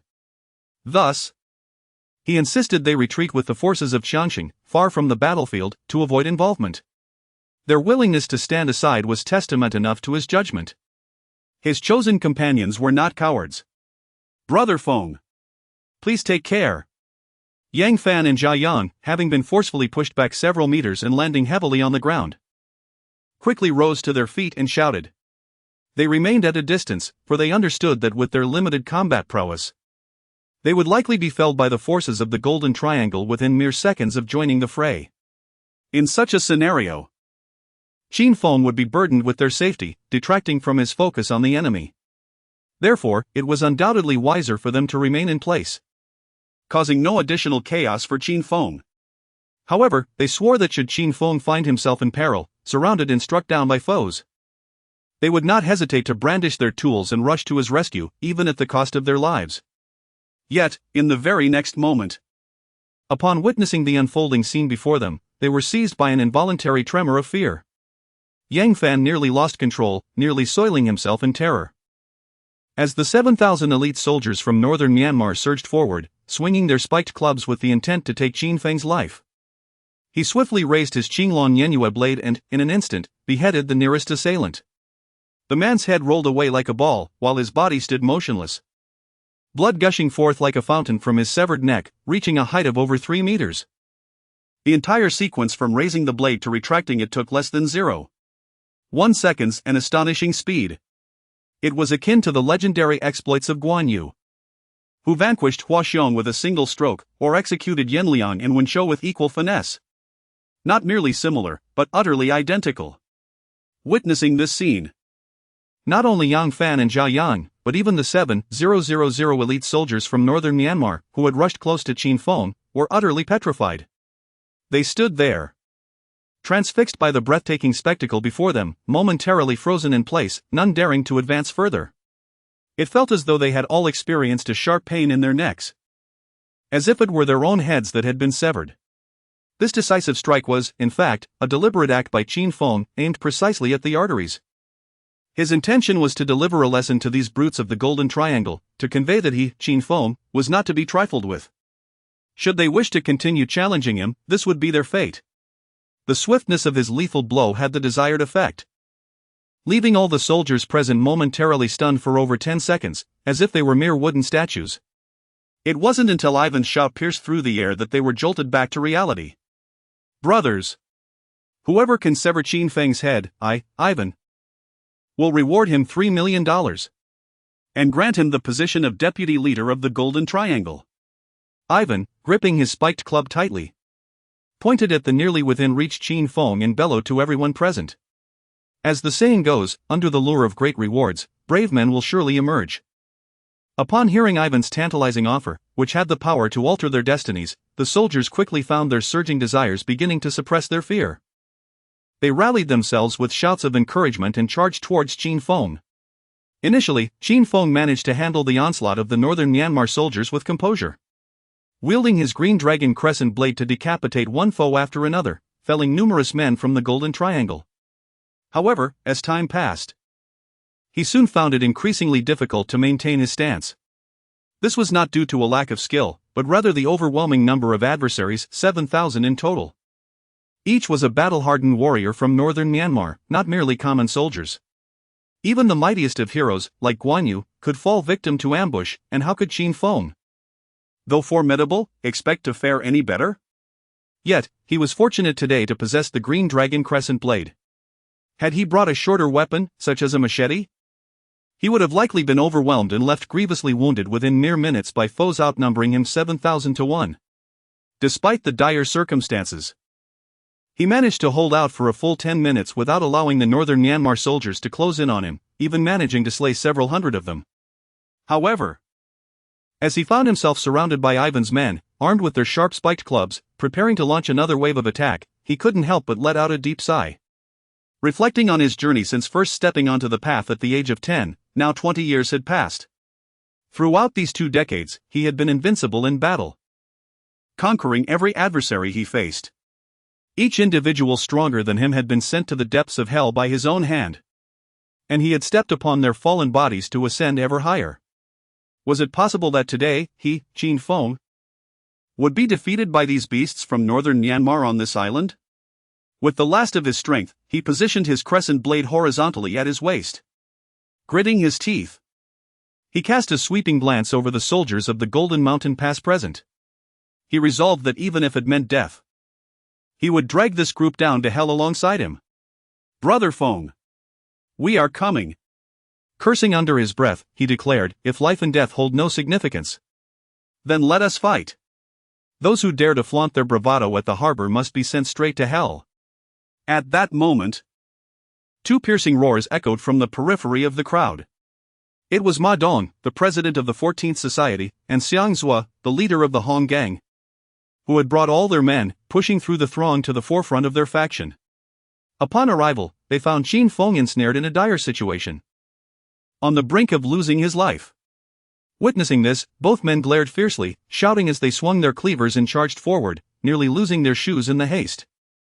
The combined forces of the 14th Society and the Hong Gang, numbering 2,000, armed themselves and followed closely behind Ma Dong and Xiang Zhua, launching a fierce assault on the Golden Triangle from the outer fringes. Simultaneously, the 3,000 troops of Shang Su Erchang, under the leadership of Chen Guangrong, successfully maneuvered around from the rear. Brothers! Brother Feng is surrounded. Rally to protect him. Charge! Let us cleave these foolish bastards from northern Myanmar. Show them the might we possess. Chen Guangrong drew a hidden saw blade from his waist and led his brothers from Shang Su Erchang to attack the Golden Triangle from another angle. Upon encountering the enemy, the 5,000 troops wasted no time in exchanging blows, wielding their weapons with fervor. The unique characteristic of the Dragon Kingdom's fighters is that they curse and fight simultaneously, resulting in a cacophony of shouts that reverberated across Bangsue Island, as if greeting the ancestors of the 7,000 from northern Myanmar. Regrettably, this group could not comprehend the words being spoken, they only understood the singular exclamations. At this moment, the combined forces on the battlefield exceeded 10,000. All these warriors engaged in a chaotic melee, furiously striking at one another with their weapons. As blades met flesh, lives were extinguished with each thrust. In the blink of an eye, many bore wounds, their garments soaked in crimson, blood cascading from their injuries. Yet, despite the carnage, the fighting persisted, with everyone desperately battling as Qin Feng had proclaimed before landing on the island. The moment both sides set foot on the island, only one word remained: fight. As long as one fights, one must fight with all their might. Only those who survive will see tomorrow. Witnessing this scene instilled profound terror in the members of the Qianxing group stationed not far behind the battlefield. They trembled uncontrollably, some even wetting their pants. Although they prided themselves as social figures in the harbor city, having participated in numerous skirmishes, they had never witnessed such primal and brutal combat, where life and death were fought for with utter abandon. This was a sight they had never seen in their lives. Many individuals were so overwhelmed by emotion that they wept openly, longing for their mothers. Yet, amidst the turmoil, Xia Kuan, the formidable leader, surprisingly composed himself. Rather than displaying any semblance of fear, he scolded his subordinates with fierce authority. Taking a deep breath, he cast his gaze upon the increasingly desperate battlefield. The 5,000 troops led by Qin Feng were vastly outnumbered and outmatched in combat prowess. Consequently, they quickly found themselves at a disadvantage. Within his line of sight, several hundred had already collapsed from exhaustion, while the remaining soldiers were struggling to hold on. It seemed inevitable that within minutes, they would be completely vanquished by the forces from the Golden Triangle. Once Qin Feng's main contingent lost its fighting capability, Ivan would undoubtedly turn his weapons upon them. At that point, it seemed that not a single one of the 10,000 members of the Qianxing group present would survive. Only if Qin Feng and his men still possessed the strength to fight could they hope to stem the tide of defeat and await the arrival of reinforcements. Otherwise, every one of them would meet their demise on Banshui Island that very night. Relay my military orders. Qianxing group, prepare for battle. Xia Kuan exclaimed, suddenly brandishing a machete. Gripping it tightly in his hand as he shouted to the assembled 10,000 members of the Qianxing group. His entire body trembled with intensity, and his eyes blazed with fierce determination. Despite Qin Feng's explicit orders prohibiting his troops from engaging in battle, relegating them to the role of mere supporters, the gravity of the situation left him no choice but to defy those commands. After all, when one is in command on the battlefield, military orders can sometimes be disregarded. It was a matter of survival, with no room for error. Besides, Qin Feng himself was currently ensnared in a life-or-death crisis, surrounded by thousands of elite soldiers from northern Myanmar. If he did not act now, he might lose his opportunity to fight altogether should anything happen to Qin Feng. Upon hearing Xia Kuan's declaration, the entire assembly of Qianxing group members was taken aback. However, in that moment, no one uttered a word of dissent. They instinctively followed Xia Kuan's lead, arming themselves and preparing to join the fray, fully aware of the stakes involved. Their fates were intertwined with those of the 5,000 troops on the battlefield. If Qin Feng and his men fell, they would be next in line to be hunted down. Brothers, charge forward. Let the scoundrels of the Golden Triangle witness our might. Tell them this is Longhua Haigang. This is Feng Ji's territory. Anyone daring to act arrogantly here will meet only death. Standing at the front of the crowd, Xia Kuan bellowed these words before raising his machete high and charging into the battlefield, followed closely by his comrades wielding an array of makeshift weapons such as watermelon knives, hoes, and sickles, all rallying behind him. As he charged forward, he let out a fierce roar. With the arrival of the reinforcements, Qin Feng's side was afforded a much-needed respite. Just moments ago, he and the brothers from the 14 Association in Honggang had been entirely encircled by the Golden Triangle, on the brink of annihilation. Unexpectedly, however, Xia Kuan and his men arrived just in time, alleviating a significant portion of the firepower directed at them. Although the combat effectiveness of these reinforcements was nearly negligible, their sheer numbers were overwhelming.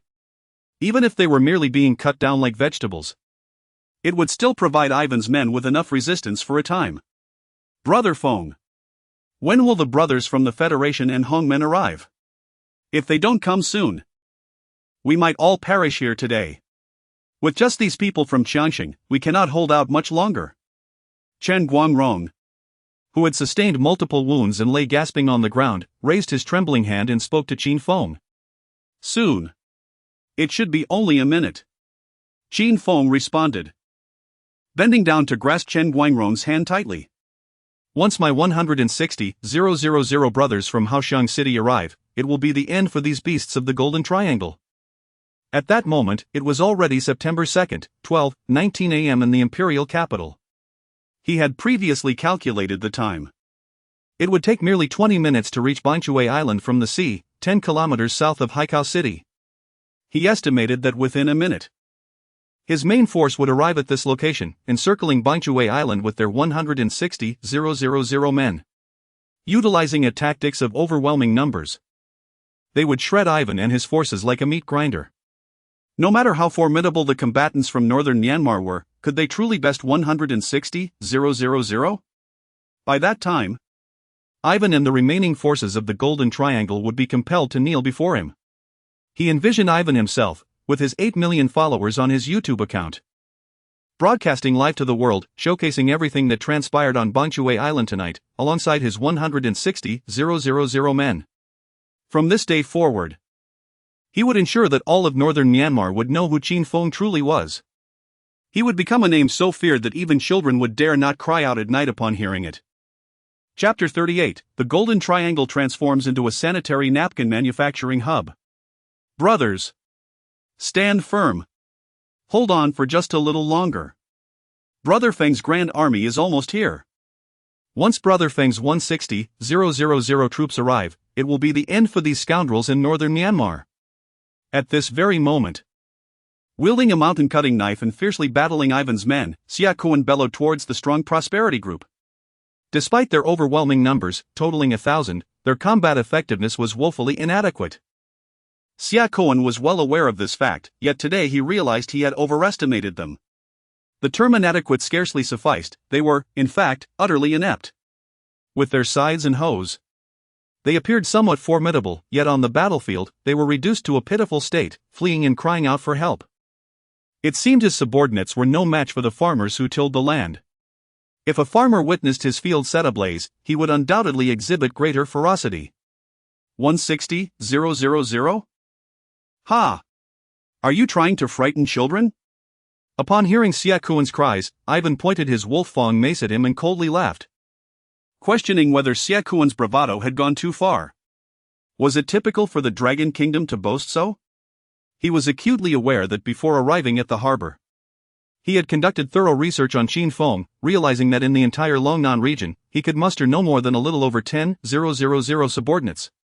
Furthermore, it was rumored that Qin Feng had many more men in Long Bay, estimated conservatively at around 50,000, and they were notoriously fierce. The only concern Ivan had regarding tonight's battle was the possibility of Qin Feng summoning his Long Bay subordinates. After all, he had heard tales of their formidable combat prowess. They were all genuine fighters, quick to resort to violence over the slightest provocation, perhaps even merely for a lingering glance.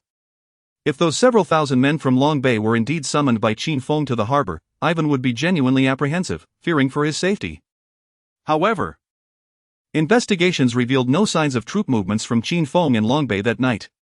The airports in Hachang, Chunchang, and other major northern cities had shown no indications of activity. Thus, Ivan could confidently conclude that Qin Feng had no intention of deploying his northern forces for this battle, allowing him to confront the adversary without trepidation. Consequently, Ivan believed that Xia Kuan's earlier declarations were nothing more than empty bravado, a delusion of a gangster on the brink of defeat, fantasizing about salvation to turn the tide of battle. If Qin Feng were truly capable of rallying 160,000 men to confront him, he would slice his own basket and consume it. Ivan proclaimed. Not even the King of Heaven could impede him. Brother, brother, brother. Quick, quick, quick. Look.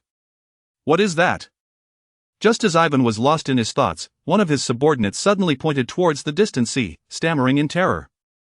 The weapon he held, a spiked club, slipped from his grasp, and he was drenched in sweat, as if he had encountered some horrifying sight. Upon hearing his words, Ivan and all the soldiers from northern Myanmar turned their gaze towards the direction he indicated. The next moment, as the scene before them became clear, They collectively gasped in shock, shivering in the sweltering heat of September's summer at the harbor. In that instant, the fighting spirit of everyone dissipated completely. They stood frozen in place, weapons in hand, rendered speechless, as if confronted by the grim reaper wielding a scythe. At that moment, an astonishing number of ships suddenly appeared in the waters surrounding Bangju Island, racing towards it from all directions, effectively encircling the entire island. By rough estimation, Ivan surmised that there were nearly 200 vessels.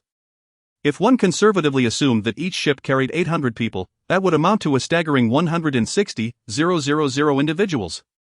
The realization struck Ivan like a bolt of lightning, piercing through him with disbelief.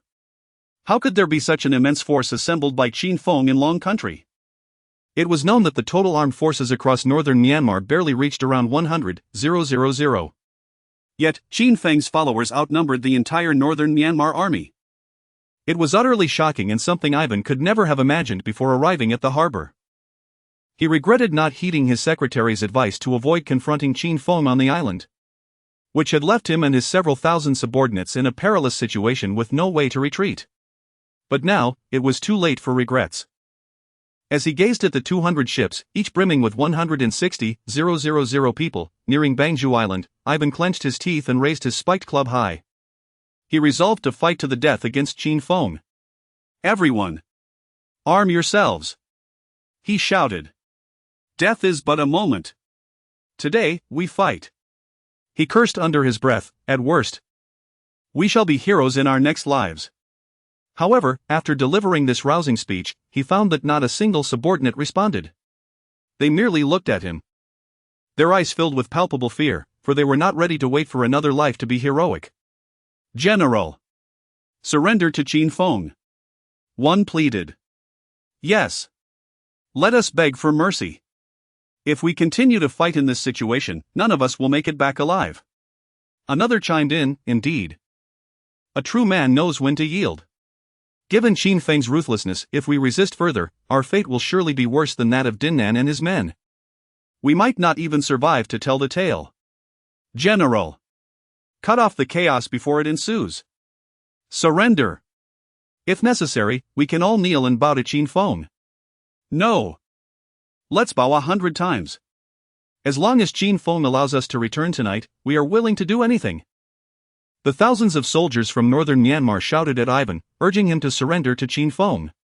Continuing this battle, they saw no glimmer of hope. No matter how skilled they were, they could never defeat 160,000 men. If they wished to survive, the only path forward was to kneel and plead for mercy from Qin Feng. At this very moment, the combined force of 160,000 socialites from the two cities of Haoshan, under the leadership of Old Ghost, had landed on the island from all directions. Each person wielded a hefty baseball bat, their eyes glinting with a fierce murderous intent. The 160,000 formed an impenetrable circle, slowly advancing towards the battlefield. Observing the overwhelming numbers surrounding them, the fear in the hearts of each northern Myanmar soldier surged uncontrollably. They never anticipated that the number of Qin Feng's subordinates would surpass that of the northern Myanmar army. What could they possibly use to fight against such an adversary? Continuing to resist would only lead to their demise. "Listen up. From this moment on, I will count to 3. If anyone has not laid down their weapons and knelt before me, Qin Feng, I will slay you on sight." With his hands in his pockets, Qin Feng, accompanied by Ma Dong and another, approached Ivan's formation. He commanded everyone to kneel. Those who remained standing would be sent to hell. 3. Just as Qin Feng called out the first number, the battlefield erupted with the sound of weapons clattering to the ground. All northern Myanmar soldiers, except for Ivan, hastily discarded their weapons and knelt down with lightning speed. The moment Qin Feng shouted at them, they had all braced themselves for this moment. Although they had previously reigned as local tyrants in northern Myanmar, feared by all, they were accustomed to others kneeling before them. They had never imagined themselves begging for mercy. Yet, they understood that today, kneeling was no longer optional. The man before them was not an ordinary individual, he was the notorious Dragon Nan, a figure far more ruthless than they. If they continued to act tough in front of Qin Feng, their fate would be nothing short of death, perhaps a fate even worse than death itself. 2. Observing the soldiers of northern Myanmar kneeling, Chin Fong retrieved a bloodstained Longhua cigarette from his pocket, lighting it as he called to Ma Dong, who handed him a Qinglong Yenue, identical to the one used by Guan Yu. As he held it in his hand, he shouted the second number to Ivan. Initially, Ivan had intended to maintain his facade until the final count, hoping to preserve his dignity as a Grand General of Jinshan Corner. However, upon seeing Chin Fong wielding the Qinglong Yenue, he was instantly struck with terror. Unable to withstand the pressure any longer, he collapsed to his knees before Chin Fong, as if his soul had been snatched away.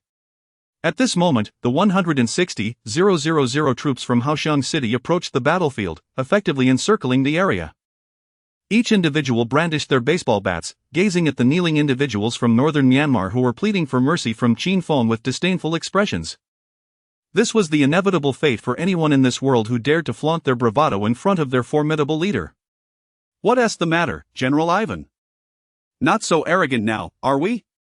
You arrived with such bravado, eager to challenge my father Fong. And now you find yourself on your knees, After passing the green dragon crescent blade to Ma Dong, Chin Fong approached Ivan, bending down to regard him from above, and proclaimed in a loud voice. Ivan remained on his knees, his head bowed, eyes fixated on the ground, not daring to utter a word. "To prepare for this battle against you, Chin Fong has suffered the loss of numerous brothers. What shall we do?" Noticing Ivan's silence, Chin Fong surveyed his bloodied comrades present. He then abruptly raised his hand, seizing Ivan from the ground and fixing him with a fierce gaze.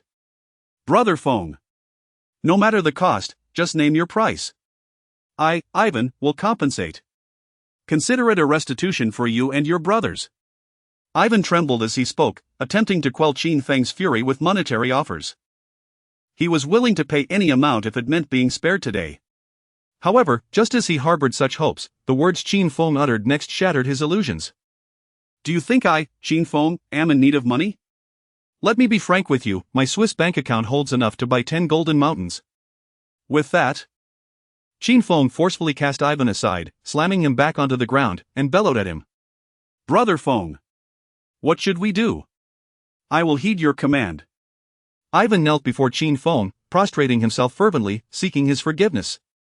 He could sense the genuine anger in Chin Feng's eyes. After all, the battle at Baotsue Island had cost Chin Fong many brothers. If he could not provide a satisfactory resolution, neither he nor the soldiers he brought from the harbor would leave alive, they would all be fed to the fish. "All right, Ivan, this is your proposal. Not me coercing you." Hearing Ivan's words, a cold smile crept across Chin Feng's lips as he bent down to pat Ivan on the head. "I recall you were quite the internet celebrity on YTB, boasting over 8 million followers.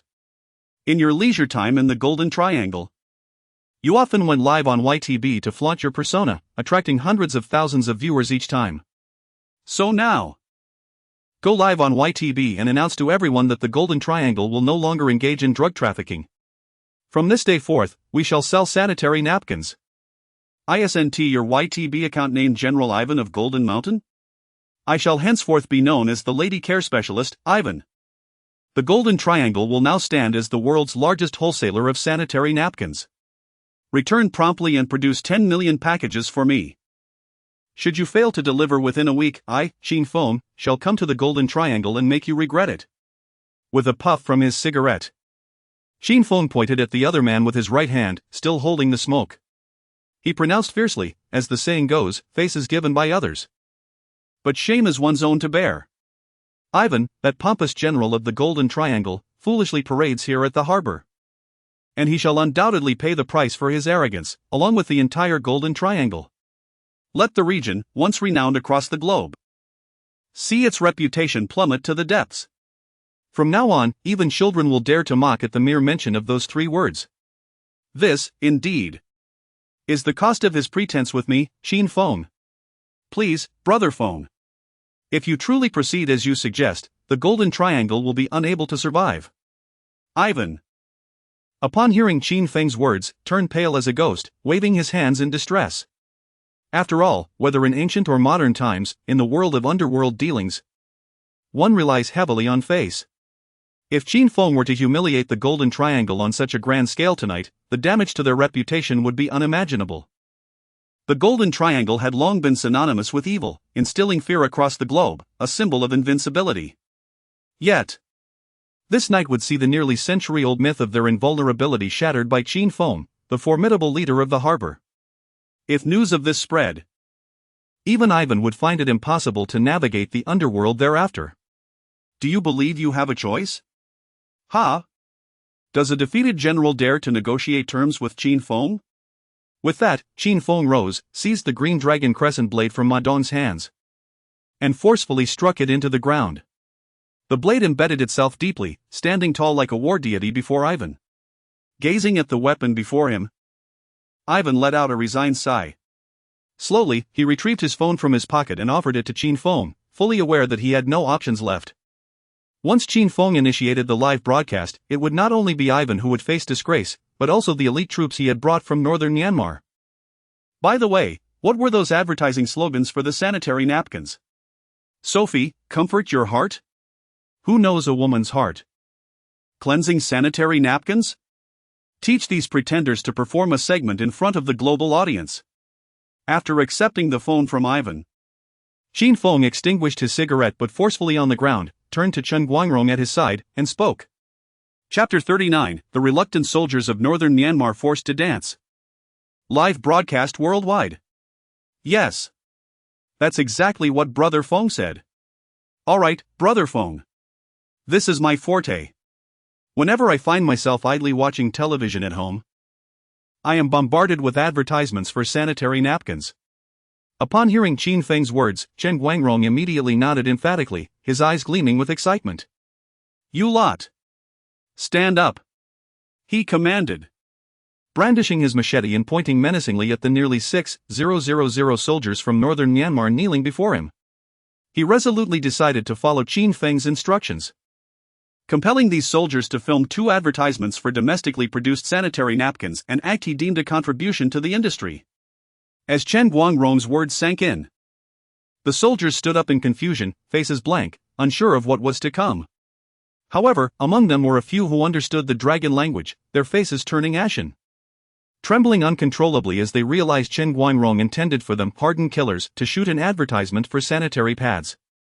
They desperately tried to move to the back, hoping to avoid being caught on camera, fearing embarrassment. Meanwhile, those who did not understand the language remained obliviously at the front, awaiting Chen Guangrong's orders. Come. Learn from me. Chen Guangrong called out. Su Fei. Open your heart. Soon, he stood at the forefront, cleared his throat, and with all his might, bellowed to the gathered soldiers, Su Fei. Shu. Sure. Your heart. Open. In the next moment, a thunderous roar erupted from Bongsue Island. Over 6,000 soldiers from northern Myanmar lifted their heads, straining their necks to shout at the top of their lungs, fueled by the fear of impending punishment, pouring every ounce of effort into their performance. They shouted with remarkable enthusiasm, mimicking the lines perfectly, "Who knew a daughter's heart, jelly and sanitary napkin?" Continuing his fervent exhortation, Chen Guangrong announced his intention to grant Su Fei and Jelian, 2 renowned domestic brands of sanitary napkins, some free advertising today. Not for any other reason, but because his wife had a particular fondness for these brands, storing no fewer than 10 boxes at home. She would often apply them, even insisting he try a few for their purported health benefits. However, as a man, he found it quite inappropriate to do so, hence he refrained. He was confident that through the vigorous promotion by these thousands of soldiers, these 2 brands would undoubtedly achieve new heights of success, selling out completely. He wished for international friends to experience the might of domestically produced goods. Who knew a daughter's heart, jelly and sanitary napkin? Upon completing his exhortation, the soldiers erupted once more into cheers. Despite the fact that most of them had no idea what they were shouting, they complied to please Chen Feng and avoid punishment. Many even raised their arms, shouting and waving their hands in exuberance. Yes, yes. Oh my, this is truly something. Let us do it this way. After concluding your remarks, please make a heart gesture for the global audience. Ensure you wear a smile on your faces. Those who do not smile should beware, as they might find themselves in a precarious situation. Observing the soldiers from northern Myanmar perform so commendably and voluntarily escalate their actions greatly pleased Chen Guangrong. While giving them a thumbs up, he instructed the leader Ivan to continue translating his words for the men, indicating that as the advertisement neared its end, each of these robust men from northern Myanmar should also make a heart gesture. Furthermore, he emphasized that every individual must wear a radiant smile while delivering their lines. Hearing Chen Guangrong's directives, Ivan could hardly suppress his dismay at the sight of his subordinates, typically engaged in the illicit trade of drugs, being so manipulated by Qin Feng. The thought of them promoting sanitary napkins before a global audience filled him with despair. Yet, he felt utterly powerless. After all, he was a defeated general. Throughout history, it has always been the victors who reign while the vanquished are left to wander. He could not blame anyone but himself for not having taken down Qin Feng. Had the circumstances been different today, it might have been Qin Feng filming a drug advertisement in the Golden Triangle. However, it was too late for any regrets now. He then translated Chen Guangrong's words verbatim to the soldiers from northern Myanmar. Okay. Juk. No problem. Upon completing his statement, the soldiers raised their fingers in an okay gesture towards Chen Guangrong, responding with beaming smiles in both English and their somewhat clumsy dialect. Witnessing this scene, Chen Guangrong sighed silently and shook his head in resignation, realizing that from this day forth, the Golden Triangle would likely have no choice but to sell sanitary napkins. Wait. Come here, do not leave. Stand at the front. Just as Ivan prepared to escape the scene, wishing to avoid involvement in this advertisement shoot, he was unexpectedly seized by Chen Guangrong and compelled to stand at the forefront. Upon hearing Chen Guangrong's words, Ivan inhaled sharply, sensing impending doom. The next moment, Chen Guangrong turned to Yang Fan and uttered words that nearly caused him to collapse on the spot. Yang Fan, can you dance the social shake? Teach this fellow a few moves. After the advertisement wraps up, let him have a solo performance for the global audience. Also, show him how to add some flair. If he cannot dance well, I shall break his third leg. This is the consequence of trying to show off in front of Fenggu at the harbor. Chen Guangrong shouted towards Yang Fan. Of course. When it comes to shaking, I, Yang Fan, am the best, and no one dares to claim second place. Back in high school, I even won first prize in a dance competition with my social shake. Upon hearing Chen Guangrong's words, Yang Fan's interest peaked, and he tossed aside his machete, stepping forward to respond enthusiastically. His face was alight with excitement, as he had not anticipated an opportunity to showcase his talent today. If asked to recite poetry or paint, he might have faltered, but this was a different matter altogether. However, if he were to engage in the social dance, swaying his hands gracefully, he would undoubtedly excel. After all, social dance has been a vital source of spiritual nourishment throughout his life. Each morning, he rises with the intention to dance, even standing up to perform a segment while on the toilet, only to resume his business afterward. Upon hearing Yang Fan's words, Zhao Yang, a fellow alumnus from high school, shot him a bemused glance, pondering whether his ignorance was genuine or feigned. He couldn't help but recall that the reason Yang Fan had won first prize at the school's talent show was due to his father being the chairman of the Young Food Company in the harbor. Had anyone else attempted to dance at that event, they would have been swiftly stopped by the principal. Come. Now, follow my rhythm and sway with me, young Master Fan. Yang Fan exclaimed as he opened the Kugo music app on his phone, playing the classic track Social Dance. He then positioned himself in front of Ivan, who was clad in military attire and of considerable girth, and spoke in a DJ-like tone. As the music commenced, Yang Fan began to move his form with abandon, performing this quintessential dance before nearly 20,000 spectators at the venue. Ivan, standing behind Yang Fan, mirrored his movements, swaying in unison. Although hailing from Myanmar's northern region, Ivan's dancing at that moment was even more flamboyant than Yang Fan's. This was no coincidence. He had encountered the social dance on the international version of Douyin when it first emerged and had even designated it as the official performance for the Golden Mountain annual meeting. Not just him, but nearly every soldier present could dance, prompting Ivan to reflect on the importance of acquiring diverse skills in life, as they could indeed be life-saving in crucial moments. Wow! This is surprisingly similar to what I've learned, he exclaimed, laughing heartily. Even Chen Guangrong, upon witnessing Ivan's performance, set down his machete, lit a cigarette, took a puff, and gave Ivan a thumbs up in praise. Initially, he had thought that if Ivan's imitation fell short, he would reprimand him. To his surprise, the latter displayed remarkable learning ability, rivaling even his mentor, Yang Fan. Suddenly, two sharp sounds pierced the air, accompanied by an unpleasant odor reminiscent of spoiled hot and sour noodles. Instantly, everyone covered their mouths and noses, glancing toward Yang Fan's pants. To their astonishment, the back of his black Armani trousers had turned a vivid shade of yellow, resembling the aftermath of sitting on a mango. It turned out that in the midst of his passionate dancing, Yang Fan had lost control of his bodily functions. Yet, in his state of utter abandon, he paid no mind to the mishap, continuing to sway joyfully to the rhythm of the music. After all, in life, one should not dwell on the minutiae, rather, it is essential to embrace happiness and revel in joy. Although he appeared quite content at the moment, the unfortunate Ivan, imitating him from behind, was suffering terribly. The overwhelming scent nearly suffocated him. Each slight movement from Yang Fan inflicted 1,000 agonizing blows upon his lungs. He marveled at the ruthlessness of Qin Feng. Realizing that he, Ivan, stood no chance against him, he was already in over his head, yet still attempting to dance. Indeed, he was truly a formidable character. Surely, this is something I need not learn, he said, pointing at Yang Fan's pocket, staring blankly at Chen Guangrong. He feared that Chen Guangrong would insist he learn even this. Well, if it were necessary, perhaps he could manage it later, but he would not force it. Upon hearing Ivan's words, Chen Guangrong pinched his nose and responded, indicating that if Ivan could manage it, he might as well try. If he couldn't, there would be no pressure. After all, Yang Fan's unique skill in this area was not something just anyone could master. If Ivan lacked the innate talent for it, even if a gun were pressed to his forehead, he likely wouldn't be able to produce it. All right. Fine. Hearing Chen Guangrong's words, Ivan sighed heavily and nodded vigorously, feeling a sense of relief. Good. That's enough. Just then, Qin Feng stepped forward, interrupting the two with a loud declaration, signaling that the teaching session could conclude. It was time for the formal performance.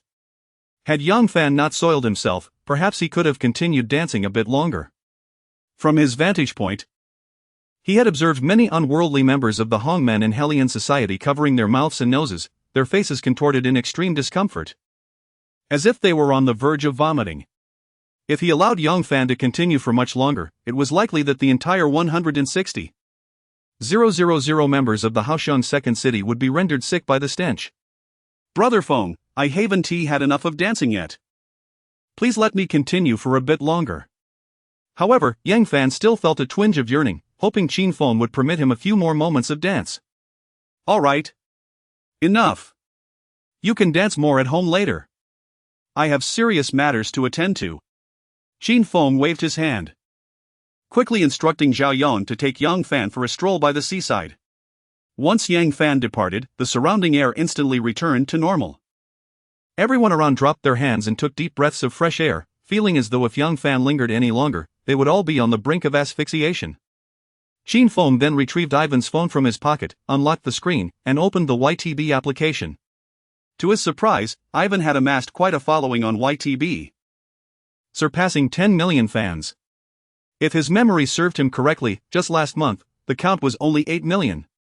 A larger fan base was indeed beneficial, as it would allow the YTB audience to witness the dazzling performance of the individuals from Jinchangjiu. Surely, they would be left utterly astonished. Not merely astonished, but perhaps even stunned beyond comprehension. Qin Feng first altered Ivan's YouTube account name from General Ivan of the Golden Triangle to the King of Sanitary Napkins.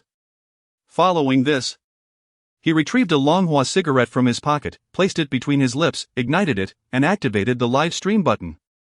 Just as he took his first puff, thousands of international viewers flooded into the live stream. After merely half a cigarette, an astonishing 100,000 viewers had joined. These individuals were fervent admirers of Ivan, who regularly tuned into his broadcasts during their leisure time, aspiring to emulate him by venturing into the drug trade in the Golden Triangle. Today, however, Qin Feng intended to reveal to them the grim consequences of drug trafficking. If they wished to follow in Ivan's footsteps, they might as well give it a try. As long as Qin Feng drew breath in this world, he would remain an unyielding adversary to drug dealers. Encountering one, he would shatter their legs; encountering two, he would break both of theirs. He would strike until they were rendered incapable of self-sufficiency, deterred from drug trafficking in their next lives. Upon witnessing Qin Feng, cigarette in mouth, appear on camera, the viewers in Ivan's live stream bombarded the chat with questions, bewildered as to who Qin Feng was and where Ivan had gone. "I am your father," Qin Feng asserted boldly, pointing at the screen. Although the chat was filled with English comments, Qin Feng had acquired a fair grasp of several languages during his 3 years in Macau, including Cantonese and English, enabling him to comprehend the barrage of comments. He immediately unleashed a tirade in English. He understood that most of the newcomers were die-hard fans of Ivan, who habitually lingered on YouTube, ready to watch as soon as Ivan began his broadcast. Their loyalty was unparalleled. Naturally, Qin Feng had no intention of offering them a warm reception. His proclamation held truth. He was indeed their father. Not only theirs, but he, Qin Feng, was the progenitor of all drug dealers across the globe. Henceforth, wherever they encountered him, they would be required to bow and call him father. Otherwise, he would break their legs. Chapter 40, The vast international netizens in a daze. How dare those despicable individuals from the Dragon Kingdom insult us in General Ivan's livestream? They must be seeking their own demise. Indeed. Be cautious, for when Brother Wan arrives, he will surely bring you down a peg. Quickly, depart. Do you realize whose phone you have stolen? If you know what is good for you, return it at once. Otherwise, you shall face dire consequences. Good heavens! I recognize him now. It's Qin Feng, the prominent figure from the Dragon Kingdom's port. Just yesterday afternoon, he incinerated billions of Ivan's narcotics in front of the television cameras, sending the entire city into a frenzy. By my word, it truly is him. This incident has made international headlines. It seemed that Qin Feng declared war on the Golden Triangle, challenging Ivan to meet him at the port if he dared. Both sides would bring their followers to a vast arena to settle their differences and determine their fates. Given the current situation, it is certain that Ivan has sought out Qin Feng for a duel. Moreover, he has likely been defeated, otherwise, his phone would not be in Qin Feng's possession. It's over. General Ivan has most likely been captured. Although he is quite formidable in the Jinshan corner area, where none would dare to provoke him. The port is not the Golden Triangle, it is Qin Feng's territory. Renowned for his ruthless nature, Qin Feng shows no mercy to those who challenge his authority. Ivan may very well have met his end in the port. How utterly ruthless. Word has it that Ivan brought 7,000 elite soldiers to the port for revenge. Nearly the entirety of northern Myanmar's main force. To bring such a multitude and still fall to Qin Feng is a testament to the latter's overwhelming power in the Dragon Kingdom. Impressive. Brother Feng is truly remarkable. From this moment forth, I shall be your devoted fan. I strongly recommend that Brother Feng create an account on YTB. He could easily amass millions of followers in a single day. That is a must. A person of Brother Feng's caliber would undoubtedly overshadow Ivan, a mere cur, if he were to engage on YTB. However, it remains uncertain whether Brother Feng has any interest in or regard for YTB. Brothers, does anyone know the fate of Ivan and his 7,000 subordinates?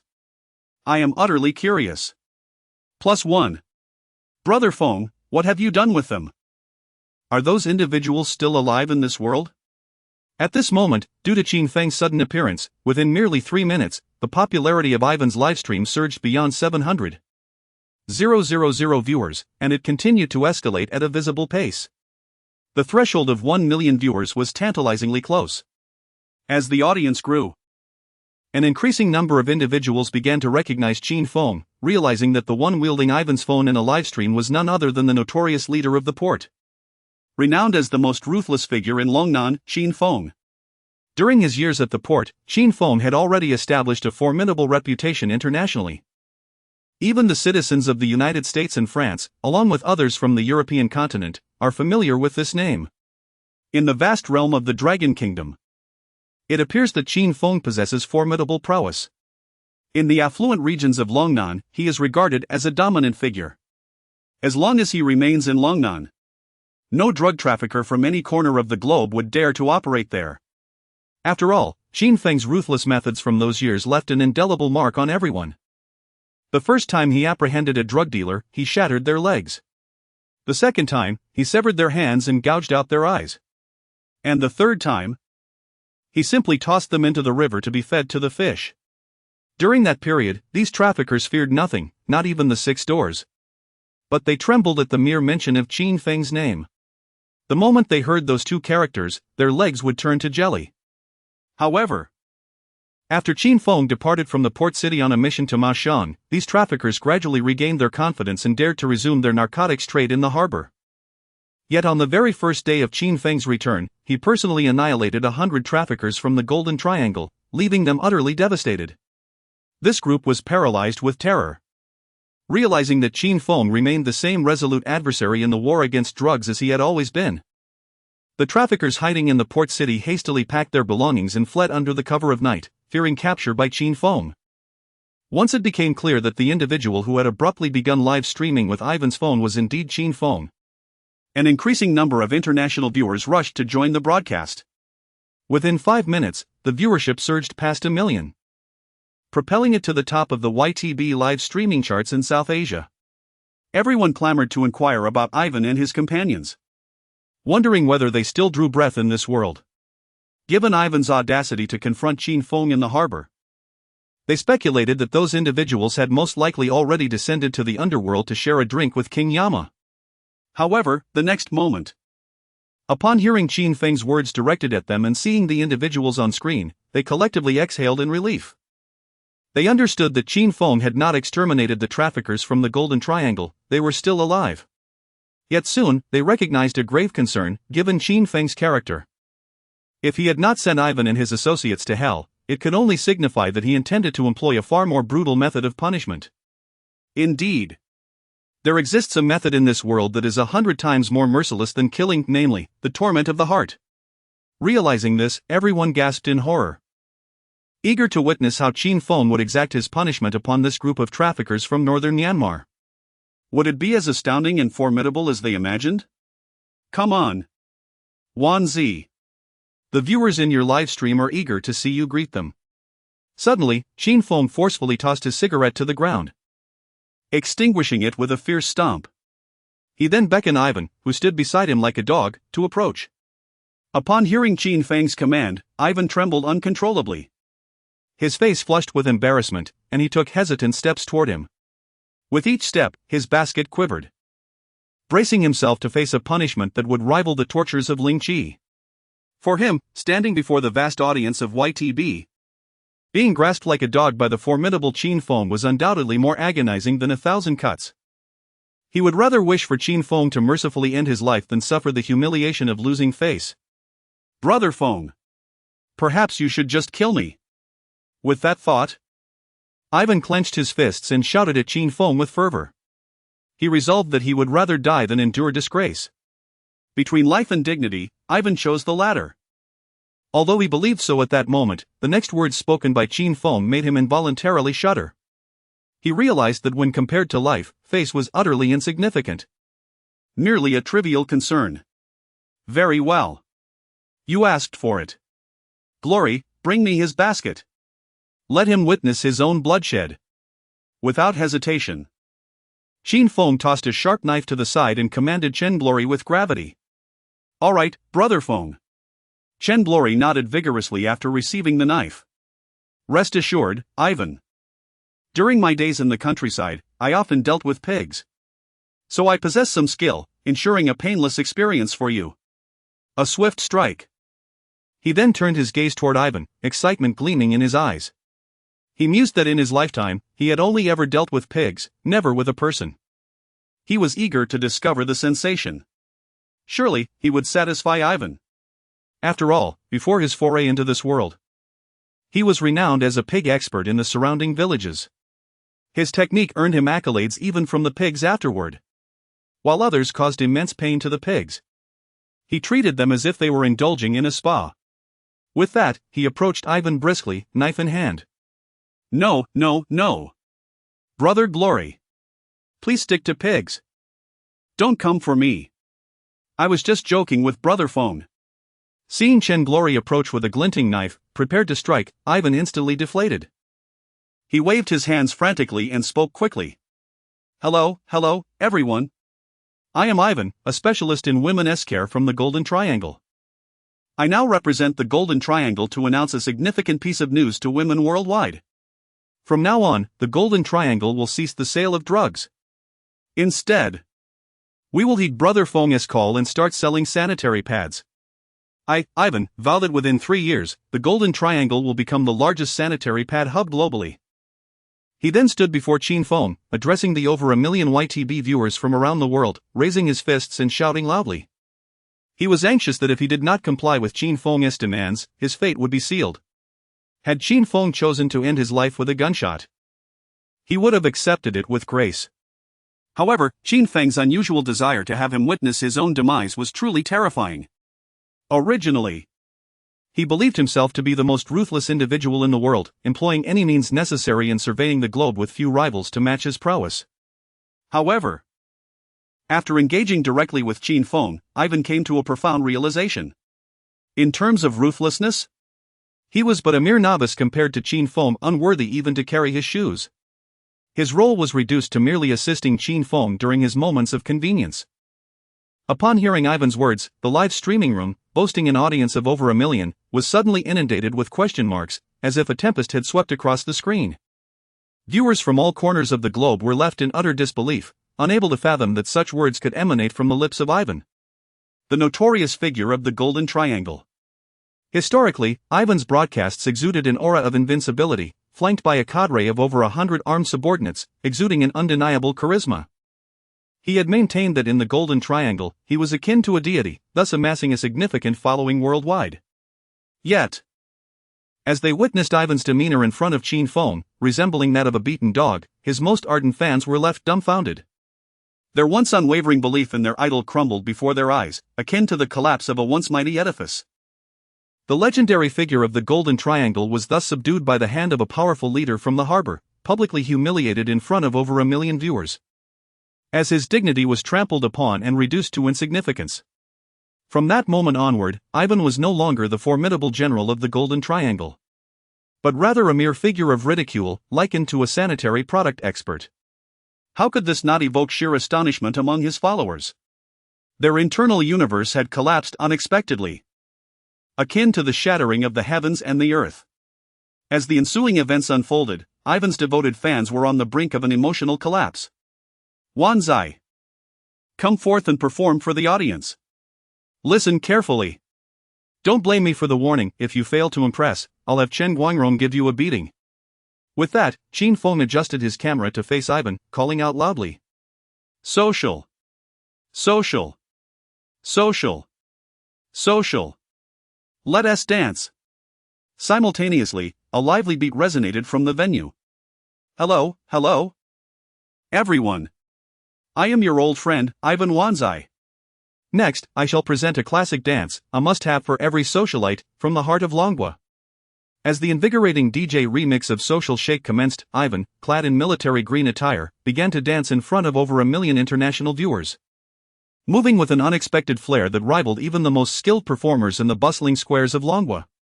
Exerting every ounce of his strength, he endeavored to present his finest self. He understood that if he faltered, the basket would soon be struck down by Chen Guangrong, the expert at swine knocking. To safeguard his younger brother, Ivan was determined to exert every bit of energy he possessed.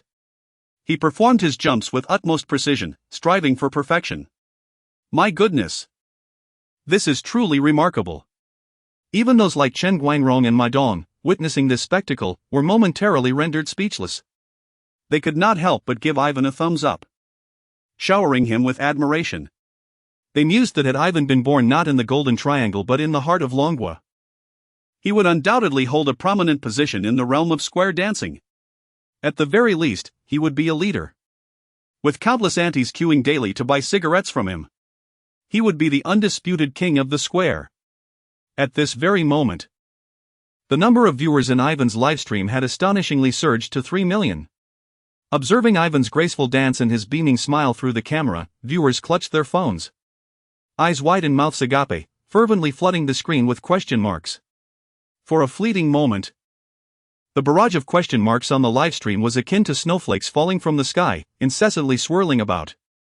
The events unfolding in Ivan's livestream that evening had genuinely astounded them, nearly causing them to regurgitate the grilled cold noodles they had consumed 2 nights prior.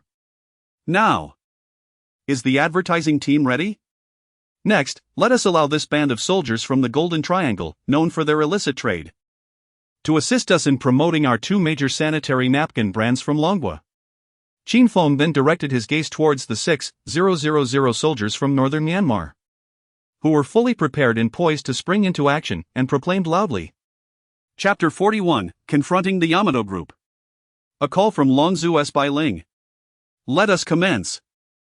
Showcase your talents. Upon uttering these words, the camera was directed towards them. Sophie. Shu. Your heart's door. Who comprehends the depths of a woman's heart? Clean. Lien. Sanitary. Napkins. The moment Chin Fong aimed the camera at them, a colossal assembly of over 6,000 soldiers, meticulously arranged on the shores of Banquadeo, exuberantly waved their arms, eyes wide and mouths agape, vociferously shouting, "Yay!" They then collectively formed a heart shape with their hands, radiant smiles illuminating their faces. Brothers and sisters, when purchasing sanitary napkins, please choose Sophie and Lianjie, the 2 premier brands. These esteemed brands of sanitary napkins are suitable for both men and women. Endorsed by the valiant soldiers of the Golden Triangle, they are undoubtedly reliable. For those interested, you may place your orders now. The link is right below in the little yellow cart. Oh no, there is no little yellow cart. But fret not, as you can find and purchase them by searching for Lianjie or Sophie on any e-commerce platform. We will soon communicate with both manufacturers to establish global sales channels. If one purchases 10 boxes or more in a single order, shipping fees will be waived. Sophie and Lianjie are truly treasures that your entire family can use with confidence. Regardless of age or gender, everyone who has tried them sings their praises. Subsequently, Chen Guangrong took the phone from Chin Fong and, addressing the audience of 10 million in the live stream, fervently shouted. He advertised his wife's favorite 2 brands of sanitary napkins in front of a global audience, deciding to try them out himself. If they truly possess the remarkable qualities his wife claims, then he might just abandon his former life and exclusively sell these 2 brands of sanitary napkins. After all, following the enthusiastic promotion by thousands of soldiers tonight, it is believed that Sophie and Lianjie will soon become sold out worldwide. Wow! Unbelievable! Goodness gracious! It seems the Golden Triangle is genuinely venturing into the sanitary napkin market. Brothers, hurry up and purchase Sophie and Lianjie. If you wait too long, you might miss out. Absolutely. I'm buying 1,000 packs right now. For my wife. My mother. My mother-in-law. For the next year, they will all use these 2 brands of sanitary napkins. I'll also buy 1,000 packs for my father-in-law. Let him use sanitary napkins for personal hygiene. We must support Fonggu. Exactly. I need to buy some too. Although I'm a man, it's fine. My toilet paper just ran out. Using Sophie and Lianjie for personal care isn't out of the question. It may be a bit extravagant, but I'm not short on cash. The focus is on indulgence. Buy. Brothers. Even if it's just for personal care, I strongly suggest that all global restaurants equip themselves with Lianjie and Sophie. Wipe your mouth after meals. This trend must be embraced. I hereby declare the dawn of the era of universal sanitary pads. Sanitary napkins are no longer solely a woman's tool. We men shall partake as well. In the Golden Triangle, with the fervent encouragement of over 6,000 soldiers and the enthusiastic calls of Chen Guangrong, the audience in Ivan's livestream has surged to an astounding 13 million, reaching a state of sheer frenzy. Netizens, regardless of gender, have inundated the chat with messages expressing their desire to purchase the leading brands of Sophie and Jelling sanitary pads. Some quick-fingered individuals have already procured 1,000 packs. Even numerous corporate executives, upon witnessing the live broadcast, swiftly ordered 100 boxes from manufacturers, totaling a remarkable 10,000 packs, intending to distribute 1 box to each employee at the year-end party. Henceforth, during the new year, we shall no longer gift old platinum, but rather sanitary pads. General. I have just received calls from several major sanitary pad brands. They hope that the Golden Triangle can serve as their spokesperson, offering us an endorsement fee of $10 million annually. General. I have also received offers. What should we do? This unimaginable wealth, should we accept or decline? At that moment, a few trusted confidants in the crowd suddenly rushed towards Ivan, clutching their phones, and shouted loudly at him. Upon hearing their words, Ivan's eyes nearly bulged out in disbelief. He never anticipated that the Golden Triangle could one day be associated with something as unrelated as sanitary pads. Surely, from now on, when people mention the Golden Triangle, their first thought will no longer be drugs, but rather sanitary pads. We shall discuss this later. With clenched fists and trembling with rage, Ivan responded to his subordinates. This matter, he vowed, could not be left unresolved. Humiliated by Qin Feng in front of more than 10 million viewers, even having his YouTube account name altered to Sanitary Pad King, he could not allow this grievance to go unavenged. He swore that if Qin Feng allowed him to return, he would regroup and make a formidable comeback. At that time, he would ensure that Qin Feng would kneel before him, promoting drugs in front of a global audience. Reclaiming the dignity lost today. Wan Zi, I know you are discontented. However, do not rush to express that discontent. Just now, during this live broadcast, your YouTube fan account surged by 8 million followers, nearing a total of 20 million. The majority of these followers are women. And inquiries regarding sanitary pads in your private messages have reached an astonishing 200,000. Numerous brands are eager to collaborate with you for endorsements. Therefore, this wave of prosperity is yours to embrace or reject. In the future, whether the Golden Triangle continues to sell its limited audience drugs or shifts to the more lucrative sanitary pads is entirely your decision. At this juncture, Qin Feng, having ended the live stream, presented his phone to Ivan and spoke solemnly. Indeed, today, he had no desire to take a life. He merely sought to strike at the heart. Forcing the world's largest drug base, the Golden Triangle, to pivot towards selling sanitary pads was his true aim. After all, even if one Ivan is eliminated, there will still be countless Ivans in the future. However, if a drug-producing stronghold in the Golden Triangle is dismantled, it would significantly reduce a crucial drug base on a global scale. A brand new sanitary pad manufacturer could emerge. Why not embrace such an opportunity? As Ivan gazed at his YouTube account, which was on the verge of reaching 20 million followers, along with a multitude of inquiries about sanitary pads flooding his messages, his mind was nearly overwhelmed. It was as if a more lucrative path lay before him. As the foremost figure in the Golden Triangle, who had been entrenched in drug trafficking since birth, he found himself momentarily swayed by the notion. There was merit in Qin Feng's words. In the future, the Golden Triangle could pivot from drug sales to sanitary pads. While drug profits are substantial, sales can be exceedingly challenging.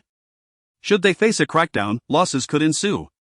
Conversely, sanitary pads, though individually less profitable, cater to a broad audience and boast high sales volumes. If mass production and sales were achievable, the profits could rival, if not exceed, those from drugs. Perhaps they could even launch their own line of sanitary pads, with Ivan himself as the spokesperson. With such a sensational marketing angle, their product would likely sell out, filling their coffers to the brim. Alright, brother phone, I'll return and contemplate this, Ivan replied, taking the phone from Qin Feng and nodding. Although he claimed to need time for consideration, in reality, he had already crafted a catchy slogan in his mind: Triangle Sanitary Pads, for a feeling that soars. Good. Now, be on your way. Qin Feng responded with a dismissive smile, having achieved his objective for the day. Through the international streaming platform, he had dealt a significant blow to the once mighty reputation of the Golden Triangle, reducing their standing to an all-time low. This would undoubtedly be more painful for them than simply eliminating Ivan and his associates. Whether Ivan would truly transition to selling sanitary pads was a matter for him to navigate. Whoa, brother phone. That young man has gone live. Just minutes after Ivan and his crew departed, Chen Guangrong shouted excitedly at Qin Feng while clutching his phone. On his screen, Ivan, who had just boarded a boat to return to the Golden Triangle, eagerly initiated his livestream. "Come on, my friends. If you want sanitary pads, give me a follow. The Golden Triangle will soon expedite the production of high-quality sanitary pads suitable for both men and women. I, Ivan, will personally demonstrate how to use them. Brothers, how about Triangle brand sanitary pads?" Ivan, clad in military attire and wearing sunglasses, addressed the livestream camera before turning to his hundreds of followers standing behind him. Demanding loudly, "Triangle sanitary pads, everyone swears by them. Triangle sanitary pads, for a feeling that soars." His followers enthusiastically raised their fists and shouted in unison. "Whoa! This is going to be epic. What an astonishing turn of events." Even Qin Feng, upon witnessing this, could not help but shake his head and let out a bitter smile. He lamented the reality of this world, where nothing seems beyond change except perhaps the inadequacy of profit. In the face of immense gain, even the notorious Golden Triangle, a hub for drug trafficking for centuries, could pivot to selling women's products. Nevertheless, he understood that even if the region ventured into selling sanitary napkins, it was merely an attempt to capitalize on fleeting trends, destined to revert to the nefarious drug trade once the fervor faded and sales dwindled. But who truly cares? As long as Qin Feng exists in this world, he shall persist in the battle against drugs, whether it be the Golden Triangle or other regions plagued by narcotics. Any trafficker daring to ply their trade in the harbor would face his wrath, enduring consequences that would deter them from such pursuits for a lifetime. "Gongrong, Zhuo, Ma Dong. Xia Koan," he commanded, "ensure that your injured brothers are taken to the hospital. I shall cover all medical expenses." With that, Qin Feng turned his gaze towards Chen Gongrong and the others, resolutely declaring that all those wounded this night would be sent to recuperate in hospital. Regardless of the cost, he would see them healed. Even if it meant residing in the hospital for a lifetime, he was prepared to support these men for eternity. Their families and friends would enjoy the finest lives, not for any other reason than his own capability. This night, they fought for him, granting him their respect, treating him as their elder brother. Thus, he would not disappoint them. As he uttered these words, Qin Feng's phone, resting in his pocket, suddenly erupted with an urgent ringtone. At the sound, he couldn't help but shudder, a chill running down his spine. He knew that the anticipated call had arrived. This ringtone was unique to his second SIM card, and he was acutely aware that only one person possessed this number, Bai Ling, his superior in the Dragon Group. At this critical juncture, her call could only signify one thing, without a doubt. It pertained to the events on Banshui Island today. "Hello, Miss Bai," he answered, placing the phone to his ear, a smile gracing his face. In this world, he could disregard any call, but Bai Ling's was one he would always answer. After all, she was the sole individual capable of issuing commands to Qin Feng. "Qin Feng, how dare you act so boldly behind the Dragon Group's back, stirring such a commotion in the harbor?" Upon connecting, Bai Ling, situated in the capital, driving a luxurious lunchy sedan, her 30-something figure clad in an elegant black dress, nearly 1.75 meters tall, vehemently chastised him, gripping her phone tightly. Just moments ago, she had learned of his audacious rendezvous with Ivan, the notorious figure of the Golden Triangle, at Banshui Island by the southern river of the harbor city. Even the personnel from the United Association and the Hong Mun have been dispatched. Although as a member of the Dragon Team, Qin Feng possesses the authority to act independently without notifying the capital at critical moments, Bai Ling felt that such a significant matter should have been communicated to her beforehand. It wasn't that she feared Qin Feng's capability in the fight, rather, she was concerned about his potential defeat. What happened? What was the outcome? Did he prevail? Just as Qin Feng took a deep breath, bracing himself for the impending reprimand, the words that echoed from the phone allowed him to exhale in relief. He realized that Bai Ling bore no resentment toward him. Victory! Thankfully, I managed to rally the brothers from the United Association and Hong Mun. Otherwise, this battle would have been quite uncertain. Those miscreants, now having switched to selling sanitary pads, likely won't dabble in drugs for some time. Qin Feng responded candidly to Bai Ling. Good. That's a relief, Bai Ling replied, visibly easing her tension and nodding in approval. Bai Jia, your call to me today must not solely concern the matter of Bangzhou Island. Xin Feng sensed that Bai Ling's purpose for calling him so late extended beyond the island affair. Pulling a Longhua cigarette from his pocket, he lit it and took a deep drag before continuing to inquire of Bai Ling. What he subsequently heard from her confirmed his suspicions. Indeed, she had pressing matters to discuss, and they were not trivial in nature. Indeed, Xin Feng, you are remarkably astute. No wonder you are the most outstanding member of the team. You are correct. Tomorrow, I need you to make a trip to Hastily to assist me with an important task. This matter is of great significance and is related to the Yamaguchi Gumi. Thus, your involvement is imperative. Chapter 42, Lying Beside a Dragon, How Can One Allow Others to Slumber Peacefully? In the imperial capital, Bai Ling, having pulled the dragon flag to the roadside, took a deep breath and directed her gaze forward. She solemnly addressed Xin Feng, expressing that, in her estimation, he was the only one capable of resolving this matter within the entirety of Dragon Country. No one else could suffice.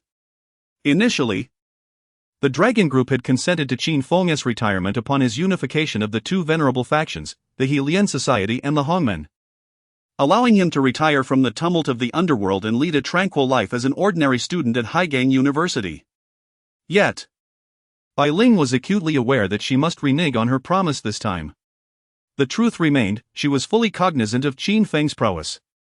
Within the Dragon Group, none surpassed him in strength. Hence, she felt compelled to call upon Xin Feng, for her peace of mind depended on his involvement.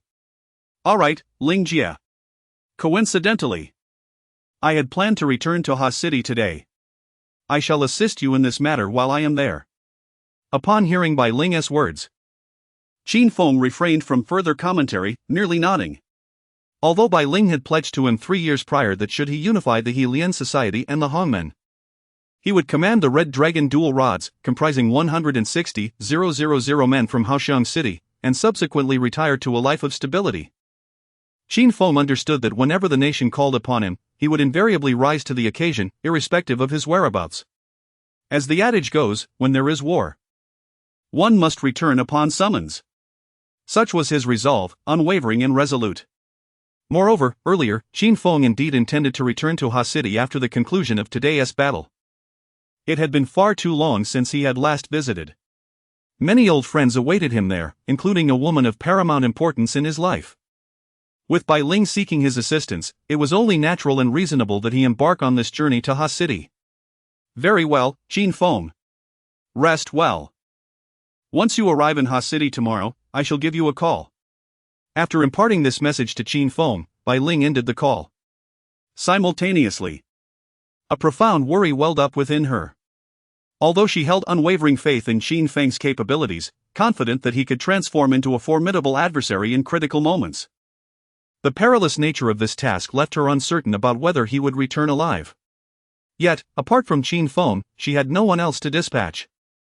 She could only hope that fortune favored him, and that divine providence would ensure his safe completion of the mission and return. Old Ghost? What is the current situation in Hastily? Is the Yamaguchi Gumi particularly active in the Longbei region? After concluding his conversation with Bai Ling, Xin Feng slipped his left hand into his pocket, running his right hand through his hair while beckoning to his chief disciple, Old Ghost, to approach. He sought to inquire about the affairs in Longbei, for he had not focused on Hastily for quite some time and was thus uninformed about many developments. He believed Old Ghost would possess a clearer understanding of the situation. Just moments ago on the phone, Bai Ling, although she did not divulge the specifics, mentioned something pertinent to the Yamaguchi Gumi. Brother Feng, the Yamaguchi Gumi is indeed quite active in Longbei, having established numerous venues and dispatched many personnel. They have effectively seized half of Longbei, particularly in Hastily, where they have almost completely taken over. Upon hearing Xin Feng's words, a middle-aged man clad in a black leather jacket, not particularly tall, barely over 1.65 meters, hastily rushed over, responding to Xin Feng in his stammering Cantonese. This man was none other than Lao Gui, Xin Feng's appointed agent in Haoxiang. In his absence, Lao Gui was responsible for managing affairs there, also serving as the deputy spokesperson for the Lianxia and Hongmen. After speaking to Xin Feng, Lao Gui took a deep breath, raised his head, and discreetly observed the changing expressions on Qin Feng's face, surmising that he would likely be quite furious upon hearing his words. After all, he knew Qin Feng's temperament all too well. Indeed, Qin Feng's subsequent response confirmed his suspicion. Damn! This bunch of bastards. Just because I haven't been in hastily these past few years, do they really think there's no one left in Longwa? How dare they sleep soundly beside my bed? Yang Fan. Purchased 3 tickets for the noon flight from Haigang to hastily today. After waking up, you, Zhao Yang, and I will return to hastily. Without a doubt, as soon as Lao Gui finished speaking, Qin Feng slammed his Qinglong Yenhua down onto the ground with fervor, his voice resonating with authority. As he spoke, the veins on his face bulged prominently. Years ago, during his time in hastily as a middle and high school student, he had engaged in fierce battles with the Yamaguchi Gumi.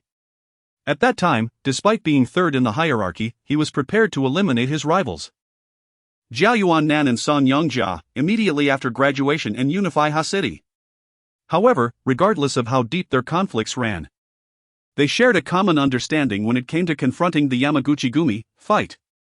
As long as they could endure, they would fight relentlessly, never allowing these bastards to flaunt their power on Longwa's soil. During high school, he led 800 subordinates, armed with pickaxes and machetes, and in a single night, they smashed 13 of the Yamaguchi Gumi's venues, leaving their adversaries in tears and forcing them to retreat. Even after he left hastily and moved south to Haigang, the presence of Jiao Yuannan and Song Yongjia in hastily kept the Yamaguchi Gumi at bay. However, as the two gradually withdrew from the underworld, hastily found itself leaderless, providing the Yamaguchi Gumi with an opportunity to exploit. Qin Feng now found himself increasingly regretting not joining forces with Song Yongjia and Zhao Yuannan back then to thoroughly expel the Yamaguchi Gumi from Longbei. Had he done so, today's circumstances might have been entirely different. Nevertheless, as the saying goes, when a wolf turns back, it is either to repay a kindness or seek revenge. Speaking of which, he still had an old score to settle with the Yamaguchi Gumi. He would save that for his return to hastily. Old grievances and new grudges shall be settled once and for all. Brother Feng, the Yamaguchi Gumi has grown exceptionally powerful in the Longbei region, boasting a manpower exceeding 10,000. Perhaps I should accompany you back, bringing along some brothers from Haoxiang's second city. It is undoubtedly not as easy to confront them in Longbei as it was in the past. Upon hearing that Qin Feng was to depart for Hacheng at noon, accompanied only by the inexperienced young men Yang Fan and Zhao Yang, who had just crossed their 20s, old Gui became anxious. He hurriedly approached Qin Feng and voiced his concerns loudly, expressing his willingness to lead the alliance and the brothers from Hongmen to accompany Qin Feng. After all, he was all too aware of the Yamaguchi Gumi's influence in Longbei. Even if Qin Feng, Zhao Yuannan, and Song Yongjia, the seasoned social leaders of Hacheng, were to join forces, they might not stand a chance against them. Chapter 43, Hastily. Your emperor has returned. The times have changed. The Longbei region is no longer the realm of Qin Feng, who once ruled it with an iron fist. Moreover, it has been nearly a decade since Qin Feng last set foot in hastily. The old ghost feared that Qin Feng's return to his former territory would leave him unprepared to face any unforeseen crises. Thus he insisted on accompanying Qin Feng with additional personnel. Indeed, Brother Feng, let us accompany you. Although we hail from the Longnan region and are not northerners, we share the responsibility of confronting the Yamaguchi Gumi. As members of Longnan's society, we are eager to contribute. Even the nearby Shangzhua, Madong, and Shen Guangrong clutched their machetes tightly, requesting to join Qin Feng on his journey to Longbei's hastily. You all must remain here. Stay put in the harbor, Qin Feng commanded. Tonight, we will deliver a significant blow to the Golden Triangle at Bangdun Island. My concern does not lie with Ivan, rather. I cannot dismiss the possibility of other forces from northern Myanmar, who may defy me, Qin Feng, and attempt to launch a surprise attack on my stronghold in my absence. Thus, the Longnan territory is of utmost importance. Raising his hand, Qin Feng patted Shangzhua, Madong, and the others on the shoulder with a serious expression. An old ghost. Ensure that the Hellion Society and the Hongmen brothers remain vigilant in the coming days. If trouble arises in the harbor while I am away, you must promptly rally the troops to support them and fight alongside our brothers in the harbor. He then turned his gaze to the old ghost and continued. Do not worry about me. When I was in hastily for my junior and senior high school years, attaining the status of the third brother on the streets was not merely a stroke of luck. In the past, I commanded an army of around 50,000 loyal brothers in Long Bay.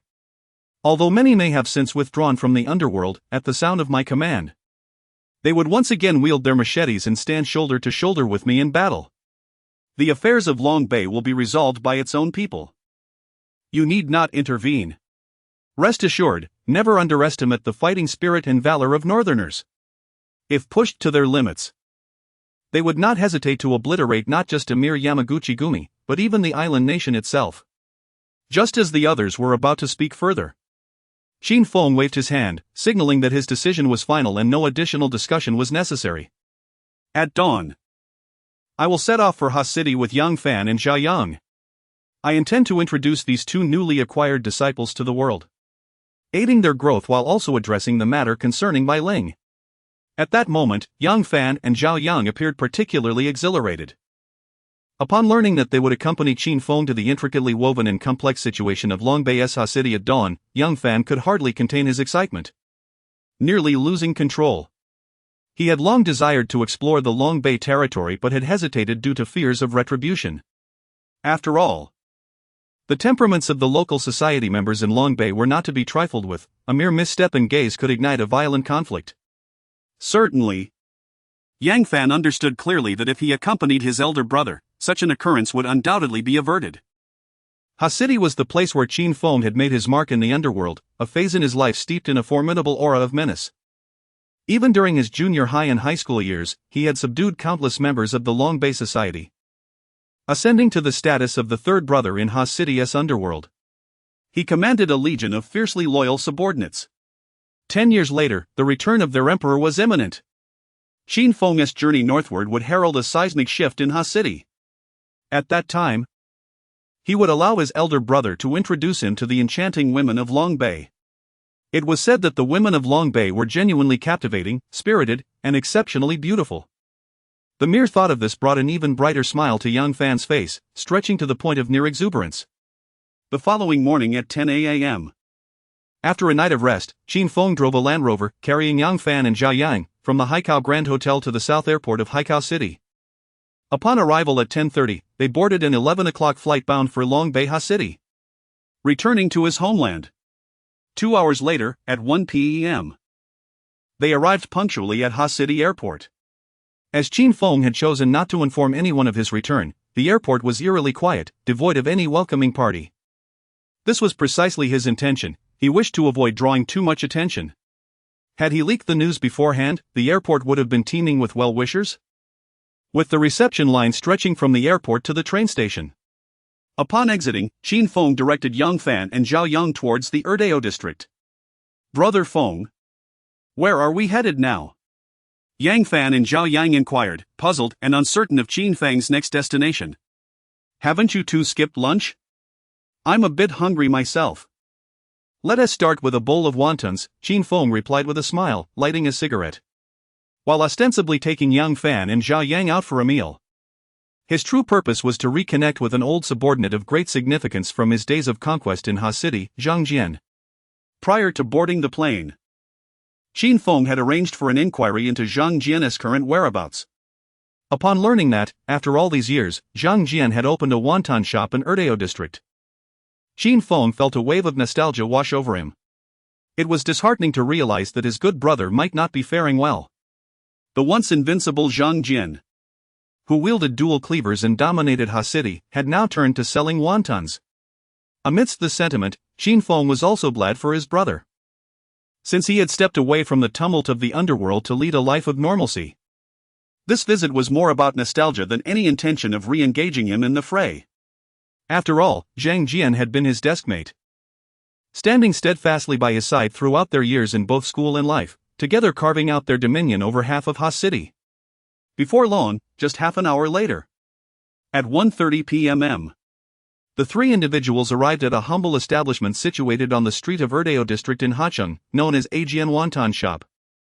It was the peak of mealtime, and as soon as they alighted from the vehicle, Qin Feng spotted a familiar figure within the wonton shop. There, clad in a tattered black leather jacket, stood a man of modest stature with unkempt long hair and a distinct scar etched at the corner of his left eye. He wore a warm smile as he busied himself within the bustling eatery, attending to the patrons. This individual was none other than Zhang Jian, one of Qin Feng's most cherished brothers from years past, a legendary warrior of Erdeo. At the sight of Zhang Jian, Qin Feng felt a surge of emotion.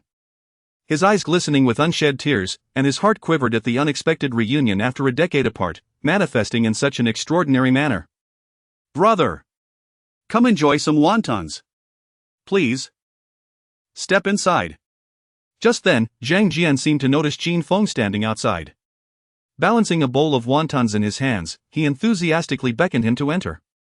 Qin Feng remained rooted in place, gazing at his long-lost friend, his eyes growing increasingly moist. "Dong! Brother Dong?" The moment Zhang Jian recognized Qin Feng's face, the bowl of wontons in his hands crashed to the ground with a resounding thud. The porcelain shattered instantly, and the wontons spilled messily across the floor. Chapter 44. In those days on this land, I was known as Qin Dong. After a brief moment of stunned silence, I took a bold step forward and dashed outside. I embraced Qin Feng, collapsing onto his shoulder in a torrent of tears. In an instant, my tears soaked his white shirt. Meanwhile, a woman in the kitchen, serving wontons, also noticed this poignant scene. Upon seeing Qin Feng, she froze, her eyes wide and mouth agape, her face a canvas of disbelief. Even the spoon she held hovered suspended in mid-air, as if she had never anticipated witnessing that man again in her lifetime. "Dong Gu!" she exclaimed, swiftly setting down her spoon, removing her apron, and rushing out of the kitchen. Upon reaching Qin Feng, she joined Zhang Jian in a tight embrace, weeping against him. "It's all right. Dong Gu is back," Qin Feng said, lifting his hands, taking a deep breath, and gently patting their heads, stifling the tears that threatened to spill from his eyes. What he hadn't expected was that years later, Zhang Jian had ended up with Lu Tsueme. It appeared they were married. Lu Tsueme, a girl of rather ordinary appearance from their high school class, had harbored deep affection for Zhang Jian. Yet he had shown little interest in her. Despite the many beautiful girls vying for his attention, Zhang Jian ultimately chose Lu Tsueme. From the sounds of their weeping, Qin Feng could genuinely sense the hardships they had endured over the years. He felt their grievances acutely. With this thought, his fists clenched tighter, his teeth grinding audibly. But it was all right. He was back now. Whether in the past or present, Qin Feng would always protect them. As long as he was alive. No one would dare bully his brothers. Whoa! No way! That's Qin Dong. He is back? At that moment, many patrons in the wonton shop who had previously encountered Qin Feng recognized him. One by one, they set down their bowls and chopsticks, gasping in astonishment. Their eyes nearly popping from their heads, their hearts racing as if they might leap from their throats. Those who understood his identity knew all too well. At the tender age of high school, he had risen to prominence as the third brother on Haching Road, even forcing the seasoned gangsters Jiao Yuannan and Song Yangjia to unite against him. Everyone believed that upon graduating high school, Qin Feng would unify Hachang and firmly establish himself as its supreme leader. Yet, for reasons unknown, Qin Feng had suddenly departed from Hachang, dropping out in his second year and vanishing for nearly a decade. Now, before them stood the man who appeared at the entrance of Zhang Jian's wonton shop, exuding that familiar, overpowering aura. In that moment, all within the wonton shop understood that the once feared figure of Hachang had returned.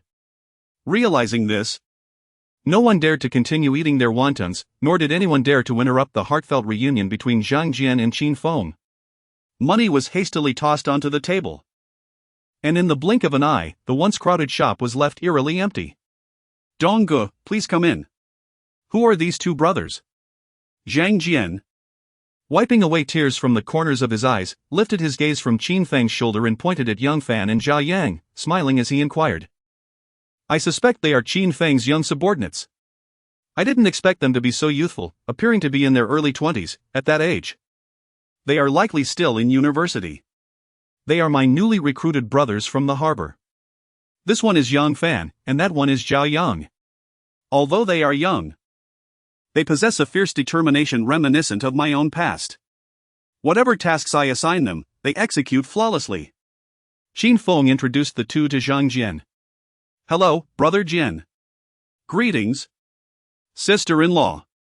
Yang Fan and Jia Yang bowed deeply to Zhang Jian and Lu Tsuime, their voices resonating powerfully. They were not naive. It was evident that Qin Feng shared a close bond with this couple. Despite Zhang Jian appearing somewhat disheveled in a tattered leather jacket, it was clear that someone who could befriend Qin Feng was far from ordinary. He might have once been a legendary warrior in Ha City, now inexplicably withdrawn from the fray and running a small eatery to sustain his family. Ah! You must be hungry. Sister-in-law, please prepare a few bowls of wonton for you. Upon hearing the affectionate address of sister-in-law, Lu Tsuime beamed with joy, pulling the two young men into the shop while cheerfully speaking. She then entered the kitchen, donned an apron, and began her work. Donggu, your return must signify something important, Zhang Jian remarked after the four settled down, pulling out a pack of Baishan cigarettes from his pocket. He lit one for Qin Feng and took another for himself, inhaling deeply before solemnly questioning him. At that moment, the scar on his face seemed to twitch, and the ordinary demeanor of a humble eatery owner vanished.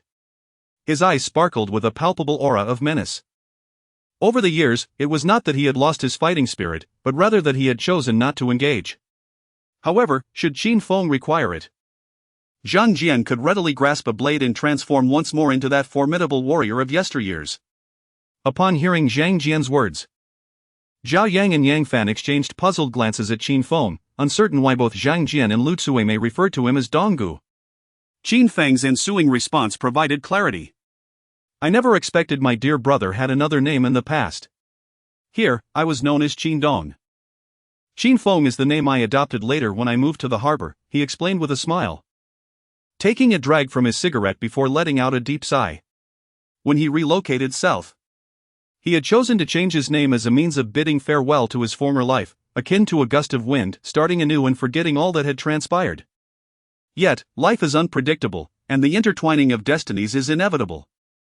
It was only now that Qin Feng comprehended that his life had irrevocably altered since that fateful day at the age of 10. When he found himself homeless on the streets, wielding a stick and inflicting grievous wounds upon a few beggars who attempted to seize his meager food.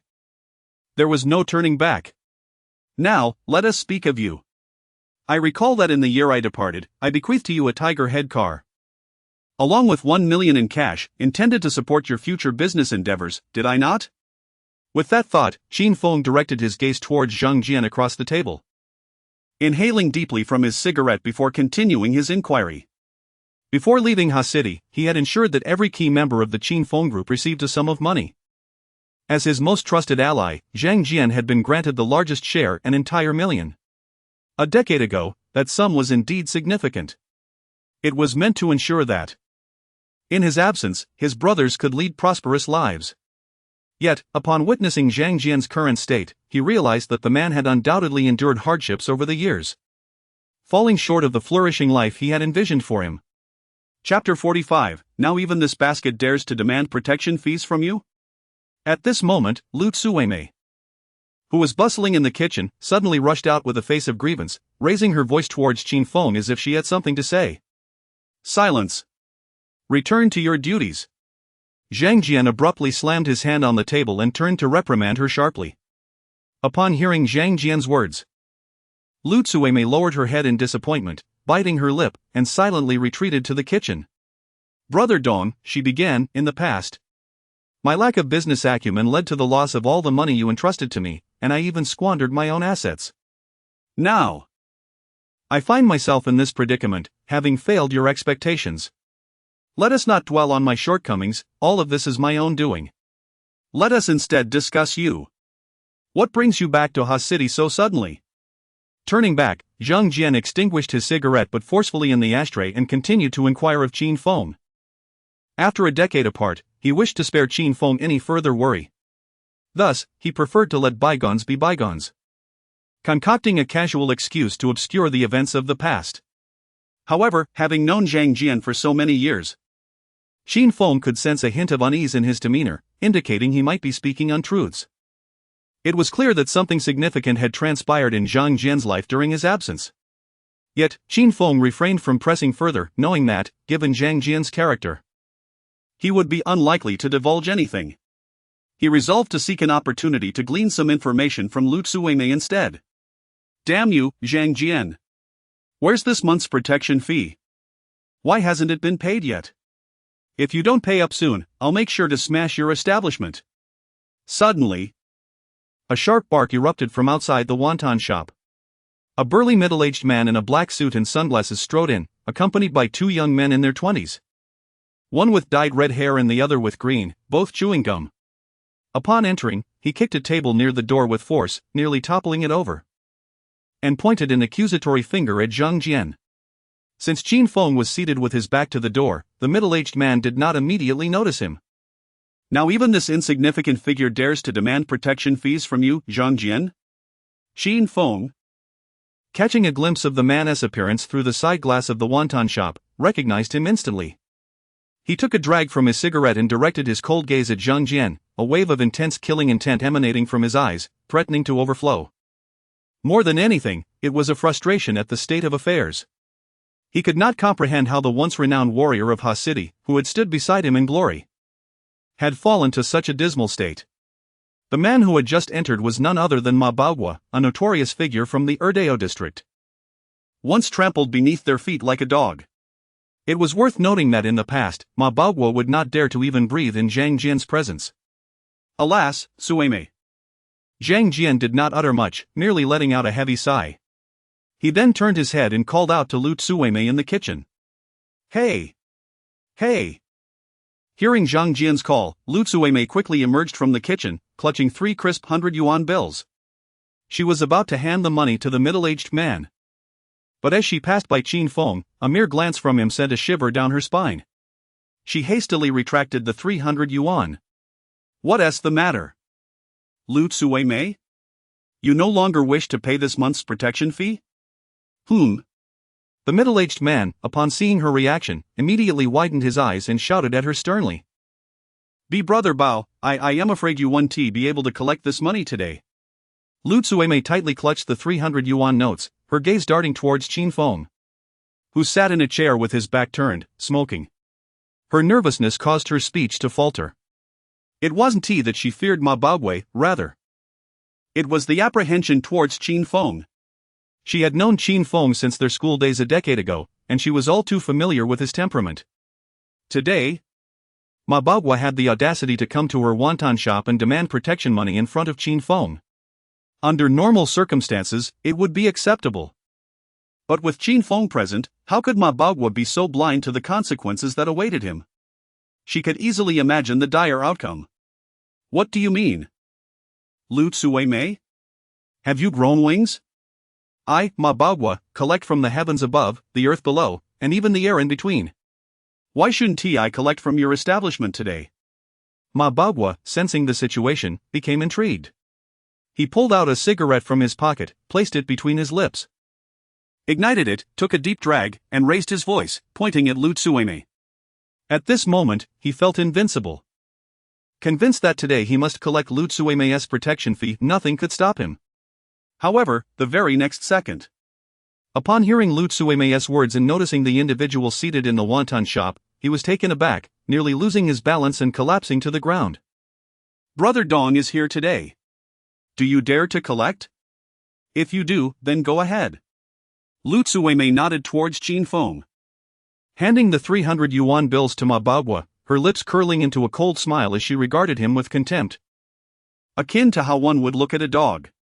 She had already shown Ma Baoguo some courtesy, hoping he would recognize the gravity of the situation and leave promptly to avoid a tragic incident in her wonton shop. Yet, Ma Baoguo, like a blind fool, failed to notice Qin Feng seated behind him. Since that was the case, she felt no need to spare him further. If Ma Baoguo was intent on courting disaster, she would not stand in his way. After all, having paid him protection fees for so many years, Lu Tsueme harbored a deep-seated resentment and eagerly wished to see Qin Feng teach this bully a lesson. Brother Dong? Which Brother Dong? I must tell you, no one holds any power here. In the 2nd Avenue district, I, Ma Baoguo, reign supreme. Damn it! Dong. Brother Dong. As Lu Tsueme's words trailed off, Ma Bagua turned his gaze in the direction she pointed, cursing under his breath. Upon recognizing the figure of Qin Feng, leisurely smoking in a chair, his eyes widened in disbelief, nearly popping from their sockets. His entire body trembled uncontrollably, as if powered by an electric motor. Beads of sweat cascaded down his cheeks, and he swallowed repeatedly, striving to alleviate his mounting anxiety. He never anticipated that, a decade later, he would encounter the very man who had instilled such fear in him. The one who had made him wet his pants countless times, right here in hastily. To put it plainly, during those years, the true figure of fear among the social circles of hastily was not Zhang Jian, but the formidable Qin Feng lurking behind him. "Brother Dong, you have returned," he stammered, raising a hand to wipe his face, as if freshly washed, forcing a tremulous smile. After 10 years apart, he had assumed Qin Feng was long deceased. Yet, at this very moment, witnessing the solid presence of Qin Feng before him, he realized that the latter was very much alive and appeared even more vigorous than before. It was in this instant that Ma Bagua comprehended the implications of Qin Feng's return. The long quiet streets of hastily were on the brink of a cataclysmic upheaval. The kind that would feel as if the heavens themselves were collapsing. "Kneel." However, in response to Ma Bagua's greeting, Qin Feng remained silent, not even sparing him a glance. After finishing his last drag of the cigarette, he extinguished the butt in the ashtray with a deliberate motion, slowly removing his watch from his wrist. Rising from his chair, he picked up the ashtray with his right hand while accepting the 300 yuan from Lu Tsueme with his left. He turned to Ma Bagua and spoke in a cold tone. Chapter 46, Loyalty and Brotherhood. "Who do you think you are? Dare to make my brother kneel? Indeed. Do you wish to court death?" At this moment, upon hearing Qin Feng's words, the two young subordinates brought by Ma Bagua to the wonton shop were immediately displeased. One of them picked up a wooden stool, pointing at Qin Feng and loudly berating him. Just as he was about to swing it, Ma Bagua's thunderous command interrupted their actions. "Put down the chairs. Get as far away as you can. This matter does not concern you." Ma Bagua turned to the two, scolding them sharply before taking a deep breath and suddenly kneeling before Qin Feng, awaiting his punishment. Sweat drenched his plump cheeks. Although these two young subordinates, barely in their 20s, had no knowledge of who Qin Feng was and had never met him before, after all, when Qin Feng was a formidable presence in this land, they were likely still playing in the snow. Ma Bagua, as an old hand in the underworld of hastily, knew all too well the ferocity of the man before him. He was acutely aware of Qin Feng's formidable reputation. Back in his high school days, Qin Feng nearly brought down the notorious leaders Jiao Yuannan and Song Yangjia. At his peak, he commanded over 50,000 followers in Long Bay, which was more than 3 times the combined number of followers under Song and Jiao. The reason so many willingly followed Qin Feng was twofold. First, he was ruthless. Second, he was honorable. He embodied the essence of loyalty and camaraderie, treating his brothers with unwavering integrity. At that time, the entire hastily believed that once Qin Feng graduated from high school, he would face off against Song and Jiao, ascending to the throne of the city's most powerful leader, dominating Long Bay. However, for reasons unknown, Qin Feng suddenly vanished for nearly a decade. Almost no one anticipated that he would one day return to hastily, not even Ma Bagua himself. This was also why he dared to collect protection fees alongside Qin Feng's former right-hand man, Zhang Jian. "Listen well. When I, Qin Dong, was in hastily, I treated you fairly. I never harassed your establishments nor collected protection fees from you. Today, you demand 300 yuan from my brother, right? Fine. If you can withstand the 3 strikes of this ashtray I am about to deliver, I, Qin Feng, will hand you the 300 yuan. With that, Qin Feng forcefully slammed 3 crisp 100 yuan bills onto the table, then rolled up the sleeves of his white shirt. 1, 2, 3. He then swung the ashtray down towards Ma Bagua's head with astonishing speed, delivering 3 strikes in rapid succession. The first blow drew blood, and by the second, Ma Bagua had lost consciousness. After the third strike, he closed his eyes and fainted, collapsing heavily onto the ground. "Take your older brother and leave." Qin Feng casually tossed the 300 yuan from the table onto Ma Bagua. He turned to the 2 young men at the door, who were paralyzed with fear. One with red hair and the other with green, and barked at them. Having navigated the underworld for so long, they had never encountered someone so ruthless. After a brief moment of stunned silence, one picked up the money from the ground while the other dragged Mabagwa away, hastily exiting the premises. They hailed a taxi on the side of the road and sped towards the hospital. At that moment, the restaurant was so quiet that one could hear a pin drop. In contrast to Zhang Jian and Lu Tsuemei's composure, one sitting calmly smoking a cigarette, the other methodically mopping up the blood on the floor, it seemed as though they had witnessed such scenes countless times before. Yang Fan and Zhao Yang, however, were filled with trepidation, their hearts racing uncontrollably. This was the first time they had witnessed their older brother lose his temper in public.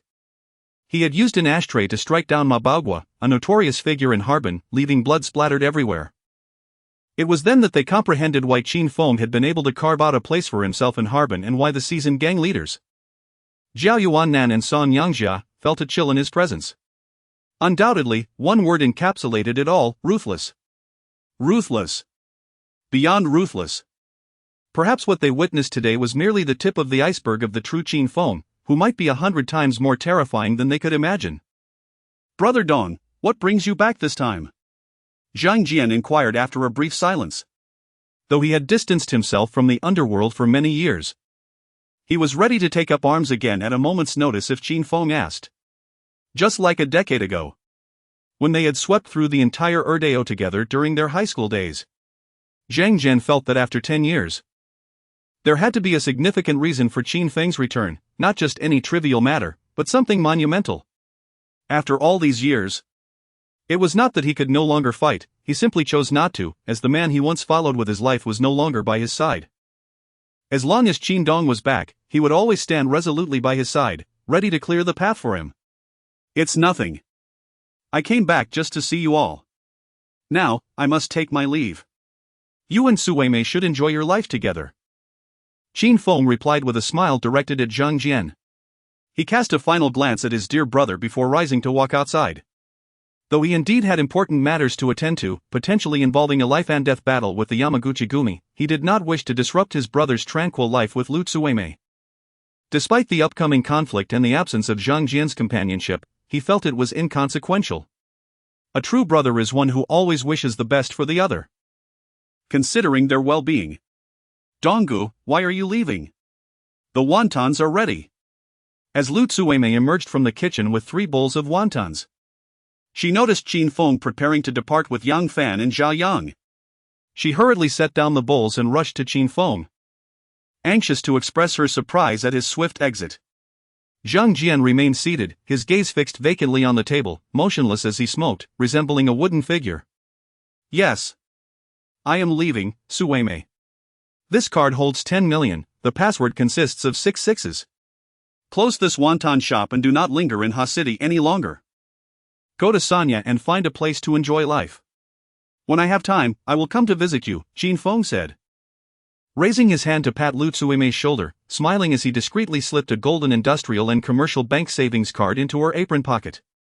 "Donggu, you have cared for us so much over the years. We cannot accept this card," Lu Tsuemei insisted, refusing to take it, pulling the card from her pocket to return it to Qin Feng. However, he did not allow her that opportunity.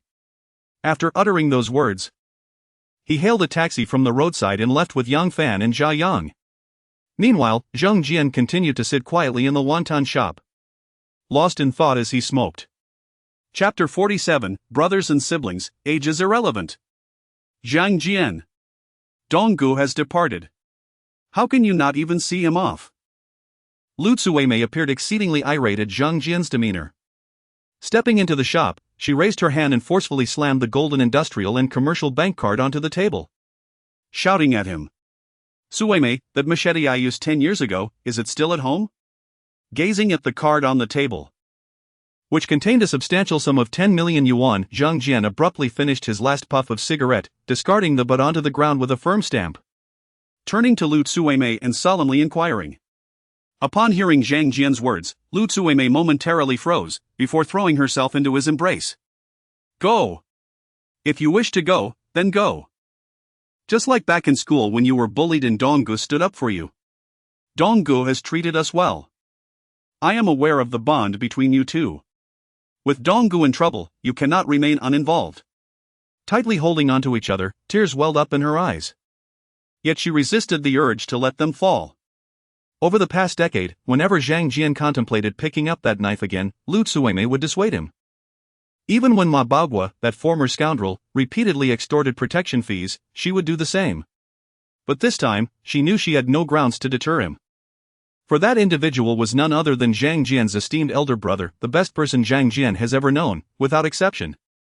On the very first day of high school, Zhang Jian had been cornered in the restroom, and it was Qin Feng who came to his rescue, leaving those tormentors bloodied and bruised. At that time, Zhang Jian wore black-framed glasses and had unkempt long hair. However, from that day forth, he removed his glasses, shaved his head, and voluntarily became Qin Feng's deskmate. Without Qin Feng, Zhang Jian could never have transformed from a powerless student, often bullied, into the formidable warrior of his generation. Wielding 2 machetes, he fought from one end of the street to the other, subduing countless individuals much older than him. The memories worthy of a lifetime's reflection for Zhang Jian were all gifted by Qin Feng. Therefore, no matter what Zhang Jian wished to do for Qin Feng, Lu Tsueme would never impede him. After all, their very existence today owes a significant debt of gratitude to Qin Feng, who had fervently encouraged Zhang Jian to be with her, proclaiming that she was the most suitable woman for him, far superior to the myriad of fleeting romances surrounding him. Yes. After helping Brother Feng in this battle, I will take you away from hastily. We shall head to Sanya to lead a tranquil life. I will make amends for all the years I have owed you. Zhang Jian held Lu Tsueme tightly in his embrace and spoke loudly. Fully aware of the countless debts he owed her throughout the years, he felt immensely grateful for having heeded Qin Feng's advice and chosen her. Otherwise, aside from Lu Tsueme, it is unlikely any other woman would have willingly accompanied him for so long during his times of despair. On the other side, after leaving the wonton shop with Yang Fan and Jia Yang, Qin Feng took a taxi to Hastily First High School, located in the Erdeo district. This was the place where he began his journey in Hastily, filled with numerous memories. His purpose for returning was twofold: to reminisce and to see the woman who had been pivotal in his life. Upon their arrival, it was precisely 2 p.m. on September 2, Beijing time. He anticipated that Bai Ling would soon call him. Thus, he seized this brief moment to revisit the school that had left an indelible mark on his past. Dong Go? Is that really you? As Qin Feng alighted from the vehicle, a nearly 70-year-old man, with a head of white hair and dressed in a uniform, emerged from the security booth at the school gate. After a closer inspection, he confirmed that the figure before him was indeed Qin Feng. Without hesitation, he dashed out of the booth, waving his arms excitedly and calling out to Qin Feng. This man was none other than Wu Laoer, the security guard in charge of all matters concerning the opening and closing of the school gates, wielding significant authority. Moments earlier, Wu Laoer had been idly seated in the security booth, smoking a cigarette while engrossed in videos on Douyin. A casual glance toward the school entrance revealed a face from his past, one that had been deeply etched in his memory and would remain unforgettable until his dying day. Startled, he nearly dropped his phone. Dong Gu. It's been so long. How do you still look so youthful? Unlike me, Wu Laoer, whose face is now a landscape of wrinkles. Ever since you left, Wu Dema has cast me aside. The young ladies who once added me on WeChat have blocked me. You finally returned. I, Wu Laoer, have long awaited this day. As he approached Qin Feng, Wu Laoer suddenly opened his arms wide, embracing him tightly, his voice filled with emotion. Tears nearly welled up in his eyes, and his words were heartfelt. During Qin Feng's time at the school, those were the most glorious days of Wu Laoer's life. Their bond was exceptionally close, and he often boasted of being Qin Feng's most loyal and formidable younger brother in hastily. Despite Wu Laoer being significantly older than Qin Feng, he understood that throughout history, the bond between brothers was defined not by age, but by strength. Undoubtedly, Qin Feng was the most formidable individual Wu Laoer had ever encountered. Not even the two prominent figures in hastily, Song Yangjia and Zhao Yuannan, dared to underestimate him.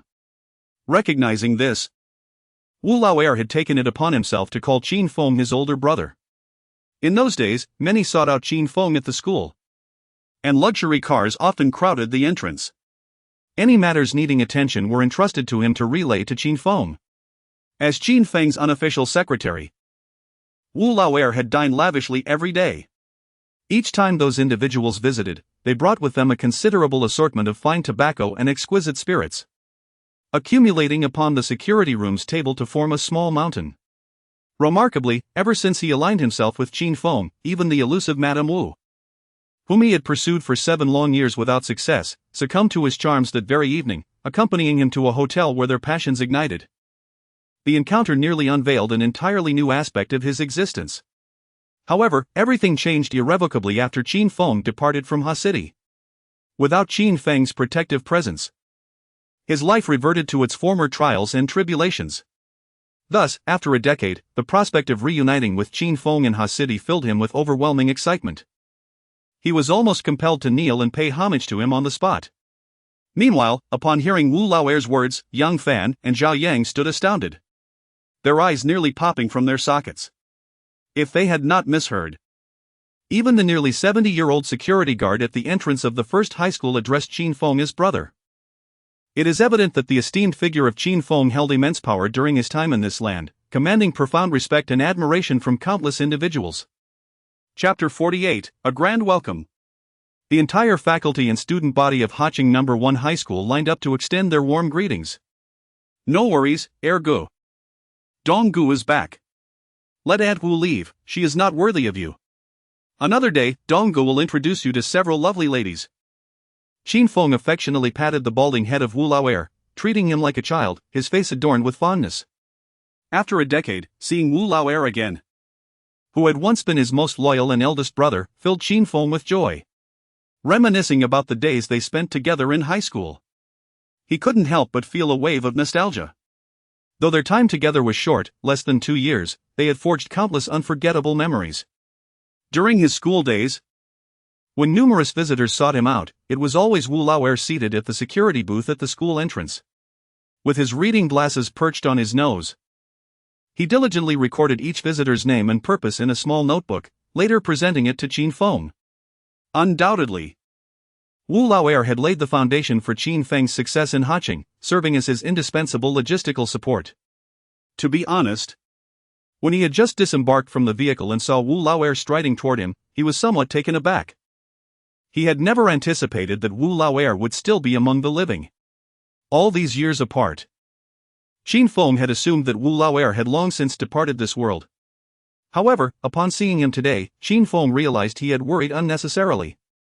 Judging by Wu Laoer's current vitality and physique, it seemed he might even outlive Qin Feng. Should the day come when Qin Feng passes, Wu Laoer would probably still be scrolling through his phone, eagerly following the latest trends. Dong Gu. It's been far too long. Let us have a drink together. I 1T be attending Class B today. Let us head to Zhang Liang's spicy hot pot next door and enjoy a few drinks. Wu Laoer will treat.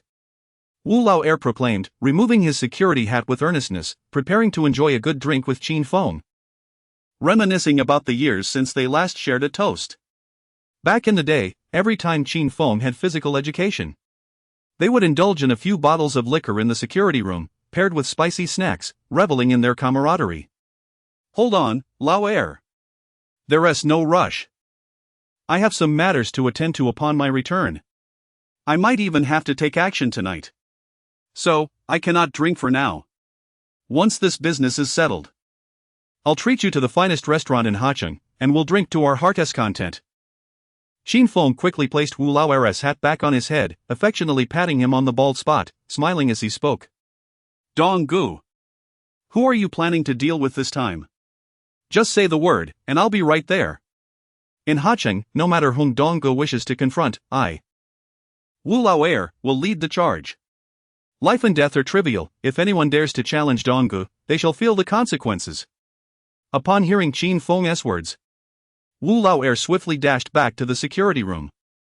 He retrieved a hefty machete, taller than himself, and exclaimed loudly to Qin Feng, his eyes ablaze with fervor.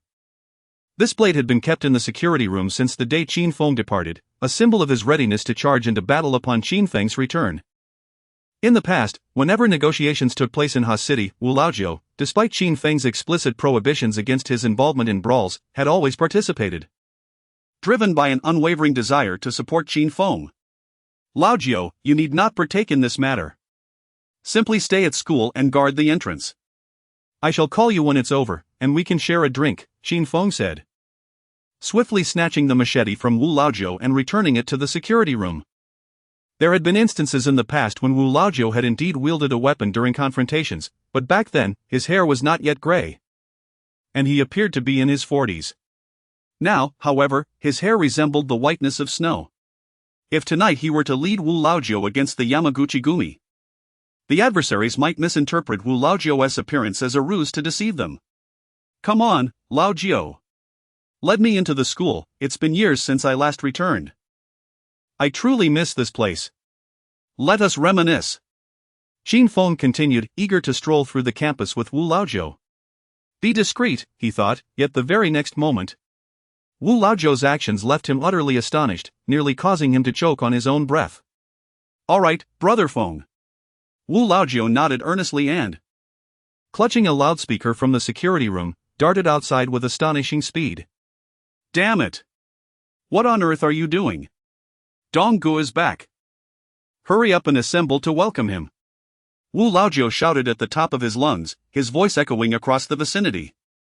It was class time, and the building was eerily quiet. As his thunderous call resonated, students filled the windows of classrooms, their attention drawn to the commotion outside.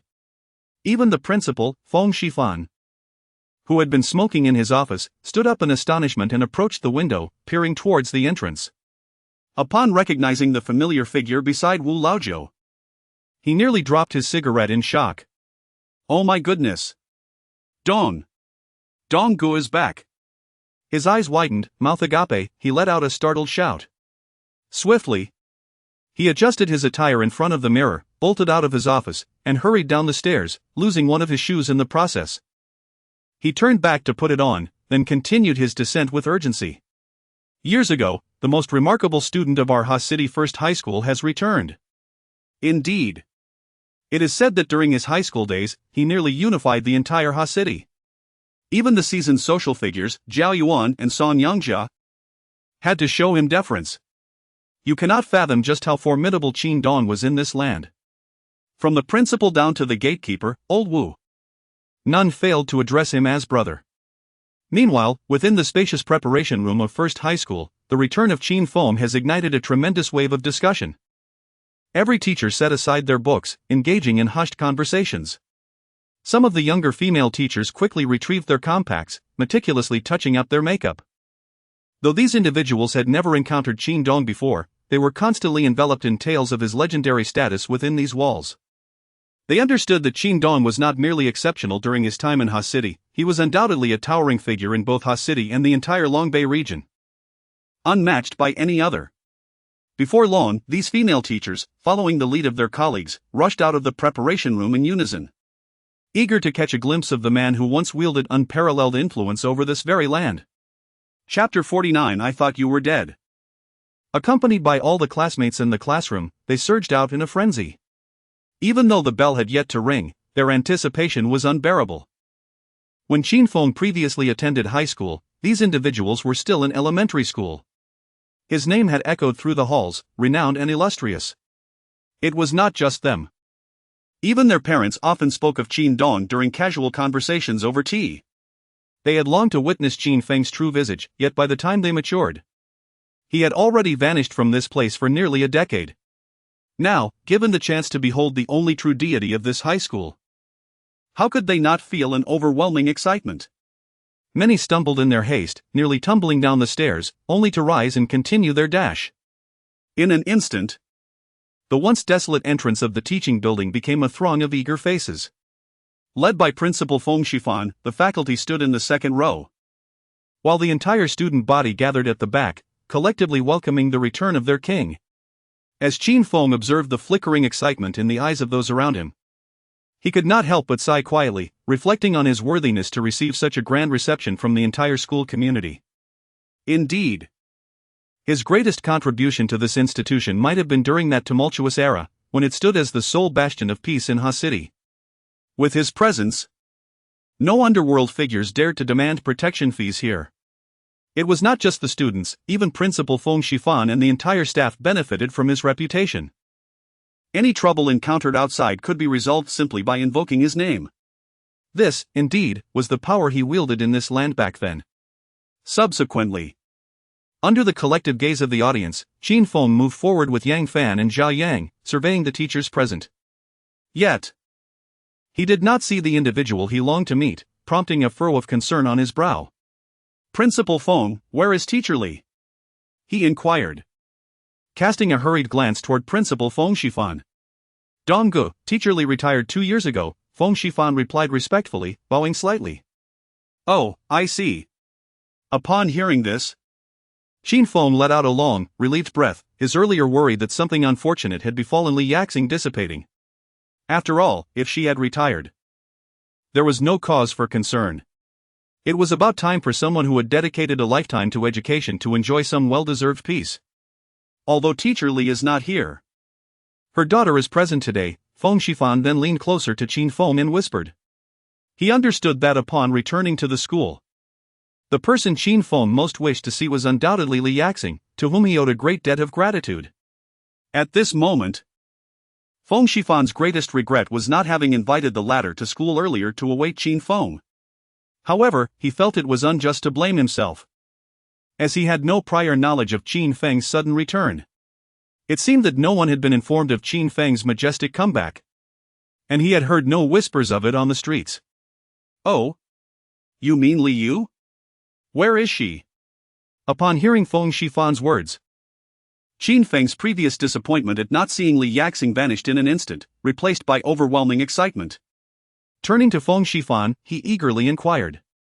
Li Yu, being the biological daughter of Li Yaxing, was merely a year younger than him. During his middle school years, he had spent a significant amount of time living in Li Yaxing's household, and he had shared nearly a year of close companionship with Li Yu, akin to that of siblings, fostering a deep bond. The news from Feng Shifan that Li Yu was present today invigorated Qin Feng immensely. After such a long time apart, he had indeed missed her dearly. "Come here, Teacher Li," Feng Shifan called, turning to a young female teacher among a group of educators. She wore a black short skirt and flesh-colored stockings, standing nearly 1.65 meters tall, her hair parted in the middle, and her fair complexion adorned with a bashful expression. "Brother Dong," Li Yu approached Qin Feng slowly under the gazes of those around her, lowering her head and speaking softly, her cheeks flushed, unable to meet his eyes. Her heart raced wildly, as if it might leap from her throat. Upon learning of Qin Feng's unexpected return after 10 years, she had excitedly rushed down with the other teachers but had not dared to confront him directly, instead hiding in the crowd. Uncertain if he still remembered her after all these years. Though she held this belief, the words Qin Feng spoke to her next dismantled all her defenses, affirming that their bond had remained unchanged over the years. "Yu, what is going on today? You don't recognize me? What happened to that fierce spirit you had when we used to fight?"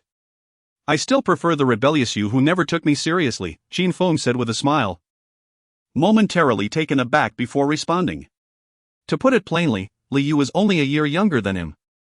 During their time together, neither of them had surpassed the age of 20. Now, upon their reunion, had it not been for Feng Shifan calling her out, he would certainly have failed to recognize her amidst the crowd. She had truly blossomed into a charming young woman, embodying the essence of maturity intertwined with a hint of sensuality. "Brother Dong, why did you take so long to come back? I thought you were dead. After all these years, didn't you miss us too? My mom mentions you every day. She says when you return, she'll have you marry me. Is it that you don't want to marry me, which is why you've been away all this time?" In the next moment, Li Yu could no longer contain her emotions. She lunged towards Qin Feng, enveloping him in a tight embrace, resting her head on his shoulder as she wept uncontrollably. In an instant, her tears soaked through Qin Feng's shoulder. For the past decade, she had, like her mother, spent every day yearning for Qin Feng, longing for a reunion. Yet, he had vanished without a trace for a full 10 years, leaving no word behind. Before Qin Feng departed from Hastily, Li Yaxing had arranged a betrothal between them, declaring that they would marry upon graduating from high school, transforming Qin Feng into her beloved son. At that time, Qin Feng had consented. During his journey southward, he had promised her that he would return to marry her within 2 years. However, she waited for a decade. She had even come to believe that Qin Feng was dead. All her grievances and longings converged in that moment, flowing forth as tears that cascaded down onto Qin Feng. Chapter 50, Once entering the Jianghu, deep as the sea. From now on, the mountains and rivers hold no acquaintances. Alas, Yaya, I, Qin Dong, am unworthy to marry you. Upon hearing Li Yu's words and witnessing her weeping on his shoulder, Qin Feng raised his hand and gently stroked her head. Gritting his teeth, he spoke with great difficulty. In the past, he had indeed promised Li Yuqing that after graduating from high school, he would wed Li Yu and open a small eatery in hastily, thus leading a peaceful life, forever retreating from the Jianghu. At that moment, he spoke from the depths of his heart. However, it was only until he traveled south to the harbor that he fully comprehended a profound truth: once entering the Jianghu, deep as the sea. Henceforth, the mountains and rivers hold no acquaintances. Some paths, once embarked upon, offer no return. As he became increasingly mired in bloodshed at the harbor, treading further down an irreversible path, he relinquished the notion of marrying Li Yu. He understood that he was utterly unworthy of being her husband, let alone the son of Li Yuqing. I don't care, Donggu. This time you've returned, you must marry me. Otherwise, I will cling to you for a lifetime. Wherever you go, I shall follow. How could Li Yu possibly let Qin Feng slip away easily? She retrieved a tissue from her pocket, dabbed at the corners of her eyes to wipe away her tears, and after regaining her composure, she lifted her head, gazing at Qin Feng with her water-like, beautiful eyes, simultaneously aggrieved and earnest. Enough of this nonsense. Can't you see Feng Gu is dealing with family matters here? As the tension between Qin Feng and Li Yu escalated, several thousand students and teachers from the first high school surrounded them, their eyes fixated on the pair. Zhao Yang, concerned for his elder brother's predicament, pointed at the throng and shouted sternly. Although his demeanor was somewhat brash, with Qin Feng by his side, he felt no fear of repercussions. After all, with his elder brother backing him, Zhao Yang could act as he pleased without worry. Upon hearing Zhao Yang's words, the throng of students and teachers momentarily froze before surging madly towards the building, fully aware that such a scene was a private affair between Qin Feng and Li Yu, and their presence was somewhat inappropriate. They were not truly afraid of Zhao Yang, their apprehension lay with Qin Feng. Get out of here. Those who should attend class, go to class. Those who need to relieve themselves, go do so. Witnessing Zhao Yang's earlier bravado, Yang Fan could hardly contain himself, raising his hand to point at the departing crowd and bellowing. He felt that he had missed his chance to assert himself and resolved that next time he would not let Zhao Yang steal the spotlight. After uttering this, Yang Fan suddenly clutched his stomach, feeling a tumultuous churn within, as if a storm were brewing. He couldn't tell if it was a consequence of his vigorous bout yesterday or if the effects of the medicinal herbs had yet to wear off. Now, every time he mentioned the word relieve, he felt an overwhelming urge to rush. Nevertheless, in that moment, he endeavored to hold it in. After all, he had just urged this group of students to hastily return and relieve themselves, and then he dashed to the restroom himself. Unleashing a torrent of chaos, his actions were rather unbecoming. Nevertheless, Yang Fan had already established quite a reputation in Longnan for his explosive demeanor. Now, wherever he went in Longnan, anyone who encountered him trembled in fear, their legs quaking uncontrollably. It could be said that within a 10-meter radius, no one dared to approach him. He hoped that the people of Longbei would not regard him with the same trepidation in the future. As for the matter of marriage, let us put that aside for now. This here is a gold savings card from the Bank of Communications, containing a staggering sum of 100 million. The password is the birthdays of you and your mother. I mean, no offense, consider it a belated birthday gift for you both after all these years. Once the crowd had dispersed, Qin Feng slowly produced a golden card from his pocket and presented it to Li Yu. He had prepared this before arriving in Ha City, intending to express his gratitude for the kindness that Li Yuqing had shown him over the years. 100 million? Upon hearing Qin Feng's words and gazing at the golden card in his hand, Li Yu was momentarily struck dumb. She could scarcely believe that Qin Feng would bestow such a fortune upon her and Li Yuqing. The sum of 100 million was something Li Yu had never encountered in her life, not even in her wildest dreams. I don't want it, Donggu. My mother wouldn't want it either. I only want you. despite fully understanding that accepting this card would dramatically alter her and Li Yuqing's lives. Freeing them from any financial worries for the rest of their days, Li Yu resolutely shook her head and, gritting her teeth, replied to Qin Feng. Her refusal stemmed not from disdain for wealth, but from a deep-seated fear that accepting the card would mean losing him forever. Compared to that 100 million. What she truly desired was Qin Feng himself. During their time together, she had fallen profoundly in love with him, envisioning herself as his one and only wife. Ready to serve him every day. Sigh. You. To be honest, I am already married. Gazing at Li Yu. Qin Feng hesitated briefly before letting out a heavy sigh and choosing to reveal the truth. He was uncertain of how Yi Hongxing's daughters would react if they discovered he intended to marry Li Yu upon his return. His concern was not for himself, but rather for the trouble it might bring to Li Yu. Although he had never formally registered his relationships with those women. The reason for his actions back then had primarily been to solidify his position in Haogang and successfully take over the Hongmen, fulfilling the mission assigned to him by the Long Group.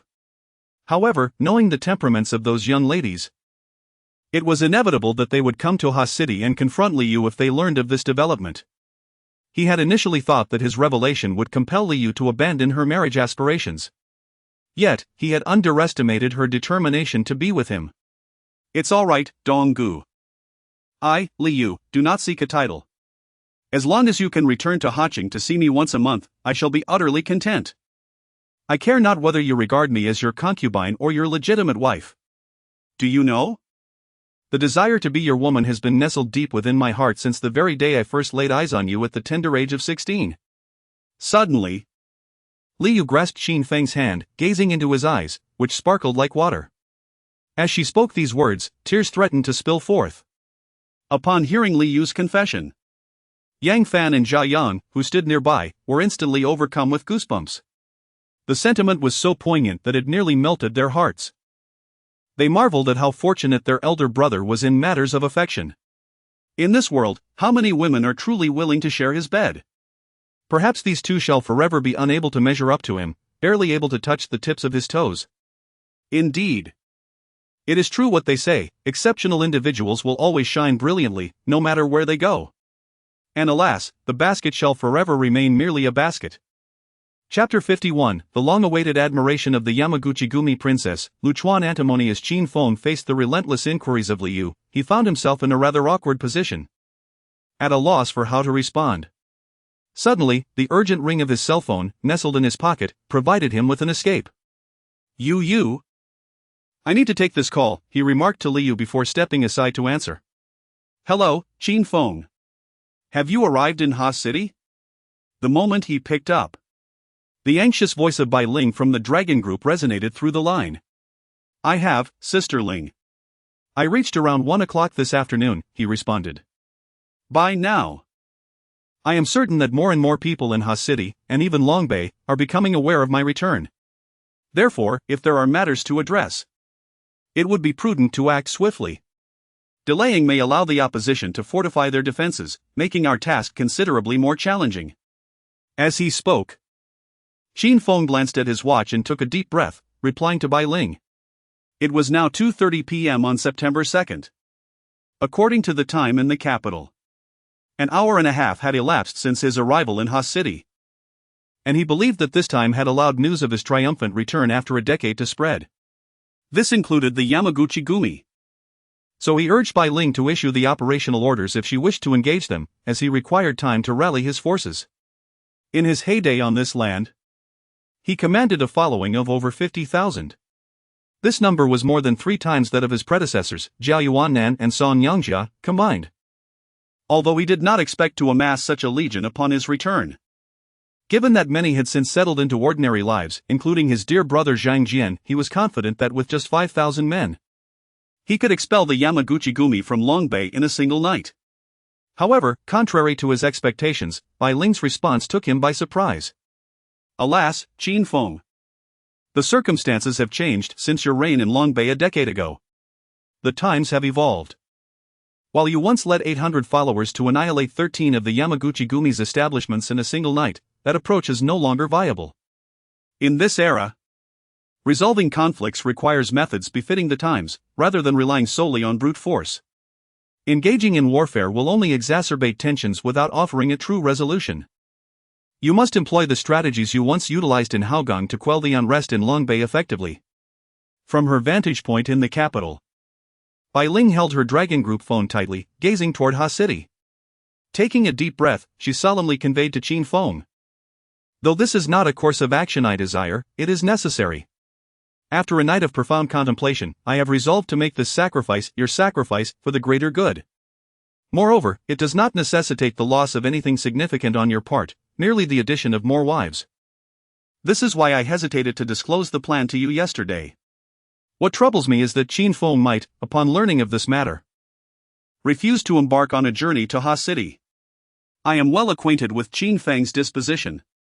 During our time in Halong, he was exceedingly reluctant. Yet, for the greater good, he ultimately sacrificed his own desires. Ling, Sister Ling, what do you mean by this? Upon hearing Bai Ling's words, an ominous premonition surged within Qin Feng. He stammered a question in her direction, speculating that Bai Ling might intend to resolve the conflict with Longbei in a manner reminiscent of the past in Halong, sacrificing his lifelong happiness in the process. He acknowledged that marrying He Hongxing's 3 daughters had, to a certain extent, expedited his consolidation of power over the 2 major factions, the League and the Hongmen. It was far less laborious than relying solely on brute force. Currently, his standing in the twin cities of Haoxiang is remarkably solid. With the 3 wives from the He family, the majority of the forces in the Haoxiang region have shown him unwavering loyalty, no longer perceiving him as an outsider, but rather treating him as if he were their own father. This was in stark contrast to his initial arrival in Haoxiang, where it is well known that the locals are exceedingly insular. Regardless of his prowess or ruthlessness, he could not resolve matters there through sheer strength. However, the union with the He family altered that dynamic. As the saying goes, a favorable wind propels one to great heights. He effectively ascended to the throne of dominance over the League and the Hongmen, riding on the shoulders of the He family. Nevertheless, Qin Feng has never been one to favor shortcuts. He prefers to engage directly and confront adversaries with earnest resolve. Either he would be vanquished, or he would subdue his opponents. During his time in Haoxiang, he vowed that this would be the last occasion he employed marriage as a means of resolution. Sister Ling, let me speak candidly. I, Qin Feng, after a decade, am returning to Ha City with no intention of surviving the ordeal. In the north, I still command an army of 50,000, composed of individuals who have fought alongside me through thick and thin, sharing a profound bond. With but a word from me, they would readily seize their blades and charge into battle once more. I am about to call my 2 old subordinates, Liancheng and Chuncheng, to inform them of my return. I demand that they immediately dispatch reinforcements to Ha City. Tonight, I intend to confront the Yamaguchi Gumi in a battle to the death. With that, Qin Feng gripped the phone tightly, gritting his teeth as he resolved to address the matter in his own manner. In the Longbei territory, only one side would witness the dawn of the next day. Yet, as he held this conviction, the words that Bai Ling uttered next softened his heart, causing his hand to tremble slightly. Qin Feng, I understand that you have a multitude of loyal followers in Longbei. With just a word from you, they would once again raise their blades to fight for you. However, after all these years, most of them have long since exited the tumultuous world and settled into peaceful lives. Are you truly willing to see them bleed and suffer for you once more? Upon hearing the words of Bai Ling from the other end of the line, Qin Feng's heart trembled violently, akin to a current coursing through his soul. He tilted his head back and let out a heavy sigh. Indeed, Bai Ling was correct. 10 years had passed. Those individuals were no longer the impetuous young men who once fought alongside him. The majority had likely retreated from the tumult of the world, embracing a life of tranquility. Many had even become fathers, basking in the joys of family life, just like Zhang Jian. How could Qin Feng bear to send them back into battle on his behalf? As the saying goes, humans are not mere grass or wood, who can be devoid of emotion. It is simply the truth, without fault, without flaw. Sister Ling, you speak. And I shall follow your guidance, he said slowly into the phone, resolved to sacrifice himself for the greater good. Just as he had in the days by the Hao River, to prevent his countless brothers from shedding blood once more on his account. Chapter 52, The Blood Kill Team. Heed the command. All flights to Tokyo, Japan. Shin Feng, this is indeed the case. The princess of the Yamaguchi-gumi, Lu Chuandi, has long harbored feelings for you. She has repeatedly declared in public that she will marry no one but you in this lifetime. The uproar caused by the Yamaguchi-gumi in Longbei is entirely due to your presence. Lu Chuanliangi, the leader of the Yamaguchi-gumi, dotes on his youngest daughter and is willing to send forces to Longbei to ensure that you become his son-in-law. If you were to marry Lu Chuandi, the Long group could resolve the matters in Longbei without bloodshed. Furthermore, Yoshimura Liangi has promised that the Yamaguchi-gumi will withdraw from major northern cities such as Chunchang and Lianchang, retaining only a minimal presence in Hachang. Noticing Qin Feng's attitude soften, Bai Ling hurriedly continued to explain the situation. Long before, the Yamaguchi-gumi had approached her, expressing a desire for a union with Qin Feng. But she had politely declined at that time. To her surprise, they had not given up even after all this time. Lu Chuandi? Upon hearing Bai Ling's words, Qin Feng couldn't help but furrow his brow, murmuring to himself. Simultaneously, a visage surfaced in his mind.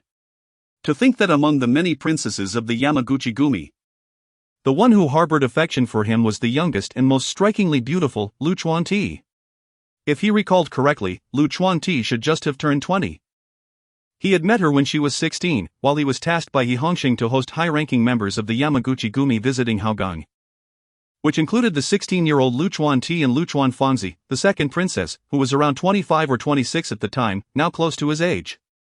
When he learned from Bai Ling that a princess from the Yamaguchi-gumi liked him and wished to marry him, the first person who came to his mind was Lu Chuanfangzi, given their similar ages. At their initial meeting in Haogang, Lu Chuanfangzi had displayed a strong fondness for him, frequently initiating physical contact even in the presence of He Hongxing's daughters. Much to the chagrin of He Huijun and He Huiying, who had trouble sleeping for several nights. However, he had never anticipated that the one seeking a union with him now was the then 16-year-old Lu Chuanti. It left him reflecting on the unpredictable nature of life. Sister Ling, permitting me to marry Lu Chuanti is not out of the question, but I have two conditions. First, I, Qin Feng, shall never become a son-in-law. If the Yamaguchi-gumi cannot agree to this, then all discussions are off. Even if I have to rally all my brothers in Haoxiang and the port, totaling 200,000. I will fight to the bitter end. After a brief moment of contemplation, Qin Feng asserted to Bai Ling that he would never accept the role of a son-in-law. Lu Chuanti must either remain with him in the port or all negotiations would be void. He vowed never to step foot into Japan unless under the banner of war. Rest assured, Qin Feng. This point has already been settled with the Yamaguchi-gumi. After marrying Lu Chuanti, wherever you go, Lu Chuanti will follow. There is no need for you to join the island nation. Lu Chuanliangi holds you in high regard. Bai Ling quickly replied. Well, as for the second point, once I meet the Lu Chuan family, I will personally address it in front of Lu Chuanti and everyone else. If they cannot agree to this second point, then all discussions are off. We remain at war. It will either be the Yamaguchi-gumi that takes my life, or I shall subdue them. Having navigated the treacherous waters of Longbei for many years, I, Qin Feng, have never feared anyone. 10 years ago, I could make them flee in Har City, and 10 years later, I can do the same. After hearing Bai Ling's words, Qin Feng nodded in satisfaction and continued, All right, Qin Feng. Lu Chuanti is currently in Har City. I will arrange a time and place for you to meet the Lu Chuan family. Make sure to dress formally and buy a few sharp outfits. Seeing Qin Feng's agreement, Bai Ling appeared quite excited, her face radiating with a fiery smile. No need. I'll just wear this outfit. After saying this to Bai Ling, Qin Feng abruptly hung up the phone. After concluding the call, Qin Feng gazed at the setting sun on the horizon, a sense of foreboding lingering in his heart. He sensed that the alliance with the Yamaguchi-gumi was not as straightforward as it seemed. To be prudent, he decided to call his chief disciple, Lao Gue, who also served as the deputy commander of the 160,000 troops in Haoxiang Air City. Hello. Brother Feng, have you arrived in Har City? As soon as the phone rang once, it was answered, and Lao Gui's anxious voice came through. Knowing that Qin Feng was in Har City for significant matters today and had brought along only Yang Fan and Zhao Yang, two inexperienced college students in their early 20s. He was particularly concerned for Qin Feng's safety. Upon receiving the call, he immediately answered. "I've arrived, Lao Gue. There has been a change of plans. Later, I may need to meet the higher-ups of the Yamaguchi-gumi alone in Har City. Therefore, I need you to lead 300 members of the Blood Kill Squad from Hong Kong to Tokyo, Japan, immediately. Use different flights to ambush the Yamaguchi-gumi headquarters. Await my instructions." Qin Feng first pulled out a Longhua cigarette from his pocket, lit it, and took a deep drag. Directing his gaze towards Haoxiang Air City as he spoke solemnly to Lao Gue. To be on the safe side, Qin Feng decided to keep some contingency plans for his meeting tonight. If the Yamaguchi-gumi dared to play any tricks, they would soon learn that he, Qin Feng, was not to be trifled with. Damn it. All right. Understood, Brother Feng. I will set off with my men right away. We will arrive in Tokyo in 2 hours. Awaiting your orders. After hearing Qin Feng's words, Lao Gue did not dare to be careless and nodded vigorously, his heart racing with tension. His heart raced, nearly leaping from his throat. Aware of the perilous situation facing his esteemed elder brother beneath the watchful eyes of Long Bei, it was undeniably dire. A moment's carelessness could lead to a tragic demise in one's homeland. It is worth noting that the Blood Killing Group, as the most elite unit under Qin Feng's command in this realm, possesses the capability to obliterate all adversaries effortlessly. These individuals seldom make their presence known. But once they do, bloodshed is inevitable, potentially making headlines on the international stage. Even during the fierce battle with Ivan at Bangchao Island last night, Qin Feng refrained from deploying these formidable warriors. Yet today, he commanded all 300 members of the Blood Killing Group to soar towards Tokyo, Japan, emphasizing the urgency of the situation. After concluding his call with the old ghost, the fog of uncertainty that lingered in Qin Feng's mind remained unbroken. He then slowly crouched down, retrieving 3 specially crafted copper coins from his pocket, casting them onto the playground of Haicheng First Senior High School to seek an oracle. This divination method had been imparted to him by an elder during his time in Haoxiang, boasting an astonishing accuracy of 99. The result, however, left him gasping in shock. It foretold imminent disaster. Chapter 53, It is not the road that is uneven, but rather your own inadequacies. Before him, 3 copper coins were casually tossed, each standing upright upon the ground, forming a perfect triangle.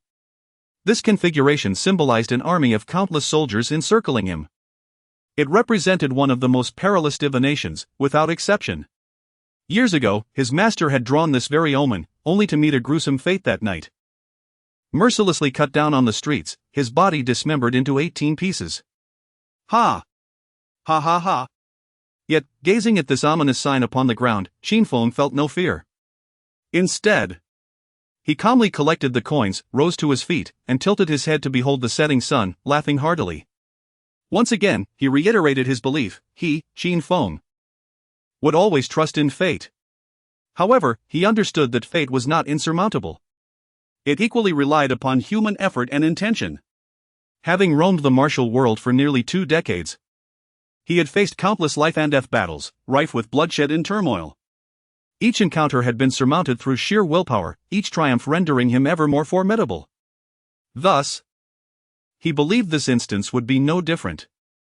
In this world, nothing is unconquerable. At no time should one lament the unfairness of fate, if blame must be assigned. Let it be directed towards one's own shortcomings. If one possesses true capability, the entire world will yield a path. Yang Fan. Zhao Yang. With a glint of determination in his gaze, Qin Feng turned to the 2 individuals behind him, raising his voice. We must prepare ourselves. The 2 young men, both in their early 20s and still pursuing their studies, sensed the gravity of the situation and rushed to his side, their eyes wide with concern. Together, they exclaimed, "We're with you, Brother Feng." As they spoke, their bodies trembled with tension. Having known Qin Feng for so long, this was the first time they had witnessed such seriousness from their older brother. We need to head to the supermarket and procure a couple of fruit knives. We are to attend a banquet tonight, a treacherous gathering where failure could cost us our lives. Are you afraid? Qin Feng's gaze swept over the two young men before him, recognizing their courage. He knew they were not typical university students, but rather individuals of exceptional mettle. This was precisely why he had taken them under his wing and brought them to hastily, to ensure they faced trials that would forge them into true men. Like him, they would learn to confront any challenge with a smile, even daring to shake hands with death itself. Surely, after experiencing the brutal conflict on Bongsue Island last night, coupled with today's crisis in hastily, they would inch closer to maturity. We are not afraid, Brother Feng. From the moment we joined you, our lives belong to you. Whenever you need us, we are at your service. Indeed. Once a Brother Feng, always a Brother Feng. What a farce the Yamaguchi Gumi is. Nothing but a bunch of curs. Whoever dares to end Feng's life, we shall eliminate them. Damn. The two clenched their fists, responding with resolute determination. At that moment, there was not a trace of fear in Yang Fan and Zhao Yang's eyes. Instead, they were brimming with exhilaration. Not for any trivial reason, but precisely as Qin Feng had anticipated, after enduring the bloodbath on Bangqiao Island the previous night, their mindset had undergone significant growth. They were no longer the frivolous scions of High-Gain University, merely indulging in revelry, but rather aspiring to emulate Qin Feng. They were determined to face the world's tempests with a fearless heart, dismissing all challenges as inconsequential. They sought to become true men. As the saying goes, the path is walked by those who tread it, and endeavors are achieved by those who strive. Regardless of the hardships and dangers, before a true man, all obstacles are mere trifles. All right, let us set forth. Qin Feng chuckled as he patted the shoulders of the two. He then led them with purpose towards the campus exit. Feng, Brother Feng, are you leaving? Liu rushed to Qin Feng's front, reluctant to part. Yes, you. This evening? I have matters to attend to, and if I return alive, I shall certainly marry you. I, Qin Feng, vow it. Raising his hand, he affectionately ruffled Liu's hair. And after uttering these words, he departed with Yang Fan and Zhao Yang. This was also the second point he intended to propose to the Luchuan family tonight, if they truly wished to forge a union with him. They must not hinder his future marriages to other women. In matters of love, akin to his aspirations, he desired the vastness of the stars and the sea. He would never confine himself to a single tree. The daughters of the Yi family were unsuitable, and likewise, the youngest princess of the Yamaguchi Gumi would not suffice. Just as Qin Feng exited the gates of Haching No. 1 High School, he was met with a throng of nearly 3,000 gathered people. At the forefront stood Zhang Jian, clad in a tattered black leather jacket, a scar gracing the corner of his right eye. However, the disheveled hair he once had was now completely gone, replaced by a gleaming bald head. Shortly after Qin Feng had left the wonton shop, Zhang Jian had gone to the barbershop for a shave, reminiscent of the day he first met Qin Feng. He then retrieved a long-forgotten machete from his home, rallying the brothers with whom he had once fought alongside Qin Feng, and arrived at the school gate to convey their unwavering loyalty and willingness to fight to the death for him. Perhaps time can erode a person's appearance and bend their back, but it can never extinguish the fervor within their hearts. Even if buried by the passage of time, should they once again encounter that familiar spark, it would ignite anew. Undoubtedly, Qin Feng was the catalyst that could drive them to madness. Behind Zhang Jian stood a group of men, all over 30, each wielding pickaxes and machetes. They are all individuals who once shared their educational journey with Qin Feng at this very school. Many have accompanied him from middle school through high school, regarding him as a lifelong brother worthy of unwavering loyalty. At this moment, each gaze directed at Qin Feng glistens with unshed tears. Even Qin Feng, upon seeing them, feels a swell of emotion, his eyes moistening. After a decade, the memories of these individuals flood back, reminiscent of a spring that flows ceaselessly. Brother Feng, just tell us who to take down tonight. The camaraderie of these brothers, unwavering over the years, remains intact. With just a word from you, whoever you say, we will act without hesitation.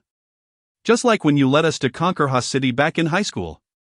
The leader, Zhang Jian, brandishing a machete, affectionately rubbed his gleaming bald head and smiled at Qin Feng.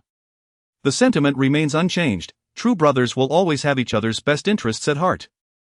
He understands that Qin Feng wishes to shield him from tonight's impending battle.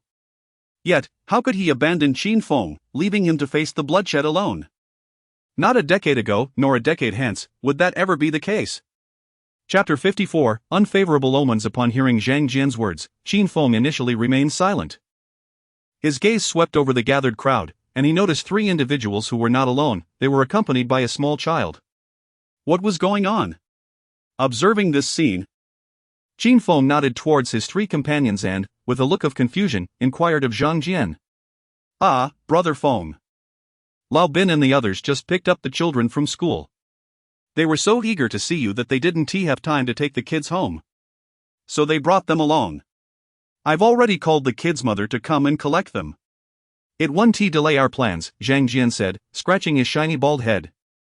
His face flushed as he smiled at Qin Feng. The three men also bowed their heads, feeling somewhat embarrassed. Come here, Qin Feng said, refraining from saying much more. He silently crouched down and beckoned the three children. The two boys and one girl, upon hearing his call, bounced over to him. Standing by his side, they looked up, their big, watery eyes reflecting innocence and charm. Yang Fan, you too, do you have cash? Qin Feng gently patted the heads of the three children before turning to Yang Fan and Zhao Yang behind him. Brother Feng, I just happen to have 60,000 yuan. Zhao Yang replied, unfastening his shoulder bag, unzipping it, and pulling out 6 stacks of red bills, presenting them to Qin Feng. Take this as a gift from your uncle. Qin Feng said, receiving the 60,000 yuan from Zhao Yang and distributing 20,000 to each child with a smile. He instructed them to return home with the cash and find their father. Listen closely. Those with families are not permitted to participate in tonight's battle. Otherwise, do not blame me, Qin Feng, for not recognizing you as brothers. Qin Feng asserted, gradually rising from the ground, hands tucked into his pockets. His gaze swept across everyone present as he spoke sternly. He understood that this group regarded him as their elder brother. The bonds forged in their youth had never waned. Regardless of the circumstances, they were always willing to charge forth for him, just as they had during their high school days of brawling and drinking. Yet, times had changed. They were no longer the 18 or 19-year-olds brimming with youthful fervor. Many among them had established families. He could not allow them to partake in this venture any longer. Those with families, you can leave now. Quickly. Upon concluding his statement, Zhang Jian also turned around and sternly addressed the crowd. Brother Dong, let us join you. One implored. Yes, Brother Dong. Back then, you supported us so much. Your time in hastily was the fastest of our lives, without exception. Now that you are in need, how can we stand by idly? Upon hearing their pleas, nearly a third of those present displayed expressions of distress. Gripping their weapons, they once again sought Qin Feng's permission, hoping to partake in the impending confrontation. However, upon witnessing the icy gaze of Qin Feng, they understood that no matter how much they spoke, it would be in vain. Given the nature of their esteemed brother, Qin Feng would never permit them to partake in the battle. Brother Dong, we shall take our leave for now. Should you find yourself short on manpower, do not hesitate to call us. With but a word from you, we shall ensure our presence. Indeed, Brother Dong. No matter the time, we remain ever at your service. Once they had cast their promises towards Qin Feng, they gathered their weapons, bowed their heads, and departed with a sense of regret for not being able to fight alongside their esteemed brother after a decade's absence. After their departure, approximately 2,000 individuals remained at the entrance of the first senior high school. At that moment, Qin Feng's phone, tucked away in his pocket, erupted with a series of urgent rings. Upon checking, he discovered it was Bai Ling calling him. Ah, phone.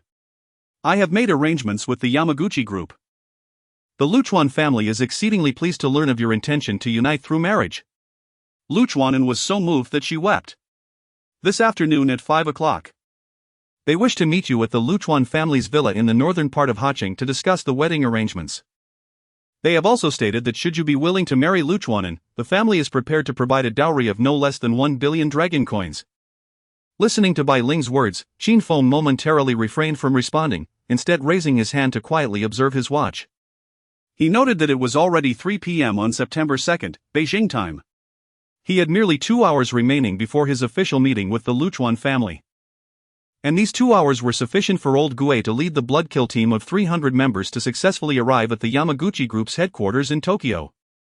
Very well. I shall arrive at the villa punctually to meet with the Luchuan family. Qin Feng then took a deep breath, casting his gaze towards the northern part of the city, and spoke earnestly. Although Bai Ling had yet to fully grasp the perilous nature of the situation that awaited him. From the divination performed on the playground of the first high school, Qin Feng was unequivocally certain that this endeavor held grave dangers. After all, that divination technique had been imparted to him by the most formidable master of his life, with an accuracy nearing 100%. In the past, it had proven remarkably effective, and thus, Qin Feng believed this occasion would be no exception. Feng, brother Feng? What? You are to meet with the Luchuan family tonight? And head to their villa in the northern part of the city? This cannot be allowed. After Qin Feng concluded the call with Bai Ling, Zhang Jian, wielding a machete, widened his eyes and exclaimed in shock. Having stood beside Qin Feng, he had overheard every word exchanged during the conversation. Aware of Qin Feng's intention to marry into the Yamaguchi group, specifically the youngest daughter of the Luchuan family, Luchuanan, who had just turned 20. Zhang Jian harbored no objections to his esteemed brother's choice of a partner from the island nation. In fact, he wholeheartedly supported it. After all, a man like Qin Feng deserved multiple wives. However, Qin Feng felt a certain unease at the prospect of personally visiting the headquarters of the Luchuan family in hastily for a meeting.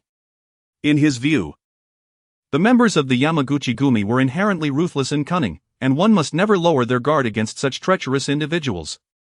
There was a real possibility that tonight could be a trap, a veritable feast of betrayal, with intentions to do harm to Qin Feng. Furthermore, to his knowledge, many of the Yamaguchi Gumi members under Long Bei were armed. If the confrontation were to be purely hand-to-hand, he would not be overly concerned for Qin Feng's safety. After all, he was well aware of his brother's formidable capabilities. Even a solitary individual could easily contend with all the members of the Yamaguchi Gumi in hastily. However, if the adversaries were to wield firearms, the circumstances would drastically change. No matter how swift Qin Feng might be, he could not outpace a bullet. Thus, he earnestly advised Qin Feng against recklessly venturing into the lion's den of the Yamaguchi Gumi in hastily, despite the allure of immense wealth.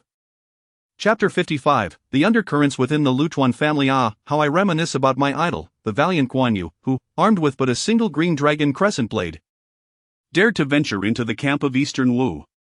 Before a multitude of sword-wielders, he maintained his composure and wit, ultimately returning unscathed to Jingzhou, leaving behind a timeless tale of bravery. I, Qin Feng, am acutely aware that I cannot compare to the great Guan, yet when it comes to audacity, I am resolute in asserting that I shall not be outdone in this lifetime.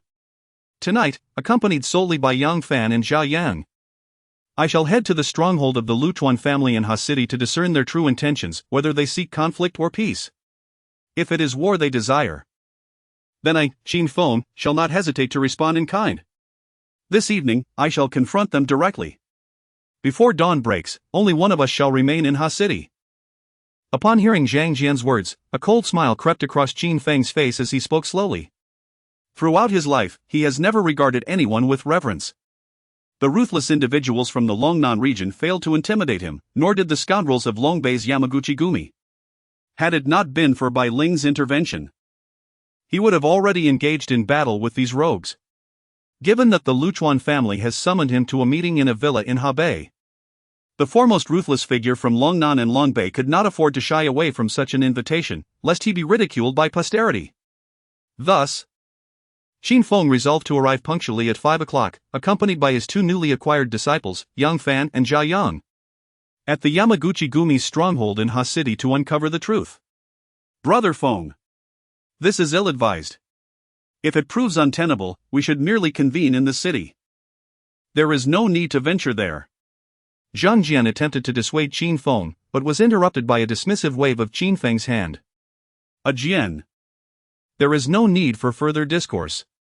Ensure that everyone is prepared. Should our negotiations falter, we shall go to war tonight.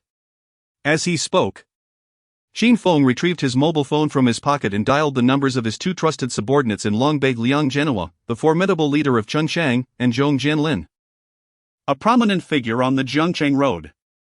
During his previous tenure in hastily, he had often lent assistance to them, resolving numerous predicaments, thus forging a profound bond.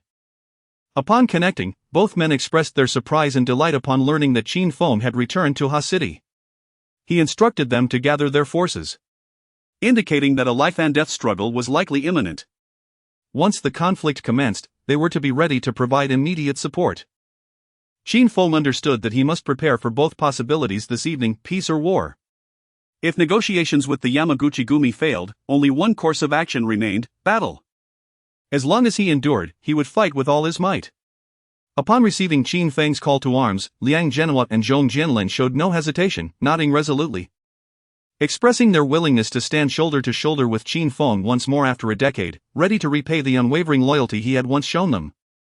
Brother Dong. In Jiangchang, I, Zhong Jianlin, command approximately 15,000 loyal followers. Tonight, approximately 10,000 individuals are poised for battle. Although my younger brother, Liang Zhenhua, possesses only 5,000 troops, I assure you that each of these 5,000 from Chun City is a paragon of elite prowess. Regardless of whom you engage in conflict, they will charge forward with unwavering determination. The two men solemnly affirmed over the phone. Prepare yourselves. Await my command. This evening's confrontation does not require a multitude, rather, only the fiercest warriors who can contend to the very end. I have faith in both of you. The men you lead will undoubtedly mirror your valor, Qin Feng remarked, nodding in satisfaction. He held an unshakable confidence in his former subordinates, Zhong Jianlin and Liang Zhenhua, individuals of exceptional loyalty and formidable combat prowess, renowned as the fiercest among the ruthless of Longbei. At critical junctures, they would never falter. Should circumstances shift tonight, forces from the three principal cities of Longbei, City, Chun City, and Jiang City would unite to confront the Yamaguchi-gumi. Additionally, he had numerous allies in Xinjiang and Lianqing. However, due to their considerable distance from City, mobilizing them would require extra time, thus he chose not to factor them into his plans. Meanwhile, with less than 2 hours remaining before Qin Feng reaches the Yamaguchi-gumi's main camp, the two factions of the Luchuan family were diligently preparing. One faction, led by the patriarch Lu Chuanliang, supported by Lu Chuanqi and Lu Chuanfang, advocated for a matrimonial alliance with Qin Feng. They understood profoundly that the Yamaguchi-gumi could never prevail in Longhua against the formidable Qin Feng. Through years of development, his power in Longhua had undeniably ascended to the echelon of supreme authority. Across the entirety of Longhua's underworld, no individual could rival Qin Feng's strength. In both Longnan and Longbei, all who encountered him would bow respectfully, addressing him as Big Brother. It was reported that even the long-established Hongmen and Hellion society in Haoxiang City had succumbed to Qin Feng's influence, allowing him to command the Red Dragon twin rods, comprising 160,000 men, firmly within his grasp. In such a context, the Yamaguchi-gumi could not hope to disrupt Qin Feng's position in Longhua. Even in a fortunate scenario of victory, they would inflict harm upon themselves, suffering losses that would leave them weakened for a decade, gasping for breath. This understanding fueled Lu Chuanliang's support for the union between his youngest daughter, Lu Chuanqi, and Qin Feng, especially upon learning of her long-standing affection for him. In contrast to Lu Chuanliang's multifaceted considerations, Lu Chuanqi and Lu Chuanfang's motivations were rather straightforward, pure admiration for Qin Feng, devoid of ulterior motives. Ultimately, the bride-to-be was Lu Chuanqi, the youngest daughter of Lu Chuanliang. As the second sister of the Lu Chuan family, Lu Chuanfangzi wholeheartedly supports this union. Her endorsement is not merely a matter of familial duty. It is born from her profound affection for Qin Feng. Indeed, the moment she first laid eyes on him at Haojiang, she fell deeply in love, entrapped in an inescapable enchantment. Nonetheless, Lu Chuanfangzi is acutely aware that Qin Feng does not reciprocate her feelings. Thus, she sees the opportunity to utilize the younger and more striking Lu Chuanti as a means to get closer to him in the future. Even if Lu Chuanti were to become Qin Feng's wife, it would not hinder her from pursuing a connection with him. After all, the daughters of the He family in Haojiang serve as prime examples. Without exception, they have all become Qin Feng's wives. Therefore, as long as Qin Feng marries Lu Chuanti, she too will undoubtedly have her chance to elevate her position, an opportunity devoid of any flaws or missteps.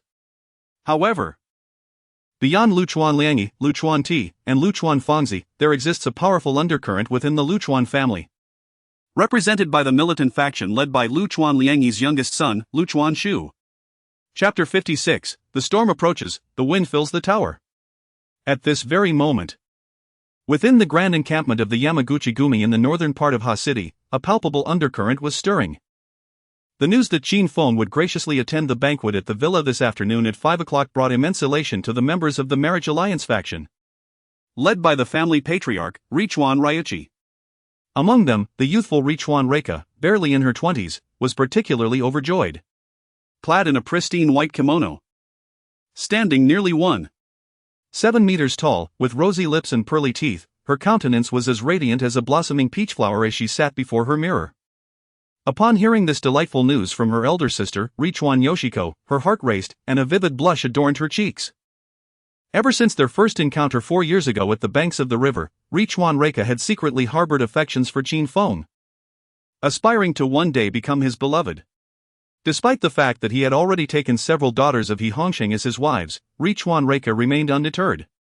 She understood that those unions were merely strategic alliances for the families involved. Qin Feng had reluctantly wed He Huijun and He Huimin to facilitate the smooth takeover of the powerful He clan in Hongmen. In truth, he harbored no genuine feelings for them. If the daughters of the He family could leverage their lineage to become Qin Feng's wives, why could she, Richuan Reika, not aspire to the same? Thus, this seed of ambition was firmly planted in her heart.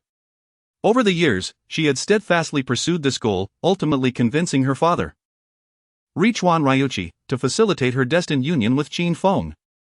The mere thought of meeting the man she had long admired in just 2 hours at the Yamaguchi-gumi stronghold filled her with exhilaration. She felt that today was unequivocally the happiest day of her life. Sister, when you meet Qin Feng, do not become overly excited. Remember to uphold the dignity of the Richuan family, cautioned Richuan Yoshiko, aged 35 and standing at 1.65 meters, her lips adorned with bold lipstick, still exuding an air of elegance as she stood behind her sister. Upon learning of Qin Feng's agreement to visit the Richuan villa and meet the family, Richuan Yoshiko was equally thrilled. As the saying goes, the drunken man's intentions lie beyond the wine. What truly delighted her was not merely that her dear sister finally had the opportunity to wed Qin Feng, but rather that she herself wished to emulate the Yi family's daughters and form a collective bond with him. In Richuan Yoshiko's eyes, this was certainly an attainable dream. In truth, she was indifferent to Richuan Reika's happiness. Her true consideration was to one day claim Qin Feng for herself. When that day came, she would unceremoniously cast Richuan Reika out of the family, possessing Qin Feng entirely for herself. As this thought crossed her mind, a broad smile blossomed on Richuan Yoshiko's face, as if she herself were about to embark on a romantic encounter with Qin Feng. Meanwhile, not far from Richuan Reika's chamber, another faction within the Richuan family was diligently preparing for their own agenda. Seated at the center of the conference room, clad in a tailored black suit and adorned with rimless glasses, was Luchuan Shu, a figure in his early 20s, much like Luchuan Di. His countenance bore an expression of solemnity and sternness as he quietly regarded the black pistol resting on the table before him, remaining utterly silent. After a brief moment of contemplation, he suddenly rose from his chair, raising his right fist and striking the table with considerable force. A fierce glint of murderous intent flickered in his eyes, as if he had resolved to embrace a momentous decision. Chapter 57, Strategies Above, Middle, and below in the conference room, aside from Luchuan Shu, stood nearly 100 members of the Yamaguchi-gumi, all clad in black suits. They were drenched in sweat, panting heavily, with beads of perspiration trickling down their cheeks, as if they were on the verge of facing the gates of hell. Only Luchuan Shu remained composed, relentlessly pounding his right fist against the table, dispelling all doubts and replacing them with unwavering resolve. He had made up his mind to instigate a significant event in Longbei Ha-City tonight, an endeavor grand enough to etch his name into the annals of history. Young master, do you truly intend to proceed with this? If you eliminate Qin Feng within Luchuan Manor, it would not only defy your father's orders but also ignite a conflict between the Yamaguchi-gumi and the forces of Longbei. At that moment, a middle-aged man in his 50s, with graying facial hair, approached Luchuan Shu, trembling as he spoke in broken Japanese, imploring him to reconsider and not gamble with the fate of his entire family. This man was none other than Mori Sanjong, known as the strategist within the Yamaguchi-gumi. Originally astute and experienced, Mori never intended to side with Lu Chuanshu in such a perilous game. However, the ruthless Lu Chuanshu had kidnapped his family, coercing him with threats of violence to align himself with Lu's ambitions. To ensure his family's safety, Mori found himself reluctantly entangled with Lu Chuanshu. Mori Sanjong. If you wish to see your family alive and not cast into the Sea of Hokkaido tonight to be fed to the fish, then you must exert all your strength to help me win this battle. Otherwise, neither of us will witness the dawn of tomorrow. Upon hearing Mori's words, Lu Chuanshu turned to face him, fiercely gripping Mori's shoulder with his right hand. He spoke with a menacing intensity. Wary of Mori's cunning and determined to threaten him with the lives of his loved ones to ensure his unwavering support. Alas, young master. My family's lives rest entirely in your hands. We are already bound together by fate. Regarding the arrival of Longbei's number 1 tonight in Ha City, since you have resolved to act, I have devised strategies upper, middle, and lower for you to choose from. Mori Sanjong sighed deeply, slowly articulating his thoughts. Oh? Speak quickly. Lu Chuanshu responded, intrigued, as he clapped Mori on the shoulder with impatience.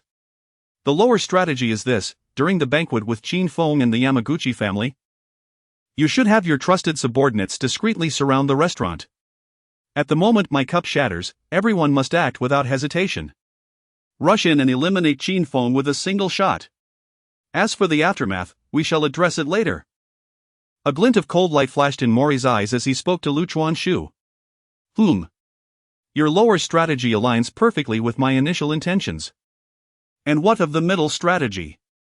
Lu Chuanshu nodded in acknowledgement of Mori Sanjong's words. This reveals his inner machinations.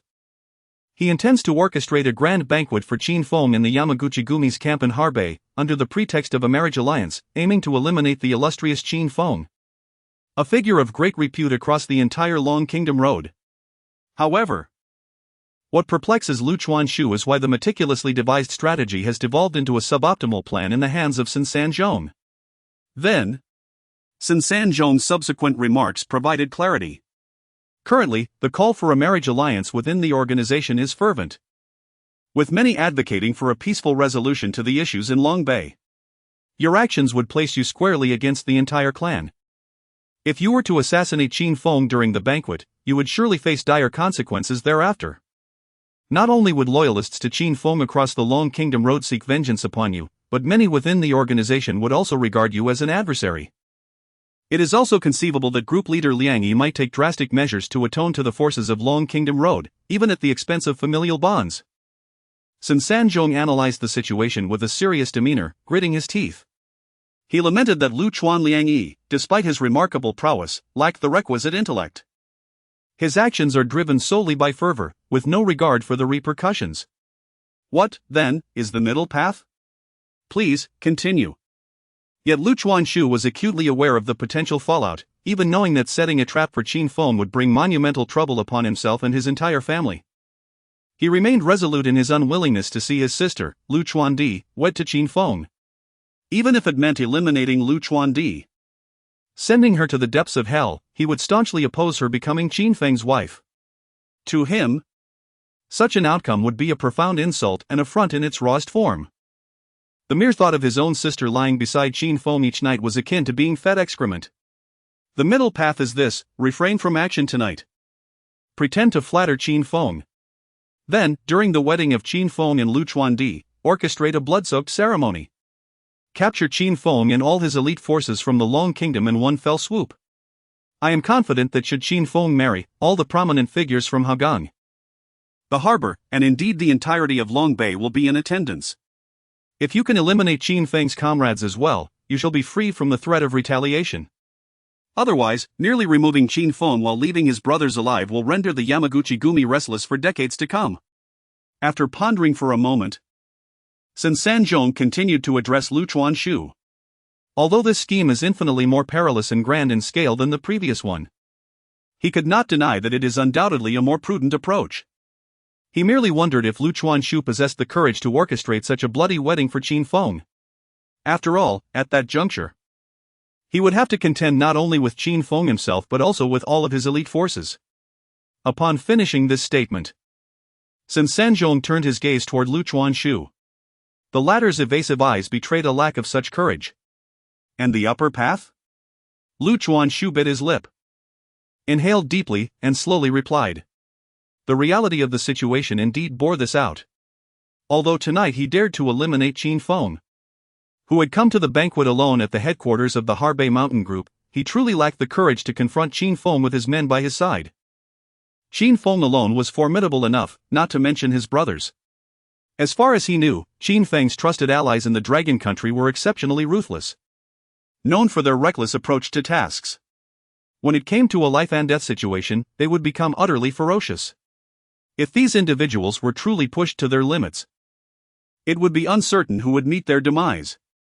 Therefore, he decided to temporarily set aside the strategy from Sanzhong. It was not without merit, however. Until the final moment arrived, he could not afford to engage in such a high-stakes gamble. Chapter 58, The scheme to fratricide and frame Qin Feng by Lu Chuanshu. The optimal strategy is to refrain from targeting Qin Feng tonight, but rather to eliminate another individual. At this moment, a fierce glint flickered in Sanzhong's eyes as he cast a cold gaze upon Lu Chuanshu and spoke in a chilling tone. Kill whom? Lu Chuanshu involuntarily shuddered under the intensity of that icy gaze, swallowing hard before inquiring. He was utterly perplexed about the identity of the other person Sanzhong referred to. Subsequently, Sanzhong provided the answer. Upon hearing the name, Lu Chuanshu nearly collapsed in shock. He could hardly fathom that the proposed strategy involved him committing patricide. Lu Liangyi. Sanzhong exerted all his strength to lower his voice, speaking in a profoundly grave manner. Though his words were soft, they fell like a boulder into a still lake, creating tumultuous ripples within the conference room.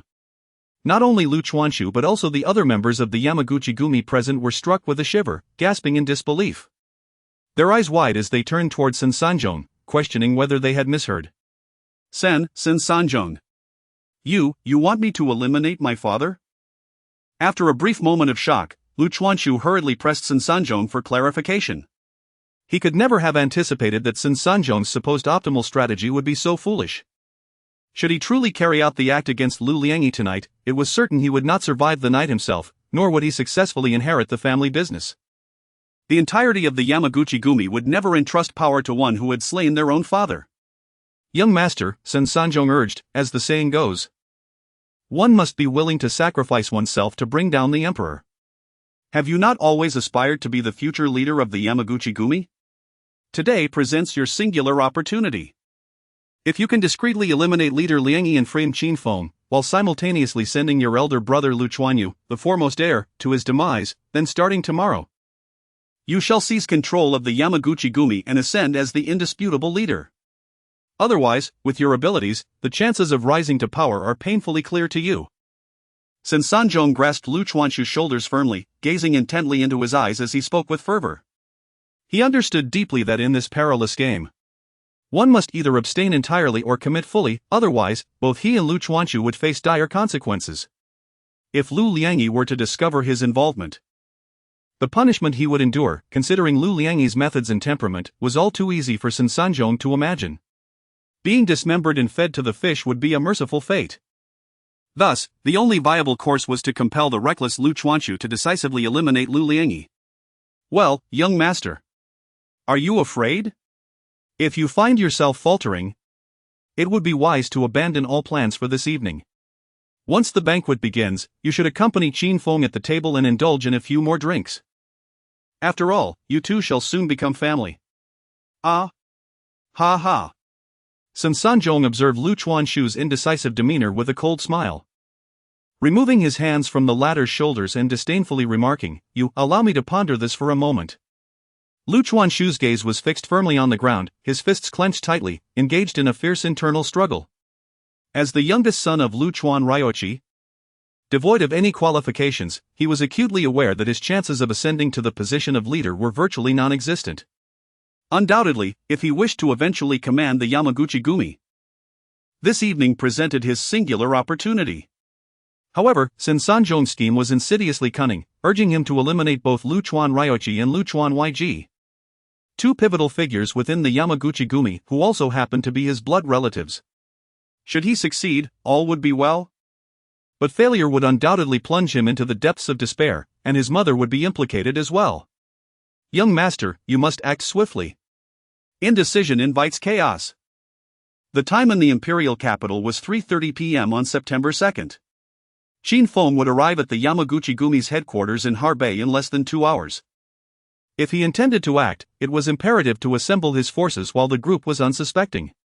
Delays would surely breed complications. After delivering this admonition, Sun Sanzhong hastily exited the conference room, having already pointed the way for Lu Chuanshu. The decision that lay ahead was solely Lu Chuanshu's to make. Meanwhile, having just departed from Har City First Senior High School, Qin Feng felt increasingly restless after concluding phone calls with his 2 old subordinates from Chun City and Jiang City and preparing his men. He had never felt such an acute sense of anxiety before. The root of his unease could be traced back to the ominous reading he had received on the playground, which had left an indelible mark on him. A grave portent. It is worth noting that his master had met a tragic fate on the very night after divining this ominous sign, brutally slain in the streets. After years of navigating the perilous world, he had prepared himself for death, yet when faced with such a life-and-death scenario, Qin Feng found it challenging to remain untroubled. He did not wish to meet his end at the hands of the Yamaguchi-gumi. That was a conclusion he feared more than any other. Hey, old ghost. How goes it? Have you arrived in Tokyo yet? At that moment, his phone, nestled in his pocket, rang unexpectedly. Upon checking, he discovered it was Old Ghost calling. Without a moment's hesitation, he placed the phone to his ear. Hearing that Old Ghost had successfully led 300 members of the Blood Kill group to Tokyo, he exhaled a sigh of relief. We're here, Feng Gu. We just disembarked from the plane. We're heading straight to the Yamaguchi-gumi headquarters. Old Ghost, at Tokyo Airport, quickly responded to Qin Feng while making his way outside, fully aware that his big brother's meeting with the Yamaguchi-gumi this evening was fraught with peril. In order to shield Qin Feng from peril, he, along with 300 members of the Blood Kill squad, must swiftly secure the families of the upper echelons of the Yamaguchi-gumi. This is essential to reclaim the life of their esteemed leader at a critical juncture. Very well. We shall proceed as originally planned. First, we shall lay an ambush with 1 ton of TNT explosives around the headquarters of the Yamaguchi-gumi. Should I meet my demise this evening, let the entire Yamaguchi-gumi building serve as my grave. Furthermore, a contingent must be dispatched to the Yamaguchi-gumi villa in Tokyo, ensuring they arrive before 5 o'clock. Regardless of any unforeseen circumstances at the banquet today, I expect you to execute the plan the moment I place the call. You must secure all individuals within the premises within 1 minute. Subsequently, Qin Feng inhaled deeply, gazing at the sun as it descended beyond the horizon, gritting his teeth as he spoke. His left eyelid had been twitching incessantly throughout the afternoon, compounded by the ominous signs from the playground that foretold grave events ahead, leaving him with an unsettling sense that significant occurrences were imminent that night. Thus, he must be thoroughly prepared. Chapter 59, The Qilin is no mere creature of the pond. When it encounters wind and rain, it transforms into a dragon. Excellent. Fear not, my esteemed brother Feng. Rest assured, I, the Old Ghost, shall handle this matter with utmost diligence. Should any unforeseen event befall you tonight, let it be known that not just the humble Yamaguchi-gumi building will face destruction. I would obliterate the entirety of Tokyo. Furthermore, every member of the Luchuan family, young and old, shall accompany you in your demise. Upon hearing Qin Feng's words, the Old Ghost, who had already led 300 members of the Blood Kill group out of Tokyo Airport, firmly gripped his phone and hailed a passing taxi, resolutely responding to Qin Feng as the most capable elder brother in the Dragon Kingdom. The Old Ghost was acutely aware of the heavy responsibility he bore during this trip to Tokyo. Indeed, whether brother Qin Feng could successfully depart from the Yamaguchi-gumi's main camp tonight, leaving behind a tale of a solitary blade meeting, hinged entirely on his shoulders. After concluding his call with Qin Feng and departing from the airport, the Old Ghost promptly followed Qin Feng's instructions, first heading to the Hongmen headquarters in Tokyo to procure firearms and a ton of highly lethal TNT. Prior to boarding the plane, he had already coordinated with Chang Yong, the head of the Hongmen in Japan, to prepare 300 Desert Eagles, 70 AKs, 50 M4s, and 2,000 rounds of ammunition. for Changyong, situated in Japan. This was not a challenging task. Within just an hour, everything was ready. However, the request for a ton of TNT had indeed troubled Changyong. While acquiring 100 kilograms was well within his capabilities, procuring such a substantial quantity of explosives within a short time frame posed a significant challenge. At that moment, Changyong, a man in his 40s clad in a gray suit and wearing frameless glasses, stood before the floor-to-ceiling windows of the Hongmen headquarters. His brow furrowed and his expression clouded with concern, much like a person who had been constipated for 7 days. When he received the old ghost's call, learning that the latter would arrive in less than 10 minutes, his anxiety escalated to the point of nearly spitting out a mouthful of blood. He was at a loss for what to do, opting instead to take things one step at a time, waiting for the old ghost's arrival.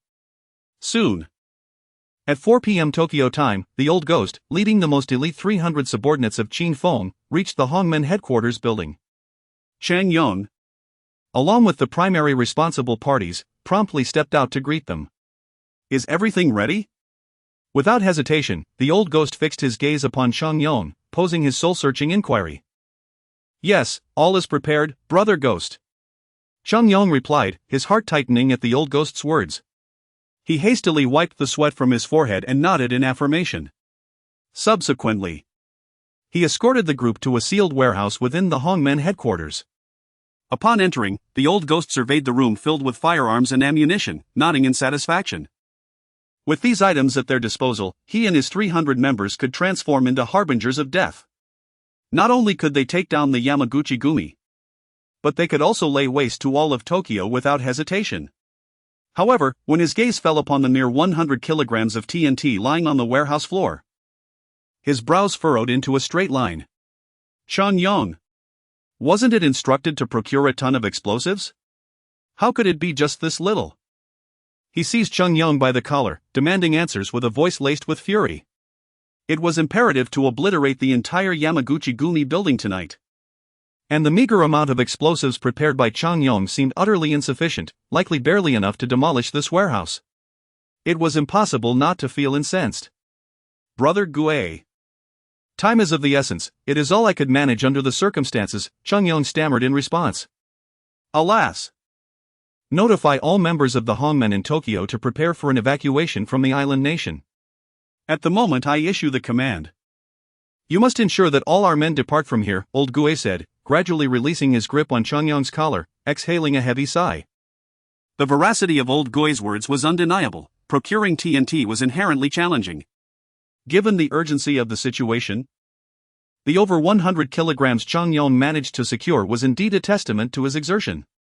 Brother Gue, there are still about 1,000 Hongmen brothers in Tokyo. If we evacuate them all back to Hong Kong tonight, the territory we have painstakingly secured will likely fall into the hands of others. Changyong expressed his profound confusion.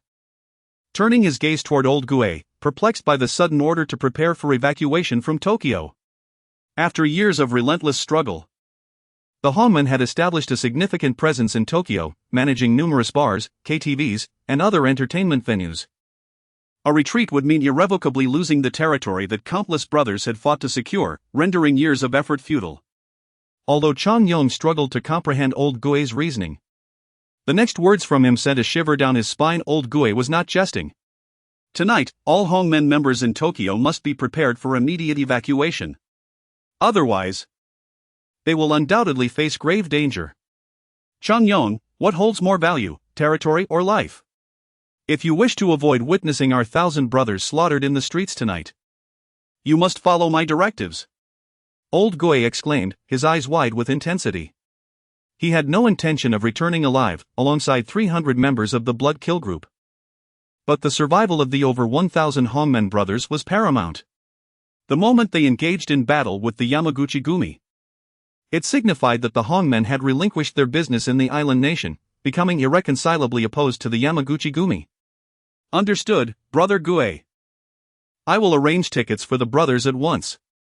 Changyong gasped, responding to old Gue. Although he was the head of the Hongmen in Tokyo, Changyong was not a man of violence, he was a well-educated businessman. The Hongmen operated essentially as a company in Tokyo, which was a significant reason for Changyong's leadership position. Despite his reluctance to part with the territory cultivated over so many years, the urgency of the situation was clear. At this moment, Cheng Yang understood that he must choose life over money. Wealth can be regained, but once life is lost, there are no chances for revival. Meanwhile, Lao Gui, following Qin Feng's orders, gathered weapons and ammunition, dividing the 300 members of the Blood Kill group into two teams. One team was dispatched to the headquarters of the Yamaguchi-gumi located in the bustling district of Tokyo, while he personally led the other team towards the suburban villas of the Yamaguchi-gumi. It was imperative to reach these two locations swiftly, positioning the 300 members like two sharp blades nearby. Should circumstances change, they would swiftly seize control of the two vital arteries of the Yamaguchi-gumi, providing a crucial bargaining chip for the negotiations between Big Brother and the Yamaguchi-gumi in Harbei that evening. The Qilin is no mere creature of the pond. When faced with storm and rain, it transforms into a dragon. Father, Qin Feng is no ordinary individual, as evidenced by his illustrious history in the Dragon Kingdom over the years. A boy who once struggled to find food in hastily, on the brink of becoming a beggar, has now emerged as a preeminent figure in both the northern and southern factions of the Dragon Kingdom. This illustrates the immense capabilities he possesses. If he is allowed to remain, he will undoubtedly pose a significant threat to the organization in the future. On the other side, in the capital city, at 4:30 p.m. on September 2nd, with only half an hour remaining until Qin Feng would arrive at the Yamaguchi-gumi's main camp in Harbei, Lu Chuanshu arrived at Lu Chuan Ryoichi's office, attempting to persuade him to eliminate Qin Feng, making one final effort.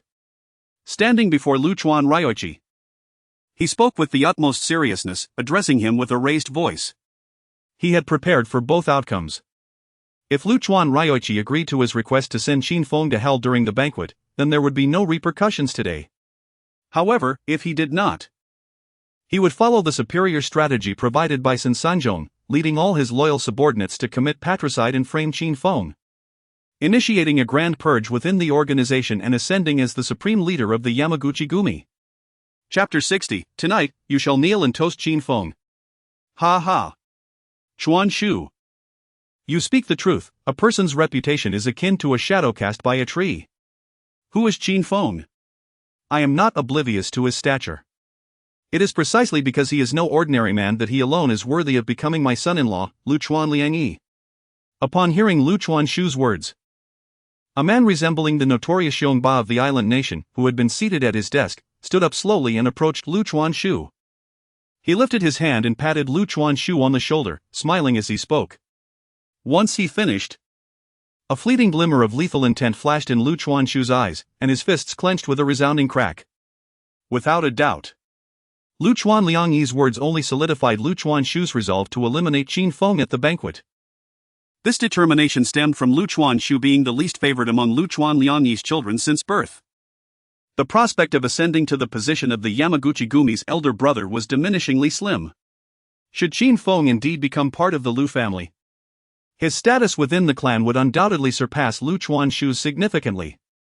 This was an unbearable reality for Lu Chuanshu. The words spoken by Lu Chuan Liangyi cemented his decision to orchestrate a monumental event at tonight's banquet. As the saying goes, one must break to build. Chuanshu. To demonstrate our Lu family's sincerity, you shall kneel and toast Qin Feng tonight. After all, he is your elder brother, being significantly older than you. If you gain his favor, I dare say no one in all of Asia would dare to lay a hand on you. Then, Lu Chuan Liangyi leisurely picked up a cigar from his desk, ignited it, took a deep drag, and with a sardonic smile, gazed at Lu Chuanshu. At this pronouncement, Lu Chuanshu's eyes widened in disbelief, his entire being trembling violently. He questioned if he truly was Lu Chuan Liangyi's biological son. Why was it that among the entire family, he, Lu Chuanshu, was the least favored? If he had not misheard, Lu Chuan Liangyi was instructing him to kneel and toast the formidable Qin Feng, the elder brother of the Hong Kong and Haoxiang cities, at the forthcoming banquet. This act was to signify the Lu family's intent to ally through marriage. Very well, father. Ha ha ha.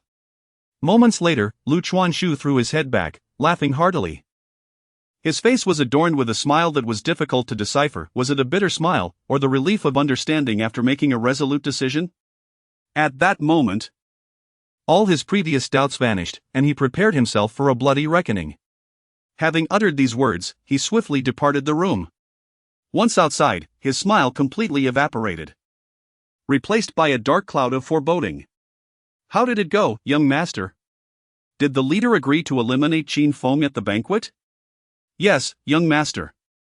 What did the leader say? As he returned to the conference room, he was immediately surrounded by loyal confidants of the Luchuan family, who anxiously inquired about the situation.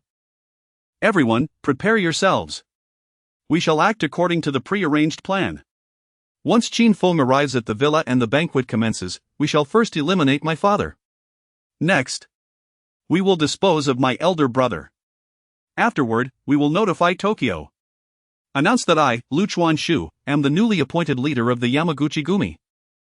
Lu Chuanshu retrieved a Marlboro cigarette from his pocket, placed it between his lips, and took several deep puffs before discarding it onto the ground and extinguishing it with his foot.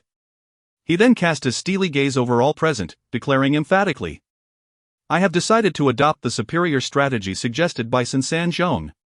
We will eradicate the two greatest internal factions obstructing my ascent, thereby securing my position as the paramount leader of the Yamaguchi-gumi. I am confident that once Luchuan Ryoichi and Luchuan Yg are eliminated, as the sole legitimate male heir within the family, no one shall impede my rise to the top. Upon hearing Lu Chuanshu's words, the conference room was enveloped in an oppressive silence. The nearly 100 loyalists of the Lu Chuanshu faction bore expressions of foreboding, fully aware that there was no turning back. With Lu Chuanshu having spoken, they were left with no choice but to fight to the death. No alternatives remained. In the capital city, at 4:30 p.m. on September 2nd, with merely half an hour remaining before the appointed meeting time, Qin Feng was preparing to head to the Yamaguchi-gumi's main camp in Hebei. He was accompanied solely by Yang Fan and Zhao Yang, leaving no room for additional individuals. He also declined Zhang Jian's offer to drive him.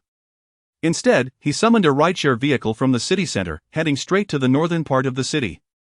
Meanwhile, the Luchuan family members, positioned at the northern edge of Ha City, arrived at the villa's entrance 20 minutes early to express their sincerity. Luchuan Ryoichi stood at the forefront, flanked by Luchuan Di and Luchuan Yko, while the remainder of the group positioned themselves behind. At 4:59 p.m., with merely 1 minute remaining until the designated time, a sleek black electric Lonchi sedan gradually appeared in their line of sight. Upon seeing the vehicle, Lu Chuandi felt her heart racing uncontrollably, as if it might leap from her throat. She was acutely aware that the man she had long desired for 4 years, who had filled countless nights with dreams, had finally arrived. After 4 years, she was to meet Qin Feng once more on a different land of long country. Lu Chuandi struggled to articulate her emotions. There was excitement, joy, but above all, an overwhelming sense of anxiety. This visit from Qin Feng to the Yamaguchi-gumi's main camp was to discuss matters concerning their betrothal. If all went well, she would soon find herself as his wife. How could she not feel a profound sense of nervousness? Standing beside her, Luchuan Yko experienced a similarly tumultuous heart. 4 years prior, when she and Lu Chuandi encountered Qin Feng in Haogang, she had been utterly captivated by his charisma. She sensed that this man was not only handsome in appearance but exuded an aura of regal authority in every gesture. Unquestionably, he embodied the quintessential type of man Luchuan Yko had always admired. There was no one else like him. As the luxurious Lonchi sedan, bearing the license plate of Hacheng, came to a halt, Luchuan Fangzi swiftly emerged from the throng, hastening to the rear of the vehicle to respectfully open the door for Qin Feng. She could hardly contain her excitement at the prospect of reuniting with the man she had not seen for 4 long years. Upon catching sight of Qin Feng seated in the back, clad in a crisp white shirt, his eyes as enchanting as a tranquil lake, and appearing even more youthful than she remembered, Luchuan Fangzi felt a surge of exhilaration that nearly propelled her into the air. Feng, brother Feng. Welcome to Luchuan Mountain Villa. She stammered, her attempts at speaking in the dragon tongue clumsy yet earnest. Qin Feng offered her a subtle smile and a nod, saying little in return. His gaze then drifted towards the Luchuan family members gathered not far away. It was there that he spotted Lu Chuandi standing beside Luchuan Liangyi. The moment he laid eyes on Lu Chuandi, adorned in a pristine white kimono, standing nearly 1.7 meters tall with a face as radiant as a peach blossom and lips as red as coral, his heart skipped a beat. He was taken aback by the transformation of Lu Chuandi, who at just 16 years of age had now blossomed into a striking woman. Her youthful innocence having vanished completely. She was undeniably a woman in every sense, the kind one could share a marital chamber with. Chapter 61, First slay my father, then decapitate my elder brother. Indeed, this resonates with the adage that a girl transforms dramatically as she matures, becoming ever more exquisite.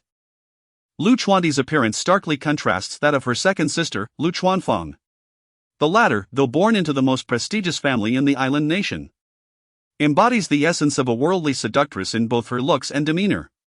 In contrast, Lu Chuandi is a vision of innocence, her eyes reflecting a naivety untouched by the world's harsh realities, akin to a pristine sheet of white paper. Qin Feng surmised that she was likely still a maiden. This thought prompted a silent sigh from him, as he pondered the improbability of capturing the heart of the most beautiful and youngest girl from the Lu family.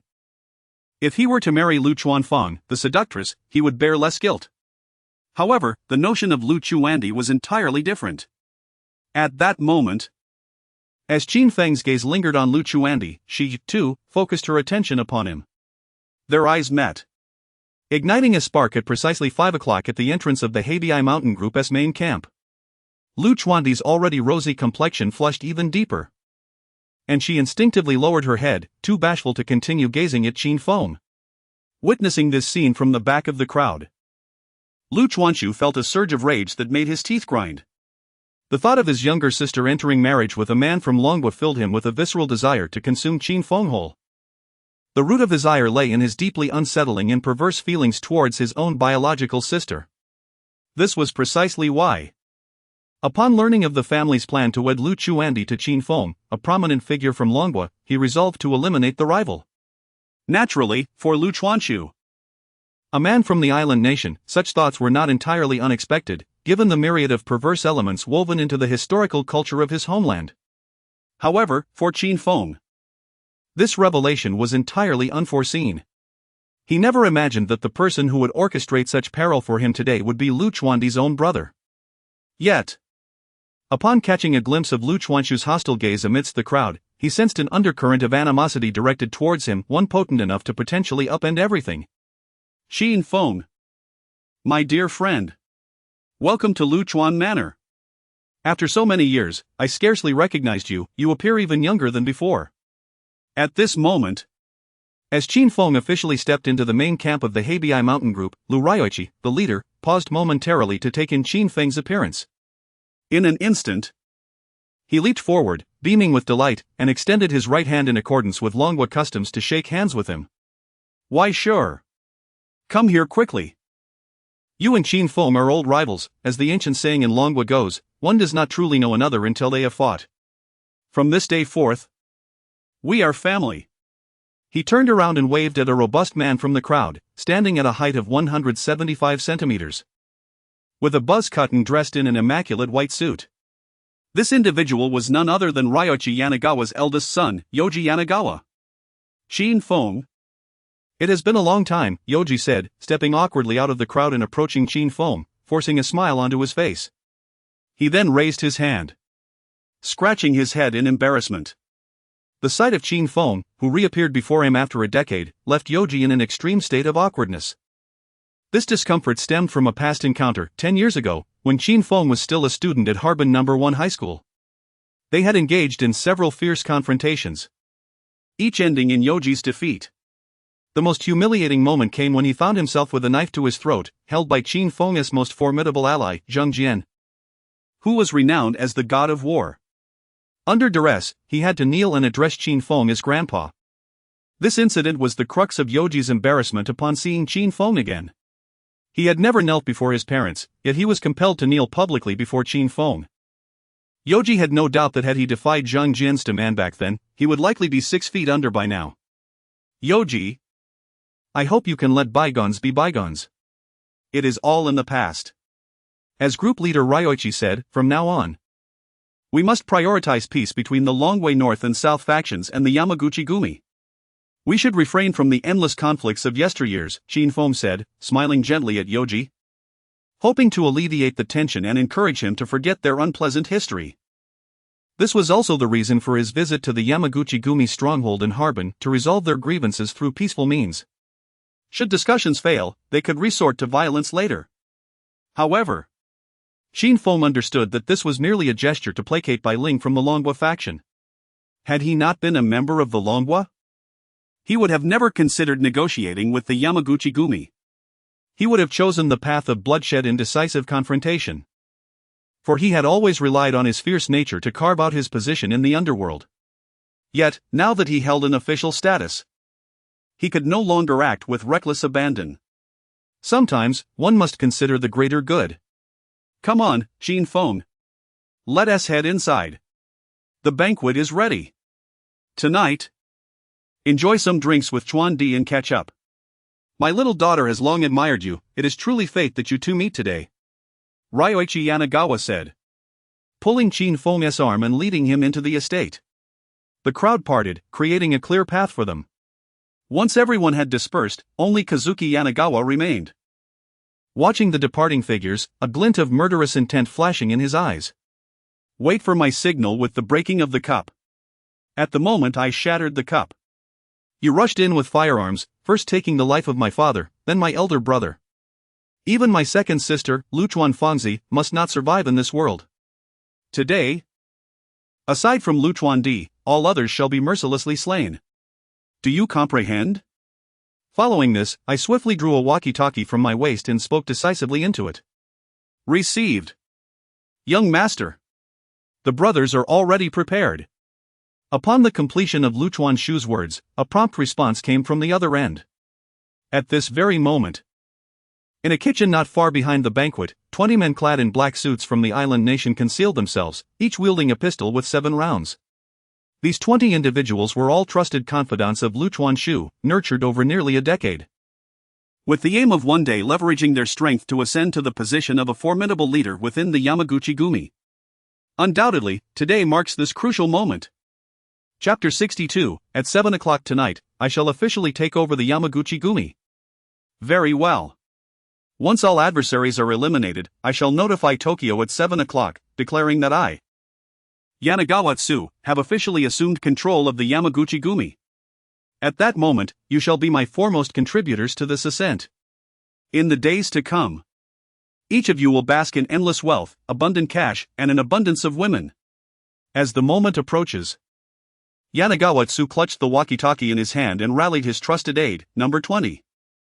It can be said that the success of his grand scheme today rests entirely upon these individuals. Rest assured, young master. We have long been in this together. Whoever you command us to eliminate tonight, we shall do so without a moment's hesitation. Hearing the resolute reply from the other end, Yanagawa Tsu felt a wave of relief wash over him as he fixed his gaze firmly upon the banquet hall ahead, sensing that his ascension was within reach. The mere thought of leading the entire Yamaguchi-gumi brought a radiant smile to his youthful face. At that very moment, Xin Feng had followed the crowd and taken his seat in the banquet hall of the Yamaguchi-gumi's main camp in Harbei. Yanagawa Ryoichi occupied the head of the long table. Seated across from Yanagawa Di, with others seated in accordance with their seniority, Yang Fan and Zhao Yang stood behind Xin Feng, both with their right hands tucked into their jacket pockets, nervously surveying their surroundings.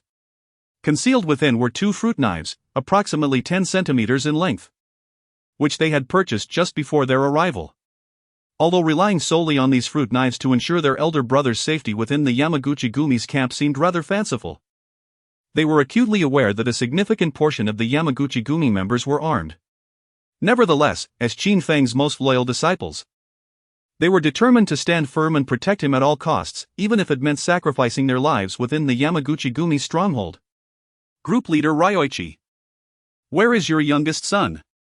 At that moment, sitting beside Yanagawa Ryoichi, Xin Feng sensed that something was amiss. As the banquet was on the verge of commencing, Yanagawa Tsu, the youngest son of Yanagawa Ryoichi, had yet to make an appearance. He could not quite articulate the sensation, perhaps it was a man's sixth sense. From the moment he laid eyes on Yanagawa Tsu within the Yamaguchi-gumi's camp, Xin Feng had detected an overwhelming intent to kill in the depths of his gaze. The way he looked at him was akin to that of a man confronting his father's murderer. Yet, it was evident that there had been no prior grievances between them. They had not even met before. Before attending the banquet, his primary concern had been Yanagawa Yoji, who held a deep-seated grudge against him from their past in Ha's city. He feared that Yoji might seize this opportunity to create trouble. However, from Yanagawa Yoji's demeanor and gaze today, Shinfeng perceived nothing but sincerity. Thus, he surmised that Yoji had likely laid to rest the grievances of yesteryears. Like Ryoichi Yanagawa, everyone sincerely wishes to befriend him. There is no need to mention Yoshiko Yanagawa. The intensity of her gaze nearly shimmers with longing, as if she yearns to share a moment of intimacy with him. As for Yu Yanagawa, who is about to become his wife, she harbors no ill intentions or potential to harm him either. Therefore, the individual within the Yanagawa family who poses significant issues is likely Ryoichi's youngest son, Tsu Yanagawa. This is precisely why, upon discovering that Tsu is absent from the gathering, he promptly inquires about the young man's whereabouts from Ryoichi. "Oh, you mean Tsu? I do not know where he has wandered off to. He should be arriving shortly," Ryoichi reassures. "Rest assured, although Tsu is discontented with your union with the Yanagawa family, he is a sensible child and will not act out of line." Seated beside Shinfeng, Ryoichi appears to discern his concerns, turning to him with a smile that radiates ease and nonchalance, seemingly dismissing Tsu's significance. "Tsu has always shared a deep bond with you. It is entirely understandable that he is struggling to accept her impending marriage. In time, he will come to terms with it. Besides, the power within the Yanagawa family rests firmly in the hands of my father and me. Tsu has little support. Even if he harbors grievances, they must remain unvoiced. Moreover, you, Shinfeng, a prominent figure in the realm of Dragon Country, surely have no cause for concern regarding a mere lad in his early 20s like Tsu." "Ah. Ha ha ha," chuckles Yoko Yanagawa, lifting his glass of red wine and savoring a sip. Listening to their exchange, Shinfeng offers a slight smile and nods appreciatively. He then retrieves a slender Longhua cigarette from his pocket, igniting it and inhaling deeply before turning to beckon Jiayang and Yang Fan, who promptly approach upon noticing his gesture. Upon hearing Shinfeng whisper to them, their expressions shift dramatically and they hastily make their way outside. As they reach the entrance of the banquet hall, they unexpectedly encounter Tsu Yanagawa entering. At that moment, Tsu's face beams with a smile, a cigar clenched between his teeth. His head held high, exuding an air reminiscent of a Yamaguchi-gumi leader. "What are you two up to?" he inquires sharply, his smile vanishing upon spotting Yang Fan and Jiayang. Furrowing his brow, he questions them in a curt tone. "Relieving ourselves," Yang Fan interjects, clutching his stomach. "Is that a problem?" Before Jiayang can respond, Yang Fan chimes in, "Yes, brother Tsu. We're feeling a bit unwell and need to find a restroom. Could you kindly direct us?" Hearing Yang Fan's words, Jiayang feigns a similar ailment, grinning as he asks Tsu for guidance. "Over there. Be careful not to go astray." After a brief moment of hesitation, Lu Chuanshu raised his right hand, indicating the direction of the restroom for the two. Although he was somewhat reluctant to allow them to depart at such a crucial moment, one could hardly deny the necessity of their urgent need. It would be rather unseemly to let Yang Fan and Zhao Yang soil themselves. "All right, brother Shu. Thank you." Following Lu Chuanshu's guidance, Yang Fan and Zhao Yang promptly nodded and swiftly vanished from sight. However, instead of heading to the restroom, they began to meticulously scout the periphery of the banquet hall, surveying for any suspicious characters. "Shinfeng, you truly possess audacity. How dare you marry my sister, Lu Chuanshu?" Once seated at the banquet, Lu Chuanshu pushed his chair back, crossed his legs, and directed a fierce gaze at Shinfeng, his countenance adorned with menace. The moment these words escaped his lips, an immediate shock enveloped the entire gathering. Even Lu Chuanliang, Lu Chuanyangzi, Lu Chuandi, and the rest of the Lu Chuan family elites were left astonished, their eyes drawn to one another in disbelief. It appeared that none anticipated that Lu Chuanshu, the youngest and least powerful among the family, would dare to utter such bold words in the midst of the banquet. Chapter 63, The Unexpected Turn. Chuanshu. What nonsense are you spouting? Are you unaware that Shinfeng is a guest? Before Lu Chuanliang could utter a word, Lu Chuanyangzi, the elder brother of Lu Chuanshu, slammed his hand on the table, directing a fierce gaze towards him as he admonished, "Chuanshu, if you wish to remain seated and partake in this banquet, I suggest you keep that foul mouth of yours shut. Otherwise, once the feast concludes, I shall break your legs." seated at the head of the table. Lu Chuanliang was equally enraged and exclaimed, "Qin Feng, I ask you, do you dare to come to Luchuan Manor today without showing my Lu Chuanshu any respect?" Yet Lu Chuanshu disregarded both of them, fixating his gaze on Qin Feng, persistently pressing for a response, hoping to intimidate him. The words that Qin Feng uttered next astonished everyone present. "A mere child in his early 20s, without any credentials, dares to demand my attention?" Lu Chuanshu scoffed. "When I was your age, I was already a formidable figure in the harbor, renowned throughout Longnan as the most ruthless of them all. Perhaps you should wait until you become the leader of the Yamaguchi Gumi before you speak such words to me." In response to Lu Chuanshu's taunts, Qin Feng merely smiled coldly, extinguishing his slender Longhua cigarette with force against the table, leaving a scorched hole in the white tablecloth. At that moment, Qin Feng felt an unusual calm within, primarily because he had already discerned who within the Lu Chuan family posed a threat to him that night. Without a doubt, it was the utterly despicable Lu Chuanshu. He feared ignorance of his enemies. Now that he had identified them, there was nothing left to fear. After all, he was unafraid of Lu Chuanyangzi, who possessed absolute power within the Yamaguchi Gumi, let alone a mere child like Lu Chuanshu. If Lu Chuanshu could take his life within the Yamaguchi Gumi's stronghold today, it would mean he had squandered years of his life in the underworld. However, at that moment, Qin Feng failed to realize that the deranged Lu Chuanshu had not aimed his wrath solely at him, but rather at Lu Chuanliang and Lu Chuanyangzi. Just then, Zhao Yang and Yang Fan, whom Qin Feng had dispatched earlier, hurriedly returned, rushing to his side and whispering urgently in his ear, their faces etched with terror. Upon hearing their words, Qin Feng exhibited little reaction, maintaining a tranquil demeanor, his expression unchanged. This was because he had anticipated that Lu Chuanshu might have laid ambushes with cutthroats around the banquet hall before sending the two out to investigate. The scene they inadvertently witnessed in the kitchen had only confirmed his suspicions. "Lu Chuanshu, if you are a man, summon your people. Let us engage in a contest and see if you can indeed take my life today." Subsequently, Qin Feng rose from his chair, his left hand striking the table with fervor while his right hand slipped into his pocket. Within the confines of his right pocket lay a freshly acquired deck of 54 playing cards. It had been quite some time since he had employed cards for lethal purposes.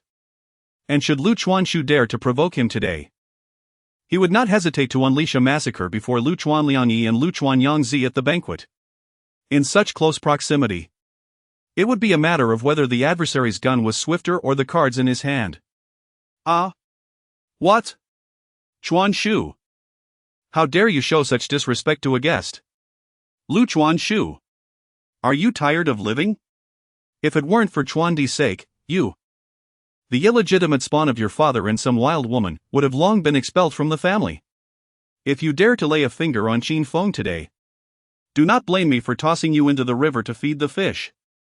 Upon hearing Qin Feng's words, Lu Chuanliang and Lu Chuanyangzi rose from their seats, pointing angrily at Lu Chuanshu across the table. Lu Chuanyangzi's remarks were particularly fierce, suggesting that Lu Chuanshu should be thrown into the river. "Ha! Well then, brother Yangzi, after all these years, you finally speak your mind. Ah! Ha ha ha! Since you are devoid of mercy, do not blame me for my lack of righteousness. Come forth."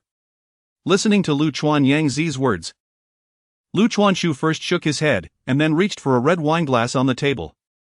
Without a moment's hesitation, he smashed it to the ground. As the glass collided with the floor, it shattered into countless pieces, accompanied by a resounding crash. "Everyone stay still. If anyone moves, I will kill them. Damn it! Sit down and be quiet." As Lu Chuanshu shattered the wineglass, 20 men clad in black from the island nation, armed with firearms, swiftly emerged from the rear of the banquet hall. In a flash, they seized control of everyone at the table, including Lu Chuanliang and Lu Chuanyangzi. Just as these two intended to reach for their phones, they were restrained by Lu Chuanshu's loyal subordinates from the Yamaguchi Gumi, guns pressed firmly against their foreheads, rendering them immobile. Given that this banquet was a familial gathering, Lu Chuanliang had expressly instructed all members of the group to maintain a distance, ensuring that no one approached within 100 meters. Thus, no reinforcements could be summoned nearby. At this moment, Qin Feng, along with Zhao Yang and Yang Fan, found themselves similarly held at gunpoint by Lu Chuanshu's men. Qin Feng refrained from taking action when the men burst forth, as he sensed an unsettling shift in the atmosphere. It appeared that Lu Chuanshu's true target was not him, but rather Lu Chuanliangyi and Lu Chuanyangzi, the top two figures within the Yamaguchi-gumi. The next words from Lu Chuanshu confirmed Qin Feng's suspicions, revealing an audacity he had not anticipated, daring to commit fratricide and patricide at the banquet to ascend to the throne of the Yamaguchi-gumi. I extend my heartfelt gratitude for your presence at the soiree hosted by the Yamaguchi-gumi today. Additionally, I am sincerely appreciative of your assistance in eliminating those two troublesome individuals. Otherwise, I, Lu Chuanshu, would likely remain in obscurity for all eternity. With his hands plunged into his pockets, Lu Chuanshu approached Qin Feng, imparting his words with a weighty significance. Upon hearing Lu Chuanshu's remarks, a chill enveloped Qin Feng's heart as he comprehended the entirety of the adversary's intricate scheme. Despite his meticulous calculations for the evening, he had not anticipated such a turn of events. Undoubtedly, Lu Chuanshu intended to utilize him as a pawn, orchestrating the demise of Lu Chuan Ryoichi and Lu Chuan Yiji, subsequently implicating him in their murders. By ascending to prominence within the organization, he would reignite the conflict between the Yamaguchi-gumi and the two factions of Longhua. Should these two perish, he would inevitably bear the infamous title of murderer, forcing him to confront an all-out war with the Yamaguchi-gumi. At that juncture, the forces of Haoxiang Erchang and the entire harbor would undoubtedly be drawn into the fray. This would culminate in an unprecedented and brutal confrontation. Naturally, Qin Feng wished to avert such a calamity. His mind raced with fervor, seeking a means to extricate himself from this dire predicament. Yet, at that moment, his mobile phone, nestled in his pocket, erupted with an urgent ring, sending another shiver through him. It seemed that even his desire to evade the stigma of a murderer was becoming increasingly futile. The reason was simple: this call was most likely from the old ghost in Tokyo. If he failed to answer by precisely 6 o'clock p.m., the old ghost would lead the blood kill team to detonate the Yamaguchi-gumi headquarters. And at this very moment, it was the capital S time, September 2nd. Exactly 6 o'clock in the evening. Chapter 64, All-Out War. The moment the bell rang, Qin Feng displayed no hesitation. He swiftly reached into his pocket, retrieving his Dragonway mobile phone, poised to press the answer button. He intended to caution Lao Gue against any rash actions. Should the adversary heed his instructions and detonate the headquarters of the Yamaguchi-gumi in Tokyo, he would undoubtedly bear the irrevocable guilt of having slain Lu Chuanliangyi and Lu Chuanyangzi. This would play directly into Lu Chuanshu's hands, unwittingly providing a monumental assist to the opponent's scheme, a scenario Qin Feng fervently wished to avoid. You dare answer this call, and I will make you witness the demise of your two subordinates before your very eyes. However, Lu Chuanshu had no intention of granting him the opportunity to answer. He promptly summoned Yang Fan and Zhao Yang before him, pressing a gun against their foreheads, issuing a dire threat. He feared that Qin Feng might seize this chance to rally reinforcements. At this critical juncture, he could not allow even the slightest error in his meticulously crafted plan. You know the consequences the Yamaguchi-gumi will face if I do not answer this call, don't you?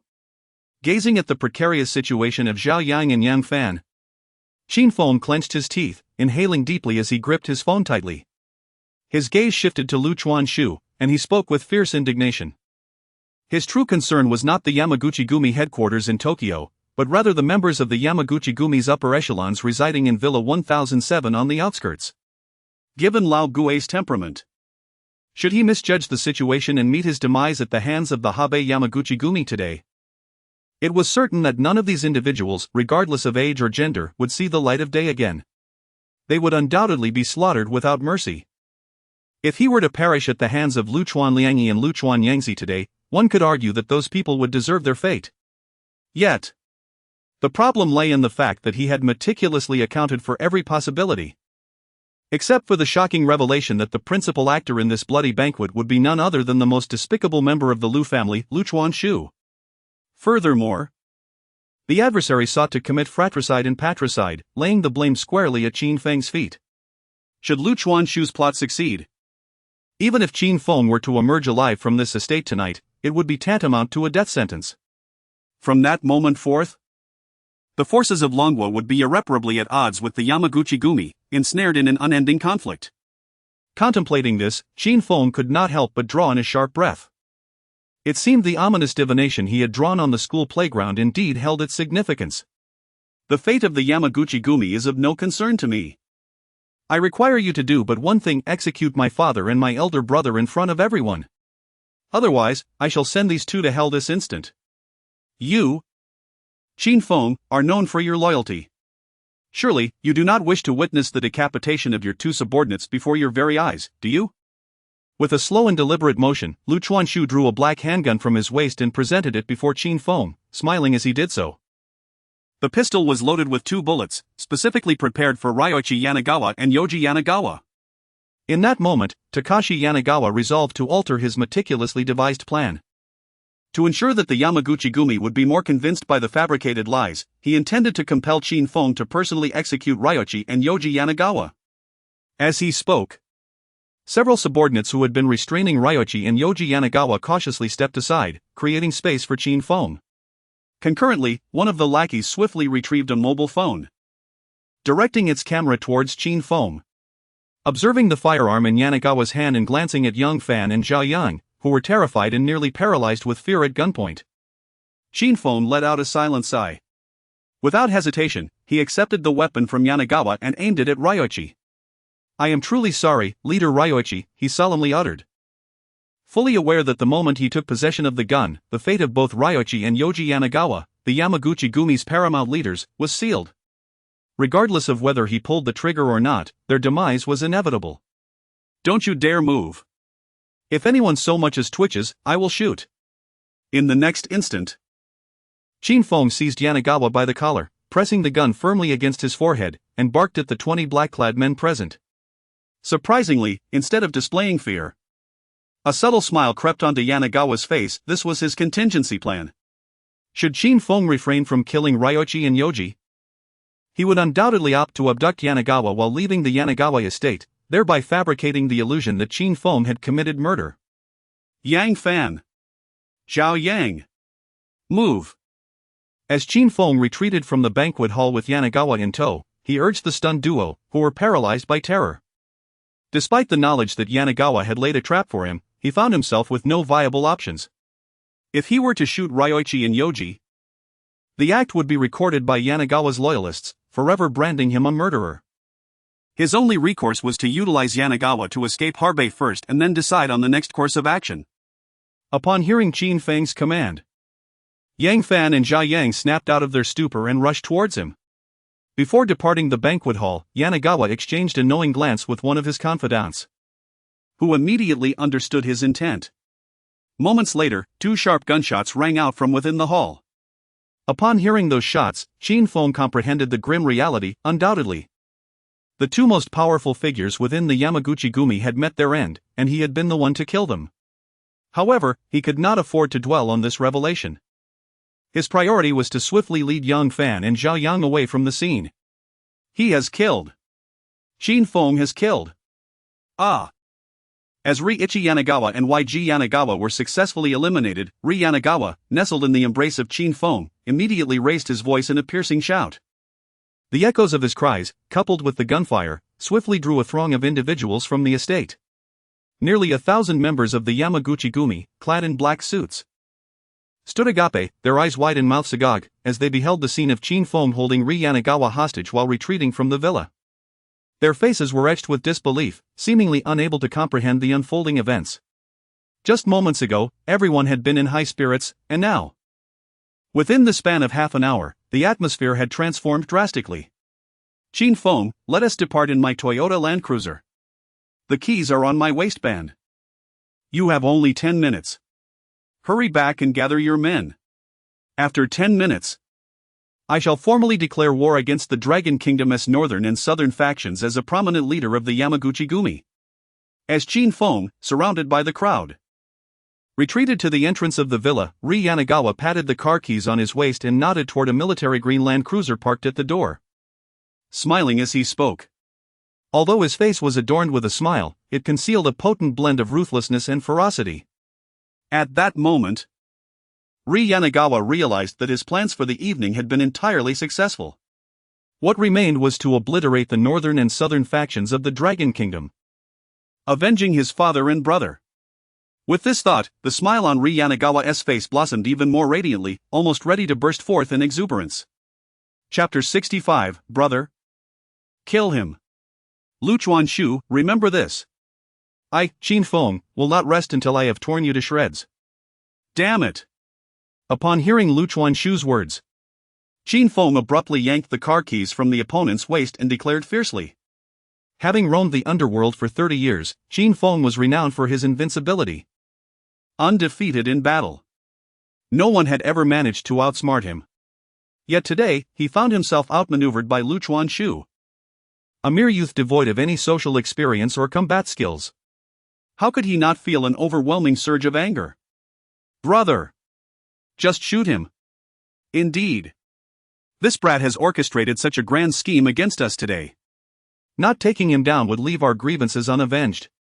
Seated in the domineering vehicle, Yang Fan and Zhao Yang, who had successfully entered, looked at Qin Feng with solemnity. Their eyes blazed with fierce determination, harboring a desire to devour Lu Chuanshu whole. And how Qin Feng longed to pull the trigger himself. However, upon surveying the nearly 1,000 members of the Yamaguchi-gumi who were poised for action, he let out a resigned sigh. Should he shoot Lu Chuanshu in front of such a multitude? It would undoubtedly confirm the fact that he had eliminated several high-ranking members of the Yamaguchi-gumi that very night. He would find himself in a position from which he could never escape, no matter how deep he plunged into the Yellow River to cleanse himself of such accusations. Once again, he reiterated, he was not afraid of war. Yet, he did not wish to bear the burden of such unfounded charges. For the remainder of his life, he refused to be labeled as that petty man who resorted to despicable means. Lu Chuanshu, remember my words. I, Qin Feng, will not devour you whole. After settling into the driver's seat of the imposing vehicle and successfully starting the engine, Qin Feng seized Lu Chuanshu by the collar and, having uttered this statement, kicked him to the ground before swiftly departing the scene. Simultaneously, the nearly 1,000 members of the Yamaguchi-gumi unleashed a barrage of gunfire in the direction of his retreat. Young master, are you all right? Should we pursue him? A group of Yamaguchi-gumi members rushed to Lu Chuanshu's side, helping him up from the ground, inquiring urgently. Pursue? What the hell are you talking about? Damn it! Everyone stay at the entrance. Prevent those from Long Bay Road from launching a surprise attack. Lu Chuanshu shot them a fierce glare and barked his orders. He commanded all to remain vigilant at their posts. After issuing this command, he hastened toward the banquet hall. Eager to collect the bodies of his elder brother, Lu Chuanyji, and his father, Lu Chuanyuchi. He intended to inform Tokyo and announce that the Yamaguchi-gumi was officially on high alert. In a state of war, he would assume command of the Yamaguchi-gumi as the second heir of the Lu Chuan family, ready to engage in battle against the forces of Longhua from both the north and south. Upon his return to the banquet hall, he beheld the lifeless forms of Lu Chuanyuchi and Lu Chuanyji sprawled on the ground. Raising his hand, he wiped the beads of sweat from his brow, exhaling deeply. Do you know what to say? He later approached his distraught second sister, Lu Chuanyoshiko, whose makeup had run from tears. Grasping her hair with one hand and pinching her cheek with the other, he inquired, Do you know? Do you know? Lu Chuanshu. Qin Feng. Having committed the heinous act of killing both his elder brother and father, subsequently fled in fear of retribution. Witnessing the ruthless nature of Lu Chuanshu, Lu Chuanfangzi nodded fervently, locking eyes with him as she stuttered, It is understood. If you wish to avoid being cast into the sea to feed the fish, stand with me on the same front. Otherwise, I can assure you, your fate will be far more tragic than these two on the ground. Lu Chuanshu viciously kicked the lifeless body of Lu Chuanyangzi and continued, Young master, what shall we do about your sister? At that moment, one of his subordinates pointed to Lu Chuandi, who had fainted from her tears, slumped in a chair. Let her disappear for a while. Until I unify the northern and southern factions of Longhua, she must not show her face. After a brief moment of hesitation upon seeing his own sister, Lu Chuanshu slowly articulated his thoughts. He was acutely aware that Lu Chuandi's straightforward nature would prevent her from lying like Lu Chuanfangzi. Yet, the thought of killing her tugged at his heartstrings, as she might be his only kin in this world. He even contemplated that once he firmly established himself as the leader of the Yamaguchi-gumi, he would openly marry her. He had harbored such thoughts before, but in the past, his low status within the organization had garnered no support for his intentions. However, once he took complete control of the Yamaguchi-gumi, none would dare to obstruct him. Not even in marrying his own sister. Meanwhile, after departing from the Yamaguchi-gumi's main camp in Harbei, Qin Feng promptly dialed the phone of old Gue, who was in Tokyo. "Brother Feng? You are alive? What is the situation on your end? Are you well?" Upon receiving Qin Feng's call, old Gue was overwhelmed with joy and immediately inquired. "I've been ensnared. Damn it! Lu Chuanshu brutally executed Lu Chuan Liangyi and Lu Chuan Yangzi right before my eyes. Then framed me. I become the murderer of the group leader and vice leader." Qin Feng slammed his hand down on the steering wheel in frustration. The events that had unfolded at the Yamaguchi-gumi camp ignited a fury within him. He had never felt so powerless in his life. "You didn't blow up the Yamaguchi building, did you?" He suddenly recalled a critical issue and hastily questioned. I did blow it up," old Gue replied. Staring blankly at the flames erupting from the Yamaguchi building, his heart racing with anxiety. He had not anticipated such a turn of events. Just moments before connecting with Qin Feng, he had presumed that Qin Feng had likely met his demise. He had ordered the members of the Blood Kill Group to throw 100 kilograms of heavy TNT explosives into the main hall of the Yamaguchi-gumi headquarters. Now, the entire hall lay in ruins, engulfed in smoke and flames.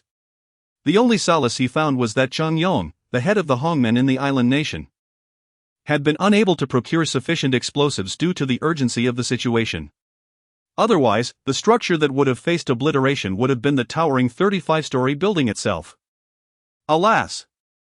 Upon hearing the response from the old ghost, Qin Feng clenched his teeth, realizing that there was no turning back. He could only continue forward. But what of the other team of Blood Kill members? He must instruct them to cease their actions at once. Just then, another thought crossed his mind. Prior to this, he had divided the Blood Kill members into two teams. One team was dispatched to the headquarters of the Yamaguchi group, while the other proceeded to the villa complex located in the suburbs of Tokyo. Should any misfortune befall him today, both teams would act in concert, ensuring that the Yamaguchi group headquarters, along with the esteemed members of the 1007 family, would accompany him to the grave. If the Blood Kill group were to eliminate all members of the 1007 family, it would undoubtedly seal a deep-seated enmity between him and the Yamaguchi group, an enmity that would persist through 10 lifetimes and beyond. Yet, to reiterate, Qin Feng was not afraid of war. Even if it meant battling the Yamaguchi group until the end of time, he remained unperturbed. However, he did not wish to initiate conflict in this manner. Meanwhile, the 200 members of the Blood Kill group had already stormed the Yamaguchi villa complex. Within a mere 10 minutes, they had eradicated all guards, compelling every member of the 1007 family, regardless of age or gender, to kneel in a vacant area.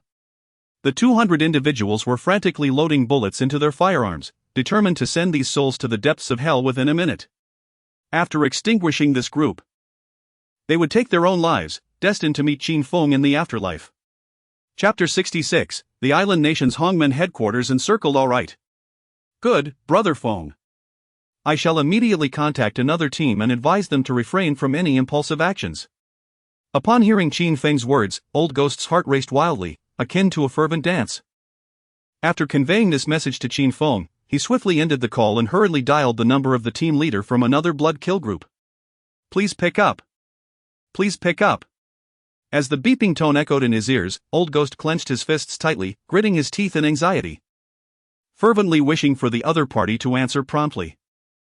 He was acutely aware of the dire consequences if the call went unanswered. A total of 1007 individuals would simultaneously be condemned to hell. In such a scenario, Qin Feng would bear the irrevocable guilt of murdering Lu Chuanliang and Lu Chuan Yangzi. Furthermore, the Hongmen, along with the allied forces totaling 160,000, would engage in a fierce struggle against both the Longbei and Yamaguchi factions. Otherwise, the Northern Society members would be utterly incapable of defending against the island nation as foremost organization when cornered. Old Ghost, much like Qin Feng, was not afraid of warfare. He simply wished to avoid such a catastrophic approach. Meanwhile, in the dark of night, 1007 members of the Yamaguchi group's upper echelon knelt in the outskirts of Tokyo, gazing in dread at the multitude of blood-kill members pointing their darkened firearms at them. Over half of them had already succumbed to terror, trembling uncontrollably, bewildered as to whom the Yamaguchi group had offended to provoke such merciless retribution. As the leader of the 150 blood-kill members raised his right hand to issue the shooting command, a sudden urgent ringtone erupted from his pocket. Momentarily taken aback, he hesitated briefly before retrieving the phone. What? Brother Feng is still alive? Upon hearing from Old Ghost that Qin Feng had survived, the somber expression on his face transformed into one of elation. Gripping the phone tightly, he shouted with excitement. The other 150 blood-kill members were equally overwhelmed with joy, astonished that the earlier news had been erroneous. Their esteemed leader was alive and well in this world. Good. Good, Brother Ghost. I understand. Once the call with Old Ghost concluded, the leader's demeanor shifted back to seriousness. Everyone, withdraw immediately. Depart from this location at the fastest possible speed. He then gestured for the 150 blood-kill members to hasten their retreat. Following Qin Feng's directives, they provided cover for the safe evacuation of the Hongmen members, including Cheng Yong, from Tokyo. Just 10 minutes prior, Lu Chuan had notified the Tokyo faction, declaring that the entire Yamaguchi group was now officially in a state of emergency. Moreover, in his capacity as the second heir of the Lu family, he successfully took command of the organization during this critical wartime juncture. As the Yamaguchi Gumi declared an all-out war against the North and South factions of the Dragon Kingdom, it incited the Tokyo organization to unleash a brutal massacre upon all members of the Hongmen still residing in the city. One and all, they would be sent to the depths of hell. Subsequently, 300 members of the Bloodkill group swiftly assembled under the command of Old Ghost, making their way to the Hongmen headquarters in Tokyo. At that moment, over 1,000 brothers of the Hongmen had gathered in the main hall, each wielding weapons such as pickaxes and machetes, their faces etched with tension. Cheng Yong, the head of the Tokyo Hongmen, who hailed from a business background, wore an expression of utter dismay, as if he had been constipated for a week. Old Ghost, what is the situation? Brother Feng has eliminated Riichi and YG in the Rigawa mountain villa of Harb, the two most influential figures within the Yamaguchi Gumi. Upon witnessing Old Ghost return with the 300 Bloodkill group members, he rushed forward, anxious to inquire. To him, this was not characteristic of Qin Feng's modus operandi. After all, having followed Qin Feng for 3 years in Macau, he understood the latter's temperament all too well. If he desired the lives of Riichi and YG, it could only be achieved through an all-out war, with both sides leading their forces into a direct confrontation, leaving their fates to the whims of strength and destiny. There would be no underhanded tactics such as ambushing the enemy's stronghold. Thus, Cheng Yong suspected that there was something amiss. Qin Feng had likely been ensnared in a trap set by someone else, which led to him being labeled as the murderer of vice leader YG and leader Riichi. Cheng Yong, at this juncture, words are futile. From now on, the only thing that exists between the North and South factions of the Dragon Kingdom and the Yamaguchi Gumi is one word: war. As long as we do not perish in battle, we shall fight to the death. Whether Brother Feng has been framed is of no consequence now. What truly matters is whether you can return safely to Hong Kong today. Upon hearing Cheng Yong's words, Old Ghost let out a cold smile.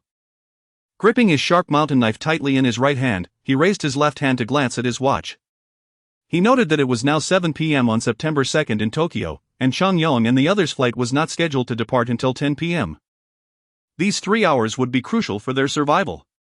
According to reliable intelligence, upon learning that Riichi and YG had been assassinated by Qin Feng of the North and South factions of the Dragon Kingdom within the Yamaguchi Gumi's camp at Harb, over 30,000 members of the Yamaguchi Gumi in Tokyo were armed and rushing toward the Hongmen headquarters, intent on sending the 1,000-plus brothers of the Hongmen to hell tonight, ensuring that Riichi and YG were accompanied in death. If all went as planned, the Yamaguchi Gumi would arrive in 10 minutes, turning the entire Hongmen headquarters into a hellish inferno. Everyone, prepare for battle. Tonight is destined to be a battle where it is either your demise or my survival. Listen closely. If you wish to leave this place alive, you must summon every ounce of your fighting spirit. Otherwise, I, Old Ghost, Can assure you that none of you present will witness the sun rise tomorrow. Realizing that the formidable Yamaguchi-gumi would soon arrive, Old Ghost turned his gaze toward the over 1,000 brothers of the Hongmen present and shouted loudly. Understood, Ghost Brother. No doubt about it. We are ready. Damn it. I've long found this group of Yamaguchi-gumi intolerable. They have persistently troubled us in Tokyo. Indeed. In the past, Brother Fong has prevented us from engaging in conflict with them. Today, let us seize this opportunity to demonstrate the might of the Hongmen. Charge! If we have cast aside the fear of life and death, then let us confront those who oppose us. Upon hearing Old Ghost's words, all the brothers of the Hongmen were filled with fervor, brandishing their machetes and roaring in unison. Chapter 67, So You Want Me Dead? Despite the overwhelming numerical disparity between their forces and that of the adversary, not a soul among them harbored fear as the imminent battle loomed.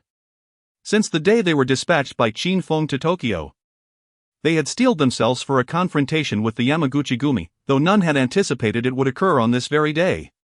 At that moment, only Cheng Yong, a man of business, was visibly distressed, beads of sweat dotting his brow as though he had been doused in water. Brother Gue, perhaps we should contact the police? He suggested, his voice trembling. As far as I know, the Yamaguchi-gumi in the Tokyo region numbers around 30,000. Engaging them head-on could lead to disastrous consequences. He cautiously adjusted his rimless glasses with a quivering hand and turned to Elder Gue. How absurd, Cheng Yong. Have you lost your mind? Elder Gue retorted, raising his hand and delivering a stinging slap to Cheng Yong's plump cheek. It was unclear whether Cheng Yong was genuinely foolish or merely feigning ignorance. How could someone with such a lack of foresight hold the position of leader in the Tokyo branch of the Hongmen? They were not in Macau, nor in Hong Kong. And certainly not in the mainland of Longwa, they were thousands of miles away in Tokyo. Given that Qin Feng had already eliminated Ryoichi and YG Yanagisawa, it would be extremely unlikely for the Tokyo police to assist the Yamaguchi-gumi in seeking revenge, let alone help them escape the city. Thus, Cheng Yong's proposal was nothing more than a foolish dream, a testament to a mind that had surely been kicked by a donkey, not just once, but 180 times.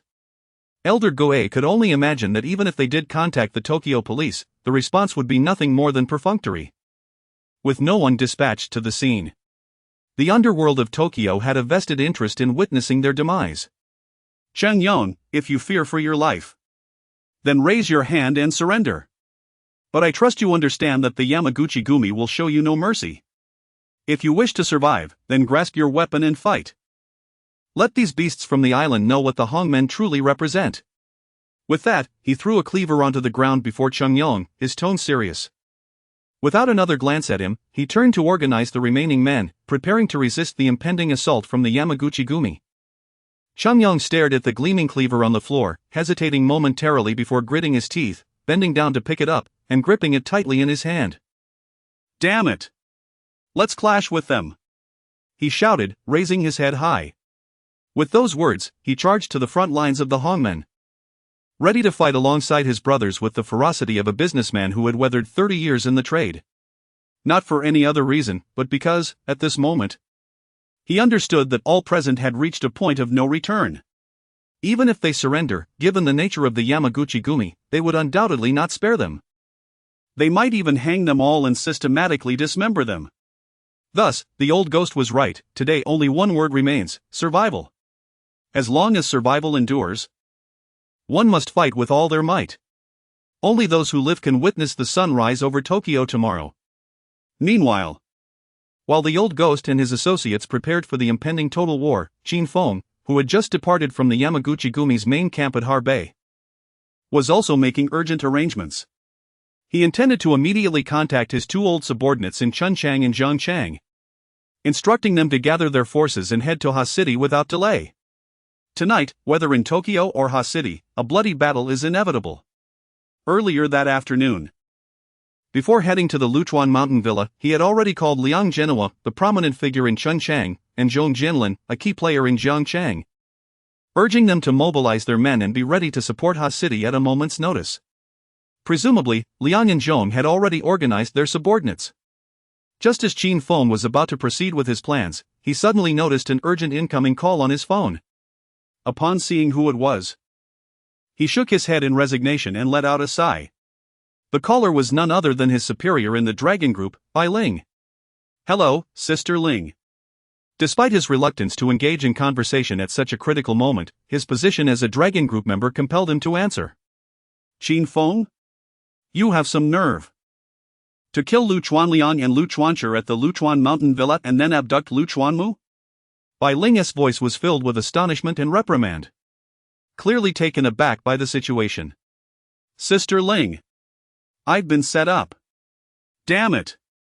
Lu Chuanmu orchestrated it all. Killing his brother and father at the banquet and framing me for it. Now I've become the enemy of the entire Yamaguchi-gumi."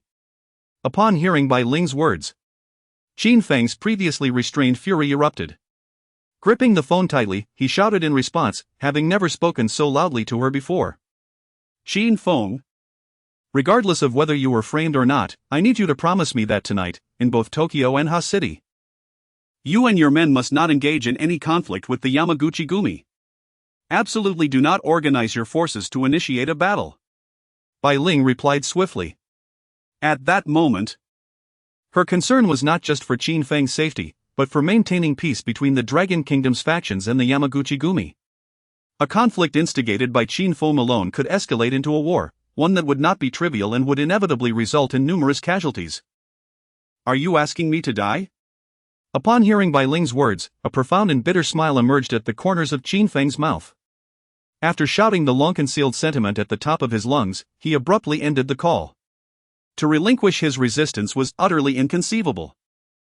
If he were to comply with Bai Ling's demands tonight, allowing the forces in Tokyo and Long Bay to remain inactive, it would not only plunge him into the abyss.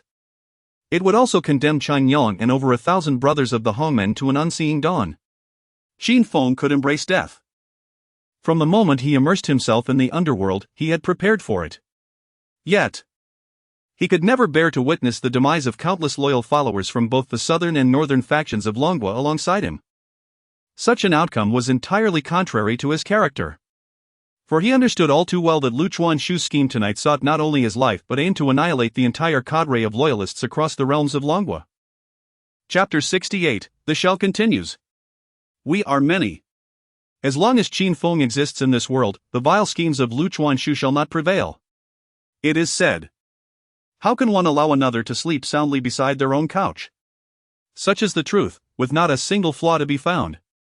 Subsequently, he retrieved his mobile phone from his pocket and contacted his two loyal subordinates in Chun City and Jiang City. He instructed Liang Zhenhua and Zhong Jianlin to immediately mobilize all their forces to support Ha City. Tonight, a bloody battle with the Yamaguchi-gumi is destined to unfold in Long Bay. At this very moment, within the grand camp of the Yamaguchi-gumi in Ha Bay, taking advantage of his father and elder brother's demise, Lu Chuanshu had successfully ascended to the helm of the organization. Brothers, you have all witnessed it. This shameless scoundrel, Qin Feng, disregards all principles of morality. Under the guise of reconciliation with the Yamaguchi-gumi, he brazenly entered Luchuan Manor and, before our very eyes, eliminated my father, Luchuan Liangi, and my elder brother, Luchuan Yangzi. I, Lu Chuanshu, vow to avenge this grievance. Heed my command, gather all the forces of the Long Bay Yamaguchi-gumi. At 8 o'clock tonight, we shall engage in battle with Qin Feng. Dressed in a sleek black suit and donning rimless glasses, Lu Chuanshu stood outside Luchuan Manor, observing the aggrieved members of the organization within, raising his arms and shouting with fervor. Although many were perplexed by the events of the night, struggling to believe such a reality, Luchuan Fangzi and Luchuan Shu maintained unwavering certainty that Qin Feng was responsible for the deaths of Luchuan Liangi and Luchuan Yangzi. Thus, disbelief was not an option, for these two were the flesh and blood of Luchuan Liangi. One cannot lie about matters of life and death. Once all had accepted Lu Chuanshu's assertions, nearly 1,000 members of the Yamaguchi-gumi within Luchuan Manor swiftly pulled out their phones, following Lu Chuanshu's directives to rally their allies. Gather all forces of Long Bay. Engage in a life-or-death struggle with Qin Feng. As Lu Chuanshu surveyed the scene before him, he struggled to suppress a smile, inwardly reveling in joy. The more the members of the organization loathed Qin Feng, the happier he became. Only in this way could he firmly secure his position as the head of the Yamaguchi-gumi. Once he had quelled the factions in the south and north of Longwa, his prestige would undoubtedly soar. At that time, who would dare impede his pursuit of marrying his own sister, even if it defied all moral conventions? If anyone dared to stand in his way, he would not hesitate to chop off their heads to make dumplings. Meanwhile, as Qin Feng and Lu Chuanshu diligently prepared for the impending clash in hastily, the battle had already commenced at the Hongmen headquarters in Tokyo, Japan. Nearly 10,000 men, wielding the unique battle knives of the island nation, surrounded the Tokyo Hongmen headquarters with hundreds of large buses. They even deployed a squad to establish a perimeter 100 meters around the area, forbidding any pedestrians from approaching. After completing all preparations, Sato Takeo, the spokesperson for the Yamaguchi-gumi in Tokyo, began leading his forces to assault the Hongmen headquarters in Tokyo. Brothers! This Qin Feng, devoid of martial ethics. Taking advantage of the marital alliance, the deputy leader Yang Si and leader Liang Yi of the Dragon Kingdom's Hebei were eliminated. I have just received a covert order from leader Lu Chuanshu, instructing us to immediately seize the headquarters of the Hongmen in Tokyo, Japan. We shall send every single soul inside straight to hell.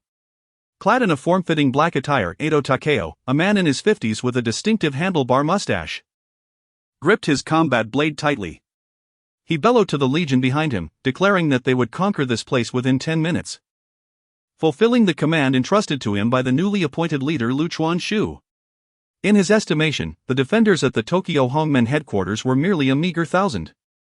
With a force tenfold that of the enemy, their victory was all but assured.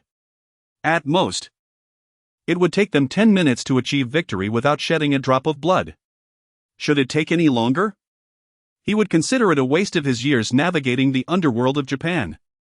Upon hearing his words, the towering ranks of over 10,000 members of the Yamaguchi-gumi behind him surged with fervor, raising their blades and shouting in their native tongue. Charge! Remember leader Lu Chuanshu's words. Do not treat those inside as human. Kill one if you see him. If you see two, slay them both.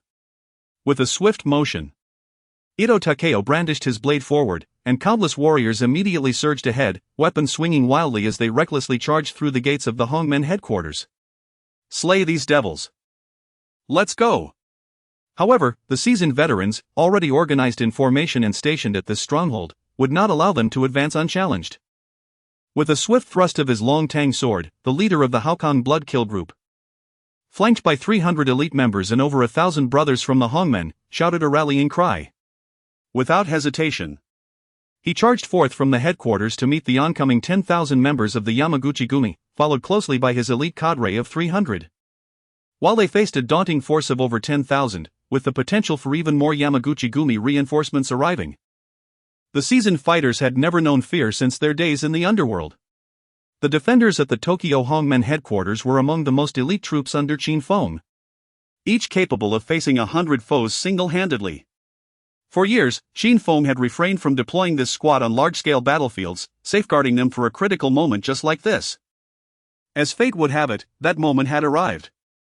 Soon, the two sides clashed in close combat. The sound of tang swords meeting Japanese blades resonating through the night air around 7 o'clock in Tokyo. The 300 blood kill group members, facing tenfold their number, displayed no fear. They charged forward with unwavering determination, showing no signs of retreat.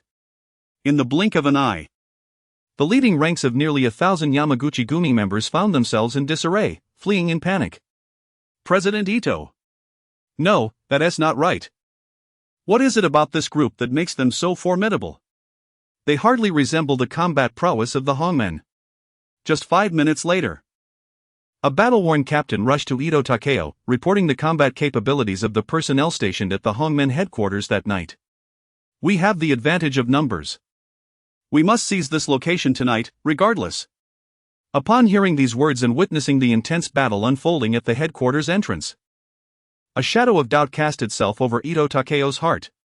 He sensed that this confrontation would not be trivial. Nevertheless, he endeavored to mask his true emotions and responded with unwavering confidence, a radiant smile gracing his face, even as tumultuous waves stirred within him. Chapter 69. The moment the brothers from the harbor arrive, it will be the time to descend into hell. Investigate. Discover the true identities of these individuals. How is it possible that Qin Feng has such valiant warriors under his command? Once that person departed, Edo Takeo swiftly turned around. His face darkened as he bellowed at his trusted aide beside him. Even without a report from the other party, he could sense that the 300 stationed at the forefront of the Hongmen headquarters were formidable indeed. Not merely formidable, but astonishingly so. They effortlessly cut down the members of the Yamaguchi Gumi as if they were mere fodder. One individual could take on 100. Moreover, the tang swords wielded by these warriors, in terms of length, did not hold any advantage over the blades from their island nation. Yet, despite this disparity, they had managed to force his vanguard into retreat, causing him immense shock. It is crucial to note that the battle had already raged for a full 5 minutes. In this span of time, his forces had not advanced a single step. Instead, they had been pushed back approximately 10 meters. They were on the verge of retreating to the street corner. If the surrounding citizens were to witness such a spectacle, how could Edo Takeo and the Yamaguchi Gumi not be ridiculed? This was an outcome he could not possibly accept. Everyone, charge together. Anyone who dares to take a step back shall not escape the wrath of my blade. Edo Takeo raised his sword high, issuing a command for the entire army to charge. Should anyone dare to retreat, they would face immediate execution.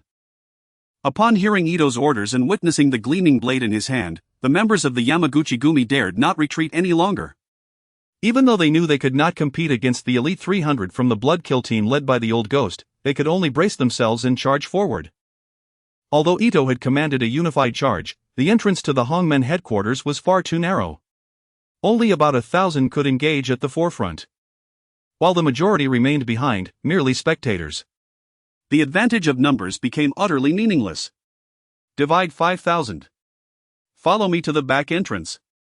Observing this scenario, Edo Takeo quickly made a decision. He ordered 5,000 troops to be redirected from the front to launch an assault through the back entrance of the Hongmen headquarters. He understood deeply that attempting to breach the headquarters from the front with just 300 combatants would be an insurmountable challenge. The only hope lay in seeking an opportunity to infiltrate through the back. Chen Yong, that one who seems to be leading men to the back entrance. You hold the fort with the Hongmen brothers. Brother Feng has already dispatched reinforcements from the harbor. If we can hold out for just 2 more hours. When the brothers from the harbor arrive, it will be the moment the Yamaguchi Gumi descends into hell. At that very moment, the Old Ghost, engaged in a fierce struggle at the main gate, noticed Edo Takeo's movements. He surmised that the opponent likely intended to attack the Hongmen headquarters from the rear. Thus, he quickly turned to Chen Yong, shouting for him to lead over 1,000 Hongmen warriors to the back entrance to confront Edo Takeo. Just before the commencement of this fierce battle, he placed a call to Qin Feng, who was situated in Hebei, seeking a wave of support. He understood that, with the personnel at his disposal, they could hold the line momentarily but could not sustain it indefinitely. After all, the 300 members of the Bloodkill squad were flesh and blood, and there would inevitably come a time when they would be utterly exhausted. Therefore, to escape Tokyo alive, it was imperative to have a robust contingent of reinforcements ready to assist them. Receiving the distress signal from the Old Ghost, Qin Feng was equally cautious, aware of the precarious situation his comrade faced. Should he fail to mobilize a formidable force, not only would his elite 300 perish, but over 1,000 brothers from the Tokyo Hongmen headquarters would also meet their doom that very night. He promptly contacted forces in the harbor, instructing them to head to Tokyo immediately to support the Old Ghost. The reason he did not deploy troops from the closer Hashang Second City was due to the lack of time. The flights to Tokyo that evening would not depart until 10 o'clock at the earliest. By the time they arrived, it would likely be too late. Fortunately, the harbor had a flight scheduled to depart before 7:30, which would reach Tokyo around 9. Thus, without a moment's hesitation, Qin Feng called Chen Guangrong and Ma Dongxiang from the harbor, directing them to lead 5,000 brothers from the port city to board the plane and rendezvous with the Old Ghost at the Hongmen headquarters in Tokyo. He was confident that once this group arrived and consolidated, even the mightiest adversary would find it challenging to breach their defenses in a short span of time. For the combat prowess of these harbor brothers was unparalleled, each one a top-tier elite, fearless in battle. Meanwhile, Ma Dong and his companions were racing towards the airport in the harbor. Sitting in the passenger seat, he urged the driver, Xiang Zhuo, with fervent appeals, slapping his thigh in impatience. Despite Xiang Zhuo pushing the vehicle to its limits, Ma Dong's anxiety persisted. Following closely behind them were dozens of large buses and nearly 100 Toyota Land Cruisers, all with a singular destination, the harbor airport. Upon hearing Ma Dong's words, Xiang Zhuo first wiped the sweat from his brow and then pressed the accelerator even further to the floor. Fully aware of the dire consequences should they miss this flight, over 1,000 brothers would perish in Tokyo. Although the old ghost was not from their region, both factions shared a common identity as Qin Feng's subordinates. This deadly confrontation between Qin Feng and the Yamaguchi group would eventually involve the harbor. Thus, the individuals from the port city could not stand idly by as the old ghost and his men faced annihilation. They must embody the spirit of solidarity, rallying to assist in times of peril. As Ma Dong and his companions raced towards the harbor airport, Ito Takeo and his men also stormed the back entrance of the Hongmen headquarters. Upon arrival, a fierce battle ensued with the members of the Hongmen stationed here. Brothers, bow down for me. Brother Feng has dispatched someone to assist us. They are expected to arrive around 9 o'clock tonight. As long as we can endure this final hour, victory shall undoubtedly belong to the Hongmen. At this moment, Cheng Yong, the head of the Hongmen headquarters in Tokyo, disregarded the dignity he had maintained as a businessman for decades. He stripped off his suit, wielding a machete, and boldly surged to the front lines. Engaging in combat with the Yamaguchi Gumi, he bellowed to rally the spirits of his subordinates. The over 1,000 warriors of the Hongmen witnessed this man, previously known only for donning suits and sipping coffee, now fighting alongside them. In an instant, their fighting spirit surged. Each brandished their machetes, charging forward with fervor. Undoubtedly, Cheng Yong's actions greatly invigorated the morale of the Hongmen. Chapter 70, Time is running out. At this moment, Cheng Yong found himself unable to concern himself with trivialities. In the face of such a life-and-death crisis, he could no longer afford to cling to past pretenses. The fate awaiting him and over 1,000 brothers from the Hongmen was encapsulated in a single word: death. A fate even worse than death. If they were to fall into the hands of the Yamaguchi Gumi, being dismembered and tossed into the river to feed the fish would be a merciful end. Fully aware of this grim reality, Cheng Yong now wielded his machete and charged forward with reckless abandon. In his 30-plus years of life, he had never fought with such desperation. Brothers, who will be the first to charge in? I, Itakeshi, shall personally reward him $1 million. Charge. Tonight, let us sever the heads of these brainless creatures. As he rallied the troops at the back door of the Hongmen headquarters, their fighting spirit surged under Cheng Yong's leadership. It seemed unlikely that the Yamaguchi Gumi could seize this building in the short term. Itakeshi, the commander from the island nation for this monumental battle, dared not underestimate the situation. At this pivotal moment, he decided to shed blood by offering a personal reward of $1 million to the first young warrior from the Yamaguchi Gumi to breach the Hongmen headquarters. To Itakeshi, $1 million was no small sum. Yet, if he failed to capture the Tokyo Hongmen headquarters tonight, he could only imagine the severe consequences that awaited him. As the youngest member of the Luchuan family, despite his youth, Lu Chuanshu's ruthlessness far surpassed that of his father and elder brother. Understanding this, Itakeshi could not afford to be careless. He knew he had to exert every ounce of strength tonight. Otherwise, the repercussions awaiting him would be 100 times more brutal than death. The thought of being devoured alive by Lu Chuanshu was not beyond the realm of possibility. Moreover, he had just gleaned a crucial piece of information from Cheng Yong. The spokesperson for the Tokyo Hongmen, Qin Feng, had already begun mobilizing reinforcements from the Longwa harbor to Tokyo. If they delayed until those fresh troops arrived, defeat would be inevitable. Even though this was their home ground, it mattered not. After all, he had heard tales of the formidable nature of the social elite from the harbor. They were known for their unwavering resolve in battle, charging forward without retreat. Thus, if the Yamaguchi Gumi hoped to triumph in tonight's conflict, they needed to seize the moment. Once Itakeshi finished his rousing speech, a fierce roar erupted from the back door of the Tokyo Hongmen headquarters. The 5,000 troops he had dispatched now radiated a fierce light in their eyes as they brandished their weapons, charging forward with wild abandon. Indeed, as the saying goes, under heavy rewards, there will surely be brave men. This was the essence of the matter, without a single flaw. Under the extravagant temptation of $1 million presented by Ita Takeo, all present had long forgotten the concept of life and death, even losing sight of their own surnames. Their eyes were fixated solely on that alluring sum. Brother Feng. How much longer until the brothers from the harbor arrive? The headquarters of the Hongmen in Tokyo is on the brink of collapse. As the assault from the Yamaguchi-gumi intensified, the Hongmen headquarters was perilously close to falling. Chang Yong hurriedly retreated indoors, retrieved his phone, and called Qin Feng, who was in Longbei Hacheng, to inform him of the urgent situation. Chang Yong.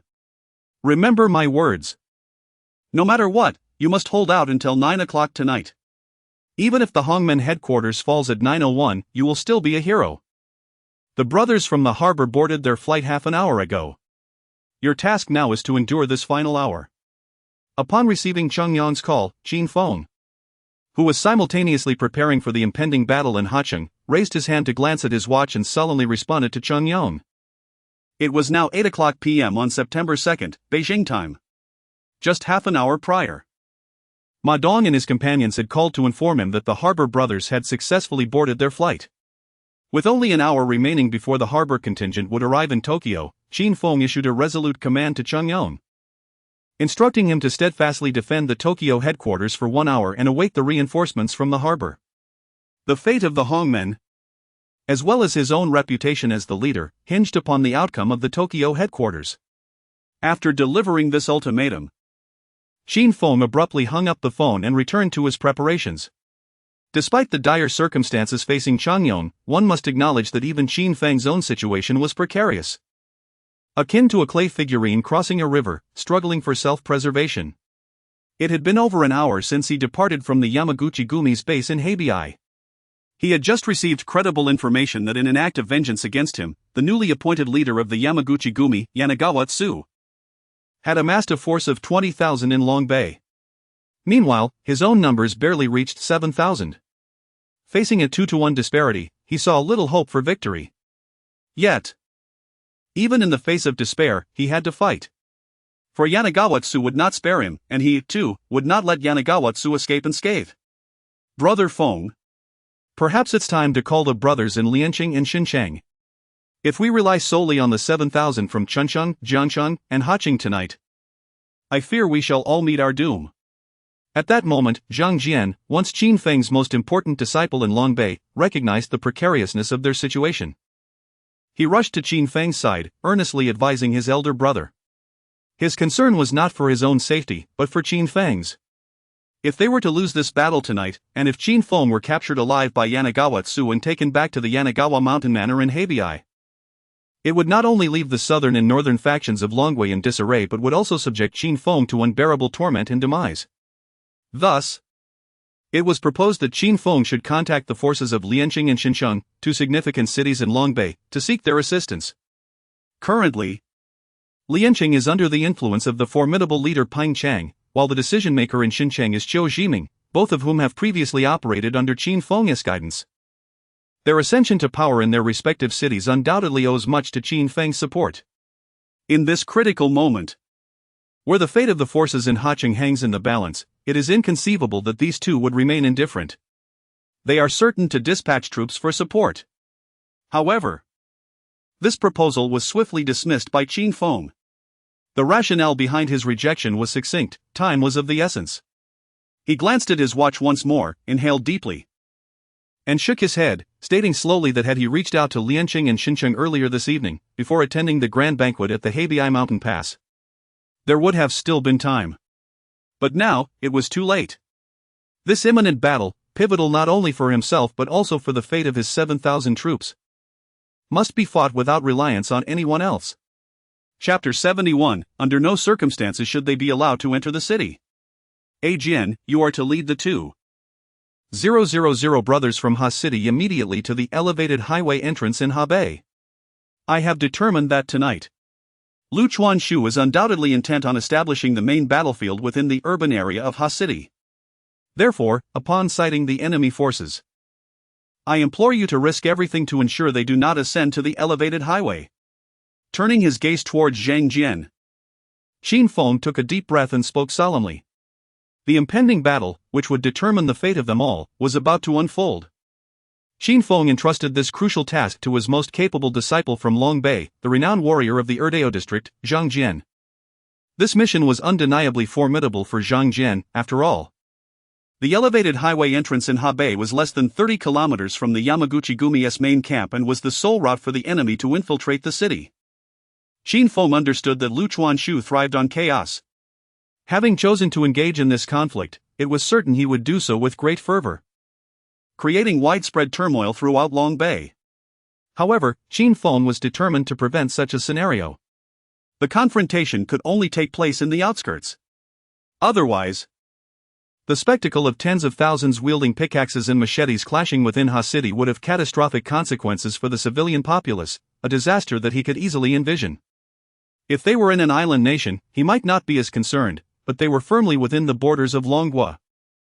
And Qin Feng was resolute in minimizing the impact. Understood. Donggu. All brothers from hastily, follow me. Zhang Jian exclaimed. A decade ago, we faced the Yamaguchi-gumi. And now, 10 years later, we can do so again. With determination, he nodded emphatically upon hearing Qin Feng's words.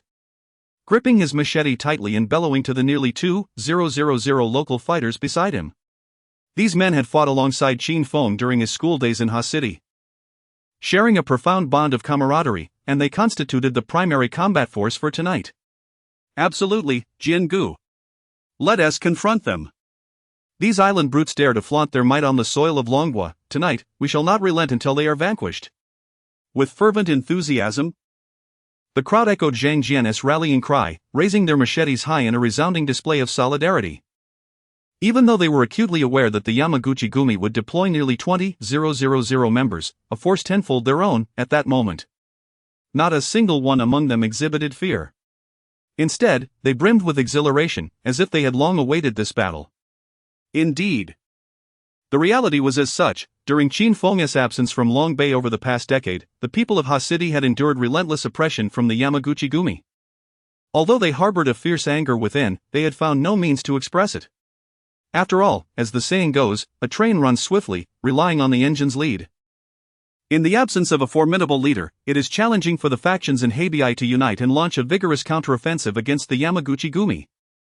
However, it is now abundantly clear to everyone that the opportunity to unleash the pent-up rage within them has finally arrived. Without any hesitation, the forces from Haqing clutched their weapons tightly and boarded 20 large buses parked by the roadside. They prepared to follow Qin Feng's instructions and, under Zhang Jian's leadership, make their way to the elevated intersection in Hebei, waiting for the Yamaguchi-gumi's arrival. Brothers, be cautious. I will join you shortly. At parting, Qin Feng grasped Zhang Jian's shoulder firmly, gazing into his eyes as he spoke slowly. He had never envisioned that one day he would stand shoulder to shoulder with Zhang Jian in battle. In their earlier days, they had fought in Haqing with little more than bare hands, carving out a place for themselves. However, back then, their motivations were primarily monetary gain, personal interests, and women. Yet, this impending conflict, 10 years later, was different. Besides the personal grievances he held against Lu Chuanshu, the most significant concern was to prevent their homeland from being tainted by outsiders. Should they lose this night's battle,